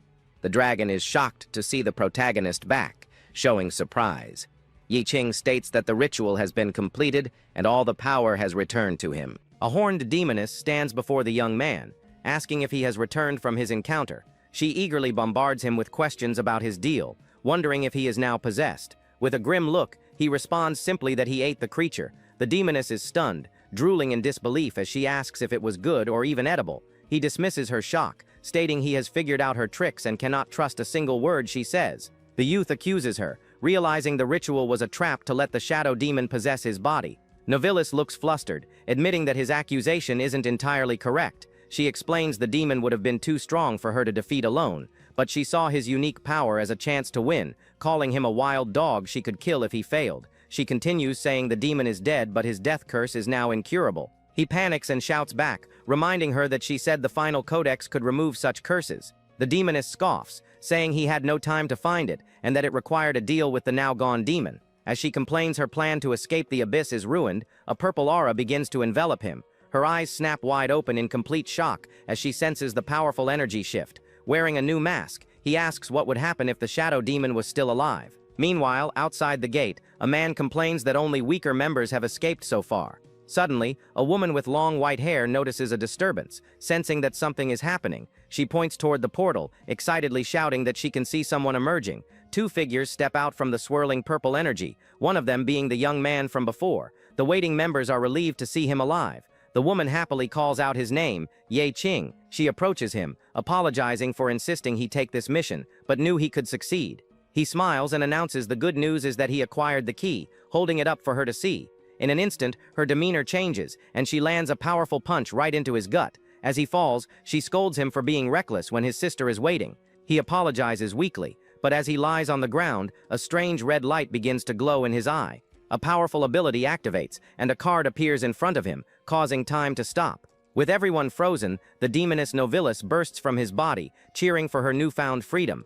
Yi Qing, glowing with red energy, tells the demoness she has awful timing. She floats between him and the frozen woman, complaining about the smell of a trashy necklace. The demoness then points at the woman, asking Yi Qing if this is his so-called close partner. Novilis frantically tells him to change her back, but Yi Qing flatly refuses. In a flashback, the masked youth had proposed a deal to undo the dragon seal and free her from the abyss. He had realized this powerful form consumed even more mana than his other skills, which worried the demoness. She had asked him nervously what his current level was after absorbing the demon. As he held up a single finger, she guessed wildly, throwing out numbers in the millions. He clarified he was only level 1, a scavenger. Novilis mocked him for being so incredibly weak. Yi Qing retorted that he still defeated the demon. She said he could now take a part of her body with him. Back in the present, he demands the key, stating he wants nothing more to do with her. but Novilis reveals his eyes are now dragon sight pupils, the same as her own. She explains their vision is now linked by an unbreakable pact, shocking the young man. Her eye glows with power, as she dares him to use his prying technique on her once more. Red energy swirls around her eye as she forcefully repeats her command to look at her. Yi Qing's eye begins to glow uncontrollably as a trail of blood streams down his face. Inside the time-stopped space, he stumbles backward, unable to resist her power. His consciousness is then pulled from his physical form, leaving his body behind as he floats forward. Novilis proudly tells him to look at her alluring figure, which he observes with glowing eyes. She explains that his observation eye has been upgraded to a dragon pupil, which is different from before. She can now use dragon knowledge to decipher information for him, and no one else can sense her presence. The demoness cheerfully informs him that he now owes her 401 items, which makes him shout back in anger. As Novilis laughs hysterically, he clutches his head in sheer frustration, while his companion remains frozen. He grits his teeth, muttering about how shameless the demoness is for her ridiculous demands. Time suddenly resumes, and Novilis waves goodbye before vanishing, leaving the white-haired girl bewildered. The girl catches Yi Qing as he stumbles, apologizing for being unable to protect her partner. The team's leader interrupts, saying it's his fault for putting them all in a dangerous situation. He declares that they must all grow stronger before they can face more powerful enemies. The man in the suit asks the leader what his team encountered. The leader recalls opening a large vault door. He mentions seeing a golden light, which gets the suited man excited about possible treasures, but the leader looks downcast, explaining the abyss was empty, except for piles of golden sand. The man in the suit looks down, confused by the mention of sand instead of treasure. The leader's attention then shifts as he points towards Yi Qing, stating that he remembers him. His companion rests on his shoulder, relaying that the leader called him strong but couldn't recall what he did in the vault. The leader exclaims that Yi Qing suggested splitting the treasure evenly, one for each team. He then begins laughing maniacally about the 50-50 split, his mind clearly jumbled from the ordeal. Yi Qing tells his crying companion to thank the scavenger team, as she at least gets half of the trash. In a flashback, the demoness asks why he didn't just kill the leader to keep the dragon treasure a secret. He explains the leader is useful alive and can provide a flawed report, since he altered his memories. Novilis agrees, adding that without their signal, everyone would have been lost in the endless Scarlet Desert. Later, the group returns to a large modern building that serves as their headquarters. A rugged man sits outside the hospital, denied entry because his luck stat is too low. Inside the ICU, another member of their team lies unconscious in a hospital bed, hooked up to machines. A woman with purple hair explains he has multiple fractures, but his partner's healing delayed the worst. She adds that his wounds are contaminated by the abyss and won't heal outside of it, which worries Yi Qing. The woman says that as a recycling group, they don't have the authority for special treatment. Both Yi Qing and his companion offer to pay, but it is against the guild's rules to enter the abyss alone.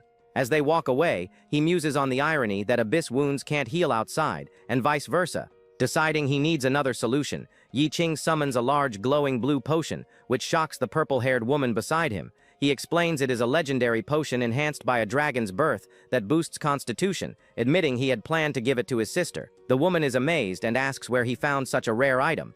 He cheekily replies that he picked it up from a pile of trash. In a flashback, he had asked Novilis for a favor before leaving the abyss. The demoness asks what he wants from her. He mentions hearing a dragon's body is full of treasures and asks if the vault's items are made from dragon materials, which she confirms. He then explains he found a recipe that requires the potion as a solvent and a drop of something called a dragon's birth as the core ingredient. Novilis asks if he means her saliva. After he confirms, she agrees to help and chugs the entire blue potion in one go. After finishing the drink, she spits a glowing blue stream back into the vial, completing the bizarre concoction. A system message reveals he now has dragon saliva mouthwash, a chaotically mixed item with random effects only known upon use. Back in the present, he holds the potion. Novilis had offered her drool, but the recipe only calls for a single drop. He walks towards his friend's room, thinking the man needs stronger recovery, hoping the side effects will not be too harmful. As his two companions watch through the glass, he approaches the hospital bed to administer the mysterious potion. The injured man awakens, saying he has already died once and is not afraid to do so again, willing to drink even poison. He looks at Yi Qing's reflection, desperately begging his leader to give him another chance. With tears in his eyes, the friend declares he wants to become strong enough to be a person who can stand on his own. Sometime later, Yi Qing stands across from his recovered teammate in a vast, empty underground training ground. The leader looks down at the young man, who is still surrounded by a faint vapor, and asks him how he feels. The disciple looks at his own hand, explaining that he feels like he has a brand new body, with all his old injuries healed. Ye thinks about how constitution is the key attribute for physical resistance in the dangerous abyss world. The young man feels his arm, realizing that even with healing, permanent damage can accumulate, and wonders if he is now stronger. Ye confirms this, but not entirely. His companion is confused, asking how his increased stats don't make him stronger. His leader explains that physical stats are not everything. Fighting in the abyss is also a battle of thought and consciousness. He summons 2 glowing purple daggers, stating that powerful monsters have mechanisms that must be solved with strategy. Without another word, he leaps into the air, blades ready as he swoops down to attack his disciple. The young man panics as a glowing sword materializes in his hands to block the incoming strike. He struggles under the force of the blow, calling out to his leader. Ye reveals he suppressed his own power for this fight. In a flash, Ye executes a disarming maneuver, knocking the sword from his companion's hands. He presses his advantage, instantly holding both of his glowing daggers to the young man's throat. With a stern look, he orders his disciple to attack him with all his might, using the mindset of trying to kill him.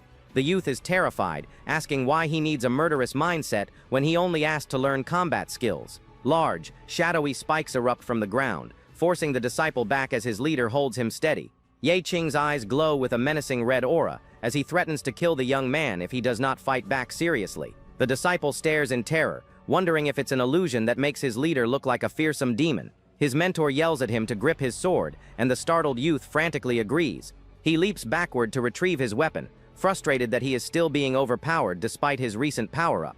With newfound determination, the young man grits his teeth and turns to face his leader once more. He charges forward, but his hesitation costs him the element of surprise, and his leader easily parries the blow. The disciple realizes he is no match for his mentor, even with his power suppressed, feeling a deep sense of frustration. In a desperate outburst, he questions his own strength, swinging his sword wildly while screaming in anger. Ye effortlessly disarms him again, using a tendril of dark energy to knock the weapon from his grasp.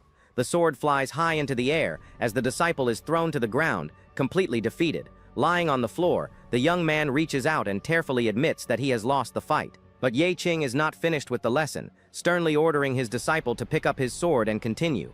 The disciple desperately begs to drink the potion again, saying he'll accept any side effects if it makes him stronger. He ignores the plea and instead asks him once more why he wants to become stronger, catching the young man off guard. The young disciple answers that he wants to stop being ridiculed. His leader quietly asks if there is any other reason. He declares passionately that he wants to become the protagonist and stand at the center stage someday. Ye asks the same question again. The youth shouts his desire to be a powerhouse and earn everyone's recognition, asking if that is not enough. His leader warns that obsession with power can create monsters, mentioning a fallen warrior. He does not want that fate for Zhou Tong. The disciple looks down thoughtfully, then asks what his leader's reason for getting stronger is. Ye places a hand on his shoulder and quietly answers that he just wants to live a good life. The young man is taken aback, wondering how the reason could be so simple. His mentor explains that he hopes his disciple seeks strength simply to live well, not for approval or to reach the top. Ye tells him the goal is not conquering the abyss, but never losing himself within it. He then offers the powerful blue potion to his disciple one more time. But this time, the young man gently pushes the potion back towards his leader, refusing the offer. He states that he is strong enough now, and will walk the rest of his path on his own. With renewed resolve, he picks up his sword and challenges Ye to one more round, ready to learn how to survive. A smile crosses his leader's face, who praises his words and prepares for the next bout. Meanwhile, the demoness Novilis watches them through a portal, musing that his chances of survival are not zero. Still watching from afar, the demoness Novilis wonders if the potion's effects have already worn off. A system window appears before Ye showing the result of the dragon's mouthwash he gave his friend. The effect is identified as nullified, making Ye wonder if his companion just drank a bottle of plain water. Just then, his disciple Zhou Tong hunches over, coughing violently after their intense training session. His leader rushes to his side, worriedly asking if he is okay after the sudden outburst. But Zhou Tong springs up with a golden aura, cheering that the potion worked and he feels great again, leaving everyone stunned. With that, a notification says that drinking the item activated some knowledge, and the hunter gained 1 experience point. Then the young man celebrates excitedly, saying he's ready for another one, and feels totally refreshed. However, the protagonist is relieved it wasn't a lethal poison, and that being ineffective was good news. At that moment, The spirit complains and asks if he was making fun of her, but the guy immediately denies it. The little one then wonders how the potion worked, since it was supposed to be ineffective, and if humans have something special. Then, the hero replies that someone who lives in a dragon's treasure would never understand the miracle of humans. Hearing this, the spirit asks what a miracle is and asks the protagonist to explain it better. The guy then says you just have to live with all your might, and things simply happen. Changing scenes, we see the World Guild building, a very large and imposing place. Arriving there, our hero observes some hooded people as he walks inside the location. Inside, he finds a man with a ponytail who glares at him with a very unfriendly expression. The guy is shocked and yells the protagonist's name, completely surprised to see him there. Then the guy greets him, and the other replies that it seems more like enemies meeting each other. With that, the protagonist ignores the man, saying he's not interested and asking him to get out of the way. But the man gets angry and says they still haven't settled the score from the last time they saw each other. He yells that the protagonist tricked him out of 200 million for an iron ring, and that it was a huge humiliation. The guy replies sarcastically that if he found it so shameful, he should have thrown the ring away. The man gets angry and grabs the hero, while another person approaches them to watch the fight. Our protagonist says the guy only kept the ring so he could bother him again, and that it must have been tough. The other guy then demands that he buy the ring back, but the hero says he didn't force him to bid. Then the man in the suit gets furious and says this isn't an auction house, and that he has powerful connections. With that, he orders his goons to take everything from the guy until he pays, but one of them notices his clothes are junk. The boss gets even more irritated and says that if everything is junk, it means he's a nobody and he'll take him away to be sold for parts. Suddenly, the spirit appears in her dragon form with a powerful aura, surprising everyone in the place. Confused, the protagonist wonders what is happening and why she appeared like that. She says the ring is a top-tier item and that the protagonist had appraised it with his observer's eye before. The little dragon states that it was once an ordinary ring, but now she can feel the difference between treasure and junk. Then she begins to recite a powerful enchantment to break the seals that bind her. The creature continues her true name release chant, causing a bright light to shine around her. Finally, she sprays a blue flame onto the ring, revealing its true form and hidden power. Her friend says she found a ghost, but she doesn't need to be afraid. He blushes and says he will protect her from any danger. The girl then hugs him, thanking him for saving her, and the guy is left speechless. Awkwardly, the young man tries to calm her down, saying he will always be by her side. Suddenly, Lang Yu lifts her head, revealing a dark and frightening face. Black tentacles emerge from her and begin to trap her friend's body. The guy is terrified as he sees he is being completely immobilized. Soon, the two are engulfed by a mass of black tentacles and disappear. After everything vanishes, the real Lang Yu appears walking down the hallway. She seems to be looking for someone and is completely alone in the place. The girl wonders how she will contact the team without the signaling bracelet. At that moment, she hears a noise and sees a shadow approaching quickly. The young woman turns around, scared, and sees the protagonist running towards her. The adventurer says he finally found her, but the girl is questioning it. She wonders who the guy is since she just saw her friend. The protagonist gives a slight smile and confirms that the transaction is complete. The large, furious man demands that he return the ring he just took. His goons say that this is against their guild's rules, but the boss doesn't care. The gang leader yells that the guy won't leave there with either the ring or the money. The young adventurer mocks them, saying their reputation as thieves is well deserved. The brute gets even more irritated and confirms that he will shamelessly rob him. With a blue aura around him, he transforms into a monstrous creature. The creature yells that this is a robbery and lunges to attack the protagonist. From inside the ring, a demon girl complains about human greed. Our hero says that some people just don't understand with words. Then he uses his dark powers and easily traps the monster. The monster screams for its boss while being subdued by the guy's shadows. The young man asks the goons if they want to take their boss or get beaten up too. Our hero thinks that the reputation of the leader of the Yi Scavengers Guild is well deserved. Suddenly, the head of the Tatis Hunter Guild, named Lei Yoshin, appears on the scene. Yoshan offers 500 million for the ring and points at our hero.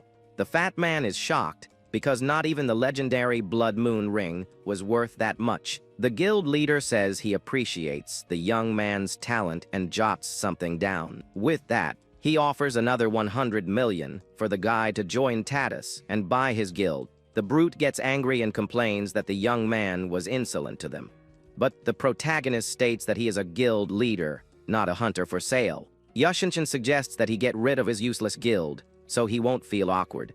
The young man replies that his members are not trash and are like a family to him. The Tatus leader scoffs at the idea of family and says he only wants the protagonist. A dark shadow forms at our hero's feet as he glares at the man. The adventurer says that Yushan is not worthy and Tatus doesn't deserve any of his members. The guild leader becomes furious for being rejected for the first time in his life. The protagonist says that he forgot that even a weak guild leader is still a leader. Yoshan is impressed and says the elder was right about him being a tough nut to crack. The guy realizes that Elder Fatianlin appointed Yushin as the interim leader. Yushin says that before the elder's wrath falls upon him, it's better to learn to have nothing. Then, he withdraws the offer and proposes a new negotiation between the guild leaders. The Tatus leader asks if the young man came to the guild hall for the final festival. Our hero is surprised and asks if Yushin happens to have that information. The man laughs and says that possession of the abandoned abyss belongs to Tatus. He explains that he has shown his cards, and now it's the protagonist's turn to make an offer. Back at his guild, the guy's sister asks if he really accepted the terms. The young man says he had no choice, since the information was with them. He thinks that it's a tough decision, because the haunted abyss is full of undead. The protagonist rules out Wuming, because he is an undead and wouldn't fight his own kind. He also thinks of Zhou Tong, but he left for a special 1-month training. Without many options, he chooses Lu Xingren, an ice mage, and Yiling, a fire mage. His sister makes a mischievous face and says he knows how to have fun with 2 girls. The guy gets flustered and says it's not like that, and he didn't have anyone else to choose from. She comforts him, telling him not to worry, because one day she will be stronger than him. Suddenly, a giant teddy bear appears with a dark purple aura. It attacks the protagonist with its giant paw, sending him flying with force. The bear, named Jiao Zhou, yells that it won't allow the guy to go out with other girls. Meanwhile, the demon in our hero's eye makes fun of his situation. Elsewhere, 3 drunk men walk down the street looking for trouble. One of them spots a girl alone and decides to approach her to bother her. The man asks if she's lonely drinking by herself and offers her company. Intimidated, the man throws his bottle at her to scare her. A large fire explosion happens and hits the man head-on. He screams in pain as his body is consumed by the yellow flames. The girl says that all trash like them can drop, and she prepares another attack. Suddenly, someone grabs her arm, stopping her from attacking again. The young woman is surprised and asks the person not to do that to her. She turns and apologizes, saying her sister didn't mean to do it.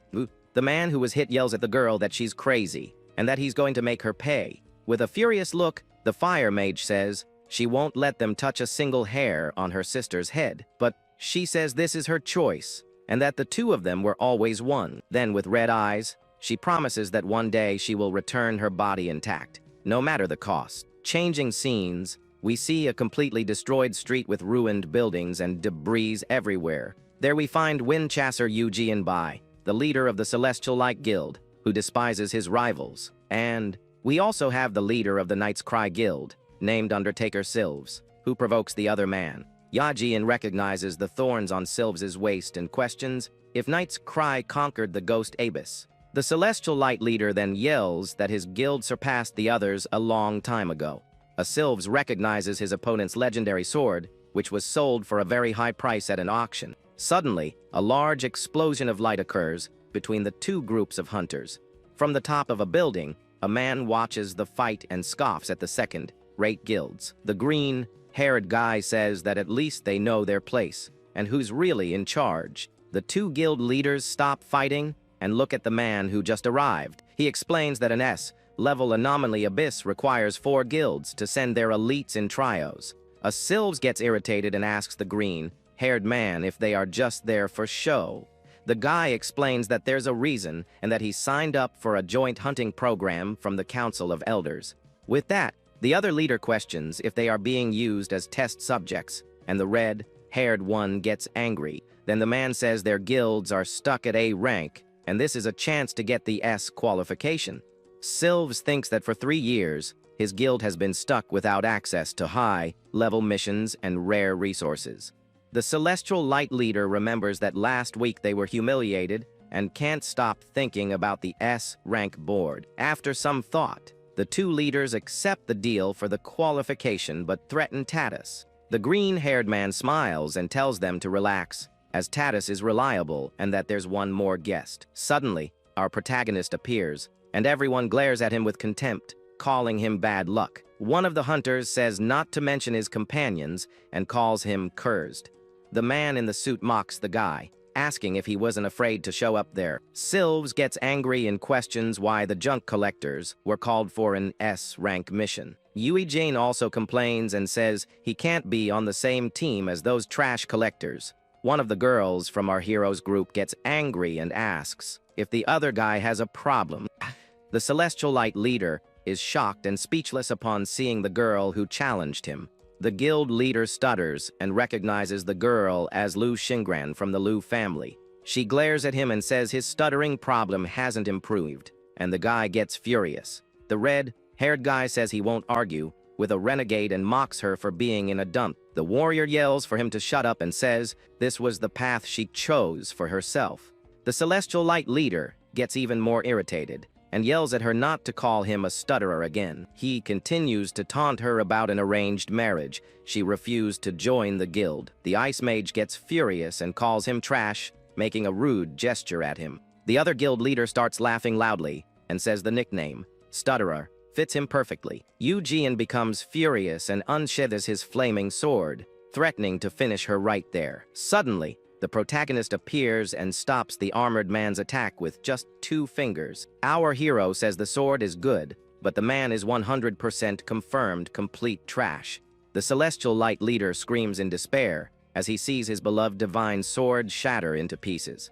The black-haired guy calmly says it was just a small accident and that the weapon broke. The other man grabs him by the collar and yells furiously about his family's power and status. The green-haired man intervenes and says they should be teammates, not fighting. The green-haired man says that since he broke the weapon, it's only fair that he compensate him for the damage. Our hero agrees to compensate him, but the Ice Mage complains that the other one attacked first.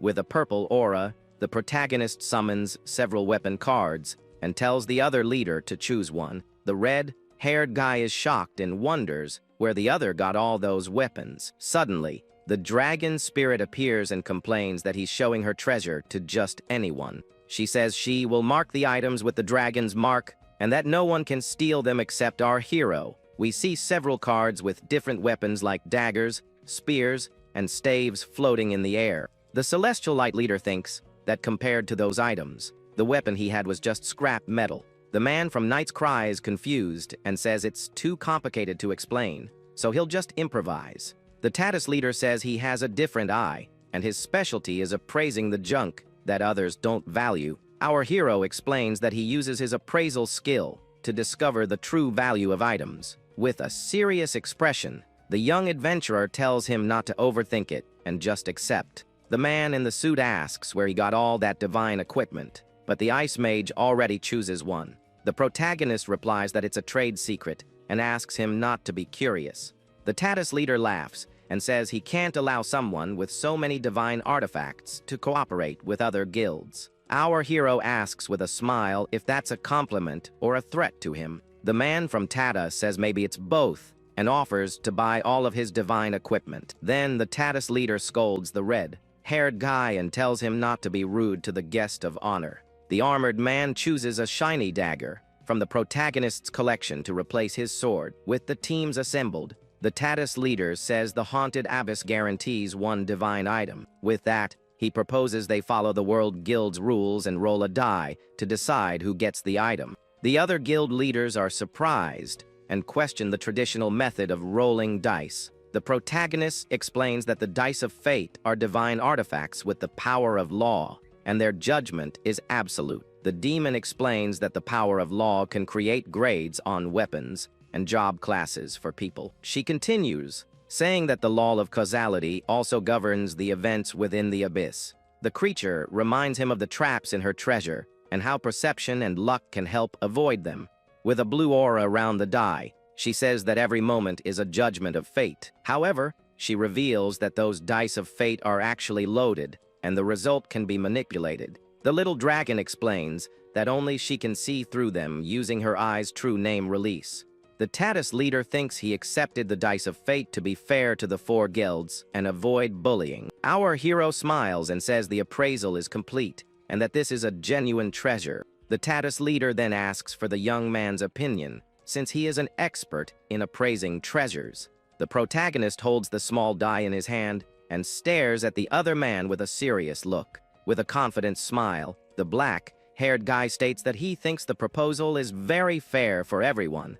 A narration explains that the place was a prosperous suburb until an abyss gate opened. 10 years ago, the Tatus Guild sent an elite team to investigate the restricted zone. But what they discovered was that the missing residents weren't actually gone. Their souls were trapped and transformed into vengeful spirits that wandered the mist.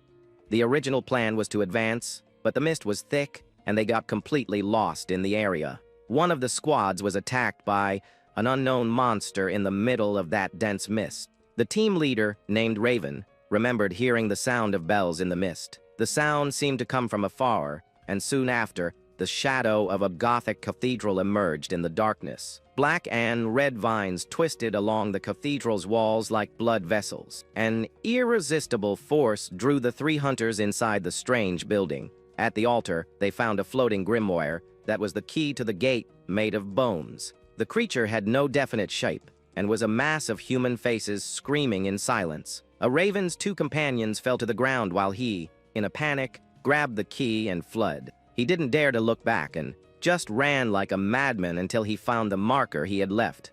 After 6 hours, the key in his hand began to heat up and spin, pointing in one direction with no choice. Raven decided to follow the bone key's guidance through the grim scenery. Following the direction indicated by the key, he finally found the exit of the Abyss Gate. As he exited, he felt something furiously banging against the portal's barrier, trying to escape. With his last bit of strength, the hunter inserted the bone key into the keyhole in the void.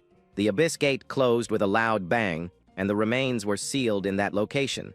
We see the groups of hunters gathered at the place where the Abyss Gate was sealed. The Tatus leader holds the bone key and says this is the only clue Raven left behind. With a purple aura around the key, he says that now they plan to open the gate again. The key activates a dark purple portal that leads to the Black Prison Mausoleum, a mysterious abyss. The green-haired man explains that abyss technology will allow for tracking and communication. The Knight's Cry leader says his guild specializes in stealth attacks, not direct assaults. The Ice Mage questions if sword polishing is a profession, and the protagonist confirms it's a rare class. The Celestial Light leader says the young man brought 2 useless people, and our hero says he only brought spectators. The protagonist introduces Lu Zingren, an Ice Knight, and Yi Ling, a Fire Witch, to the group. He introduces himself as a versatile adventurer, but the red-haired man tells him not to be conceited.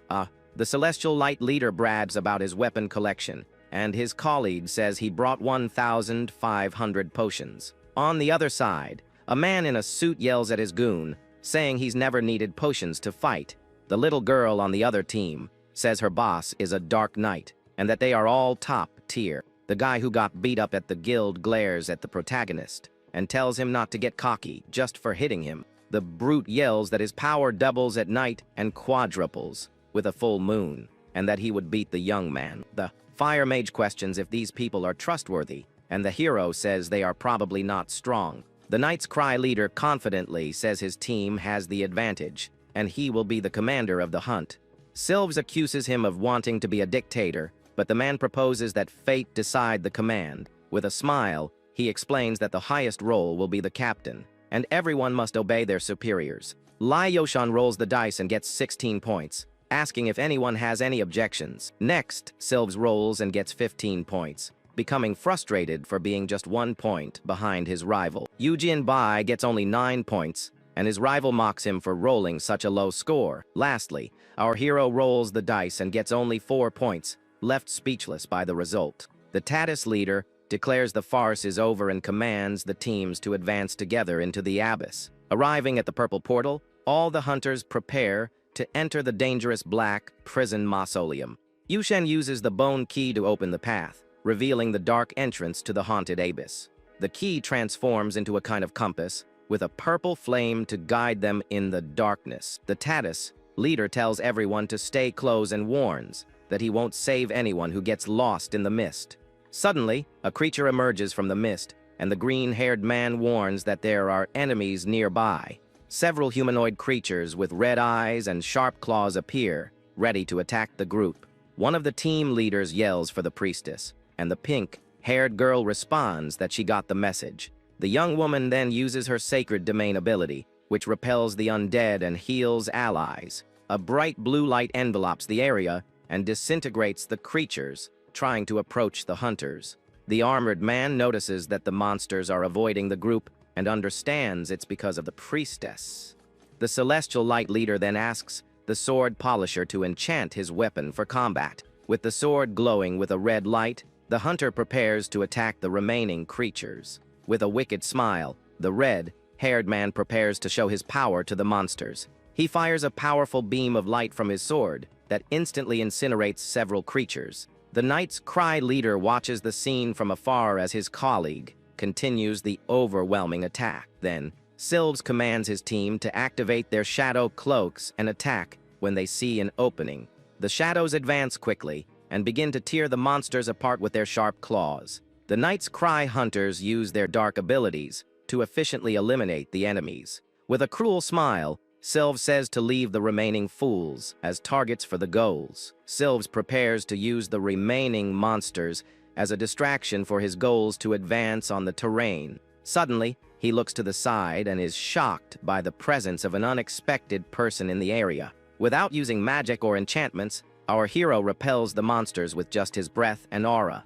The protagonist explains that he has dealt with so many undead that they are intimidated by his scent. The Ice Mage says the monsters are weak, but it's better not to act recklessly and to observe. The creatures seem to be residents from outside the abyss, who were devoured and turned into monsters. Just then, a blue mist appears and begins to spread across the battlefield, frightening the hunters.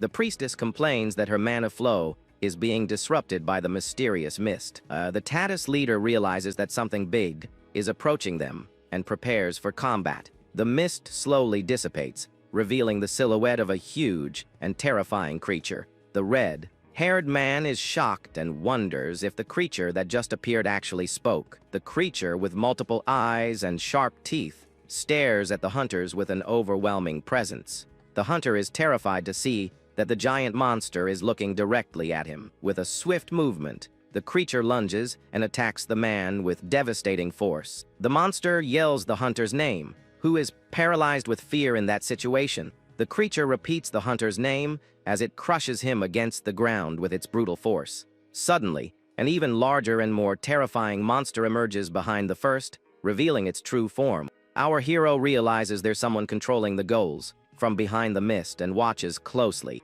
The giant creature with a cathedral on its back commands an army of undead to attack the hunters. The protagonist confidently says that for creatures of this level, you don't even need to get angry to fight. Then he advances quickly and attacks the giant monster with a powerful, energy-filled punch. The adventurer lands a direct hit on the creature's chin, making it recoil from the force of the impact. Even after the hit, the monster doesn't seem to have taken much damage and recovers quickly. The little demon explains that undead sustain themselves with mana and feed on the life force of others. She says that the more abundant a hunter's mana is, the more delicious they become to the monsters. The Tatis leader realizes that the priestess Yipo is the only pure magic class in their group, so he desperately yells for the girl not to use any mana so as not to attract the monsters. But the young woman can't control her power, and her mana begins to converge into a large explosion. A pillar of golden light envelopes the priestess and attracts the attention of all the surrounding monsters. The golden energy is sucked up by the giant creature. which grows stronger with the girl's power. With the priestess becoming a target, several monsters advance to devour her life energy. Seeing the situation, the Ice Mage creates an ice barrier to protect the priestess from the attacks. The Ice Knight says it's not a damage spell, but one to help the other calm down. Then the Ice Mage says it's all right, and that she will handle the situation and the approaching monsters. She says that knights exist to protect the rear guard and become the enemy's target on the battlefield. With an icy aura around her body, she prepares to face the horde of creatures. With her ice sword and shield, she creates a freezing cyclone that pushes back all nearby monsters. The Ice Warrior advances and uses her abilities to create several barriers and trap the enemies. She positions herself in the center of the battle, protecting the priestess and facing the monsters alone. With a swift movement, she creates an ice explosion that freezes all the monsters around her. The monsters are trapped in large ice crystals, unable to move or attack the knight. The Ice Mage realizes there's no end to the monsters and continues to fight with all her might. At that moment, the Fire Witch yells for her to dodge and prepares a powerful attack to help. The Ice Knight gets the message and prepares for the combined attack with her teammate. With a smile, the Fire Witch launches a large fireball that destroys several monsters at once. The two warriors combine their fire and ice powers to incinerate the surrounding monsters. Suddenly, a giant fire monster emerges from the flames and lunges to attack the two girls. The Ice Knight yells for the monster to bring it on and prepares for combat. The fire monster attacks with its claws, but the Ice Warrior manages to defend against the blow. The Ice Knight is shocked to see that the monster is trying to absorb her flames. Then, our hero appears and uses his gravity vortex to stop the monster from absorbing the fire. With a serious look, the protagonist tells the creature to return the flames it stole. The adventurer uses his power to pull the fire monster closer and recover the stolen energy. The creature is sucked into the gravity vortex and begins to be compressed by the force. The monster is transformed into a small purple energy sphere that floats in the protagonist's hand. Then our hero throws the energy sphere on the ground, causing a large purple explosion. The explosion destroys several surrounding monsters, but the giant creature is still standing and intact. The protagonist observes that the monster reformed again, even after the powerful attack. Suddenly, the giant creature fires a golden energy beam towards our hero. With a swift movement, the adventurer stops the energy beam with just one finger, effortlessly. The armored man apologizes, saying the mist was too thick and that his sword has a bug. With a cynical smile, he asks if leader Yi would mind such a small mistake. Our hero deflects the energy beam and redirects it at the armored man with a quick move. The beam hits the celestial light leader head on and throws him back with the force of the impact. The armored man's sword falls to the ground and gets dirty with the blood of one of the dead monsters. The celestial light leader screams in disgust upon seeing his sword is dirty with filthy blood. The guy questions if he still worries about such things even in the middle of the abyss. The armored man says that's what makes them different and that he's not willing to touch the dirty sword. He says the subtlety of his technique is to take out enemies from a distance without getting dirty at all. With a shout, he summons several purple energy swords that float around him, ready to attack. The celestial light leader states that a sword is just a tool that gets dirty and is unworthy of its master. Our hero then questions if swordsmen shouldn't value and care for their swords.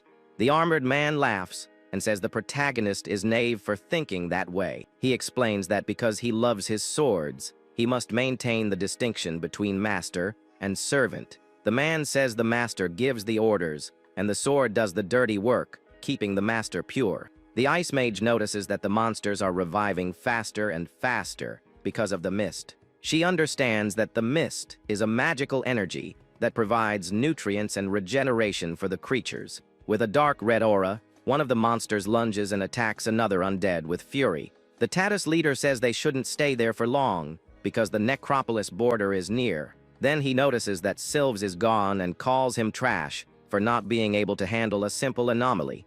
Suddenly, one of Sylves' goons begs for help for his boss, who was left behind. The hooded man says their guild leader is in trouble and needs immediate support. But the Tatus leader says there's no need to help and ignores the hunter's request. Our hero approaches and says it's necessary to help because a comrade's life is at stake. The man with the ponytail gets angry and questions if the guy dares to challenge the captain's orders. The adventurer replies that it's a group operation, and as captain, it's his duty to be responsible for everyone. The Tatus leader then orders our hero to go support Sylves with a cynical smile. He tells them not to forget they use the dice of fate to decide the command before entering. The man from Tatus says the protagonist wants to save him, and he has no intention of stopping him from going. Our hero states that since he said he would save him, he'll be the one to do it. The Celestial Light leader scoffs at the protagonist and says he can't have all the spotlight for himself. With that, the Tatus leader warns that they have 5 minutes at most before a horde of monsters appears.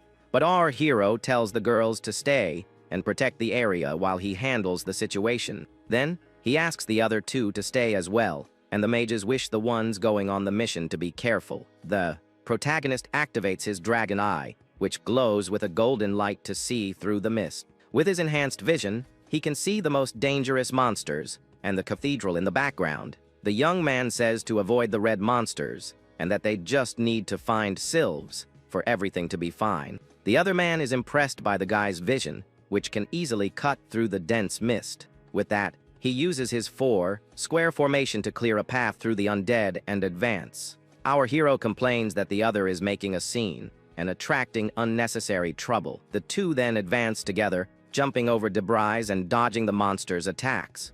They arrive at a grim cemetery with dry trees and tombstones scattered everywhere. The armored man notices that the mist has dispersed and that the center of the cemetery should be the densest point. He is relieved that they weren't followed and says the place's relatively clean and safe. Suddenly, the protagonist gets his attention and points to something he found in the middle of the cemetery. In the cemetery, they find the body of a man lying in a pool of blood in a huge trail. Suddenly, a blood moon appears in the sky, and the silhouette of a dark knight appears on the horizon. The knight in black armor, with a flaming skull, holds a huge sword with a red aura.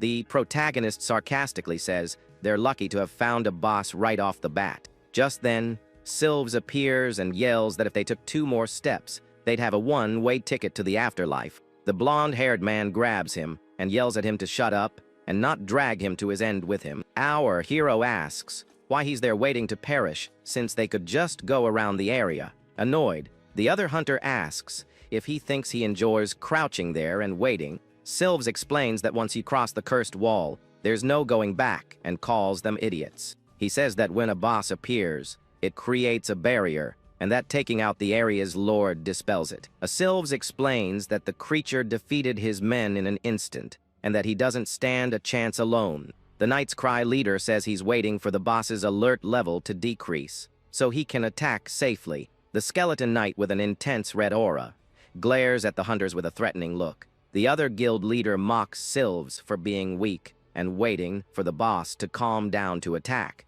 Our hero is speechless while the other hunter yells in anger at his rival's provocation. The Celestial Light leader says that a truly strong person never knows cowardice and charges to attack. With his sword returned to Heaven's skill, he launches a powerful red energy attack at the boss. The dust settles, and the armored man brags about his impenetrable defense of 10,000 blades. With a confident smile, he prepares to see the result of his devastating attack on the monster, but he is shocked to see that the skeleton knight took no damage and is completely intact. The boss advances with a red aura and prepares to attack the armored man.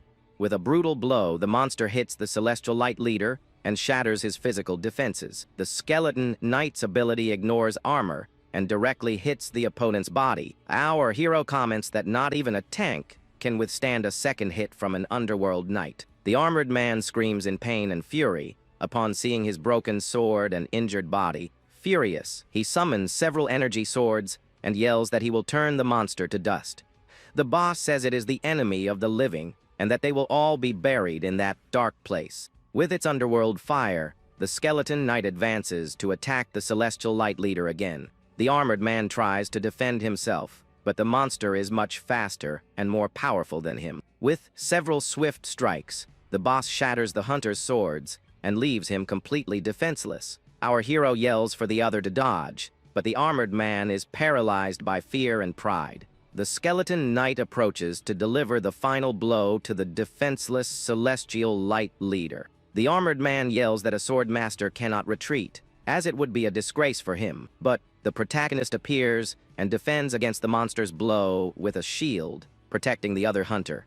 The skeleton knight is surprised by the intervention and backs away to analyze the new opponent.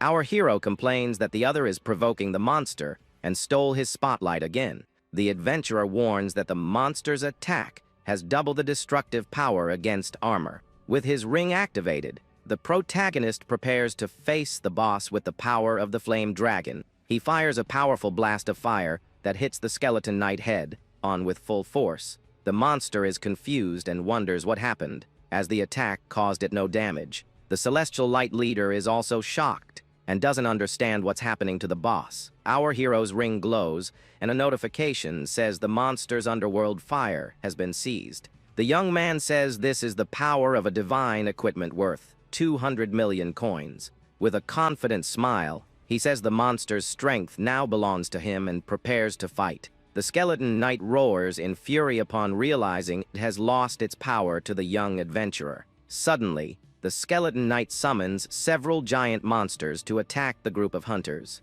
Our hero is shocked to see that the monsters he defeated before are back and stronger. With his new strength, he advances quickly to face the creatures and protect his companions. Then the protagonist leaps into the air and uses the fire scythe he stole from the boss to attack the monsters.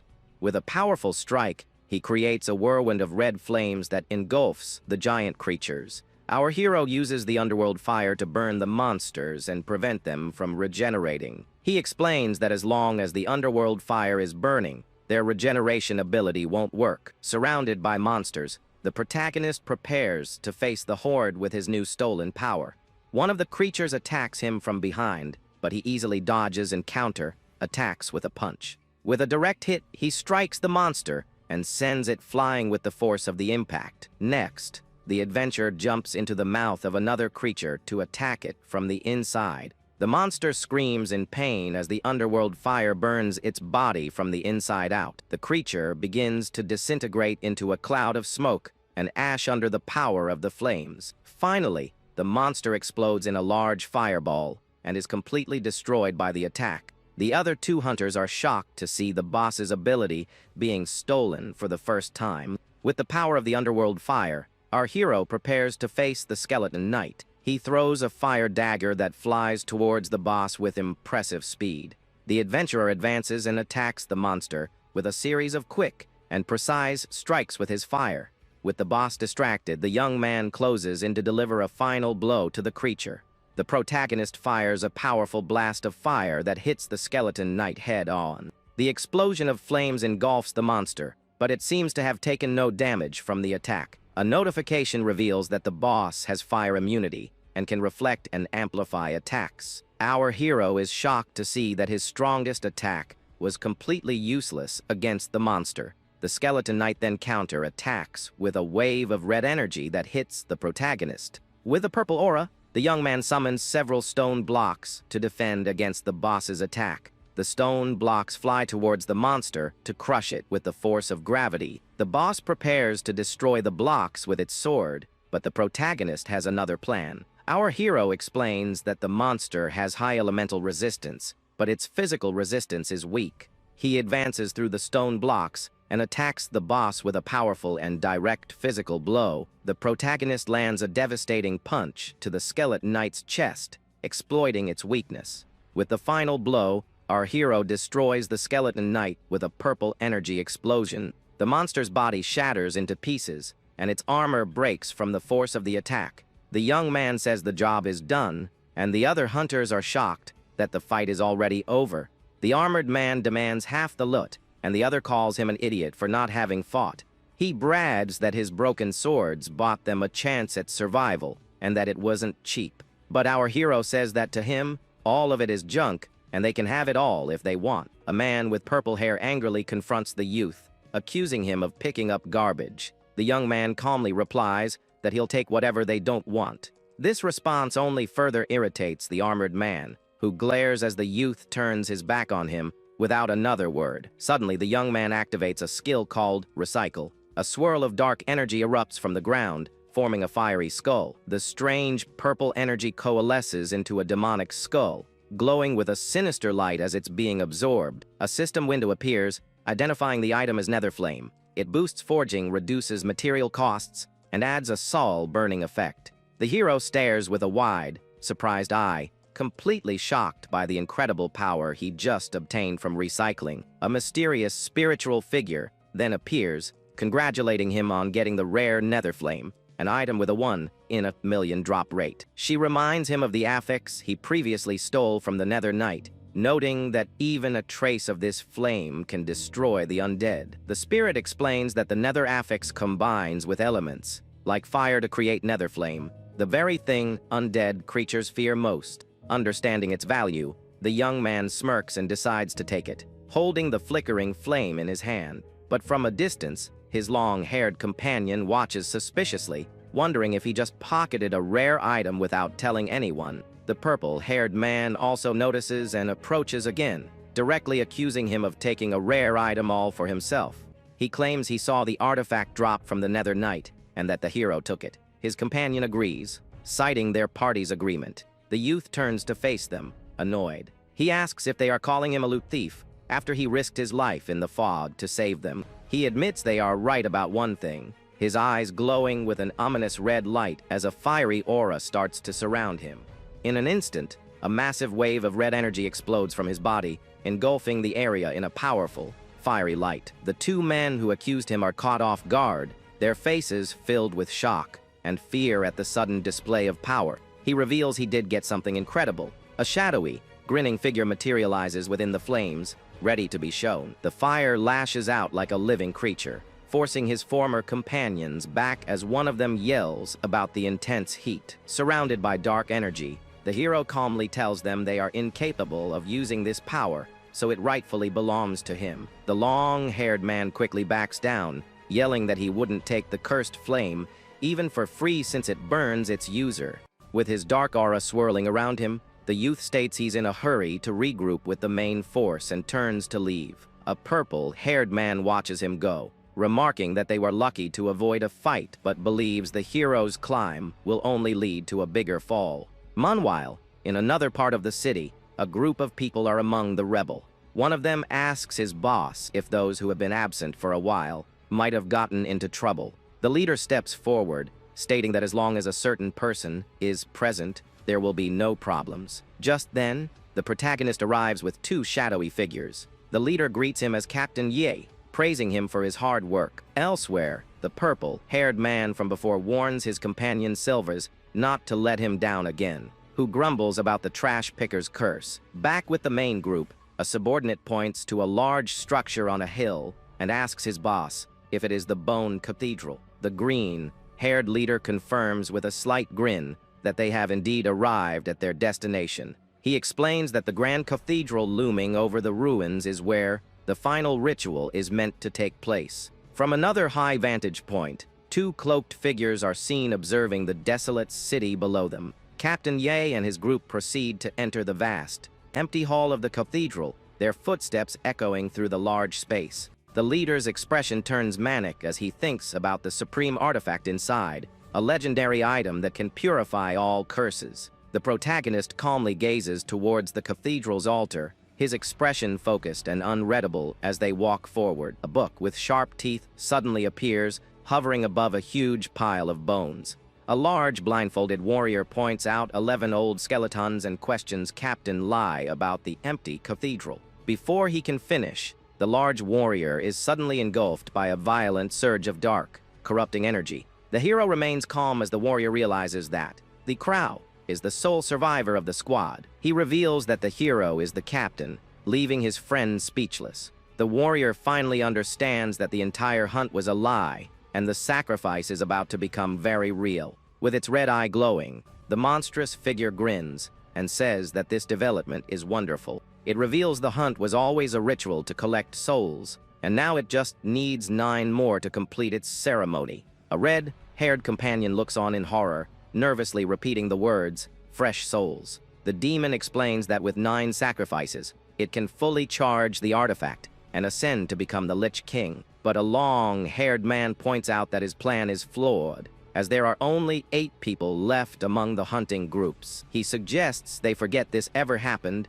and assures the demon that his group would never betray him. The creature calls them pathetic for losing a member, but says there's another surprise they didn't expect. Although there are only 8 people, there are 9 souls present. The demonic figure then turns its attention to someone specific, calling out the name Miss Yain. The white-haired girl looks shocked when a purple-haired figure appears floating in the doorway behind her. This new arrival introduces herself as Ling Yai, explaining that she and her younger sister share the same body. The white-haired girl now understands why she acted so differently in past battles. The protagonist observes the scene, thinking about each member of the team. Ling Yai explains her only goal is to use the final's power to separate her soul from her sister's and purge her curse. The hero listens, thinking that trapping 2 souls in one body is the kind of act a demon would commit. But the creature scoffs at their plans, declaring they are all nothing more than fuel to ignite its ritual. Suddenly, one of the hero's shadowy figures, its eyes gleaming as it clenches its fist. Beside it, a young woman holds a staff. The redhead looks on incredulously, wondering how a priest could wield the power of shadows. The priestess laughs, declaring she is a chosen one blessed by both light and shadow, a rarity seen only once a century. He scoffs at this, questioning if she truly thinks her small group can face them. She retorts that she alone is enough to grind them all into dust, especially with their useless hunting captain. As she speaks, the hero suddenly flashes forward, his blade streaking through the air with a dark purple energy. His unexpected speed catches the young priestess completely off guard, her eyes widening in surprise. The hero glares with fury, asking how they could dare treat his teammates as mere fuel for their ritual. The large demon looks down on them, calling them conceited ants, who are powerless to stop the coming end. He then turns his attention to Ling Yi, mocking her. He looks at Ye Chun, calling his group of trash hunters ridiculous. One of the other leaders then orders his own team to attack, saving the scavenger for himself to handle personally. Hearing this, the hero's expression hardens, as he decides there is no longer any reason for him to hold back. The opposing hunters shout in defiance, yelling not to be underestimated as they all charge forward together. The battle begins as 2 opposing figures clash in the center of the cathedral, unleashing a wave of energy. Meanwhile, the hero moves with incredible speed, becoming a blur as he dashes across the vast hall. The red demon watches him, standing firm with a confident posture. Suddenly, a massive sword appears out of nowhere, hovering directly above the blue-haired leader. He and the tattooed warrior beside him look up in complete shock, not expecting an attack from above. The white-haired girl is also stunned by the sudden appearance of the giant, floating weapon. Even the red-haired companion looks on in utter confusion. The main demonic creature smiles. In an instant, the battle is over. The hero stands over the demon's defeated body, his blade held ready. The fallen creature is in shock, admitting it couldn't even see his move, and wants to understand the gap between them. It growls in frustration, unable to understand how it could have been defeated so easily. The hero then turns his attention to them. While his group lies fallen on the ground, his shadowy companion declares that their boss is dead, so there is no longer any point in fighting. But the leader realizes that they need corpses to conclude everything. Some will have to die. The hero states that no more deaths are needed, because the demon itself can be used directly for the final festival. His red-haired friend is shocked by this, questioning if a demon can even be used for the ritual. A demonic aura flares around the hero as he confirms he has defeated a demon once before. The white-haired girl stares in utter disbelief, asking Yaqin when he could have possibly done such a thing. He explains that defeating it afflicted him with a vicious curse, and he now has only 1 minute left before it kills him. She realizes he planned to use the festival to save himself and questions why he came so far just for that. He admits that was his plan, but says fate rarely follows the script as he holds up the cursed tome. The hero then declares that if the tome can only rewrite one person's destiny, he wants that person to be Ling Yi. Ling Yi screams in protest, asking the commander why he would waste his chance on her. He tells her she has never lived for herself, always for her sister, and now wants all of them to survive the abyss.